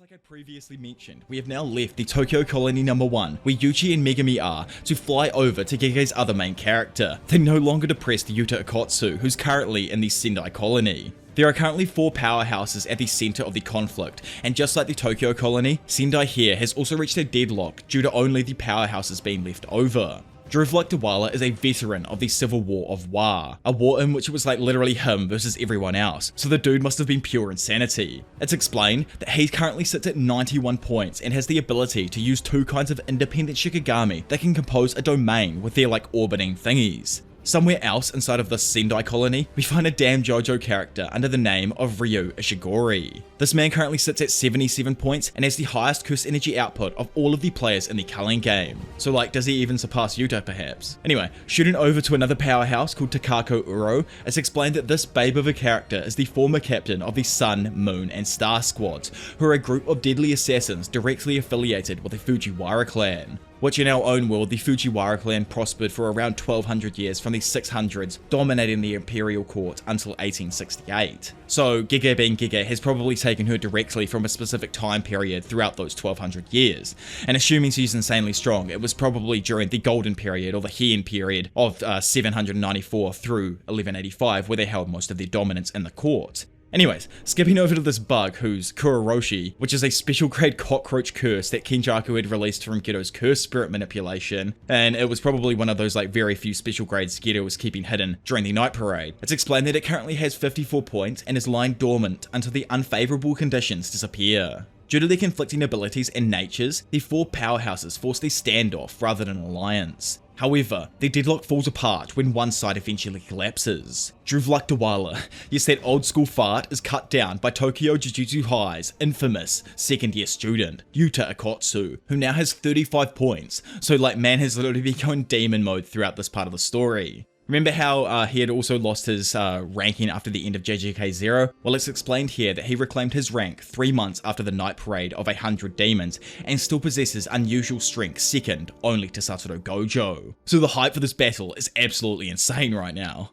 Takako and Ryu, who are nearby, observe the developing situation in the Sendai colony. Due to Yuta being himself, Diavolo has fallen and his patrolling Shikigami are disappearing. Ryu uses his cocaine to check who defeated Druv and discovers the player is Yuta Akotsu. Takako does the same, and while she's glad the ugly Shikigami are disappearing, she's concerned about a new threat that will surely emerge. Back with Ryu, he realizes that he was only able to get close to Druv without provoking him before because he was occupied in battle with Yuta. These 2 new sorcerers both know that following Druv's defeat, Kuroroshi will likely emerge next. Back over with our boy though, after cutting down Druv, he regroups with a crowd of civilians he's been protecting. He tells them that it's time to head north to the edge of the barrier, but notices a mother and daughter struggling to go on. Because of this, he changes his mind and tells all of the civilians they can rest inside of the stadium that was serving as Druv's base. Suddenly though, he's interrupted by a buzzing and clattering sound that indicates some sort of danger. Yuta immediately orders everyone to hurry inside of the stadium,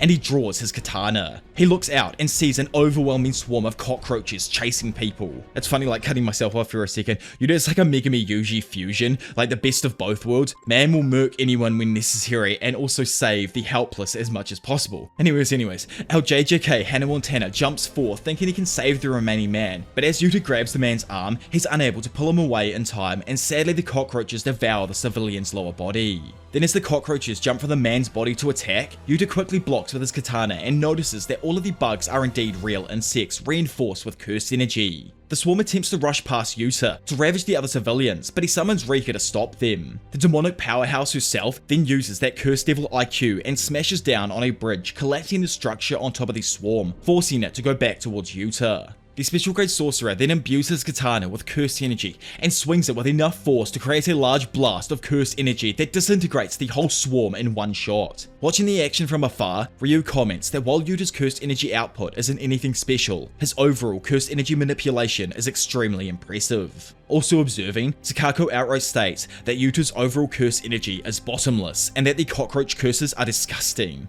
So this El Buggo, it's explained that he was a poor matchup for Druve, so to play things safe, it went into like a dormant state until Druve was eliminated. The curse has an endless appetite, and eating stimulates its ability to perform parthenogenesis, which, in our monkey brain terms, and that took me 5 times to say, just means this creepy old bug can self-reproduce not needing a male or female partner. Now awakened, the cockroach curse is starving, and its instincts immediately lead it to devour Yuta. While preparing to face off against Kuroroshi, Yuta ponders his objective in this colony. He knows his resources are finite, and it's only a matter of time before a rule allowing passage in and out of colonies is added. However, dangerous players like Druve can't be allowed to leave the barrier either. With the likelihood that there are other players just like him, Yuta knows that communication between colonies is necessary to prevent anyone dangerous from leaving them. In addition to the rules Megumi proposed in the meeting with Tengen, Yuta understands his allies need a means of communication and a way to move in and out of the colonies. So in total, that's 4 rules the group needs to create to get a handle on the culling game, which is actually insane because that's at least 400 points or a majority of the reincarnations Kenjaku has actually brought back. Anyways, Yuta feels that the Shibuya incident exhausted all of his allies and he doesn't want to make his sensei kill his best friend again. Poised and ready to engage the enemy player with his katana, Yuta resolves to kill Kenjaku and obtain 400 points all on his own. So let the absolute bloodbath begin. Noticing Yuta's battle stance, Kuroroshi bulks up and reveals a curse tool called the Festering Life Sword, an enchanted blade that mixes life and death itself. Armed with the Festering Life Sword, Kuroroshi ferociously attacks, only to have his arm immediately cut off by Yuta. The sorcerer then uses his katana to pin the curse's arm to a rock, literally disarming it by turning the arm into a freaking barbecue sword skewer. Yuta then quickly follows up with a dad level backhand strike that sends Kuroroshi skidding back across the water. The cockroach curse tries to fly up above the bridge, but Yuta, who's just too damn quick, jumps on top of the bridge first, then grabs and flings a piece of railing that hits Kuroroshi in the chest. Taking this moment,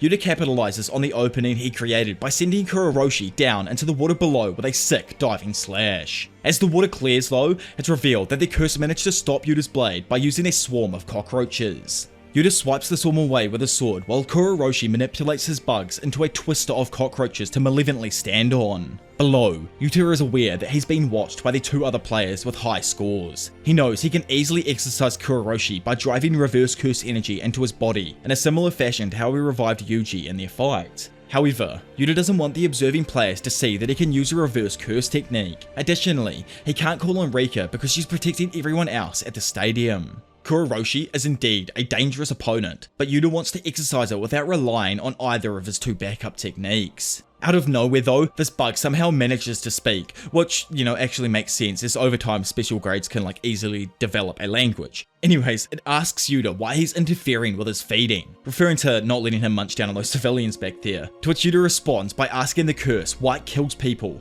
and Kuroroshi simply replies that it likes the taste of iron. Then going on to chant binding over and over again, Kuroroshi uses its earthen insect trance technique to summon small insect-like curses that carry these unproportionate looking nutsacks with them. Instantly, a swarm of cockroaches shoot down and around Yuta, forcing him to stab the shallow water below him to create a shockwave allowing him to hide. Once the swarm dissipates, the curses from Kuroroshi's previous technique attack Yuta from behind. Yuta slashes them apart, but sadly the toxins from their big ass sacks blind him for a moment, giving Kuroshi an opening. The cockroach curse retrieves the festering life sword and slashes at his target. Yuta manages to block with his katana, but the festering life sword shoots something into his shoulder. As her boy darts back, he figured that the curse tool might be able to shoot projectiles, but he instantly realizes something's wrong, and more insect-like curses suddenly grow out of his shoulder wound. Taken by surprise, Yuta tries to cut them off with his katana, but this gives Kuroshi another opening to attack. Closing in, the cockroach curse slashes Yuta across his abdomen, opening up another wound and causing more curses to spawn from it.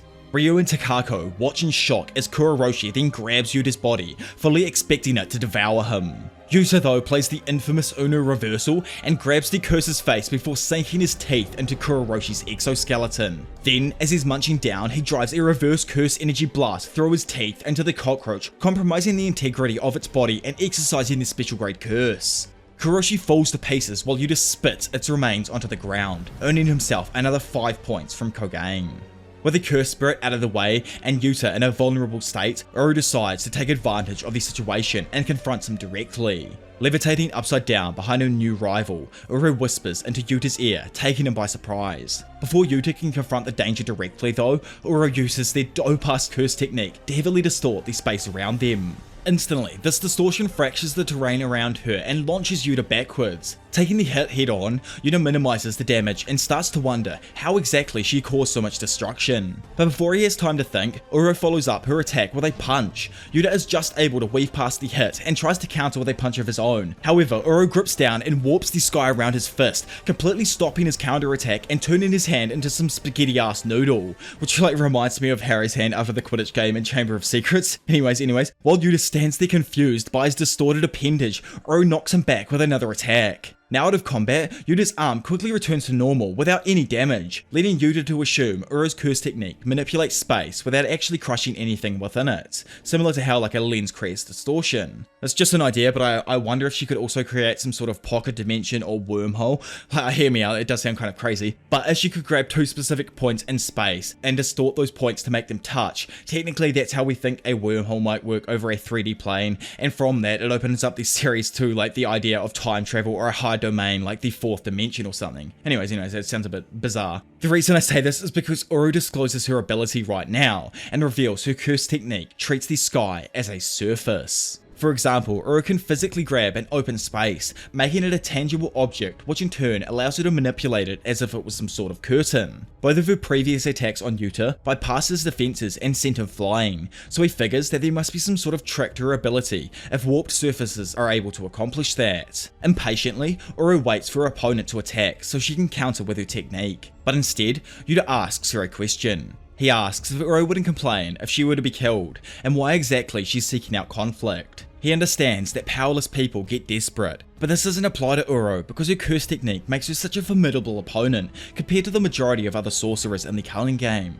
Uro explains to him that she doesn't take receiving a new body lightly, as essentially, incarnated sorcerers have returned from the Shadow Realm. She feels like someone without regret wouldn't have joined the Culling game in the first place, so as the first step in her new life, she is prioritizing points, and that's why she's attacking. Still confused, probably even more than us reading right now because that made no sense to me what she said there, Yuta asks if Uro has a lover or a companion she's fighting for. The reason he asks this is because he simply can't understand why someone would spend time killing people thousands of years later, even if they have regrets. Listening to Yuta blabber on though, Uro gets more and more pissed off, all culminating in the point where Yuta asks her how she could possibly be so desperate that she'd only return for her own selfish gain.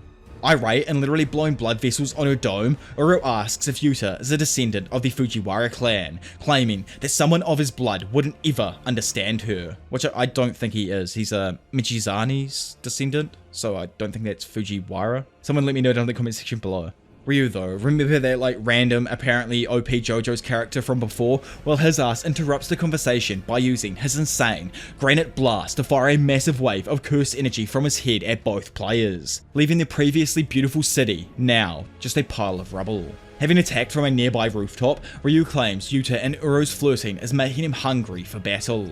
Uru decides that there's no reason to let Ryu go now that the colony's deadlock is broken. Yuta and Uru simultaneously decide it's time to take Ryu out. They both dash in straight towards Ryu, exciting the long-range fighter, who responds with a volley of cursed energy beams that weave after the approaching fighters. Yuta is narrowly able to avoid the initial barrage using his agility, but a second wave of attacks appears to take him off guard, decimating him and the bridge he's standing on. However, once the smoke clears, Ryu, who thought he landed a direct hit, notices that Yuta is gone. Suddenly, Yuta leaps up from behind onto the roof to confront Ryu directly, forcing him to realize that Yuta used the hole Rika made in the bridge to avoid the beams and get out of sight. Having successfully closed the distance between them, Yuta attacks the ancient sorcerer directly, before darting back into his fighting pose and declaring that it's time to bring the fight into a closer range. Amused by Yuta's display of skill, Ryu asks if fighting up close will satisfy his hunger.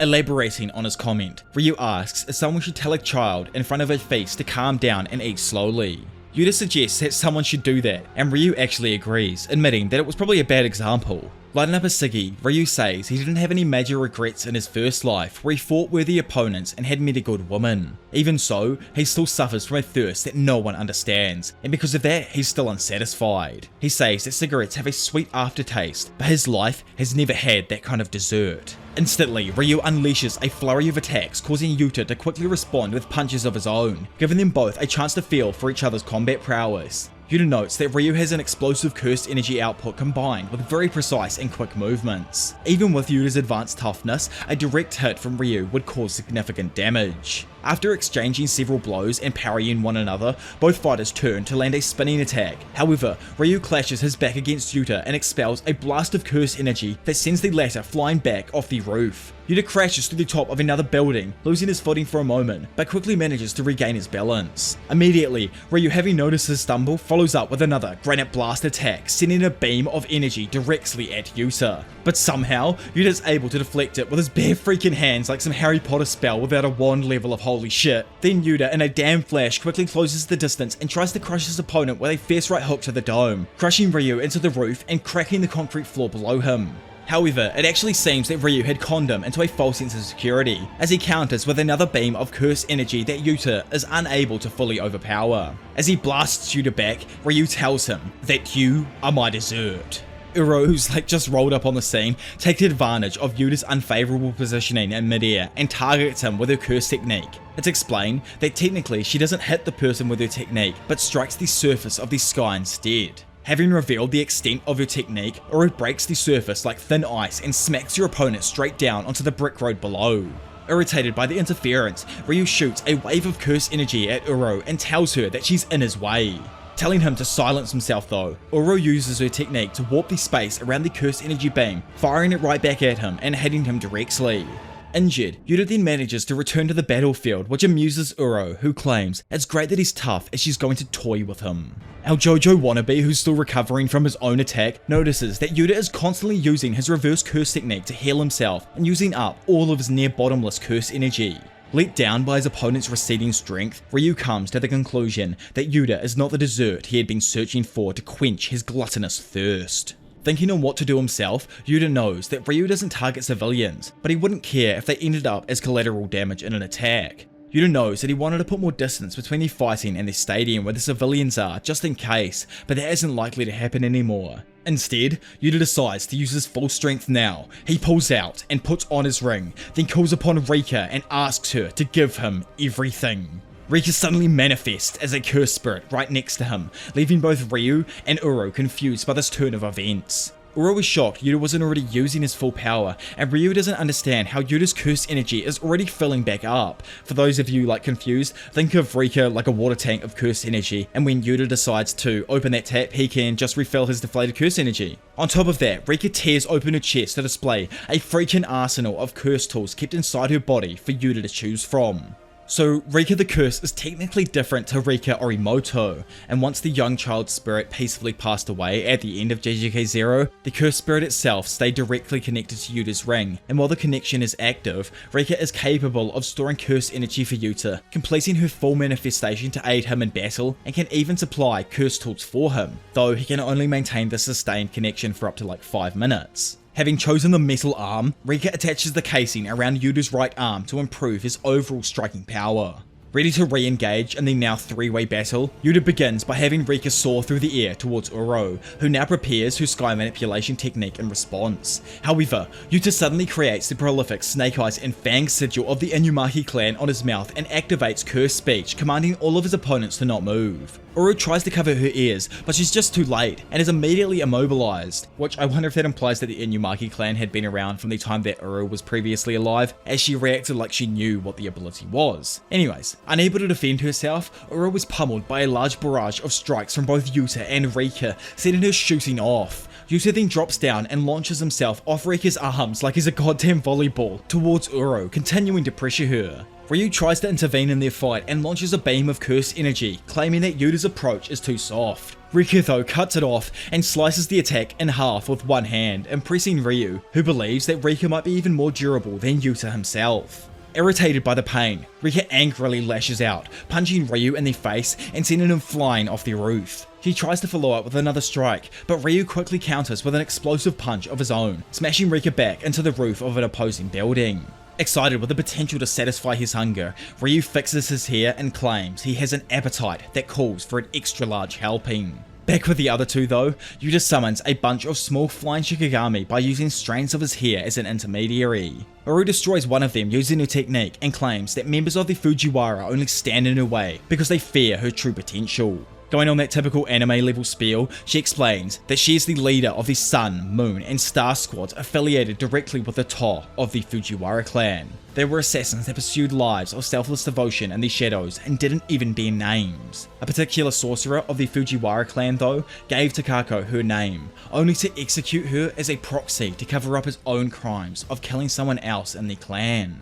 Suddenly though, Uro was cut off mid-sentence and cut across her chest and hips by the Shikigami. The trajectories of the Shikigami constitute a domain, which Uro immediately recognizes as Drew's technique. Remember like that old man from the very beginning of the fight? She realizes that Yuta isn't a cursed speech user with the ability to summon Shikigami. Instead, he's a sorcerer with the ability to copy others' curse techniques. Yuta proceeds to follow up and knocks Uro down to where Ryu and Rika are fighting. He tries to capitalize with a straight punch, but Uro manages to stop his attack and break his armored shell with the icebreaker effect of her technique. Uninjured by this exchange though, Yuta tells Uro that regardless of what his ancestors may have done, living for herself will only get her so far. Yet, those words just hit a complete block and only serve to further annoy Uro, who claims that saying things like live for others is something only those who have achieved something can do.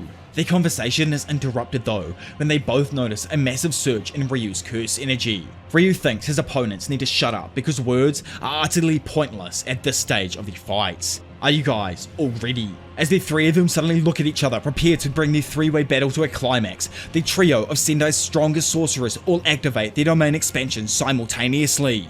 Instantly, and like because of the three overlapping domains, they cancel each other's sure hit functions out. Without that advantage, Ryu and Uro know that they need to stop Yuta from taking the initiative by keeping Rika out of the barrier. Ryu knows that he had already knocked Rika over 20 meters away, so it was unlikely she would be able to reach the barrier in time. But outside, it's shown that the last vestiges of Rika Orimoto's will inside of Rika couldn't accept that she was unable to protect Yuta, causing her strength to ratchet up another notch. Suddenly, Kuroroshi, yes, remember that damn cockroach from back at the beginning of the video that just got murked by Yuta, randomly appears and infiltrates the freaking barrier, while its cockroaches outside occupy Rika. So, remember how I said this dude was able to self-reproduce and all that kind of stuff? Well, before going dormant, Kuroroshi actually reproduced via his parthenogenesis. After Yuta exercised the parent roach, the country's curse energy of fear was transferred into the new offspring. Kuroroshi, the player, is indeed perished, but Kuroroshi, the curse spirit, is still completely active. 3 overlapping domains are more complex than 2, and the conditions imbued within their barriers complicate things even further. With the addition of an unexpected intruder, the barriers are completely compromised and begin to shatter, falling to pieces. Falling out themselves, Yuta notices that Uro is totally focused on Kuroroshi. Obviously, this is due to her technique being at a complete disadvantage with the roach. Because of this, Yuta takes the opportunity and literally kicks Uro in the back while she's distracted, sending her flying towards the ground, almost like cementing her death. Seeing her coming down, the cursed roach rushes towards her with the festering life sword. Uru tries to respond by activating her curse technique. However, as we all know from the past events with Mahito, curse techniques are difficult to use immediately after using a domain expansion, and Uru's ability to manipulate space burns away in her hands, leaving her open to Kuroroshi's assault. The roach curse slashes Uru's left arm, and quickly these disgusting insect-like curses spawn from the wound, severing her limb completely. Rika, who's also there, acts quickly by devouring Uru's arm before the roach could, impressing Ryu. He notes that Yuta is thorough, and that it's unlikely that Uru can regenerate her entire arm, even if she uses a reverse curse technique. Irate over the loss of her arm, Uru angrily calls out to the Fujiwara descendant. Cutting her off though, Ryu tells her to stop because she and Kuroroshi aren't invited to his table. Yes, if you have noticed, everything to do with Ryu Ishiguro has something to do with eating food, like the dessert thing from earlier, or now the whole like you ain't invited to this table, you can't eat from this table type thing. Anyway, it's explained that Ryu's curse technique is called Cursed Energy Discharge, and he's the only sorcerer capable of outputting the same amount of power regardless of if his technique is active or not. Instantly, he blasts Uro and Kuroshi with another jacked up granite blast, incapacitating Uro and partially destroying Kuroroshi, making it simple for Yuta to exercise with his reverse curse energy. Excited for his dessert now, Ryu fixes his drip and welcomes Yuta to the table. He charges his cursed energy and takes aim, while opposite him, Yuta knows that his own curse technique has yet to replenish. But with Yuta and Rika working together to counter the ancient sorcerer's next move, the table is set for their final battle. As then explained, that Yuta can only unleash a direct beam of curse energy while Rika is completely manifested. Even at full power, Yuta's blasts are slightly weaker than Ryu's. In order to win the exchange, Yuta intends on rapidly building up cursed energy and firing first, before Ryu reaches maximum power. However, Ryu's eyes express over 400 years of hunger waiting to be satiated, and his gaze pleads with Yuta to use his full power. Although Yuta would never find true meaning in conflict, Ryu's gaze melted his heart. Melted my damn heart as well. Look at those eyes, it's so damn beautiful. Anyways, Yuta agrees to go all out on this just once, and both sorcerers unleash their curse energy. Their blasts collide in a curse energy beam struggle that's extremely reminiscent of an old school DBZ blast off. Sadly though, Yuta is quickly overpowered by Ryu's blast. The duo are seemingly hit and sent back into a nearby building, which Ryu immediately expresses how sweet the first taste of his dessert was. The gleeful sorcerer is quickly surprised though, when he begins to feel his opponent's cursed energy swelling up. Wanting the meal he desires, he screams and asks for another beam struggle. In retaliation, Rika fires a blast of curse energy while Yuta simultaneously rushes forward. It's shown that Yuta actually jumped forward at the exact same time the blast hit, launching him at high speed towards the enemy sorcerer. Rika is also able to shoot completely on her own, but Ryu believes he's jacked enough and somehow he blocks the beam with his bare hands as well, claiming that he can do whatever Yuta can. He takes aim at Yuta and expects to finish him off with his next attack, due to the cursed energy he extended on top of just using a domain expansion. However, as his granite blast shoots out, and unbeknownst to Ryu, Yuta's curse technique had already replenished. He takes this moment and uses Uru's ability to warp space, redirecting Ryu's blast up into the air. Shocked, Ryu realizes that Yuta can actually copy people's curse techniques and tries to surmise what condition he must fulfill to do so. He recalls Rika devouring Uru's arm and figures that must have been when he satiated the condition. Yuta notices Ryu's lack of focus, capitalizing on it, and scores a direct hit to Ryu's chest with Uru's thin icebreaker move. Quickly, he follows up with another combination downward punch using Rika that hits so hard it causes Ryu to begin bleeding profusely from his head. So remember how there was like a time limit on Rika's manifestation? Well, 5 minutes have now passed since Yuta donned his ring, causing the connection between him and Rika to actually end. Ryu takes advantage of this by hitting Rika with his full power, an attack that was too much for her to handle even while fully manifested. Because of this, Rika quickly reaches her limit and disappears from the battle, leaving Yuta to continue fighting on his own. The big man himself, Ryu, is excited that there's even more to their battle, even after clashing at full power. He happily declares that this final course is the dessert he has been longing for. Standing there, Yuta surprises the Ancient One by grabbing him with both hands and pushing their weight down so hard that it cracks the ground beneath their feet. After effectively immobilizing them both, Yuta claims that the fight is over, confusing Ryu. While Ishigori's looking down at the cracked ground, his granite blast from earlier, yes, remember that one Yuta shot up into the sky using Uro's technique? Well, it rains down directly on Ryu and surprises the unsuspecting sorcerer, completely toasting him. Still standing there though, like an actual champion, but still defeated, Ryu quickly realizes that he was just hit by his own beam, as Yuta redirected it back down using Uro's technique at the same time Rika had hit him. Despite his defeat, Ryu was satisfied with the high level of battle he participated in, and thanks Yuta now that his stomach is finally full. Not gonna lie, Gege knows the terminology of these scenes so damn well, and we all just ate as well as Ryu Ishigori did right here, boys. Anyways, following the end of the battle in the Sendai colony, Yuta first talks to the defeated Uro in order to retrieve her points. She tells Yuta this extremely ominous statement that probably will 100% play a role later on in the story. She says that his strength has a limit, and she's seen a power beyond the horizon of the strongest fighters and curses with her very own eyes. In that moment, she imagines Sukuna's original form and claims that such power takes the form of overwhelming aggression that disregards anything else like a calamity. Yuta then moves on to Ryu, who tells him that he's too soft and he won't receive praise for his actions. Yuta replies to him though that Takako also told him something similar, that there was no value in sparing an opponent's life. Having heard this, Ryu is surprised to learn that Uro survived and believes his blast must have been weakened after using domain expansion. Which, like I brought up earlier, makes sense as most of the time after using a domain, someone's technique will slightly falter in comparison to before the domain was used. Anyways, Ryu sits up and asks what Uro kept getting upset about during the fight, and asks if it was a lover's quarrel. Yuta tries blowing him off, but after persisting, explains that anything he could have said to her would have just led to violence because he's blessed.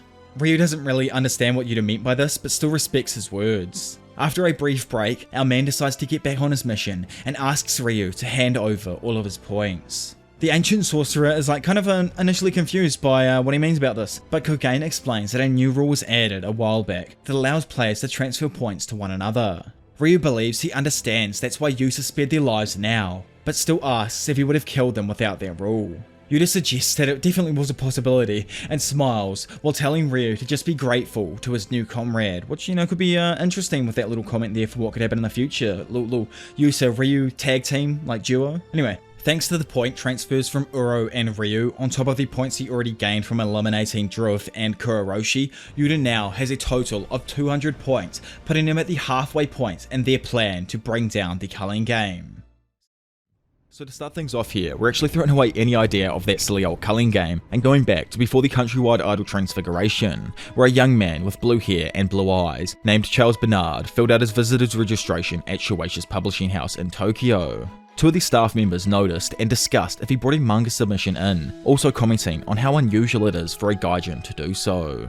Charles later ends up meeting a Shueisha staff member to review his manga submission. While improbably sitting on their desk, Charles expresses that he's always pondered what makes a manga creator. They don't need licenses, and in Charles' opinion, experience doesn't necessarily validate a creation either. Which, does make sense, like Isayama for example never had a manga before Attack on Titan. But anyways, the employee looked over at Bernard's manga while hardly listening to his words, wishing that he would just sit in the chair. He only commented on the foreigner's Japanese, saying that it was pretty good, but Charles responded by repeating the same sentiment back, confusing the man. Hate to cut myself off again, but if you guys watch anyone who makes Japanese content and lives in Japan as a foreigner, this is a pretty common thing to hear, to the point that it's almost an underhand insult by the Japanese people to outsiders living in Japan. But anyway, the employee stated that it's obviously the case because he's Japanese, and Charles reveals that he was actually born and raised in Japan, although his parents are French. The employee apologized for assuming, and Charles dismissed it because he believed it would be the start of a long relationship between him and the publishing studio.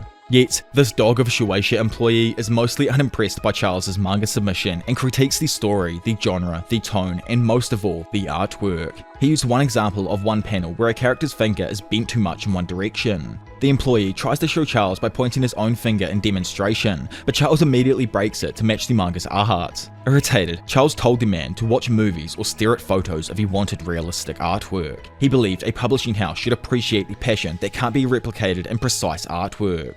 Charles finishes his tirade after assaulting the employee and storms out of the building, deeming the experience as a waste of time. So yeah, don't know what that was all about, probably just a small warning from Gege to any future publishers about his artwork. Skipping forward now to the fateful day of November 12th, we find that somehow this pure manga reading degenerate Charles is outside and on a Ferris wheel with Hikari Kinji inside of the culling game. He asks Hikari if he knows what makes someone a manga creator. Yet, as we could probably imagine, an annoyed Hikari answers that he simply doesn't care. Just lacking there and chilling out, Charles is thankful that there is still electricity powering the area, but Hikari isn't and suggests that he normally wouldn't ride a Ferris wheel with another man. Charles points out that he could have refused the ride, but Hikari wants to scope out the area in case he brings a girl back one day. Cause, big brain thinking and all pre-planning for future events, as the man knows that the culling game ain't gonna murk him for sure. But anyway, Charles is surprised Hikari believes Tokyo will recover from the culling game, claiming that he is the exact opposite, as someone who's only come to gaze upon the end of it all. Ever since curses flooded Tokyo, there haven't been outlets for manga, and creators that Charles respected are giving up. Charles asks Hikari to give him a reason to fight, because the heroes in battle mangas are always fighting for positive reasons, while the culling game only incites fights for negative ones. Charles asks Hikari to provoke him enough to instill hatred inside of him to the point where he could take him out without any remorse. Hearing this, Hikari decides to oblige and thoroughly insults Charles. He says that he would never read Charles's creepy manga because his gloomy disposition might affect him. Then, in probably one of the best entire damn lines so far of the manga, he also tells Charles to stop whining and start fighting creepy otaku. Insulted and with tears in his eyes, Charles asks why he would say such a mean thing. Ready to fight Hikari for his rude comments, Charles conjures the G-War Staff, a pin-shaped spear. Immediately he attacks, bursting through their pod and forcing Hikari onto the Ferris wheel where his assault continues. Charles thrusts his spear at Hikari's head several times while quoting a poem from a creator he admires. Hikari simply avoids these strikes and jumps off the Ferris wheel onto a building below, causing the Frenchman to chase after. Standing there, it is shown that our special grade is a little annoyed because Charles is actually quoting a comment from Katsura Hoshino, which Hikari just doesn't consider as a poem. Charles expands upon the poem by explaining that a mangaka enters a fictitious space in their minds where anything is possible because to them, reality just isn't satisfying. He continues by stating he believes his reality has been overtaken by Jujutsu, and because of this, he has lost his motivation as both a manga reader and a creator. He asks Hikari what that feeling is called, and the suspended student just simply replies that he's just getting bored with this. As his fighting spirit then begins rising, Charles suggests that the feeling he's got is called despair instead. Fueled by his sorrow for his opponent, Charles strikes hard with his G-War Staff and scratches Hikari's cheek open, drawing a bit of blood at the pen's tip. Noticing that the spear is a pen, Hikari asks him if it's okay for a mangaka to use their drawing pen for violence, but Charles argues using a reference from Captain Tsubasa. Following this, he activates the condition for his curse technique and marks Hikari with a glowing square. Curiously confused, Hikari asks what's going on, as he throws a flying kick, but Charles is able to avoid it and immediately counterattacks with an attack, surprising the former. Easily though, Hikari maintains his balance as he's knocked back several meters from the blow. Although he personally didn't take any damage, his sleeve was cut wide open. While examining the tear, Hikari also analysed the way the Frenchman moved, and decides that it has to be more than just a simple reflex. Noticing the special grade sorcerer took his hands out of his pockets for the first time, Charles taunts him for it, and then explains that the glowing square is actually a manga panel that lets the user see their opponent's next move. Currently, the Frenchman can only see 1 second in advance, but as the pen's tip fills with Hikari's blood, the former will be able to see further into the future. Having heard this, Hikari dashes straight at Charles to confirm this ability's effect, and nearly lands a powerful right hook, with the latter admitting that it would have taken him out if not for the effect of the G-War Staff. Quickly after, Charles counters with his attack and hits Hikari across the head with the blunt end of his spear, affirming to Hikari that the Frenchman can really see the future. However, Hikari is unimpressed by this dude's ability, and just disappears from Charles' line of sight, before he reappears and punches Charles in the back, stating that he needs to be able to see him in order to see the future through his technique. To counter, Hikari attacks Charles repeatedly from his blind spots without letting up. In an attempt to retaliate, Charles tries to stab Hikari in the back, but the latter has already anticipated that he would try that and intercepts before striking him again. Before Charles can turn around and recover, Hikari completely and utterly blitzes him while stating that he can't just go easy on him because he knows Charles would just selfishly attack someone else later. Continuing, Hikari believes that in order to stop this, he needs to utterly break Charles and hits him with an extremely powerful punch. He then quickly goes to get behind him, but Charles is able to recover from the previous punch in time and reactively strikes his blind spot, cutting Hikari's forehead. Irate over how the battle's going now, Charles claims that the vessel containing his heart is broken and is spilling out in a gush of emotion. He adds that now, due to gaining more ink in his pen, he can see 2 seconds into Hikari's future and will be waiting in his own blind spot. Confused as to why Hikari isn't intimidated though, Charles asks his opponent why he's just standing there, posing while in the situation. I don't actually think Charles has ever bumped into anyone who can use a domain expansion, and due to this, while Hikari stands there, he uses both his hands to form the proper hand sign to cast his domain expansion, the Idle Death Gamble.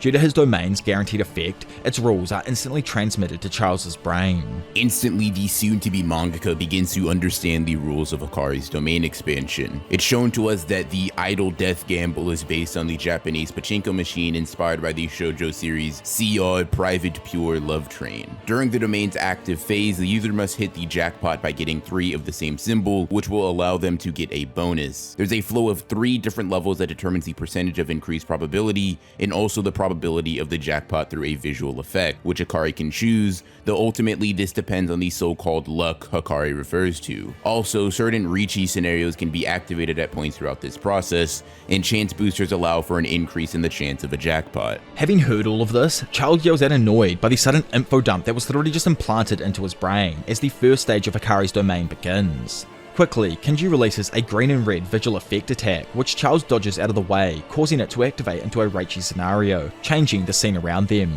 It's explained to the confused Charles that if the character Yuki passes through the gate, then Hikari immediately hits the jackpot. Charles attempts to swipe at it, but it's just a visualization, so nothing happens, meaning all he can do is wait to see the result. Which is, like kinda sus. It's almost just a guaranteed jackpot whenever a Riichi scenario pops up. I wonder if that's a house rule type thing, referring back to how his domain is based on pachinko machine. But anyway, I'll let Ronan take back over. Due to the indicator being weak, the Riichi scenario fails, causing them to reset back at the beginning of the domain's expansion. The sequence of events leading up to either the reset of the domain or a jackpot are considered one of Hikari's full rolls, giving Charles a very strict time limit to defeat the gambling sorcerer. Standing there, Charles thinks about how he can't use his manga curse technique to predict the outcome, meaning that the process will repeat continuously until he defeats him, or Kenji draws a winner, which he knows would result in a loss for him. However, to Kenji's surprise, what Charles is most infuriated at is the presentation, taking the beloved Private Pure Love Train manga and turning it into something bizarre for gambling. He continues to try and attack, questioning how long he will keep up with the jackpot rate being only 1 in 239. However, Hikari is still able to easily dodge each attack while confidently stating that he's never gone past 30 times. This time, Hikari activates a Riichi scenario with an 80% success rate, leaving the two anxiously watching as they continue to duke it out. He's unable to focus on Kenji's future attacks as he tries to pay attention to the Riichi scenario, calling on the Yume character to get on the train in hopes of preventing the jackpot. Sadly for him though, the train leaves and Yume disappears, allowing Charles to slice at Hikari's side. Charles explains while confidently standing there that if it was a game of skill rather than luck, Hikari might have won. But as he turns around, he is utterly shocked to find Yume is still standing there, saying that she missed the train, meaning that Hikari had actually indeed won the jackpot. Quickly, Hikari darts in and kicks Charles away, declaring that he uses skill to grab a hold of luck. Elsewhere in Tokyo No. 2 Colony, Panda sits alone atop a shipping container in a shipyard. Upon smelling the air, he notes that roughly 3 people have been dismembered nearby. He can also hardly sense the perpetrator's presence, which might suggest that they can freely activate their curse energy. Panda reviews the plan that he and everyone had agreed on beforehand. They'd planned to leave the fighting just to Hikari, but the barrier, just like over in Tokyo Colony 1 with Yuji and Megumi, split them up upon entry to one of those random spawn locations. After a bit more thinking, Panda decides to take off and rolls his cute behind off the shipping container to go in search of Hana. Once he landed, he looks both ways and sighs a breath of relief. However, at that exact moment, Hajime Kashimo walks right around the corner. In a split-second reaction, Panda plays a real-life panda, and initially this does work. However, Hajime has an Omega-sized brain and summons his Gogen to his side to ask if that panda was actually a player, with the latter pretty much instantly confirming it. Witnessing this happen in front of his teddy bear eyes, Panda was surprised to learn that they have that function. Yet, before Panda really had any time to react, the ancient, god-level sorcerer Hajime had quickly charged at him and delivered a powerful blow to his torso, completely erupting a large portion of the stuffing holding him together before following up this brutal attack and completely electrifying him. Then, not done, Hajime, while insulting his strength, hits him with his staff and knocks Panda back into a container. Having been brutally beaten, Panda notes that Hajime's cursed energy is similar to Megumi's Nue, where both have electrified cursed energy surging through their bodies. With his panda form destroyed, the puppeteer begins transforming into his gorilla mode and strikes Hajime with a prolific, unblockable drumming beat. Noticing a change, Hajime takes a defensive stance and endures the multitude of blows. He says that the attack wasn't too bad, but it wasn't great either, and follows up by using his staff to tear off the panda's right arm. Then continuing with his old school brutality, he throws Panda's own arm straight back into his face, completely blinding the defenseless bear, allowing the sneaky sorcerer to approach him for the puppet's right. Darting in, he delivers a flurry of absolutely brutal hits directly aimed at the panda's face, sending him shooting back into another container. As the broken sorcerer strolls up on the beaten panda, he calls him pathetic and weak before asking if he knows the current whereabouts of Sukuna. Taken by surprise, Panda doesn't know why he's interested in him, but quickly comes to the realization that he wouldn't be a good matchup with Yuji. So, while trying to think up an excuse, he says he doesn't know. Noticing the massive amount of stalling before answering his question though, Hajime realizes that he's indeed lying, and demands that he spit it out, as he'll show mercy if he does. Having thought up an excuse now, Panda says that his uncle goes by the same name, so hearing it took him off guard initially.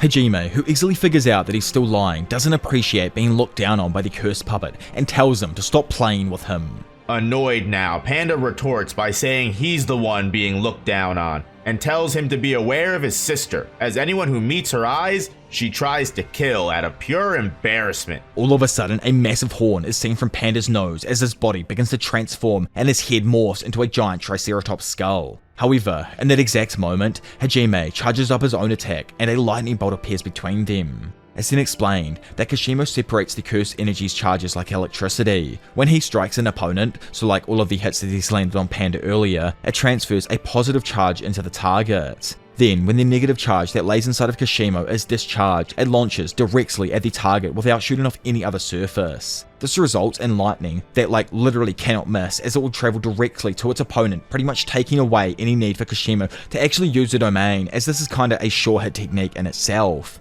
Sadly for Panda, as the transformation is still happening, that said lightning bolt strikes and absolutely decimates Panda, mortally wounding him. Standing above the now fallen puppet, Hajime once again asks Panda about Sukuna's whereabouts. Oh boys, here's the saddest part, here's the saddest Panda chapter so far. As we flow into a flashback, we see a young Panda being beaten up by his big brother gorilla. The young Teddy screams for his sister's aid, and an angry Triceratops marches over, demanding that gorilla cease the bullying. Yet, the young gorilla tries to say that they were just fighting like a dude from a game. Hearing that, Triceratops says that Panda should get the next turn to fight back, with gorilla being completely fine with it. Listening to his older siblings, Panda, looking like hella cute man, rolls up to smack his bro a few times. However, he quickly gets punched in the face by the latter, making him cry even more. Completely blown away with what she just witnessed, Triceratops then runs off in pursuit while Panda continues crying out behind them. Later on, Panda is seen holding a Santa Claus ball while trying to follow his older brother and his puppet friends. Not wanting him to follow because they find the training wheels absolutely lame, the fox whispers something in the raccoon's ear, and he tells Panda that he can actually join under the conditions that he throws his ball into the river. Initially, Panda hesitates, claiming that it was a gift from Santa, but after the two pressured him and seeing his older brother's grumpy stare, Panda tosses the ball into the river. Blown away with him actually doing it, the raccoon and the fox tell him that throwing stuff into the river is illegal, as it would harm the environment, before they ran off aiming to tell the police, which is like, who is Gorilla hanging out with? These are the worst puppets I've ever met. Gorilla rudely asks a saddened Panda why he threw his ball into the river, telling him that it was a precious gift from Santa. Breaking down in tears even more, Panda screams at him that he just wanted to play with his big brother. At night before bedtime, Triceratops berates Gorilla for bullying Panda, instead telling him that when other kids pick on him, he has to be the one to stand up for him. Gorilla counters this by stating that she plays with the other girls and wouldn't understand because of this. He says that he can never have fun with Panda around, as he holds him back and only ever seems to start crying when she shows up. Gorilla thinks that she's far too cushy on him, but Triceratops views this differently. She notes that no matter how mean Gorilla is to him, Panda shrugs off all the bad things and cheers up by the time it's time to eat. He literally doesn't have a bad bone in his body and believes that that's how brothers should always be. She belittles Gorilla by saying that maybe he's the spoiled one, as Panda always ends up forgiving him for his transgressions. Suddenly, interrupting the two of them, Panda then storms into the room with a beetle and shows it to Gorilla, who immediately points out that it's actually a Dorcas titana stag beetle and screams while throwing it out of the window in horror. Before going to bed, Gorilla and his sister open their piggy bank to see if they have enough change to buy a replacement ball for Panda. As he then begins trying to sleep, he just thinks that an idiot like Panda would be fine with any ball. Suddenly though, in the middle of the night, a voice tells him to wake up.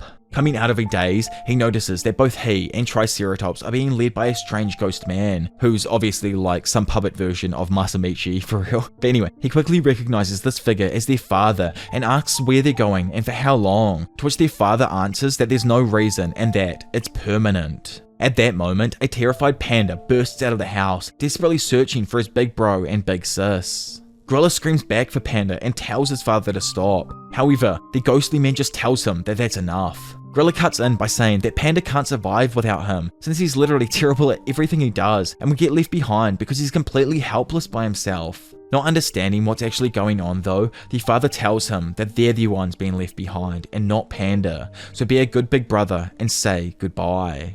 A confused Gorilla gets defensive, wondering about how in the world he was going to buy a ball for him tomorrow, and that he needed him there to talk to the shopkeepers instead of their sister. But sadly, after a second thought, he finally catches on and fully begins to break down in tears, not wanting to leave this world and his little brother's side. Back in the real world now, Hajime Kashimo stands over the bloodied mess of Panda's obliterated corpse. While prodding the bear, he notes that he didn't gain any points from him before realizing that he probably hasn't found the core of the panda yet. He picks up Panda's head with his staff and asks once again about the whereabouts of Sukuna.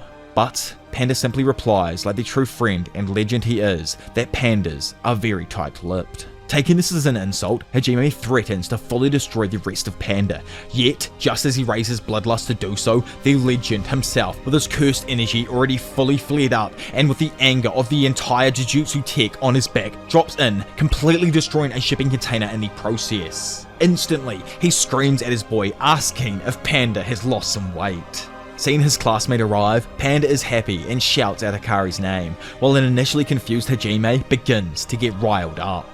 Supercharged with an incredible volume of cursed energy, Hikari rushes in to rescue Panda from Kashimo. He delivers a right hook so powerful that it disarms Kashimo and sends the sorcerer crashing through several freight containers. Oh, like, this battle was going to be so insane, boys. And girls, of course. Anyways, instantly, Hikari follows up, not giving Kashimo any time to recover. Having closed the distance, the special grade does a sick 2-footed jump, throwing himself into the air and delivering a flying dropkick to his opponent's face that Hajime just narrowly avoids. While still in midair though, Hikari swings his leg straight back in an attempt to land a hit, with his opponent just barely having his nose grazed. As Hajime stands there in shock, Hikari's physical power is so overwhelming that his kick's excess cursed energy dents another shipping container and completely deforms it. Standing opposite Hajime, Hikari is electrified by the cursed energy protecting his opponent, but also barely feels the bad side effects from it. Kashimo is impressed that his opponent can ignore the electrification and asks his name. Hikari introduces himself while Kashimo is just completely fascinated by the insane cursed energy output and mysterious music surrounding his opponent.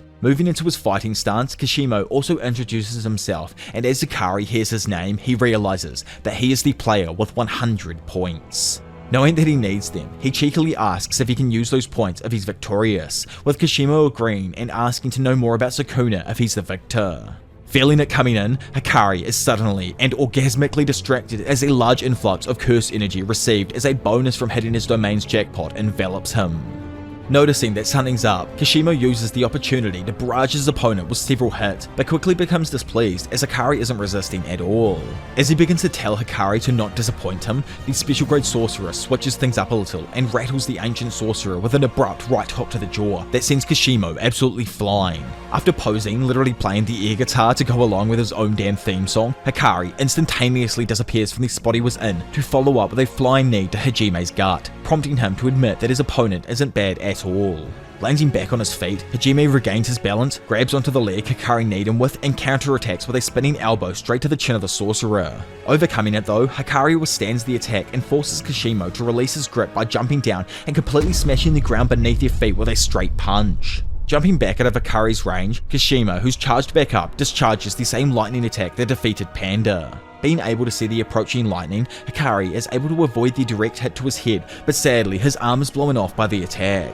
Glad and confident that his opponent won't be able to recover in time after being hit, Kishimo rushes in to finish him off. However, Hikari is on his Gon level of strength and literally does not care about his arm at all. Instead, he surprisingly counters with a kick straight to Hajime's face and follows up with a punch from the same arm that was supposedly just severed.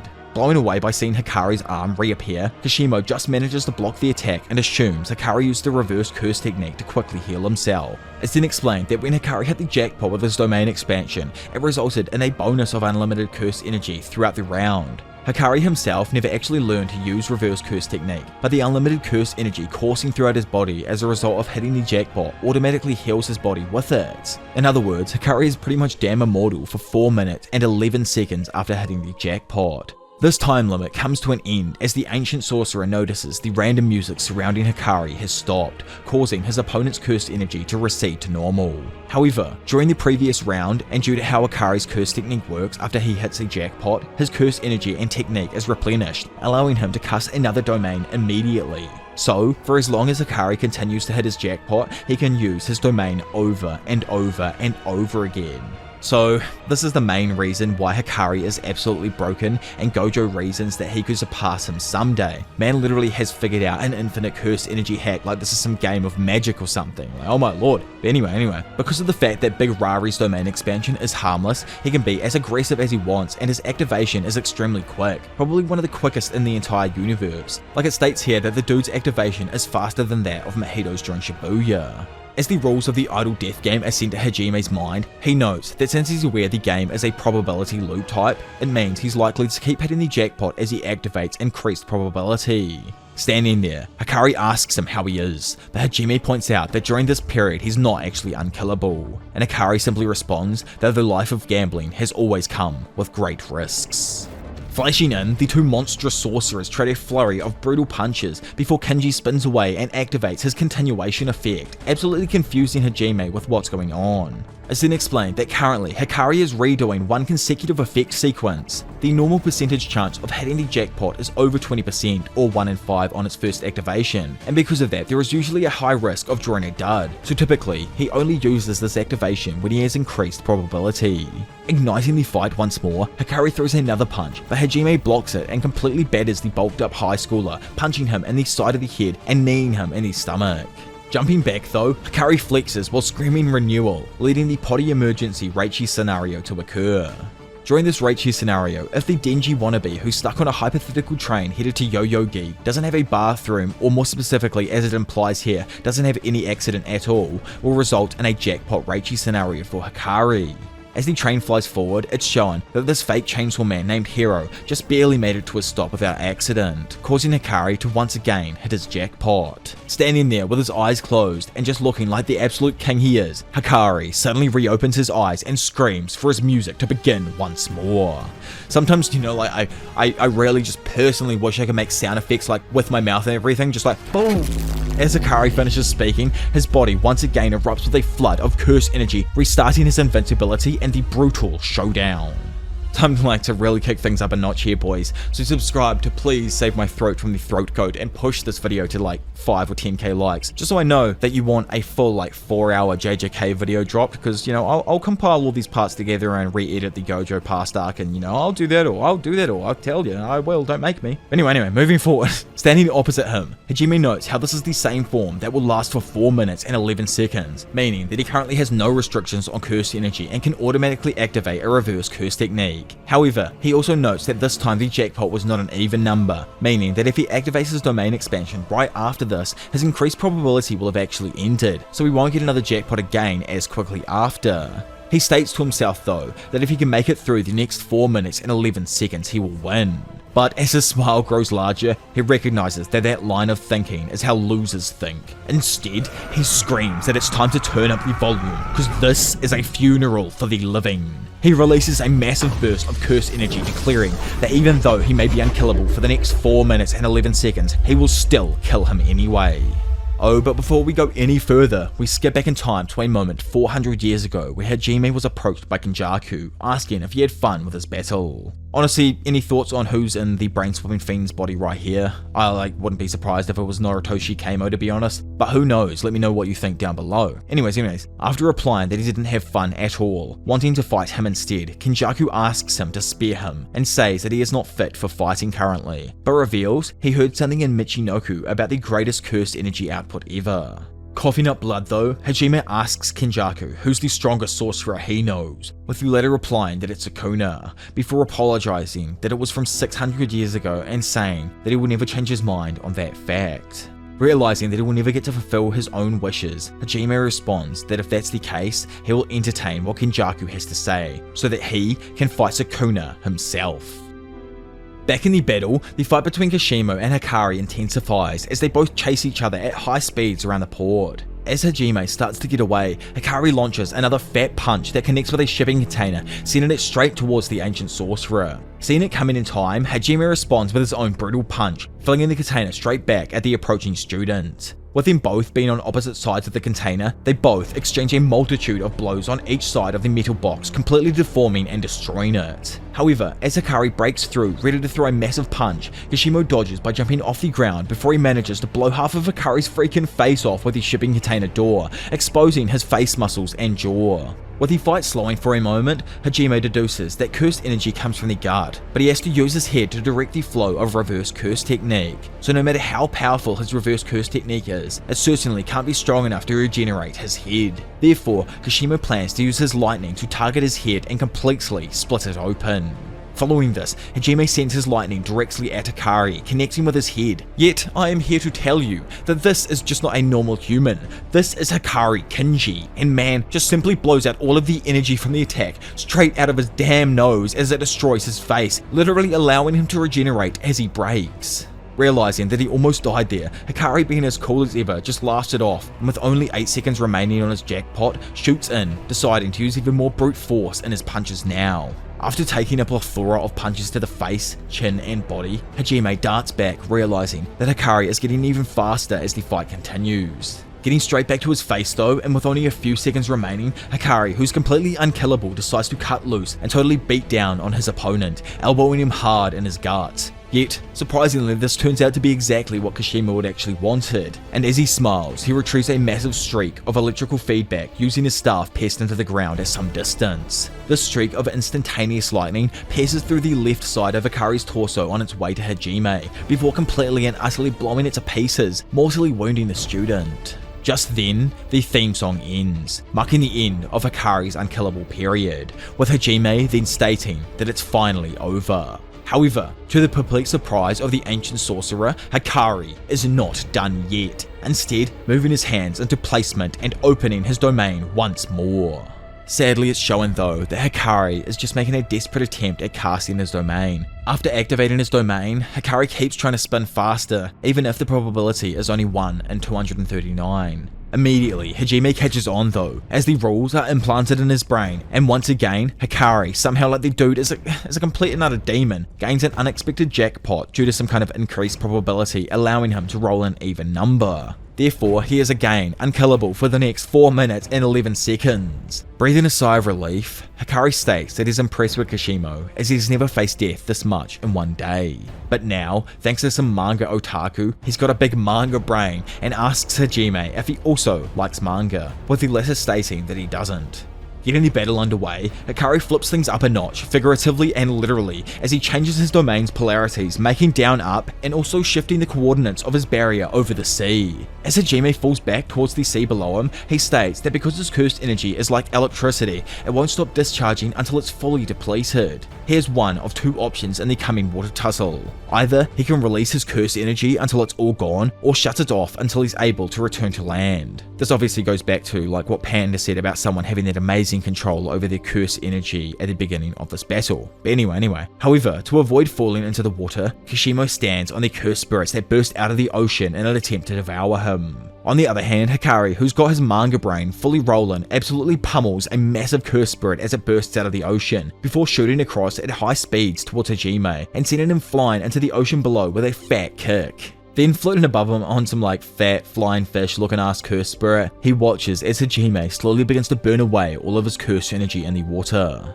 However, Kishimo is actually smarter than this. He recalls that there are 2 ways to end a reverse cursed energy user. 1, by simply blowing up their brains, or 2, by using toxins. Therefore, he uses his electricity on the seawater to produce a chlorine gas that completely takes Hikari by surprise as he floats above. Sadly, Hikari loses his grip on the cursed monster and ends up falling into the sea due to the toxic effect of chlorine gas. It's explained that unlike simple body regeneration, addressing a toxin in one's blood requires insane skill, as well as a higher level of reverse curse techniques. Sinking down through the ocean, Hajime notes that Hikari doesn't seem to be able to detoxify fast enough, causing the round to end and allowing Hikari's immortality shield to fade. As Hajime states that this has been fun preparing to finish him off, Hikari, just like before, dispels the excess cursed energy right out of his freaking nose and throws a vicious punch straight into the face of Hajime, taking him completely by surprise. With the two floating back from each other after the attack, it turns out that the legend of Jujutsu Tech targeted the toxins in his body and removed them unconsciously via his automatic reverse curse energy.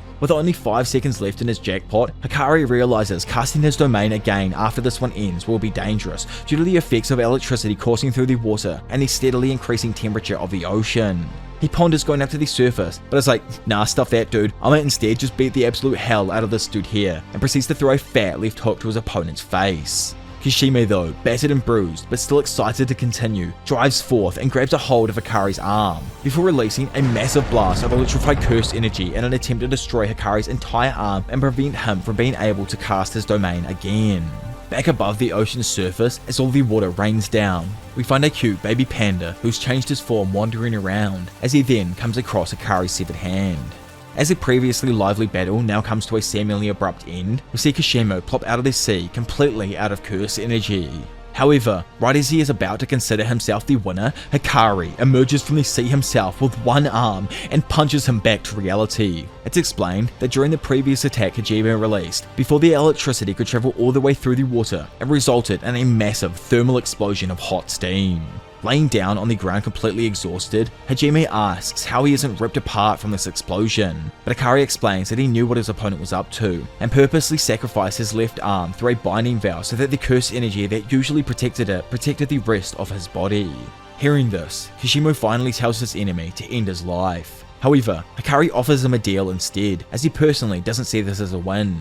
Hikari also brings up how Kishimo technically didn't use his technique, to which the Ancient One actually explains that he is saving his curse technique to use on Sukuna, as it is a single-use one, and all Kishimo wants is a fight with Sukuna. Therefore, the Ancient Sorcerer agrees to side with Hikari in exchange for a future duel with the King of Curses. Rolling onto the scene and seeing the two hanging out, Panda is quite shocked after hearing that Hajime is now on their side because he wants to have a future bout with Sukuna. Hikari discards Panda's concerns by casually asserting that a Kohai has to obey his senpai's wish, before randomly leaving the small panda with the Ancient Sorcerer to go in search of someone else. This is also where the announcement of a new rule being added to the game is made. The rule is that players can also give as many points as they want to another player, allowing Hajime to send his points over when needed, obviously. It's actually crazy when you think about it, how all of these battles are happening simultaneously. I love how Gege hasn't given us a timeline per se to go off, but it's more or less just this one kind of rule that we can refer back to, knowing that all of the fights have been in relation with it. But anyway, continuing. Shooting back over to the Ferris wheel, we find that Charles has been chilling out after his defeat.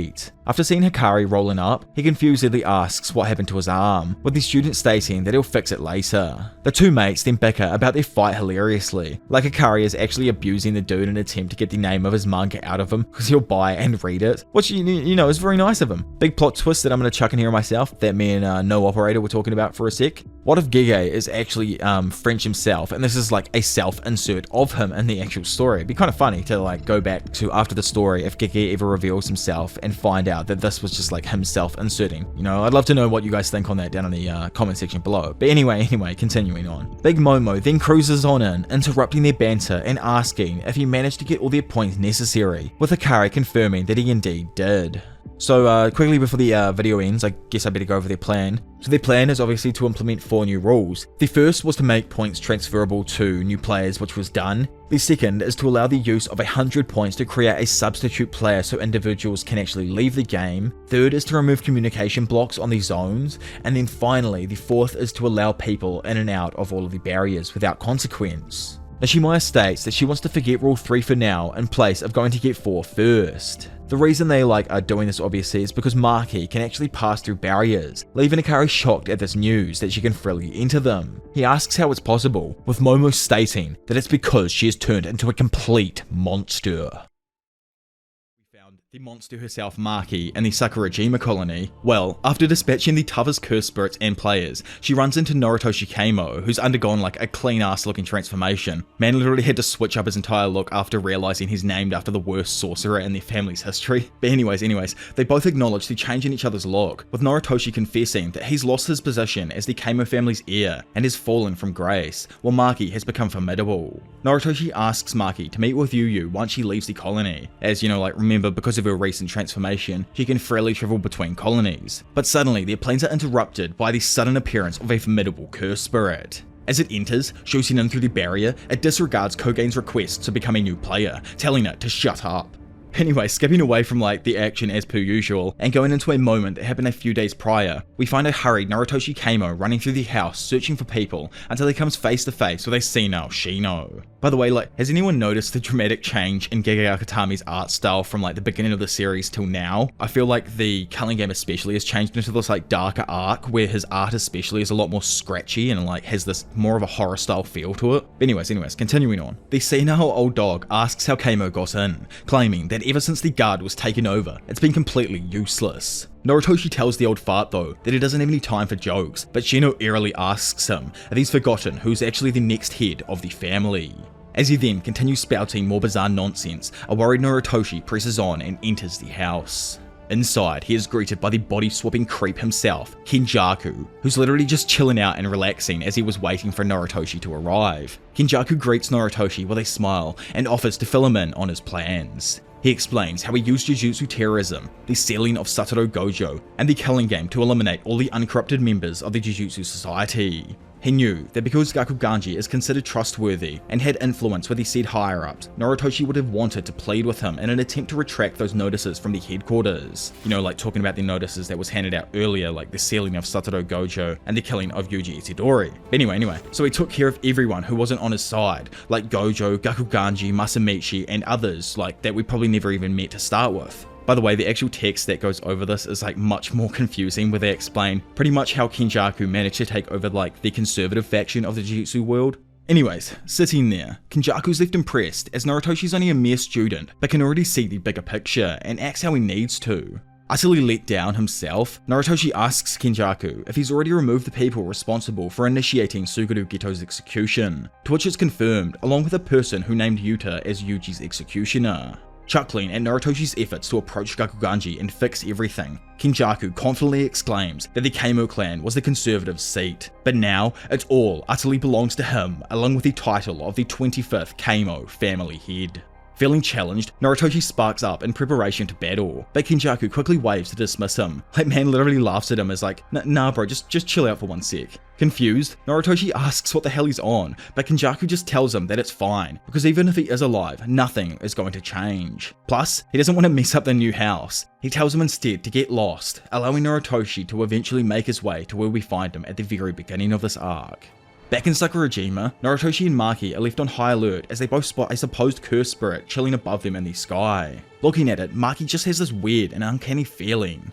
Instantly, approaching them at lightning speed, the cursed spirit rampages towards Maki, tearing up and utterly obliterating everything in its path. It connects with a blocking Maki, sending her crashing back and allowing the disgusting amalgamation of a cursed spirit to pin her against a cliff. Not having seen this happen, Narutoshi watches as Maki struggles to break free. She attempts to hit it, but the cursed spirit's speed is too much for her to handle as it dodges out of the way of the attack and sends her shooting into a nearby cliff face, completely deforming it. Despite being at a disadvantage, Maki refuses to give up, sensing something weird about this cursed spirit.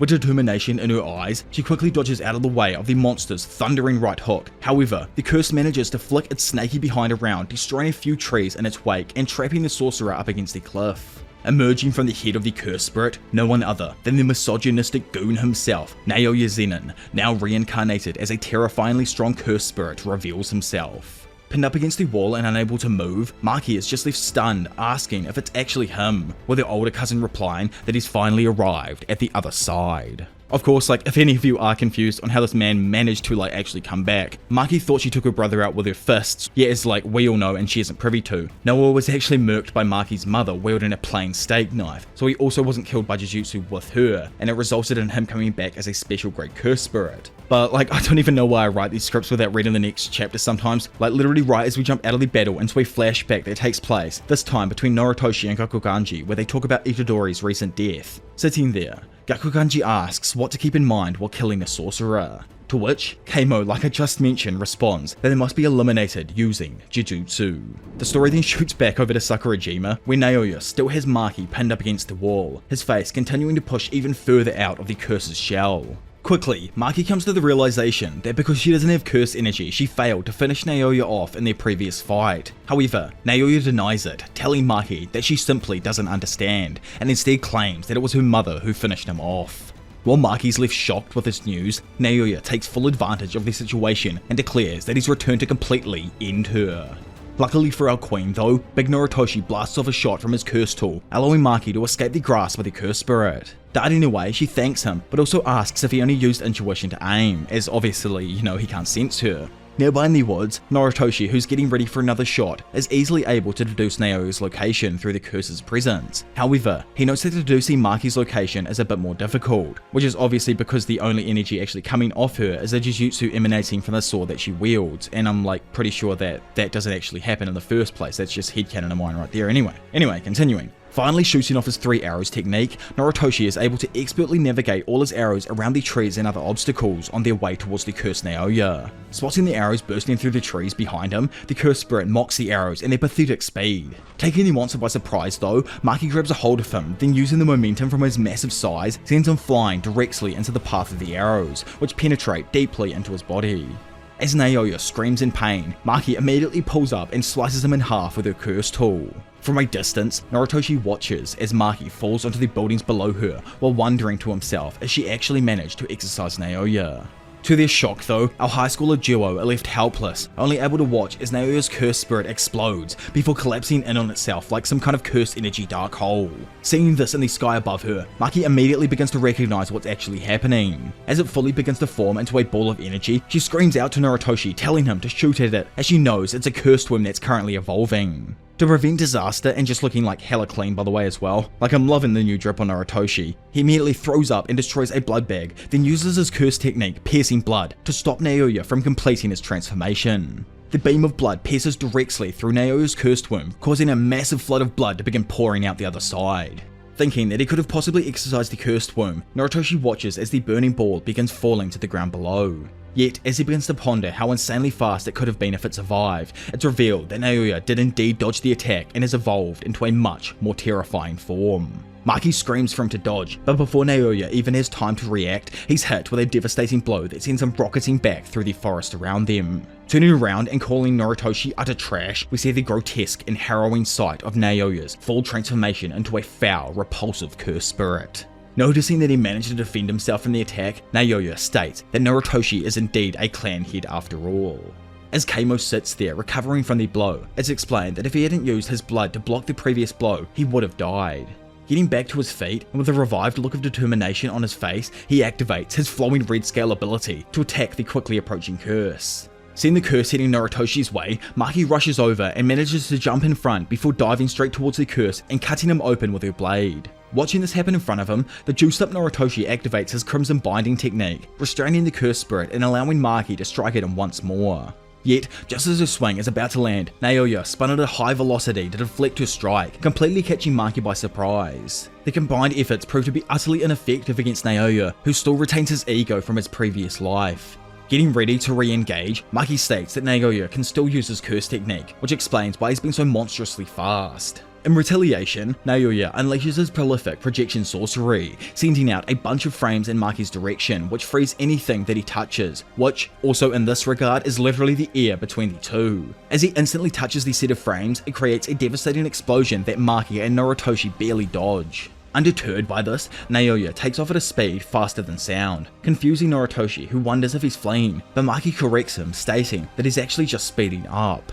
As the cursed Zenin is off boosting around, the duo discuss what they're going to do now, to which Maki says that if he's going to approach them at the speed of sound, then they can lie in wait and deliver a killing blow. Sensing the curse's direction change towards them, Maki bravely steps forward to face Naoya head on, telling her companion to stay back as Noritoshi also activates his technique around her in an attempt to add some protection. With the curse spirit destroying every shard of glass in the building as it builds up its speed, it's explained to us that this misogynistic demon of a curse brings air in through the inlets on its back and compresses it along with the curse energy to then inject it out its back for even more speed. With its max speed of freaking Mark III achieved, Naoya strikes with such a devastating force that it leaves Maki almost completely unconscious and badly injured. Standing above her now, Naoya mocks Maki, disgusted with himself to ever think that he could have possibly lost to her. Naoya states there are things that children can never do, that adults easily overcome. After you grow up, you don't even remember the times where you constantly failed. Laughing at the stupidity of this though, Maki mockingly asks him when he was ever actually an adult, to which Naoya evilly tells her that maybe she should ask her dead sister. Fuming with anger over how his sister was disrespected, Maki swiftly stands back up, and in perfect coordination with her, Noritoshi unleashes 2 more arrows into the malevolent entity. Darting in behind, Noritoshi then employs his own bloodbending technique, slicing into the curse and landing a devastating blow, leaving Naoya stunned with the amount of blood being expended by the sorcerer. Coming to though, he makes the connection that Noritoshi could possibly be circulating the blood outside of his body and then bringing it back in continuously, that way he won't die of blood loss. Knowing that only Maki can defeat him though, Noritoshi tells his companion that he'll hold off Naoya while she makes a run for it, but Maki refuses, just asking for 5 minutes. Noritoshi argues though that she's probably suffered internal damage and just a brief break won't be enough, yet still Maki denies it and tells him that she isn't bluffing and really does just need 5 minutes to fully heal her injuries. I don't know how she's like actually healing herself. I'm assuming that she's probably running over to one of the healers from Jujutsu High and getting healed there, but that's just a thought of mine. Either way, hearing this, he tells her that he won't make any promises, as honestly, it doesn't really matter whether he lives or dies. Reigniting the battle, Naoya blasts towards the duo, but Noritoshi uses another technique to form a blood fence before diving out of the way as Naoya effortlessly bursts through it. Noticing that Maki's vanished, and because of the fact that she's like Toji, he can't sense her, Naoya asks where she's gone. Noritoshi in this moment analyzes the situation and realizes that although Naoya's cursed body is incredibly fast, it's not durable. He also observes that Naoya has a binding valve that requires him to curl up at high speeds to avoid tearing, thus increasing his toughness, but due to that binding valve itself, when not moving at high speeds, he's extremely vulnerable. All of a sudden, striking faster than the speed of sound, Noritoshi is completely taken off guard and blown back through a bunch of defenseless trees by Naoya's blow. Immediately following up, the misogynistic demon speeds up and rams straight into the vulnerable sorcerer, causing him to start spewing up blood. With Noritoshi falling towards the ground below, Naoya gives chase and jokes that blowing blood into his inlet was a dirty move. However, Noritoshi refuses to give up and claps his hands together before delivering a powerful blood beam straight to Naoya's head.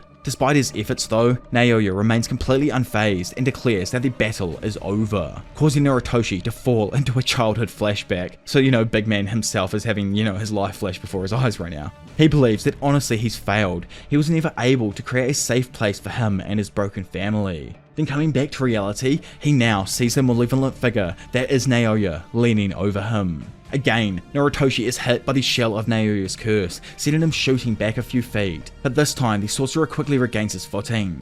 Thinking to himself and knowing that no one in his personal life needs him anymore, Noritoshi attempts to retaliate with a straight punch while proudly stating that now it's time to completely burn away his life, then one day in the future his comrades can do the same upon his fallen ashes. And honestly, Gege man, you gotta chill out, you turn into a bit of a poet with some of these lines right here. Just then, as Naoya is about to step forth and end Noritoshi's life, 2 brand new random ass players screaming sumo and katana arrive to join the fight.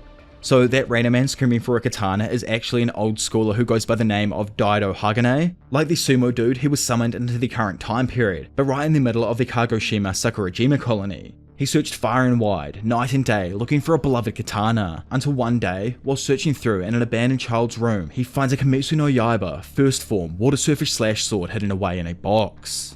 On the other hand, and also on like the 2nd of November, the other random culling game player, Mio, who was just summoned, walked around and challenged everyone that he came across for sumo. He challenged every man, woman, and even a damn dog, but no one accepted his challenges. In the end, as he walked around brokenhearted, he heard the phrase Nakota and immediately smashed a granny's door down to see a game of sumo taking place on her television. Finally happy with finding that good stuff, he asks for the location and was told that the fight is happening in Ryogoku, Tokyo. I actually love how smooth brain looking this dude is. Peak Gege meme character right here. But anyway. Man's like, Ryogoku Tokyo, the capital of the East. But, you know, man is the biggest smooth brain dude about and went the wrong direction. He actually went right and eventually strolled into the Sakurajima colony, becoming a culling game player.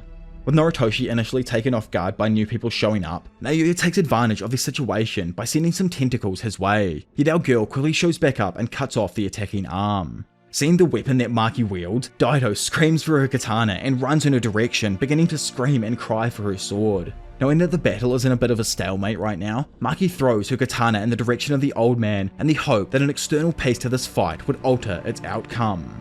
Instantly, as the old geezer's fingers touch the hilt of Maki's katana and grab a hold, all 4 players feel an overwhelming presence of power emanate from him. It was not cursed energy, but an overwhelming presence of sheer lethality, like a brutal master of death standing before them. It's said that this Daido is the reincarnation of a nameless, unmatched swordsman who fights only with his swordsmanship and not with cursed energy. So like, he probably does have cursed energy, but doesn't know what it is or doesn't use it for that purpose. Anyway. Slicing at the curse, Naoya is just barely able to dodge out of the way of Daido's attack. Randomly though, the ancient samurai gets annoyed at the katana not actually listening to him and begins yelling at it, asking if it was trying to shame him. Like Maki, Daido also has no curse energy and cannot see the curses, so because of that, he asks if there's some kind of Ayakashi in front of him. Confused, as Maki assumed that he could see it, she asks if he can't. He explains that if you can see everything else besides the cursed spirit, then it isn't technically the same as seeing it. Once finishing his sentence, he brings the blade down, connecting directly with Naoya and slicing him in half, taking him completely by surprise. Blown away with what she just witnessed, Maki tries to understand how she couldn't land any lethal attacks on Naoya, but Daido easily could under the same conditions. She ponders what it is that she isn't seeing, and what if there's still some kind of difference between her and Toji. In the end, Maki senses a simple domain appear behind her. Turning around, she sees Mio and is challenged with a sumo bout. Maki decides to enter his simple domain and notes it only functions when he wants to do sumo. It's an extremely simple barrier focused on only one thing. So you know how we was rolling around previous to this asking people for sumo matches? Well, it's actually because during his pre-sumo bout, both the challenger and opponent must agree to a match to complete his domain. Due to this, Mio asks Maki for a bout, or if she's like everyone else and is going to refuse to do sumo. To Norotoshi's annoyance though, Maki nonchalantly ends up agreeing to take part in the bout. With a massive open grin appearing on his face, Mio finally achieves bliss and his domain begins surrounding them both. Confused as to why Maki's entering, Noritoshi asks what she was thinking, but Maki actually responds that she was in fact overthinking and just needed to blow off some steam. With the domain fully covering the duo now, Maki enters the ring, and as she gets into her pose, begins to wonder what the hell it is she isn't seeing. Thinking more, she starts to ponder the true question that everyone has been thinking since the introduction of Toji. What is she?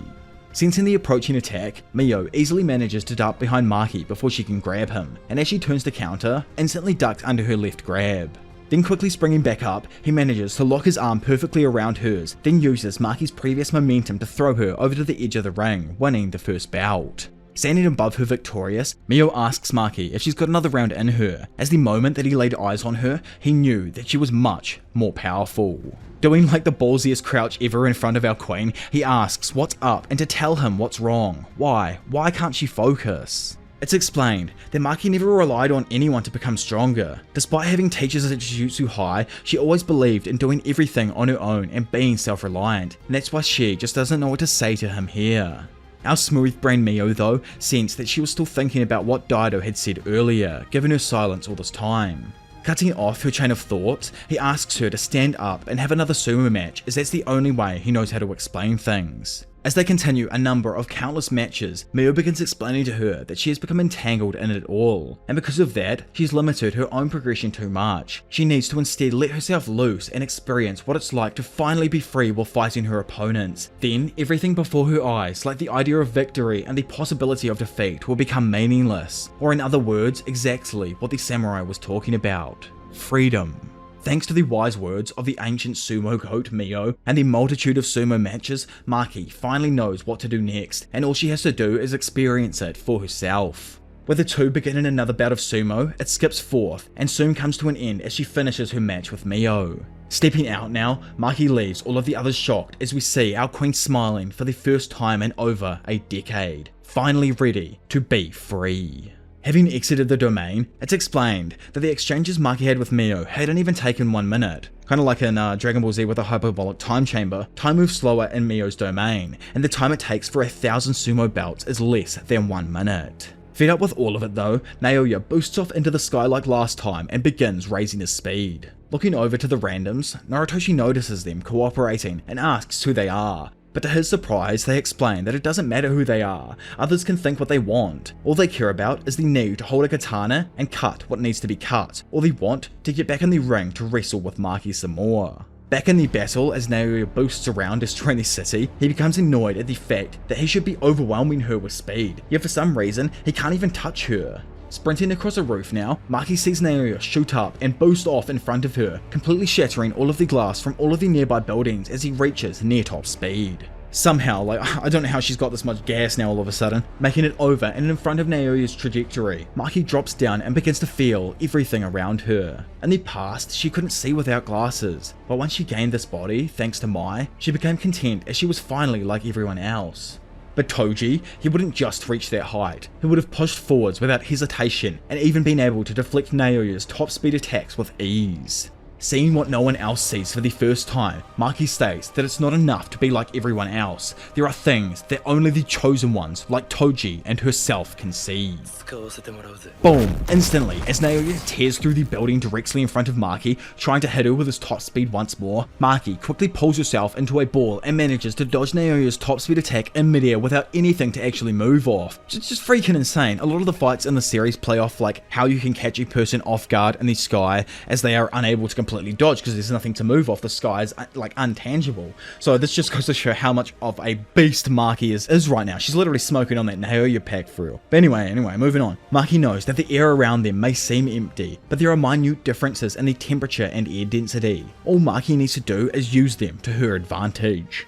As Naoya then attempts to boost at her once again, Maki easily dodges and punches the curse down towards the ground below. Maki's also got that mega juiced up brain, as somehow she just knew that Mio was directly below her, allowing him to land a direct headbutt to the side of the curse's exoskeleton. Not done, Dido also reveals himself and slices at the curse, almost completely cutting through the entirety of Naoya and killing him. Coming in as well though, and seemingly landing the finishing blow, Maki kicks the back of Naoya's cursed spirit, sending his top half tumbling across the street in front of her. Screaming in denial over his possible defeat, Naoya tears his hands through the shell of his curse womb, fully revealing his human shell, while saying that the only one who deserves to stand with them is himself, before activating his domain expansion. With his domain expansion, Time Cell Moon Palace active, we see a massive, malevolent eye at the center, staring directly at everyone within its sight. Instantly, Naoya activates his ability on both Mio and Dido, causing flames to erupt from their bodies, taking the Ancient Ones by surprise. However, even more to their surprise, it disappears, allowing them to begin their attack again. Though, as soon as they move, both of them drop to the ground, absolutely overpowered by Naoya's sure hit technique. For anyone as confused as these old boys are, it's actually because of the fact that anyone Naoya touches has to move like him, or they freeze for 1 second. What makes it all the more brutal is how his domain amplifies his innate technique, making it even more precise. Not only this, he can even manipulate every cell inside of his opponent's body, and when his opponent moves, every cell will become out of alignment. Which explains exactly why Mio and Dido were severely injured by just taking 1 step. With Mio collapsing to the ground, he states that it's indeed a good domain. However, Naoya only made this domain expansion for Maki, but as he tries to sense where she died, he can't find her. Slightly confused because this is like his space obviously, Naoya knows that she lacks curse energy like Toji, but thought his domain would be able to locate her. Suddenly, Daido purposefully moves his right arm in an attempt to slice Naoya, only to instantly have it decapitated by the annoyed curse spirit. You see though, in typical bottom G behaviour, Naoya thought it was pointless. However, Daido is constructed of the same material as our girl and was able to sense her location, chucking the katana in Maki's direction. From within his own shadows, Maki suddenly appears and grabs her blade before plunging it straight through her traitorous cousin's back. As we all knew, but like obviously this man right here he just couldn't accept the fact, Maki and Toji have no cursed energy, so they can easily enter and exit barriers unless their barrier uses a physical object as its shell, or unless there is a specific condition placed, and because Naoya didn't do that within his domain, he cannot trap her inside of it. Going into the twins' dream world for a moment, the sisters are able to reconcile together as they both recognize that Maki finally broke free from her curse. Correspondingly, it's explained that the sword Mai left behind is the replica of the curse tool Soul Liberation Blade. That said sword, and now Maki's obviously, ignores the hardness of everything and cuts the soul directly. But to use the full potential requires having a pair of eyes that can see the soul of inanimate objects. Maki has achieved this, and in the end, as Naoya screams at her, telling her that she is lost because she can no longer move inside of his domain, it's explained to us that this domain's guaranteed hit can't recognize Maki, due to her lack of curse energy, as I've been going over so much already. And because of that, an oblivious Naoya is completely sliced in two, subsequently causing his domain to explode. With the battle seemingly coming to an end, and both Daido and Mio shocked to somehow still be alive, it's said that 12 years after the death of Toji Zenin, a demonic fighter of equal strength was finally born. Honestly, it's just so nice to see Maki having a smile on her face in each panel. Such a lovely change from the angry Maki, even though she looked gangster and was just ready to mess up anyone's day. It's nice to see her with a smile on her face for the first time, as like her mission technically has completely come to an end now. She's just here to be like a goated warrior in the coming battles, pretty much. Anyway, gotta move forwards, otherwise all the bottom G's out there can't take it, and they hate it when I build up amazing female characters, which is really cringe of them for some reason, but anyway. So with the aftermath of Maki and Naoya's fight, it's shown that she was fully successful in exercising him, as Keimo confirmed the win. Maki claims that the win was thanks to the randoms that had shown up, and hearing this, Noritoshi asks about their condition. Just like Keimo, Daido and Mio's conditions are also severe, but what Maki's most concerned about is how Noritoshi just nonchalantly decided to throw his life away. Noritoshi tells her though that he should know his situation. Because he's from one of the big families like her, he feels worthless as he's failed to become the head. There's also how he was named by his mother after the most evil sorcerer in history. He asks if Maki asked hers, to which she says that she did, but then she murked her. But now, after hearing what the curse Naoya told her, she doesn't know if it was the right decision, and honestly just wished they'd talked more. Skipping away for a moment, we witness a glimpse of Keimo's past. We remembered his family and how his name actually originated. More or less, the reason as to why she named him Noritoshi was that it was the first thing that came to her mind, and she was peeved at the time. She didn't know exactly what was good for him, but just wished that he would abandon the Keimo family and safely return home to her. This little dude who, I initially thought was Keimo, is actually Keimo's half-brother. I just had no idea, and I thought this was a flashback with Keimo to start with. My brain. But anyway. He asks if Noritoshi's a nice guy, to which his mumsy says that of course he is. After all, he's my son. Kicking things back off, we shoot over to Tokyo Colony number 1, where Hana Kurisu mysteriously greets an awakening Megumi as my fated one. Still dozy, Megumi asks how long he was out for, with Yuji, who's looking like the maddest king ever, dripped out in a robe sipping on some wine, remarks that he'd been unconscious for 2 entire days, and now it's almost the 15th of November. Having collected some food himself, Takaba enters the room, and as Hana settles on the couch with a tub of ice cream, the group begin discussing how it's quite odd that the power is still on in Tokyo. Megumi presumes that Kenjaku may have colluded with the higher-ups to keep the power on, so it wouldn't interfere with the culling game itself. He then goes off to take a dump, and because he was out of the action for the last 2 days, asks to be filled in on what happened while he was out.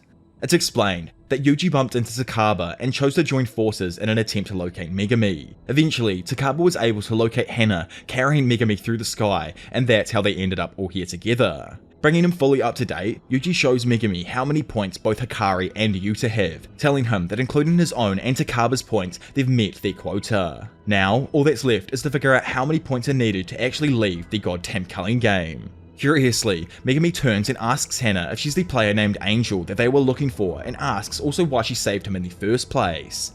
As Hana confirms who she is, a mouth suddenly appears on the side of her face, telling them to cut asking a chick so many questions, leaving everyone stunned bar Yuji, who exclaims that there is someone else just like him.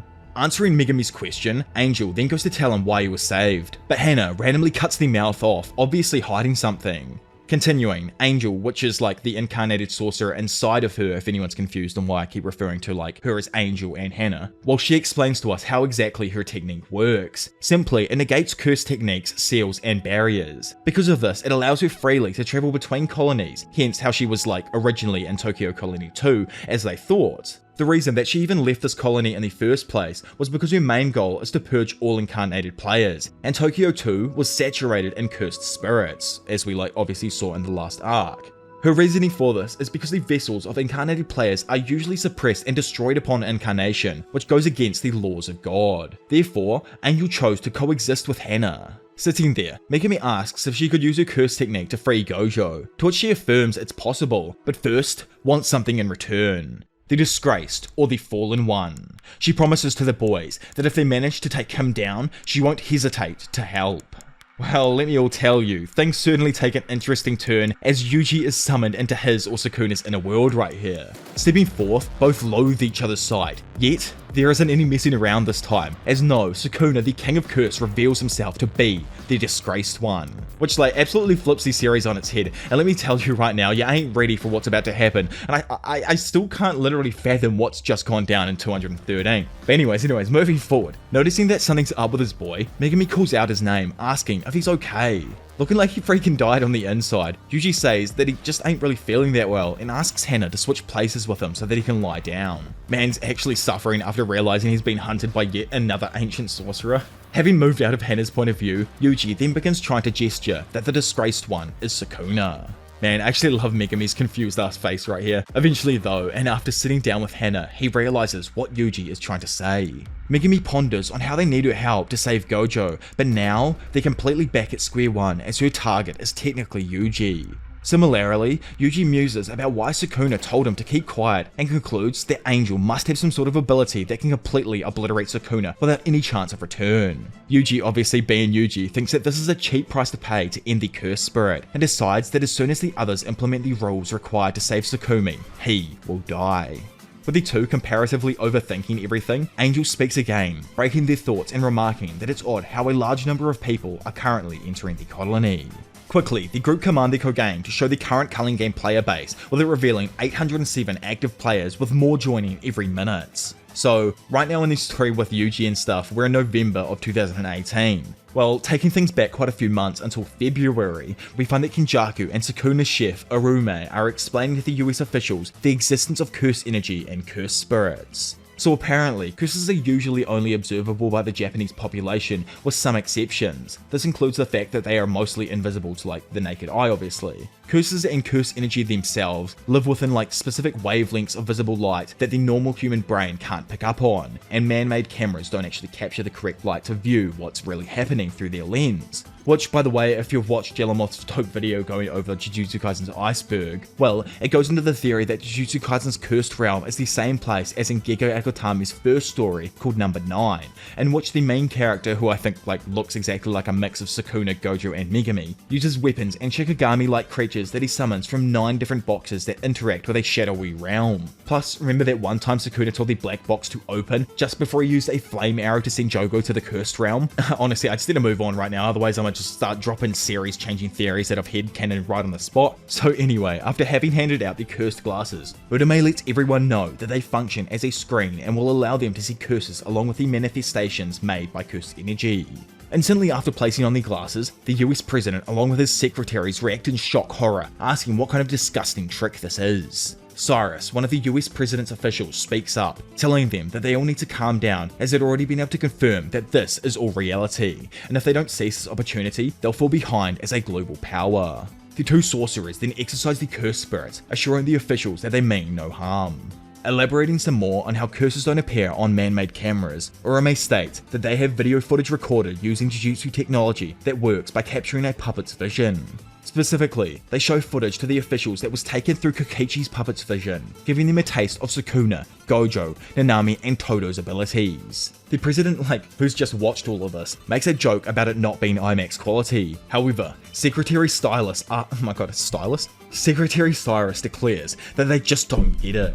Curse energy has the potential to become the cleanest energy source in history, replacing every other form of known energy on the entire planet. Cyrus stresses that even the blonde dude they just watched throw hands possesses enough curse energy to power an entire country. Sitting before them, the body-swapping goon then informs them that in November, Tokyo will become a domain of pure viciousness, where all Jujutsu users will be forced to congregate for a ritual. Hearing this and becoming enraged, the president of the good old USA demands to know if he's been told to kidnap Japanese citizens and use them as research subjects. Standing there himself, Cyrus insists on the importance of tapping into curse energy as an alternative energy source. He emphasizes that sorcerers defied modern science and technology because their brains were wired differently. However, the whole idea of abducting people for human experimentation truly horrifies the president. In an attempt to fully convince the Big P, Cyrus goes on a mad rant, citing various nations like China, Russia, Saudi Arabia, and the Middle East who would surpass them as a world power if they did not do anything.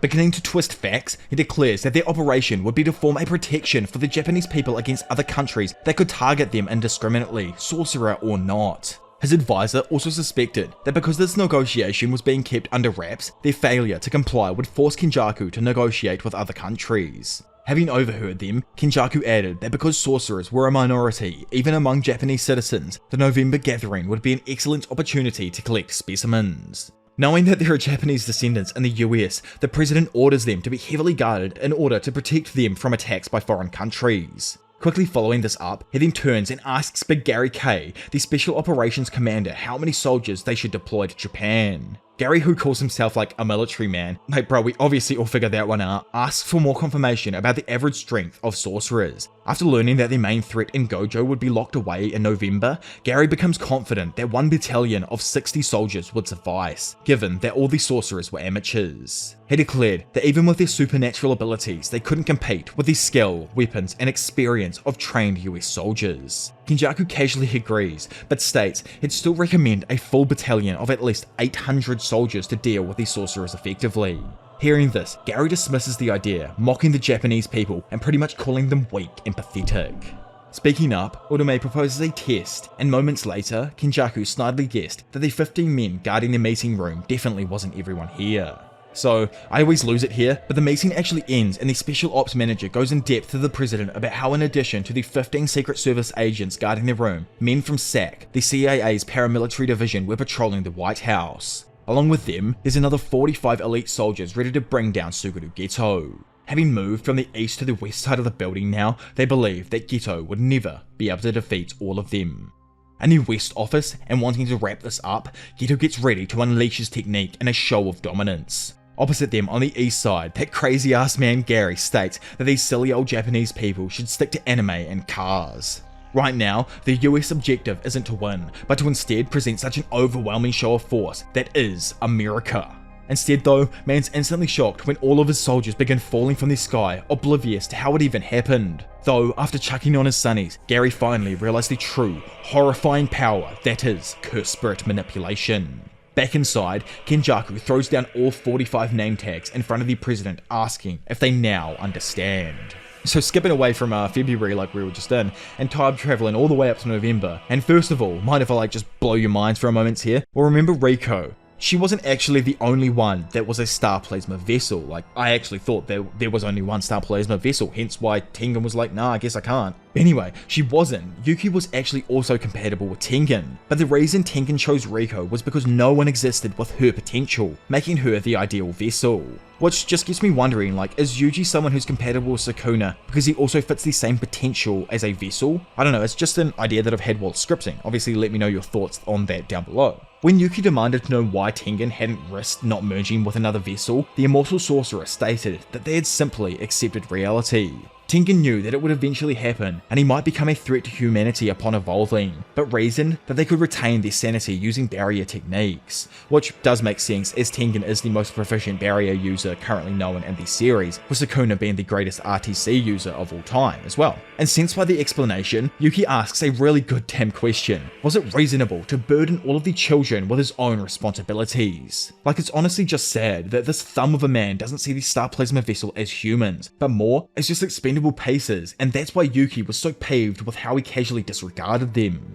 Thinking on the past now, Yuki grumbles that she could have helped the Star Organization if their aim was to simply prevent the merging instead of killing the vessels. It's then revealed that Yuki is able to hear the voices of past Star Plasma Vessels, unlike Tengen itself. Tengen asked Yuki to tell them what the voices were saying, but Yuki refused, stating that the immortal sorcerer would only use those words to justify their decision to evolve. Sighing over not really getting anywhere, Tengen states that they would have liked to chat some more, yet they're unable to, as it's shown that the megalomaniac body-swapping fiend Kenjaku was able to break through and enter the area above the Tomb of the Star corridor. If you all remember from way back at the beginning of the preparation arc, well, Choso had teamed up with Yuki to protect Tengen from this exact issue. Due to this, Choso, our brother, is the first to intercept Kenjaku, and while standing opposite his disgusting father, he states his intent to finally end him.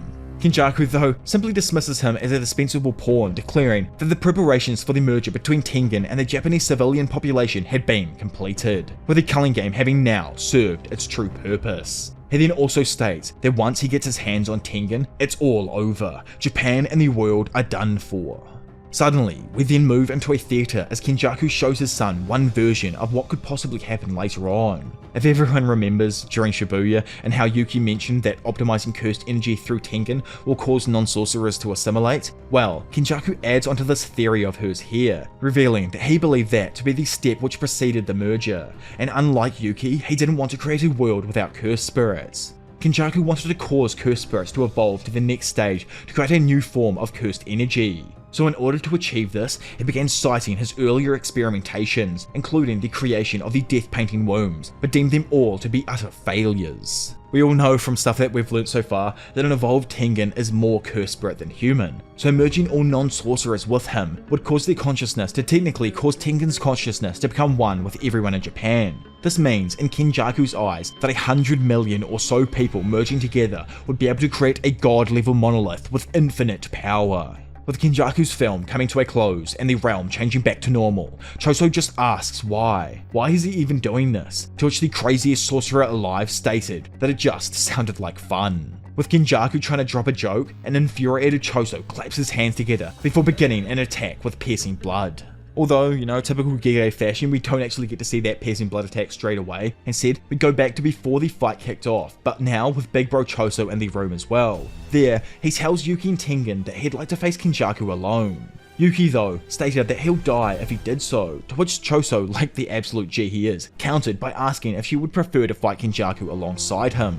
He admitted that in such a situation he would only be a hindrance, so their best bet was for him to engage Kenjaku in combat and force him to reveal more about his curse techniques, giving Yuki and Tengen an advantage. Yuki states that he'll still die, but Choso stated that it didn't matter if it allowed them to end his and his brother's manipulative father. Flashing back as Choso's piercing blood shoots off, Kenjaku, watching the approaching attack, manages to easily dodge out of the way of the attack while releasing a centipede-like curse to attack his opponent.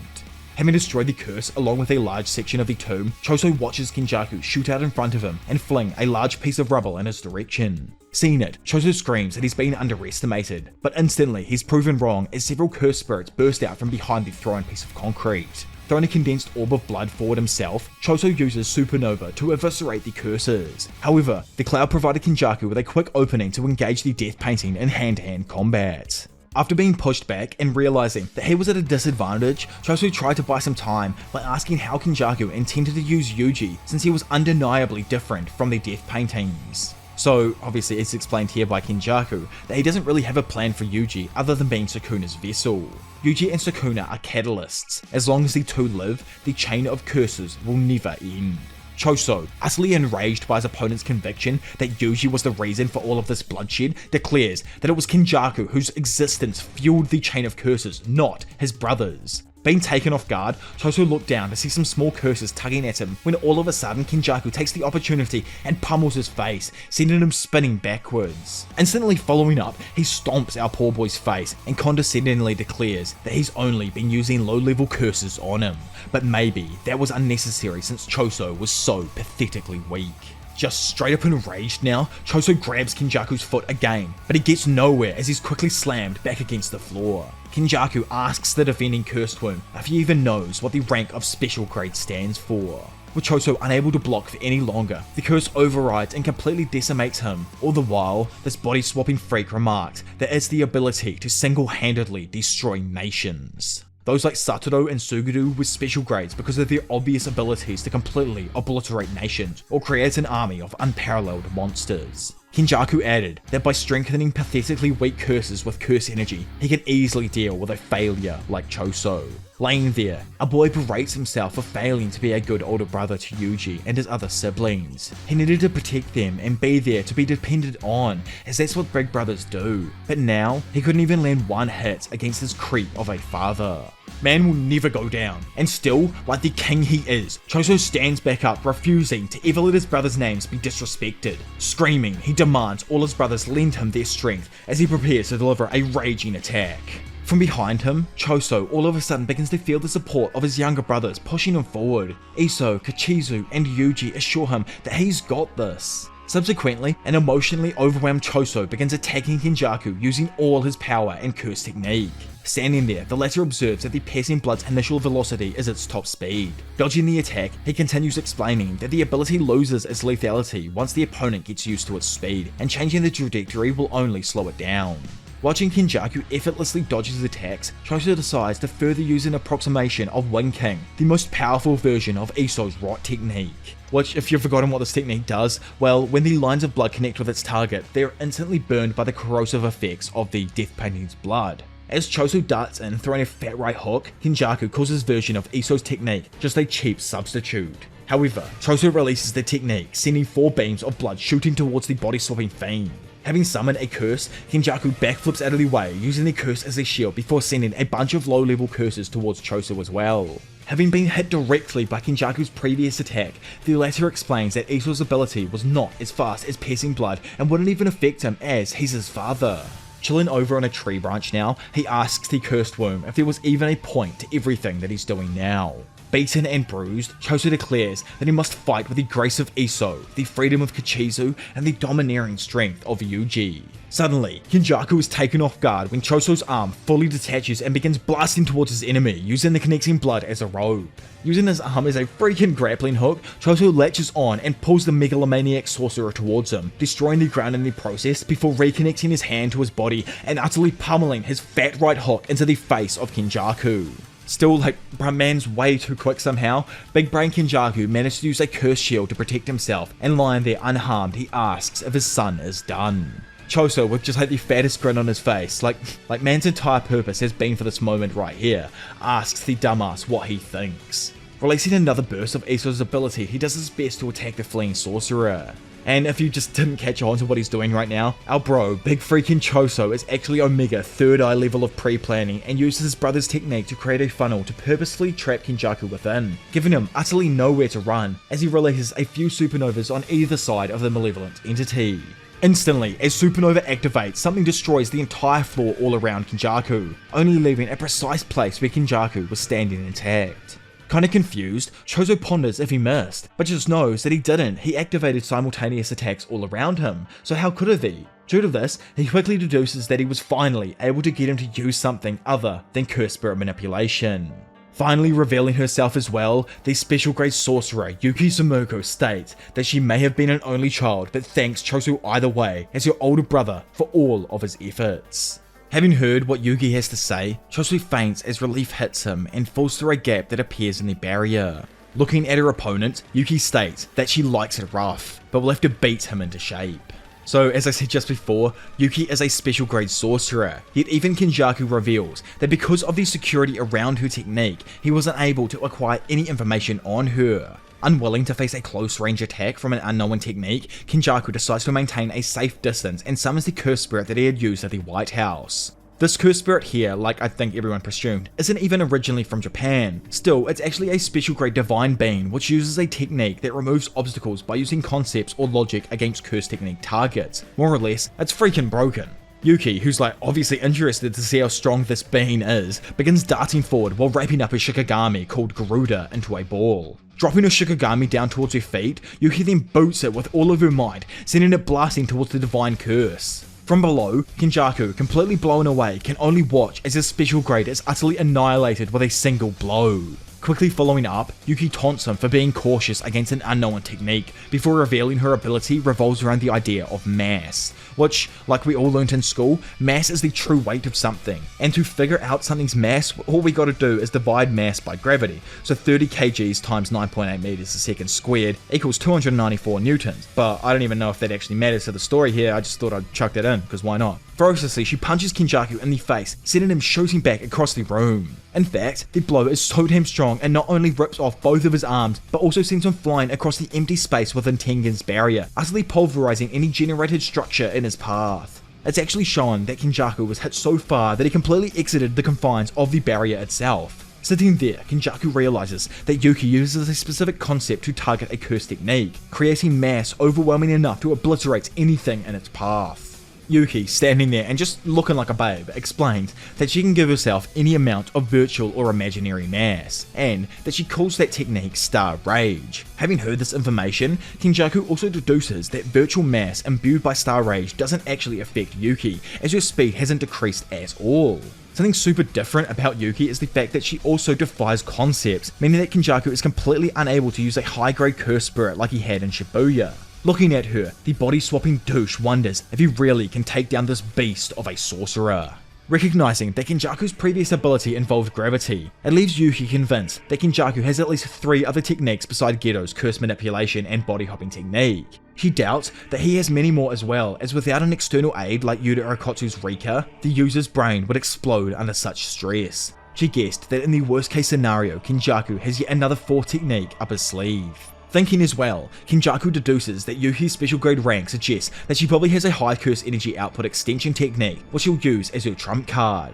Yuki's plan here though is that she's actually going to force Kenjaku to use his domain expansion, which, as we've learnt so far throughout the series, will make it more difficult for him to use multiple curse techniques afterwards. In the end, she decides to systematically weaken Kenjaku's domain before striking the final blow. But that isn't actually what's going to happen. If you think our guy's plans ever worked out in Jujutsu Kaisen, you are smoking on the wrong pack. This is Kenjaku's world. Man has the plan planned out, alright? Like, you guys need to get that in your mind. Nothing goes anyone's way in the series. He knows that they find each other tricky, but unlike Yuki, he doesn't lack the confidence to unleash pure dominance. Having moved his hands together, Kenjaku releases his domain expansion, the barrierless womb profusion. Instantly, Yuki screams out to Tengen, wondering if there's still enough time. So, good old Yiga again, taking things back a moment, Tengen explained that during the battle, they would confront Kenjaku in a labyrinthine barrier located directly below the cursed warehouse and just above the Tomb of the Star corridor. Each room inside of this labyrinthine barrier is empty. This allows a skilled sorcerer, for say like this example Kenjaku, to be able to alter its structure, or at least that's what they would want him to think, as if that's the case then he'll most likely feel comfortable and lower his guard. The reason they need him to feel comfortable is so that he'll nonchalantly use the domain expansion within Tengen's empty barrier. And if this is the case, Tengen, who's extremely proficient at barrier control, obviously from what we've seen, would under the condition that Yuki can hold off Kenjaku for 10 seconds, be able to manipulate and dispel the fiend's domain. So obviously Yuki could have also used the domain expansion here, but using it during that time would also cause her domain to be dispelled, as that's literally their plan here with Tengen. Instead, to protect herself from Tengen, she had planned to use a simple domain. Yuki pondered if using her domain would be a more efficient way of forcing their opponent to open his domain. However, Tengen reasoned that her domain would be dispelled first, as it's technically the outer layer, and might also give Kenjaku the opportunity to counter with a simple domain or hollow wicker basket. Lastly, he warned her that Kenjaku is one of the very few people who can equal him in barrier usage, so don't assume that his domain is like everyone else's, which was the biggest foreshadowing to what we've just freaking seen. Yet, Kenjaku's true potential was even higher than Tengen ever suspected, as just like the GOAT during Shibuya, the body-swapping genius cast a barrierless domain leaving no outer boundary for Tengen to remove at all. Instantly, in retaliation to the domain, Yuki cast her new Shadow-style Simple Domain. However, almost immediately, and due to Kenjaku not having a barrier on his domain, Tengen's technique actually begins stripping away Yuki's shell. With no other option, she sprints forth in an attempt to take Kenjaku down. Slowly, Tengen also begins stripping away the Body Swapper's structureless barrier. However, Kenjaku remained unfazed and screamed that, unlike Tengen, he has lived for over 1,000 years in a cursed world rife with conflicts and alliances. Then out of freaking nowhere, Yuki, who's left with no defenses, is utterly rocked by the pure force that is gravity pounding down on her, sending her shooting through the floor of Tengen's empty labyrinthine barrier. Now in the Tomb of the Star Corridor itself, and with Yuki completely and utterly crushed, Kenjaku states that had the special grade sorcerer used her domain instead of relying on an old fool, she may have fared better. Man, this old dude must have no friends, cause holy, he just loves talking to himself. He even further barks on that Tengaku had hidden a vital piece of information regarding the culling Bro can't even finish his sentence as he notices Yuki Shikigami still hasn't disappeared. Instantly shooting at him, Garuda destroys the area around Kenjaku, forcing him back. Kenjaku guessed that the sorcerer was trying to buy herself enough time to heal using RTC. However, man is just completely wrong, and Yuki, looking like she just got out of a washing machine after 24 hours, still somehow continues to relentlessly attack, disregarding her injuries and giving the villain no chance to recover. Kenjaku, just blown away, asks why she isn't healing, but Yuki just utterly doesn't care. Continuing, like the pure demon she is, Yuki lashes out and kicks the ancient sorcerer until it seemed as if she may have finally reached her limit, dropping to the floor. Seeing this, Kenjaku asked her if that was it, leading Yuki to ask the villain if he had forgotten her declaration. She likes it, rough. Then right on freaking cue, the big man himself, Choso returns to the fight, entering the empty barrier from behind Kenjaku with his technique fully activated. Doing the Gege as per usual though, we skip back just before the battle broke out. The death-painting reason that domains neutralize curse techniques, so he wouldn't open his domain if he expected Choso to join the fight later, meaning that he should, as he mentioned before, fight first. He suggested that he face off against the madman first, fooling him into believing that his only opponent for the rest of the fight was Yuki, then finally reappear. Back in the battle now and completely stunned, Kenjaku is immediately restrained by Garuda, laying him down. Firmly landing on the ground, Choso slaps his hands together and tells his brothers to watch as their big bro is about to commit patricide. Instantly, our boy uses piercing blood on his dad at a point blank range. Yet, bro, how did your brain even manage to dodge that? Yuki and Choso are also just like blown away as they get a glimpse of Kenjaku's true form. Yuki observed that the villain had spun his head deliberately to deflect the attack, which is just actually insane when you think about it. Man's got his skull is literally just a cap at this moment, like he's wearing it around, like it's crazy. Can he interchange caps, change hairstyles and stuff is what I'm wondering right now. But anyway, I need to continue on. She concluded that Kenjaku was desperate enough to use such a move because he was also becoming troubled. Knowing this, the duo keep up their heated beatdown, attacking in tandem, laying fat kicks, punches and elbows on the sorcerer. Using her RTC, Yuki easily manages to fix her mangled arm and other injuries, but the momentary distraction weakened Star Rage just enough to allow Kenjaku to escape. Wielding Garuda like a whip now, Yuki swings at Kenjaku, only just missing, but the energy released from the attack utterly demolishes the floor and walls of the Star Corridor around them. With everyone falling down onto some water below, Choso takes the opportunity to attack through the smoke screen, while simultaneously, Yuki lets loose another attack using her Star Rage imbued curse tool. Caught off guard themselves though, both Choso and Garuda drop to the floor under the weight of Kenjaku's overwhelming gravity and replenished technique. Yuki Shikigami lashes out trying to move, but it's unable under the gravity, and while Yuki runs in to collect it, she deduces how Kenjaku's technique works. She concludes that the ancient sorcerer's attacks have a radius of 2 or 3 meters, and remained active for at least 6 seconds. Swinging her Garuda at him, she knows that once he's caught something within his gravity trap, Kenjaku will then finish it off with a curse spirit, but doubts that will even work against her, as she's not going to stop until she beats him down and wins. Though she should have honestly just won and not internalized it, as Kenjaku was able to parry off a vicious head punch before grabbing Yuki's arm and directing a miniature Uzumaki at her face. With Yuki completely fried from the point blank blast, she begins to dart backwards, when all of a sudden Kenjaku follows up and forms another miniature Uzumaki while remarking that her density may have increased due to Star Rage, but her tensile strength didn't. Releasing the ability, Kenjaku leaves Choso screaming in horror as the attack tears straight through Yuki's abdomen. Really damn abruptly, we again fly into a flashback where our team is sitting at a bar. There, Yuki asked Choso if he didn't want to be there for Yuji, since it seemed like he was throwing his life away now. Not answering the question though, Choso asked if he's even human. He remembers thinking back to the time when his brothers took form and realized that they would never be accepted by humans because of their deformed looks. So from this, Choso decided to live as a curse with his brothers, hence why he killed so many people in Shibuya and why now he burdens himself with their deaths. Saddened with his choices, Big Bro Choso states that if he had chosen to live as a human, he wouldn't have lost them.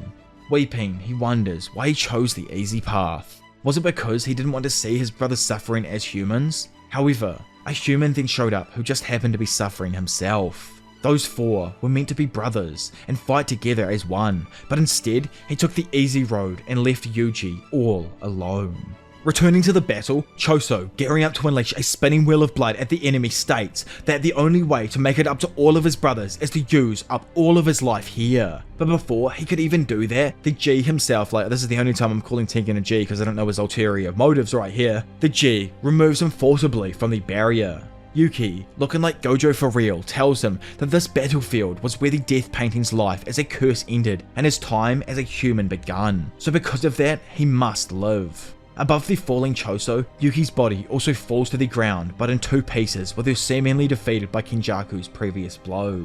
Behind the two, Tengen then reveals themselves, causing Kenjaku to actually start laughing at their thumb's appearance, even comparing him to Sukuna's original form, which actually has to have some kind of freaking merit in the story right there. Tengen is like, dude, check your kills, all I had to do was distract you for literally 2 damn seconds, allowing Yuki's top half, I don't understand this as well, Yuki's top half, she just reaches out and grabs his leg, to literally reach out and grab your cankle, bro. Not taking her seriously though, Kenjaku just tells her to die, before all of a sudden and out of freaking nowhere, a massive force begins ripping the sorcerer down towards Yuki. As I mentioned at some point earlier on, Yuki's techniques, alteration and mass doesn't actually affect her, up to a certain density that is. And you remember when Kenjaku asked Choso what makes a special grade? Well, nothing you've seen so far from Yuki would actually give our girl the ranking of special grade. Like yeah, she's insane, her strength alone is mental, but this next technique is what makes her the threat to every freaking life form on this planet. When Yuki goes beyond her max density control point, the sorcerer can add an infinite amount of mass with her curse technique, and if you somehow haven't caught on yet, yes, she can create a goddamn black hole by just continuously just pushing more and more density into it. The end result of what she had just formed was the creation of a black hole, which not only consumed Yuki's entire body, but trapped all matter and even light within it. Right before disappearing, Yuki declared to Kenjaku that he should have seen this coming, as gravity, mass and time all need to be wielded with extreme caution. With the black hole fully formed, it begins sucking away literally everything from the surrounding area inside of the Tomb of the Star Corridor. As the energy from the black hole then finally begins to subside, it's revealed that even the ceiling of the tomb began crumbling away, with natural light breaking through and lighting up the underground chambers. By the way, I'm just going to say this right here, rest in peace Yuki, I'm pretty sure she died from that, so rest in peace. What an insane attack, but despite the immense gravitational force exerted by the black hole, Kenjaku somehow manages to survive, climbing out from underneath the collapsed debris. Stunned by this himself, Tengen asked if he had used the reverse curse technique in combination with his gravity technique, but Kenjaku actually makes a shocking revelation, declaring that the true nature of the technique had not been gravity at all. He admitted that his third curse technique originally belonged to Yuji's mother, Kaori Itadori, with its true form being the anti-gravitational system. Kenjaku added that he had taken a risky gamble and used laps to reverse the effects of the technique, stabilizing the output and activation by using his own body as a domain. Like I said, this is like obviously Kenjaku's freaking world. Man has pre-planned absolutely everything for a millennia, so I don't know how our boys are going to actually end up winning here. Like the famous JJK scholar Broken Ronin also once said, every word in the series has merit. So think on this, Kenjaku, as he watches Tengen's apparition disappearing, states that this was just a warm-up. Then, finding the latter's body encased within the trunk of a tree in the Star Corridor, Kenjaku says goodbye to his friend. And I'm just sitting here like, thinking on those words. So, remember how we left things with Yuji and his group at the end of the last period? Well, as the influx of American soldiers entered the culling game, a multitude of Koganes appeared and began registering the soldiers as new players. Elsewhere, Kenjaku and Arume are seen at the Zenin clan's warehouse, where surprisingly it's explained that there is a secret way to transfer between colonies. Simply, someone cannot leave a colony unless they've answered the Kogane's call. Unimpressed by this, Urame instead suggested that this space would be more suitable as the bath for Sukuna's revival. Flying back over to the American troops as they invade Remy's room, which is just like the biggest L for her, not gonna lie. In military fashion, they throw a flashbang before rushing in and trying to immobilize her with a taser, allowing them to then easily inject her with a sedative. Outside, a group of soldiers are seen remarking that these sorcerers were nothing special and simply wondered why their lieutenant was so worried in the first place. Rolling up, we see another group of soldiers who had taken out their target instead of capturing it as ordered. The soldier in charge rebuked her, but the latter flippantly said that it didn't matter since the brain was unharmed. She further complained that literally nothing worked against the sorcerer, and even a 50 cal bullet didn't pierce through the target's skin. So remember the helicopter dude Yuji absolutely pummeled? Well, that's actually the person her squad took out here. Having heard that the dude had a helicopter type head, the soldier was hesitant to believe her until he saw just how damaged the female's comrades were. In the end, she concluded that there must be sorcerers of various power levels, and she just got stuck with one of the tougher ones. Which, you know, like to us readers is absolutely hilarious, thinking that Haba for some reason is OP is too good. I can't actually wait until they find a proper A grade or above sorcerer and have to fight them in like some kind of way. Funnily enough, we pop over and see the ruffian himself, Hazanoki, exploding some poor unsuspecting soldiers' vehicles as they rolled nearby. Noticing that the enemy was a foreigner, the sorcerer remembered Regi's words from earlier and wondered if this was the bomb he suggested Kenjaku would drop. Now back with the megalomaniac himself and Urame, the latter guessed that the curse energy of every colony would be increased by pitting sorcerers against non-sorcerers, ending the custom before the merger with Tengen. Kenjaku though admitted that what Urame had guessed is only about 60% of his plan, elaborating that the curse energy levels in every colony except Tokyo and Sendai were still inefficient. Also, Kenjaku did only say that Tokyo was the battleground to the US, so I'm assuming that they aren't anywhere else in the country other than Tokyo Colony number 1 or 2, but we're going to find out about that later on. What's even funnier about the military is that Kenjaku had only sent in the foreign military as insurance and was already aware that the fighting would not be very intense. Having manifested a curse to clean up the mess that was Okizeden, Kenjaku claimed that unlike reincarnated players, those who had only recently awakened their curse techniques would be reluctant to fight, and the US may even retreat if they get too many casualties. Urame questioned if the military had been sent in at night to give them an advantage, and also wonders since non-Japanese individuals would not release curse energy, so how is it actually going to help him? Yet, it's actually revealed that in the moment of passing there is an exception, as the stress of seeing curses pushes them to a new level. It's also considered natural law that non-sorcerers can't win against Jujutsu sorcery. Elsewhere, as one poor American soldier notices a terrifying curse spirit, it further goes in depth that Kenjaku had released multiple curse spirits in every colony that are specifically active only at night to force out that higher level of curse energy from these new soldiers. Back over with the main crew now, Angel quickly deduced that Kenjaku had sent in non-sorcerers to be killed by curse spirits as a failsafe to produce more curse energy. Having left the room now and made their way down some stairs, the group run into an empty cafeteria right as a stun grenade lands in front of them, obviously thrown by the military boys. Noticing it, Yuji quickly kicks the flashbang away before it could explode in front of them. Seeing the squad pull up, Megumi initially assumed that these soldiers were trying to protect people, but instantly discarded the possibility as these soldiers without a second thought began shooting at the sorcerers. Abruptly, we then seem to skip away and see what seems to be the past memory from a cursed spirit feeding 3 young children inside of an abandoned building. Then, back with the group all of a sudden, we see good old Megumi interrogating a Japanese soldier who is actually acting as a guide for the foreign military forces. When Hana asks why Japan had not taken the opportunity to become energy self-sufficient sooner, the soldier responds that Jujutsu headquarters controlling the country is too proud and everyone here is obsessed with self-responsibility, so it would never have caught on like it would have in other countries. Megumi also realized that Kenjaku had only lured the military to the colonies under the false pretense that curse energy was up for grabs as another energy source. From this, Megumi then deduces that the soldiers' deaths would increase the curse energy in their colonies and complete the ritual preceding Tengen's merger with the wider Japanese population. Megumi, obviously is so damn big brain that the dude even suspects that Kenjaku has likely orchestrated the culling game as a distraction for his true plan. Stepping in, Yuji asks if they should help them, prompting Takaba to ask why they should even help people who wanted to abduct them for experiments. Megumi reasons that if they allow Kenjaku to fulfill the ritual, everyone would be caught up in the merger with Tengen. Yet Angel cuts in telling them that it's no use since Tokyo Colony 1 has already reached their required level of curse energy. Yuji challenges Angel's decision though, stating that it did not invalidate their saving of other people's lives. The latter tries explaining to Yuji though that it has a symbiotic relationship with its vessel, so putting Hana at unnecessary risk is akin to putting the curse living within her body at risk itself. Shooting over, we then see the true terror that some soldiers are being put through. After having fun with its first soldier, the predatory curse then picked up its next prey, which just happened to be the same Japanese soldier the group was interrogating before.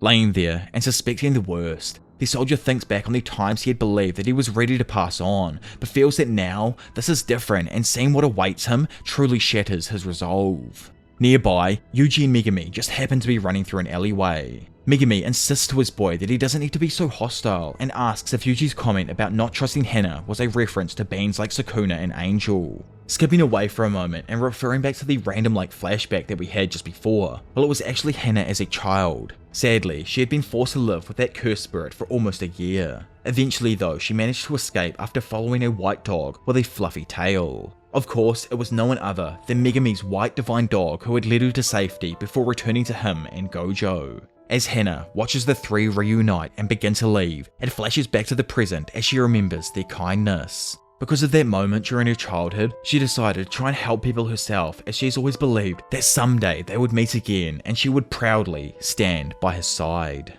All Megumi wanted was for Yuji to be a bit more considerate, to which, after hearing all of this, our boy confesses that ever since they regrouped, he was just scared that Hana would take Nobara's place. Which, oh my lord, Gege, we actually got some Nobara crumbs for the first time in how long? We're damn fiends out here, absolutely wanting anything to do with her or Gojo, man. Just come on, please. Anyway, as Megumi scolds Yuji and asks him to apologize to Hana, the queen herself appears before the boys, bringing the group fully back together. Let the ripening begin. If you guys know what I mean, then you know what I mean. As huge beams of light suddenly emerge from every colony throughout Japan, it begins attracting the attention of everyone throughout the entire country. Not understanding what's happening, many people just note that something doesn't feel right, like the air had become unnaturally dry. Returning to our crew, Maki gives everyone a full rundown of everything that's happened up till this point. She explained that Choso had managed to protect the back of the prison realm, but relayed the news of Yuki's defeat and Tengen's capture. In another location, our boy Choso, clutching the Batgay, or literally Hope itself in this case here I guess, weeps as Karara asked him about Yuki's whereabouts, pretty much to me at least confirming her demise. Maki further told the first 2 years that the ritual preceding the merger had already ended. Calmly, Maki concluded that taking down the villain would be a challenge, leading Yuji to wonder how the merger hadn't actually started yet. Angel points out to the group that the sorcerers inside of the colonies could probably reject the merger with Tengen because of their cursed energy, so because of that, nothing is going on around them. Being able to travel inside and out of the barriers herself though, Maki disagrees and informs them that apart from a few affected people, most of Japan's population is unaffected as of now. Megumi suspected that Kenjaku either couldn't start the merger yet or didn't want to. However, since there was no way to find out right now, they decided to focus on freeing Sameki first.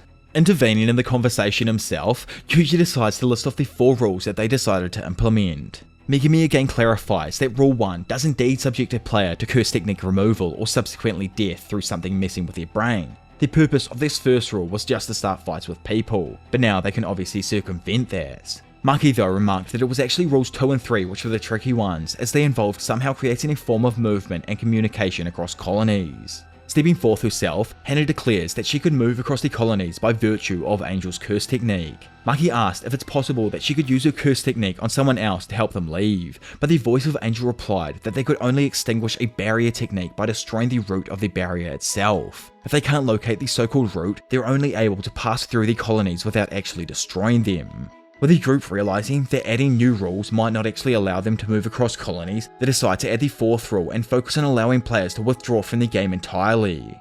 So earlier on, and I would say it was back while Megumi was recovering, Yusa had transferred all of the accumulated points over to Megumi, bringing his total number of points up to 359. By the way, there is actually a tiny mess up by Gege right here. Notice that it already says 1 rule. Well, Gege had messed up and spoiled everyone in some kind of way, letting them know that Megumi did indeed implement at least 1 rule. Speaking up himself, Megumi attempts to add a rule, allowing players to withdraw from the game, but Kogen rejects it, stating that it clashed against rule 7. Megumi tried again, asking if the Game Master would allow players to withdraw if they invited a substitute into the colony to take their place, but still Kogen refused. However, out of nowhere it actually states that the Culling game has a suggestion. It says that it would indeed let players leave the game on the condition that they provided 1 substitute and spent 100 points. Unable to negotiate any further and utterly peeved with the result, Megumi agreed despite knowing that adding the new rule would require them to take out at least another 20 sorcerers to just leave.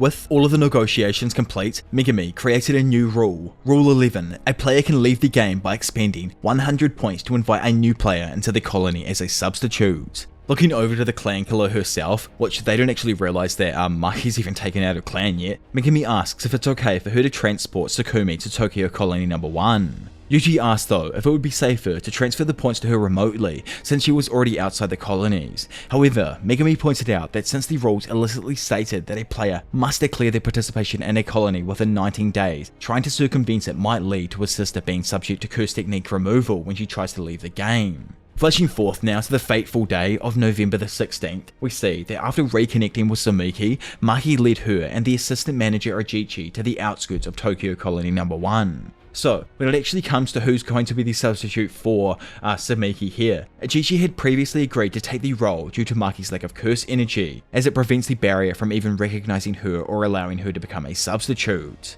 Sumiki is visibly conflicted by the idea, but Ojichi reasoned that they didn't have enough time to find someone else, as it had literally been 16 days since everything begun, literally only giving her 3 days before her brain goes poof. Standing there, Ojichi reminisces on past memories and how they always wanted to be a sorcerer that helps people. Yet, Gojo demanded that he get his license and become a manager instead. Back then, Ojichi had thought the sorcerer to be harsh, but now he realised that he would have been dead by now if he continued down that path he had previously chosen. So he thanks Gojo for putting him on the right track. So remember, the spawn glitch Yuji and Megumi previously went through back a little bit? Well, somehow, I don't even know how she managed to do this, but Sumiki hacked the game and got insanely lucky, appearing directly before Megumi and Yuji upon entering the barrier, completely stunning the both of them. With no time to lose, Megumi, not even speaking to her, transferred 100 points to his sister, asking her to declare her withdrawal from the game. However, to their complete and utter shock, Sumiki used the points to instead add a new rule to the game. She immediately makes the 12th rule, granting players unrestricted entry and exit across colony borders. Mortified and literally just standing there unable to fathom what just happened, Megumi asks his grinning sister who in the world she really was. I wonder, so, have you ever felt pain? In those few moments before what we now know as pain crawled its way out of the dark abyss itself, Yuji had just assumed everything was sweet. Now Sumiki was safe, Megumi would be alright, Angel would follow up after and then kill Sukuna along with Yuji and release Gojo, who would in turn take care of Kenjaku. The plan literally had no faults, apart from the fact that they don't own the playing field that they're standing on. I'm honestly at the point right now that I think they just lose here. This story ends on a sad note and will be the first shonen to do so with all of the bad guys winning. Unless somehow Gojo gets out and goes utterly god mode. That's the only way they win right now, in my eyes. It's utterly crazy. However, Sumiki was then revealed to be an imposter. Watching this thing in front of him cackle, Megumi asks the imposter who they are, to which she hysterically gloats that she's definitely his big sister. Stricken and at a loss for words, Megumi remembers that the incarnated players are given access to the memories of their hosts. Thus, because of that, it's entirely possible for them to impersonate their hosts. Feeling like a complete idiot now, Megumi berates himself for ever thinking that his sister had automatically awakened like Higuruma and Takaba. So, this person inside of Megumi is actually called Yorozu, a sorcerer from at least 1000 years ago, just like a few of the other people here. Megumi, who obviously just wants to know why, is told that she pretended to be his big sister to use the free points for her own gain. She hasn't had a good fight in at least 1000 years and wants to choose her battle along with its location. Claiming that she wants to take on Sukuna first, moth-like wings begin forming on her back before she jumps off the building and begins boosting away. Yuji and Hana instantly go to give chase, not wanting her to escape. However, everyone please, just remember back to episode 7 right here and right now. Already in a moment of despair, Sukuna uses that opportunity to appear on the side of Yuji's face and utter the words, "In chain." As per the binding vow shown in chapter 11 or episode 7, Yuji is instantly forced to hand over his body to Sukuna. Without any hesitation, Sukuna immediately appears on the back of Hana, taking her out with complete ease. Looking over at Megumi, whose brain must be going through it right now, Sukuna explains that he once made a vow with Yuji. Having explained that he can't harm anyone to Megumi, he notes that from here on out, everything that he does is just a complete gamble. Sending some form of channeling curse energy to Yuji's finger, Sukuna then proceeds to freaking tear his entire finger off. Screaming at this moment in pure joy, he explains that it was a gamble because he wasn't even sure if Yuji included himself in the vow when stipulating the condition that Sukuna must not hurt anyone. Megumi. Typical man like instantly pulls out the arm movements to do Mahoraga, but I honestly can't blame him, he doesn't really have any other choice at the moment. So as he tries to summon Mahoraga, Sukuna darts in, grabbing his face and restricting the summoning seal before shoving his finger down her boy's unsuspecting throat. With the curse energy pulsating through Megumi, an unconscious Yuji comes to, not even realizing what just happened as per the vow stipulations. However, standing opposite his boy, he hears Sukuna say that indeed sees something interesting in the future, didn't they? Raising his head, we see that no one other than the King of Curses himself has supposedly fully reincarnated inside of Megumi Fushiguro's body. Well, that just happened, boys, and at this moment we very possibly could have lost yet another of the original trio. Yet, in my eyes, we can't lose them. We can't lose them all unless the bad guys actually win in the series. So, if down the line it's confirmed and the bath is completed and everything is just turned to utter trash, remind me that hope itself was utterly sucked out of the series at this exact moment. Please, just come back and let me know down below. But anyway, going back, probably for a last time I would say, into the inner world of Sukuna's, we see a monologue about the intricacies of his plan for Megumi.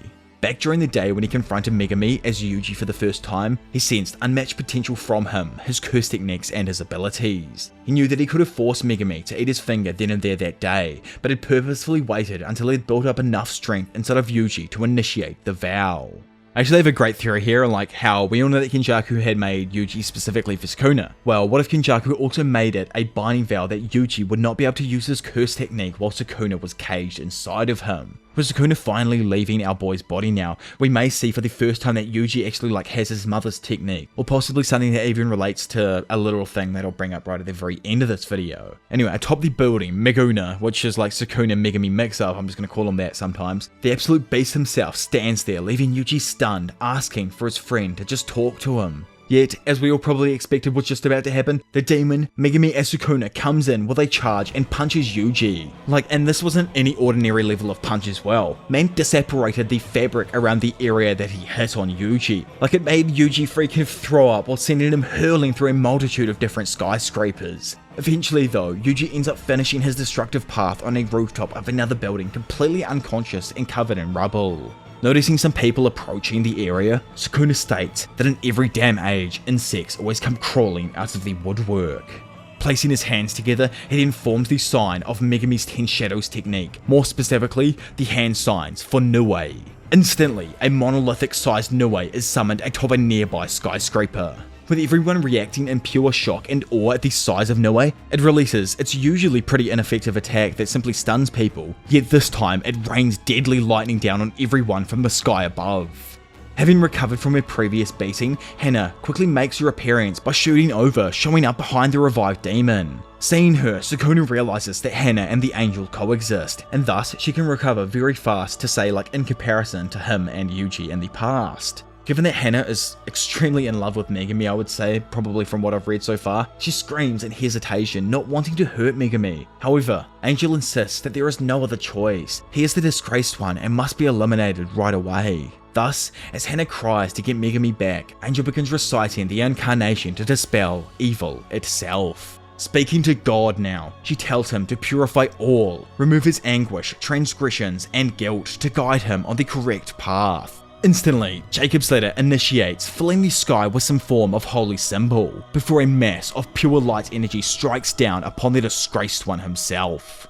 In another note, boys, just quickly cutting in here, and after browsing the interwebs myself, I discovered that Jacob's ladder is actually referring to a line from Genesis 28:10-19. I don't know if that's actually, I think that's how you say Bible lines. I should know, I was raised in the church. This part of the Bible narrates the story of Jacob dreaming of the angels descending from the heavens and the ladder appearing to take the souls from earth to heaven. So in other words, the attack simply dispels evil while sending the person's soul on the correct path, or at least that's how I've interpreted her attack as. With a mass of light bearing down on Meguna, it begins tearing at Sukuna's soul in an attempt to bring Megumi back. As Hana is crying, screaming that Megumi belongs to her, it appears as if her technique has actually managed to work, dispelling Sukuna's spirit from Megumi's body. But remember, honestly, just how I said before, that incarnated sorcerers and people like Sukuna can mimic how the body used to behave, while Angel realizes that Sukuna is still in control and manipulating Hana with Megumi's voice. Not paying attention though, Hana falls into Megumi's arms, saying that she's always. Sadly though, she's unable to continue her sentence as Sukuna fully reveals himself before going to strike on an unsuspecting Hana.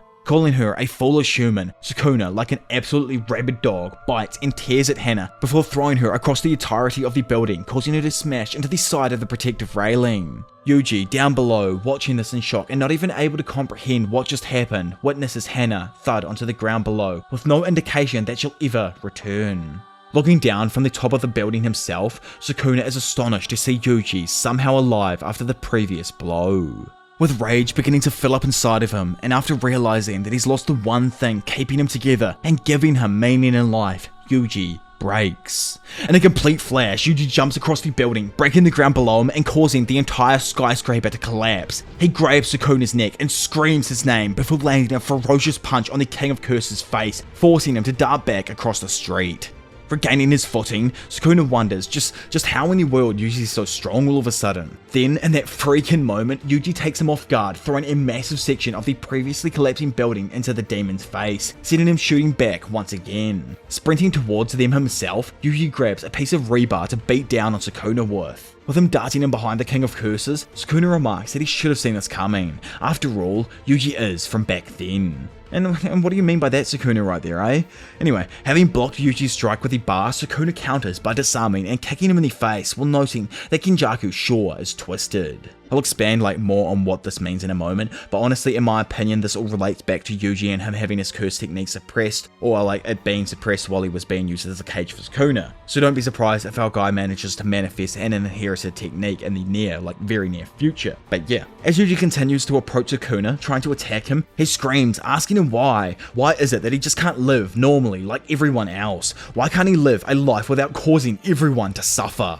Yuji continues approaching when all of a sudden Sukuna uses his curse technique Slash to cut Yuji across the chest. Replying to his previous statements, Sukuna rebuttals him, asking him why he's so weak, continuously trying to cling to life. He continues by saying that their suffering is only natural and they are meant to live life with this misery.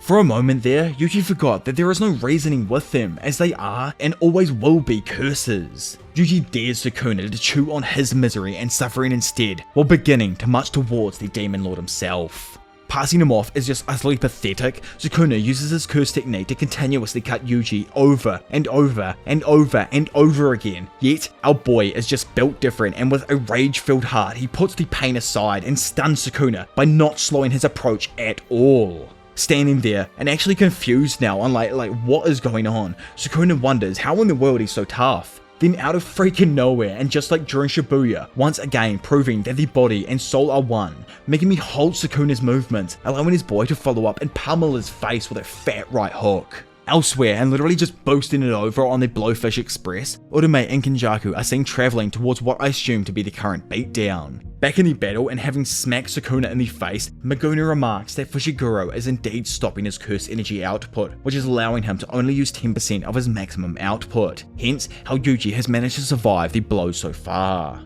Sukuna notes that, well, it's probably expected when the job's only half done, but still considers it enough to easily take out Yuji. Interesting, so I wonder what the other half of this ritual to fully take over Megumi's body will be. Probably something to do with the bath, and that'll happen at the Zenon's household, which is fitting seeing that Megumi is actually from the Zenon's bloodline and all. Standing there, Megumi is completely taken by surprise as he couldn't sense Maki actually slowly moving towards the epicenter of the fight. Wanting to know what in the world caused Sukuna's body to switch into Megumi's, Maki asks to be brought up to date, with Yuji just completely battered and bruised, telling her to just kill him as he's not going to die either way. Boosting in, Maki attempts to land a fat head kick in collaboration with Yuji. However, Megumi's body is functioning extremely well, obviously, from what we've seen so far, and he's comfortably able to counter his opponent. Still, Maki, with her immense speed, is able to break through his defenses and send him flying, smashing into some railing nearby. Taking the opportunity, Yuji then grabs the other side of the railing, bending it around Sukuna, before Maki follows up in combination and kicks him into a building nearby. Seeing the unharmed demon waltz out though, Maki wonders if it's impossible to actually inflict damage with her soul liberation sword because Sukuna will use his reverse curse techniques to heal himself. Knowing that no matter what happens here, they'll have to kill Sukuna, Maki charges in, saying he'll have to keep up with her speed. Probably running at speeds faster than sound right now, Sukuna is surprisingly able to keep up with the attacks of Maki and Yuji, but notes that whenever he tries to attack them with curse energy, the pull from Megumi inside him is stronger, and thus, to get around Megumi, Sukuna, like the absolute big brain man he is, uses his curse technique, Cleave, spider threads on the ground below to utterly destroy the ground and disbalance Yuji and Maki. With the ground around them now falling to bits, Sukuna is able to easily dart in and lands a fat right hook, yet Maki simply spits out a tooth or two, leaving him completely impressed with how she's hardly even worried with taking damage. As Sukuna falls back a little, a mysterious foe then randomly appears from the side, and uses a maximum output technique called Dead Calm. The resulting aftermath from the attack not only freezes the entirety of the area, but also Maki and Yuji. So, that mysterious person happened to be no one other than the coldest woman out, Sukuna's right-hand woman, Urume, who apologizes for her grand entrance while saying that she's still weakened the ice around Yuji just in case they need him. Sukuna though literally doesn't care for him anymore and instead just compliments her, stating that focusing her energy on Maki was a good idea. Believing that everything here is sweet now, Sukuna then summons Nue, saying that this body is still not complete, so they need to prepare for the bath immediately. In that moment though, our goat though, looking more beaten and bruised than ever after this escalade, bursts his way out of the ice. Noticing this, Urume proposes taking him out, but Sukuna says that they should just look at him and have a good laugh. Flying away for what seems like good in Yuji's eyes, Sukuna, having taken the body of Yuji's best friend, and Urume laugh at his face, noticing that he looks just like the person from the Harima province. Which is exactly what I was referring to and goes back to Kenjaku using a binding vow on Yuji at birth or even beforehand. The vow would not allow him to use his technique in return for Yuji being used as a vessel for Sukuna, to help restore his strength obviously. We know that Kenjaku had purposely found a bloodline that has some form of durability as was seen in Yuji, possibly to just keep Sukuna safe during his time in Yuji, and now it's confirmed that Yuji actually has true heritage that originates from a family in the Harima province, and this Harima province was established in the 600s AD and ran up to the late 1800s, so definitely before the current time period. So, you all thought the arc ended here? Well no. Sukuna as Megumi actually sped round this damn bath, and after having arrived at the Zenit's household, we see him falling deeper and deeper into evil itself. Outside the bath, Urume, dressed up in ritual robes, asks Kenjaku whether or not he plans to end the culling game. To which Kenjaku explains that his assimilation of the wider population can't actually happen until the game ends. The reason the culling game was even able to be constructed in the first place was because Kenjaku had shouldered the burden of an equally unreasonable binding vow. Yet, instead of getting on with ending it, currently, he's more interested in Sukuna's bath and how it works. Kenjaku himself knew that the bath was originally a ritual to transform vessels that had been treasured as family heirlooms into curse tools. To do this, the clan must make a solution of curse energy, which is created by straining organisms chosen in a Kodoku ritual. Once it is prepared, the vessels are soaked for 10 months and 10 days in the solution. So what's actually really cool about this ritual is that it's actually something from real Japanese folklore. It's a derivative of the Chinese goo magic, and it's a type of poisonous ability.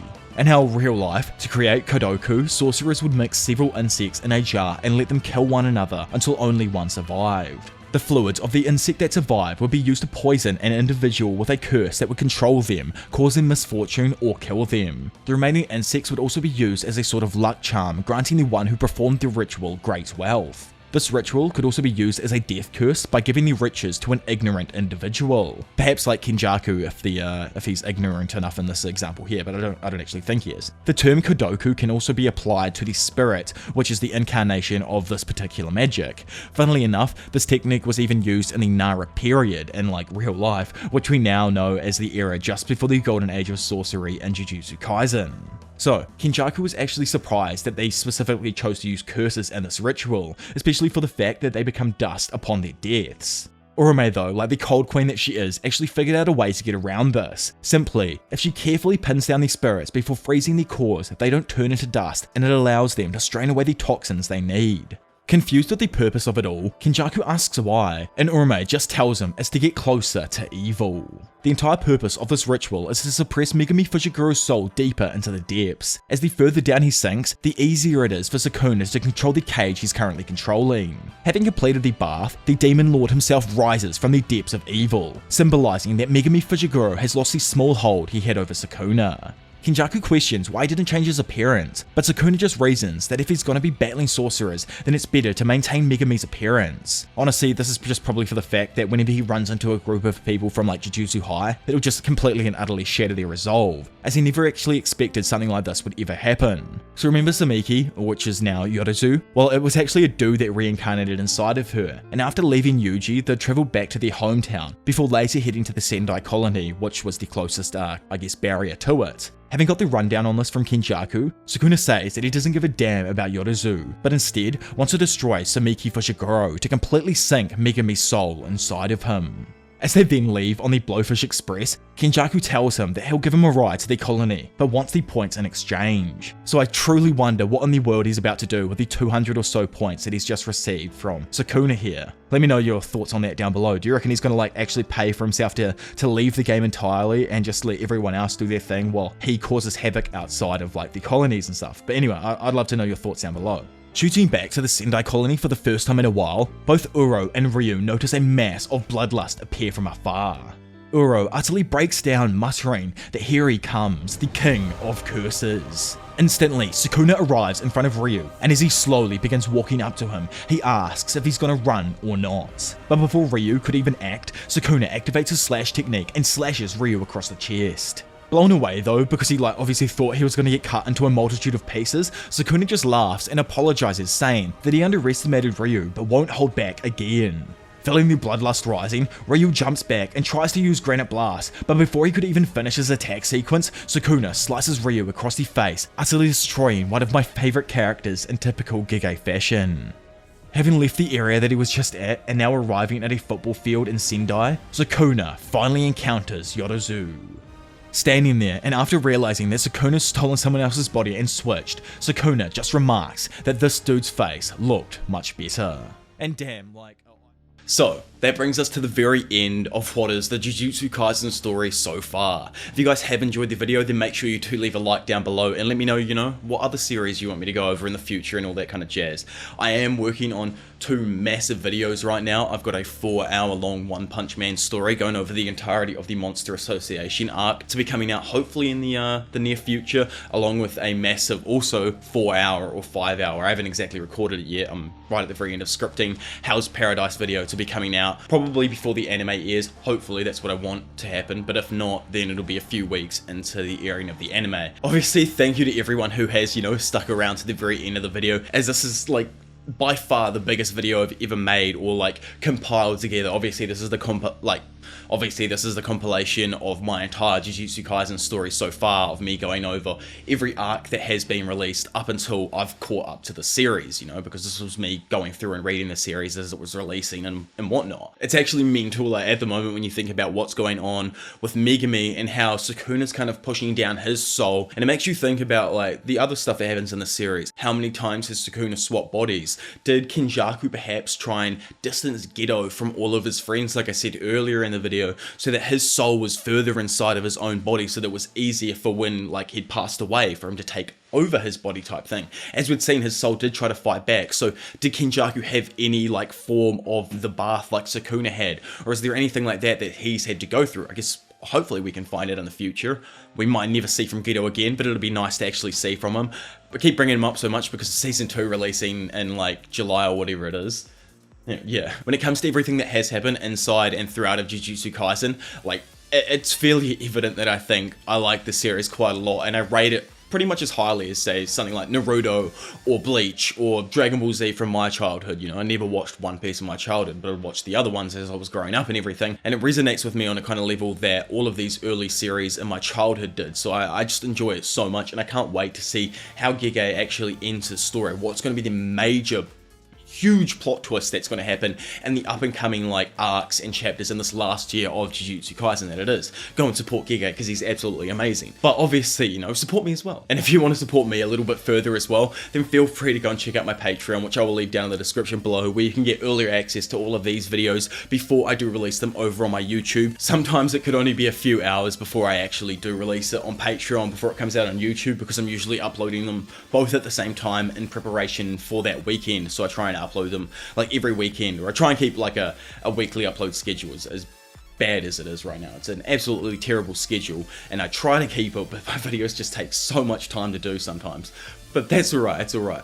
Either way, I hope you all, like I've already said, enjoyed the video, and I can't wait to like put out more great content just like this in the future on my channel, because I freaking love doing this kind of stuff. And obviously, if you love this as well, then make sure you do hit the subscribe button and leave a like on the video to let me know that you guys really do enjoy this kind of content and want to see more of it. But anyway, for now, it's been your professional degenerate Diavolo, and I need a haircut, and I'll see you in a bit. Bye.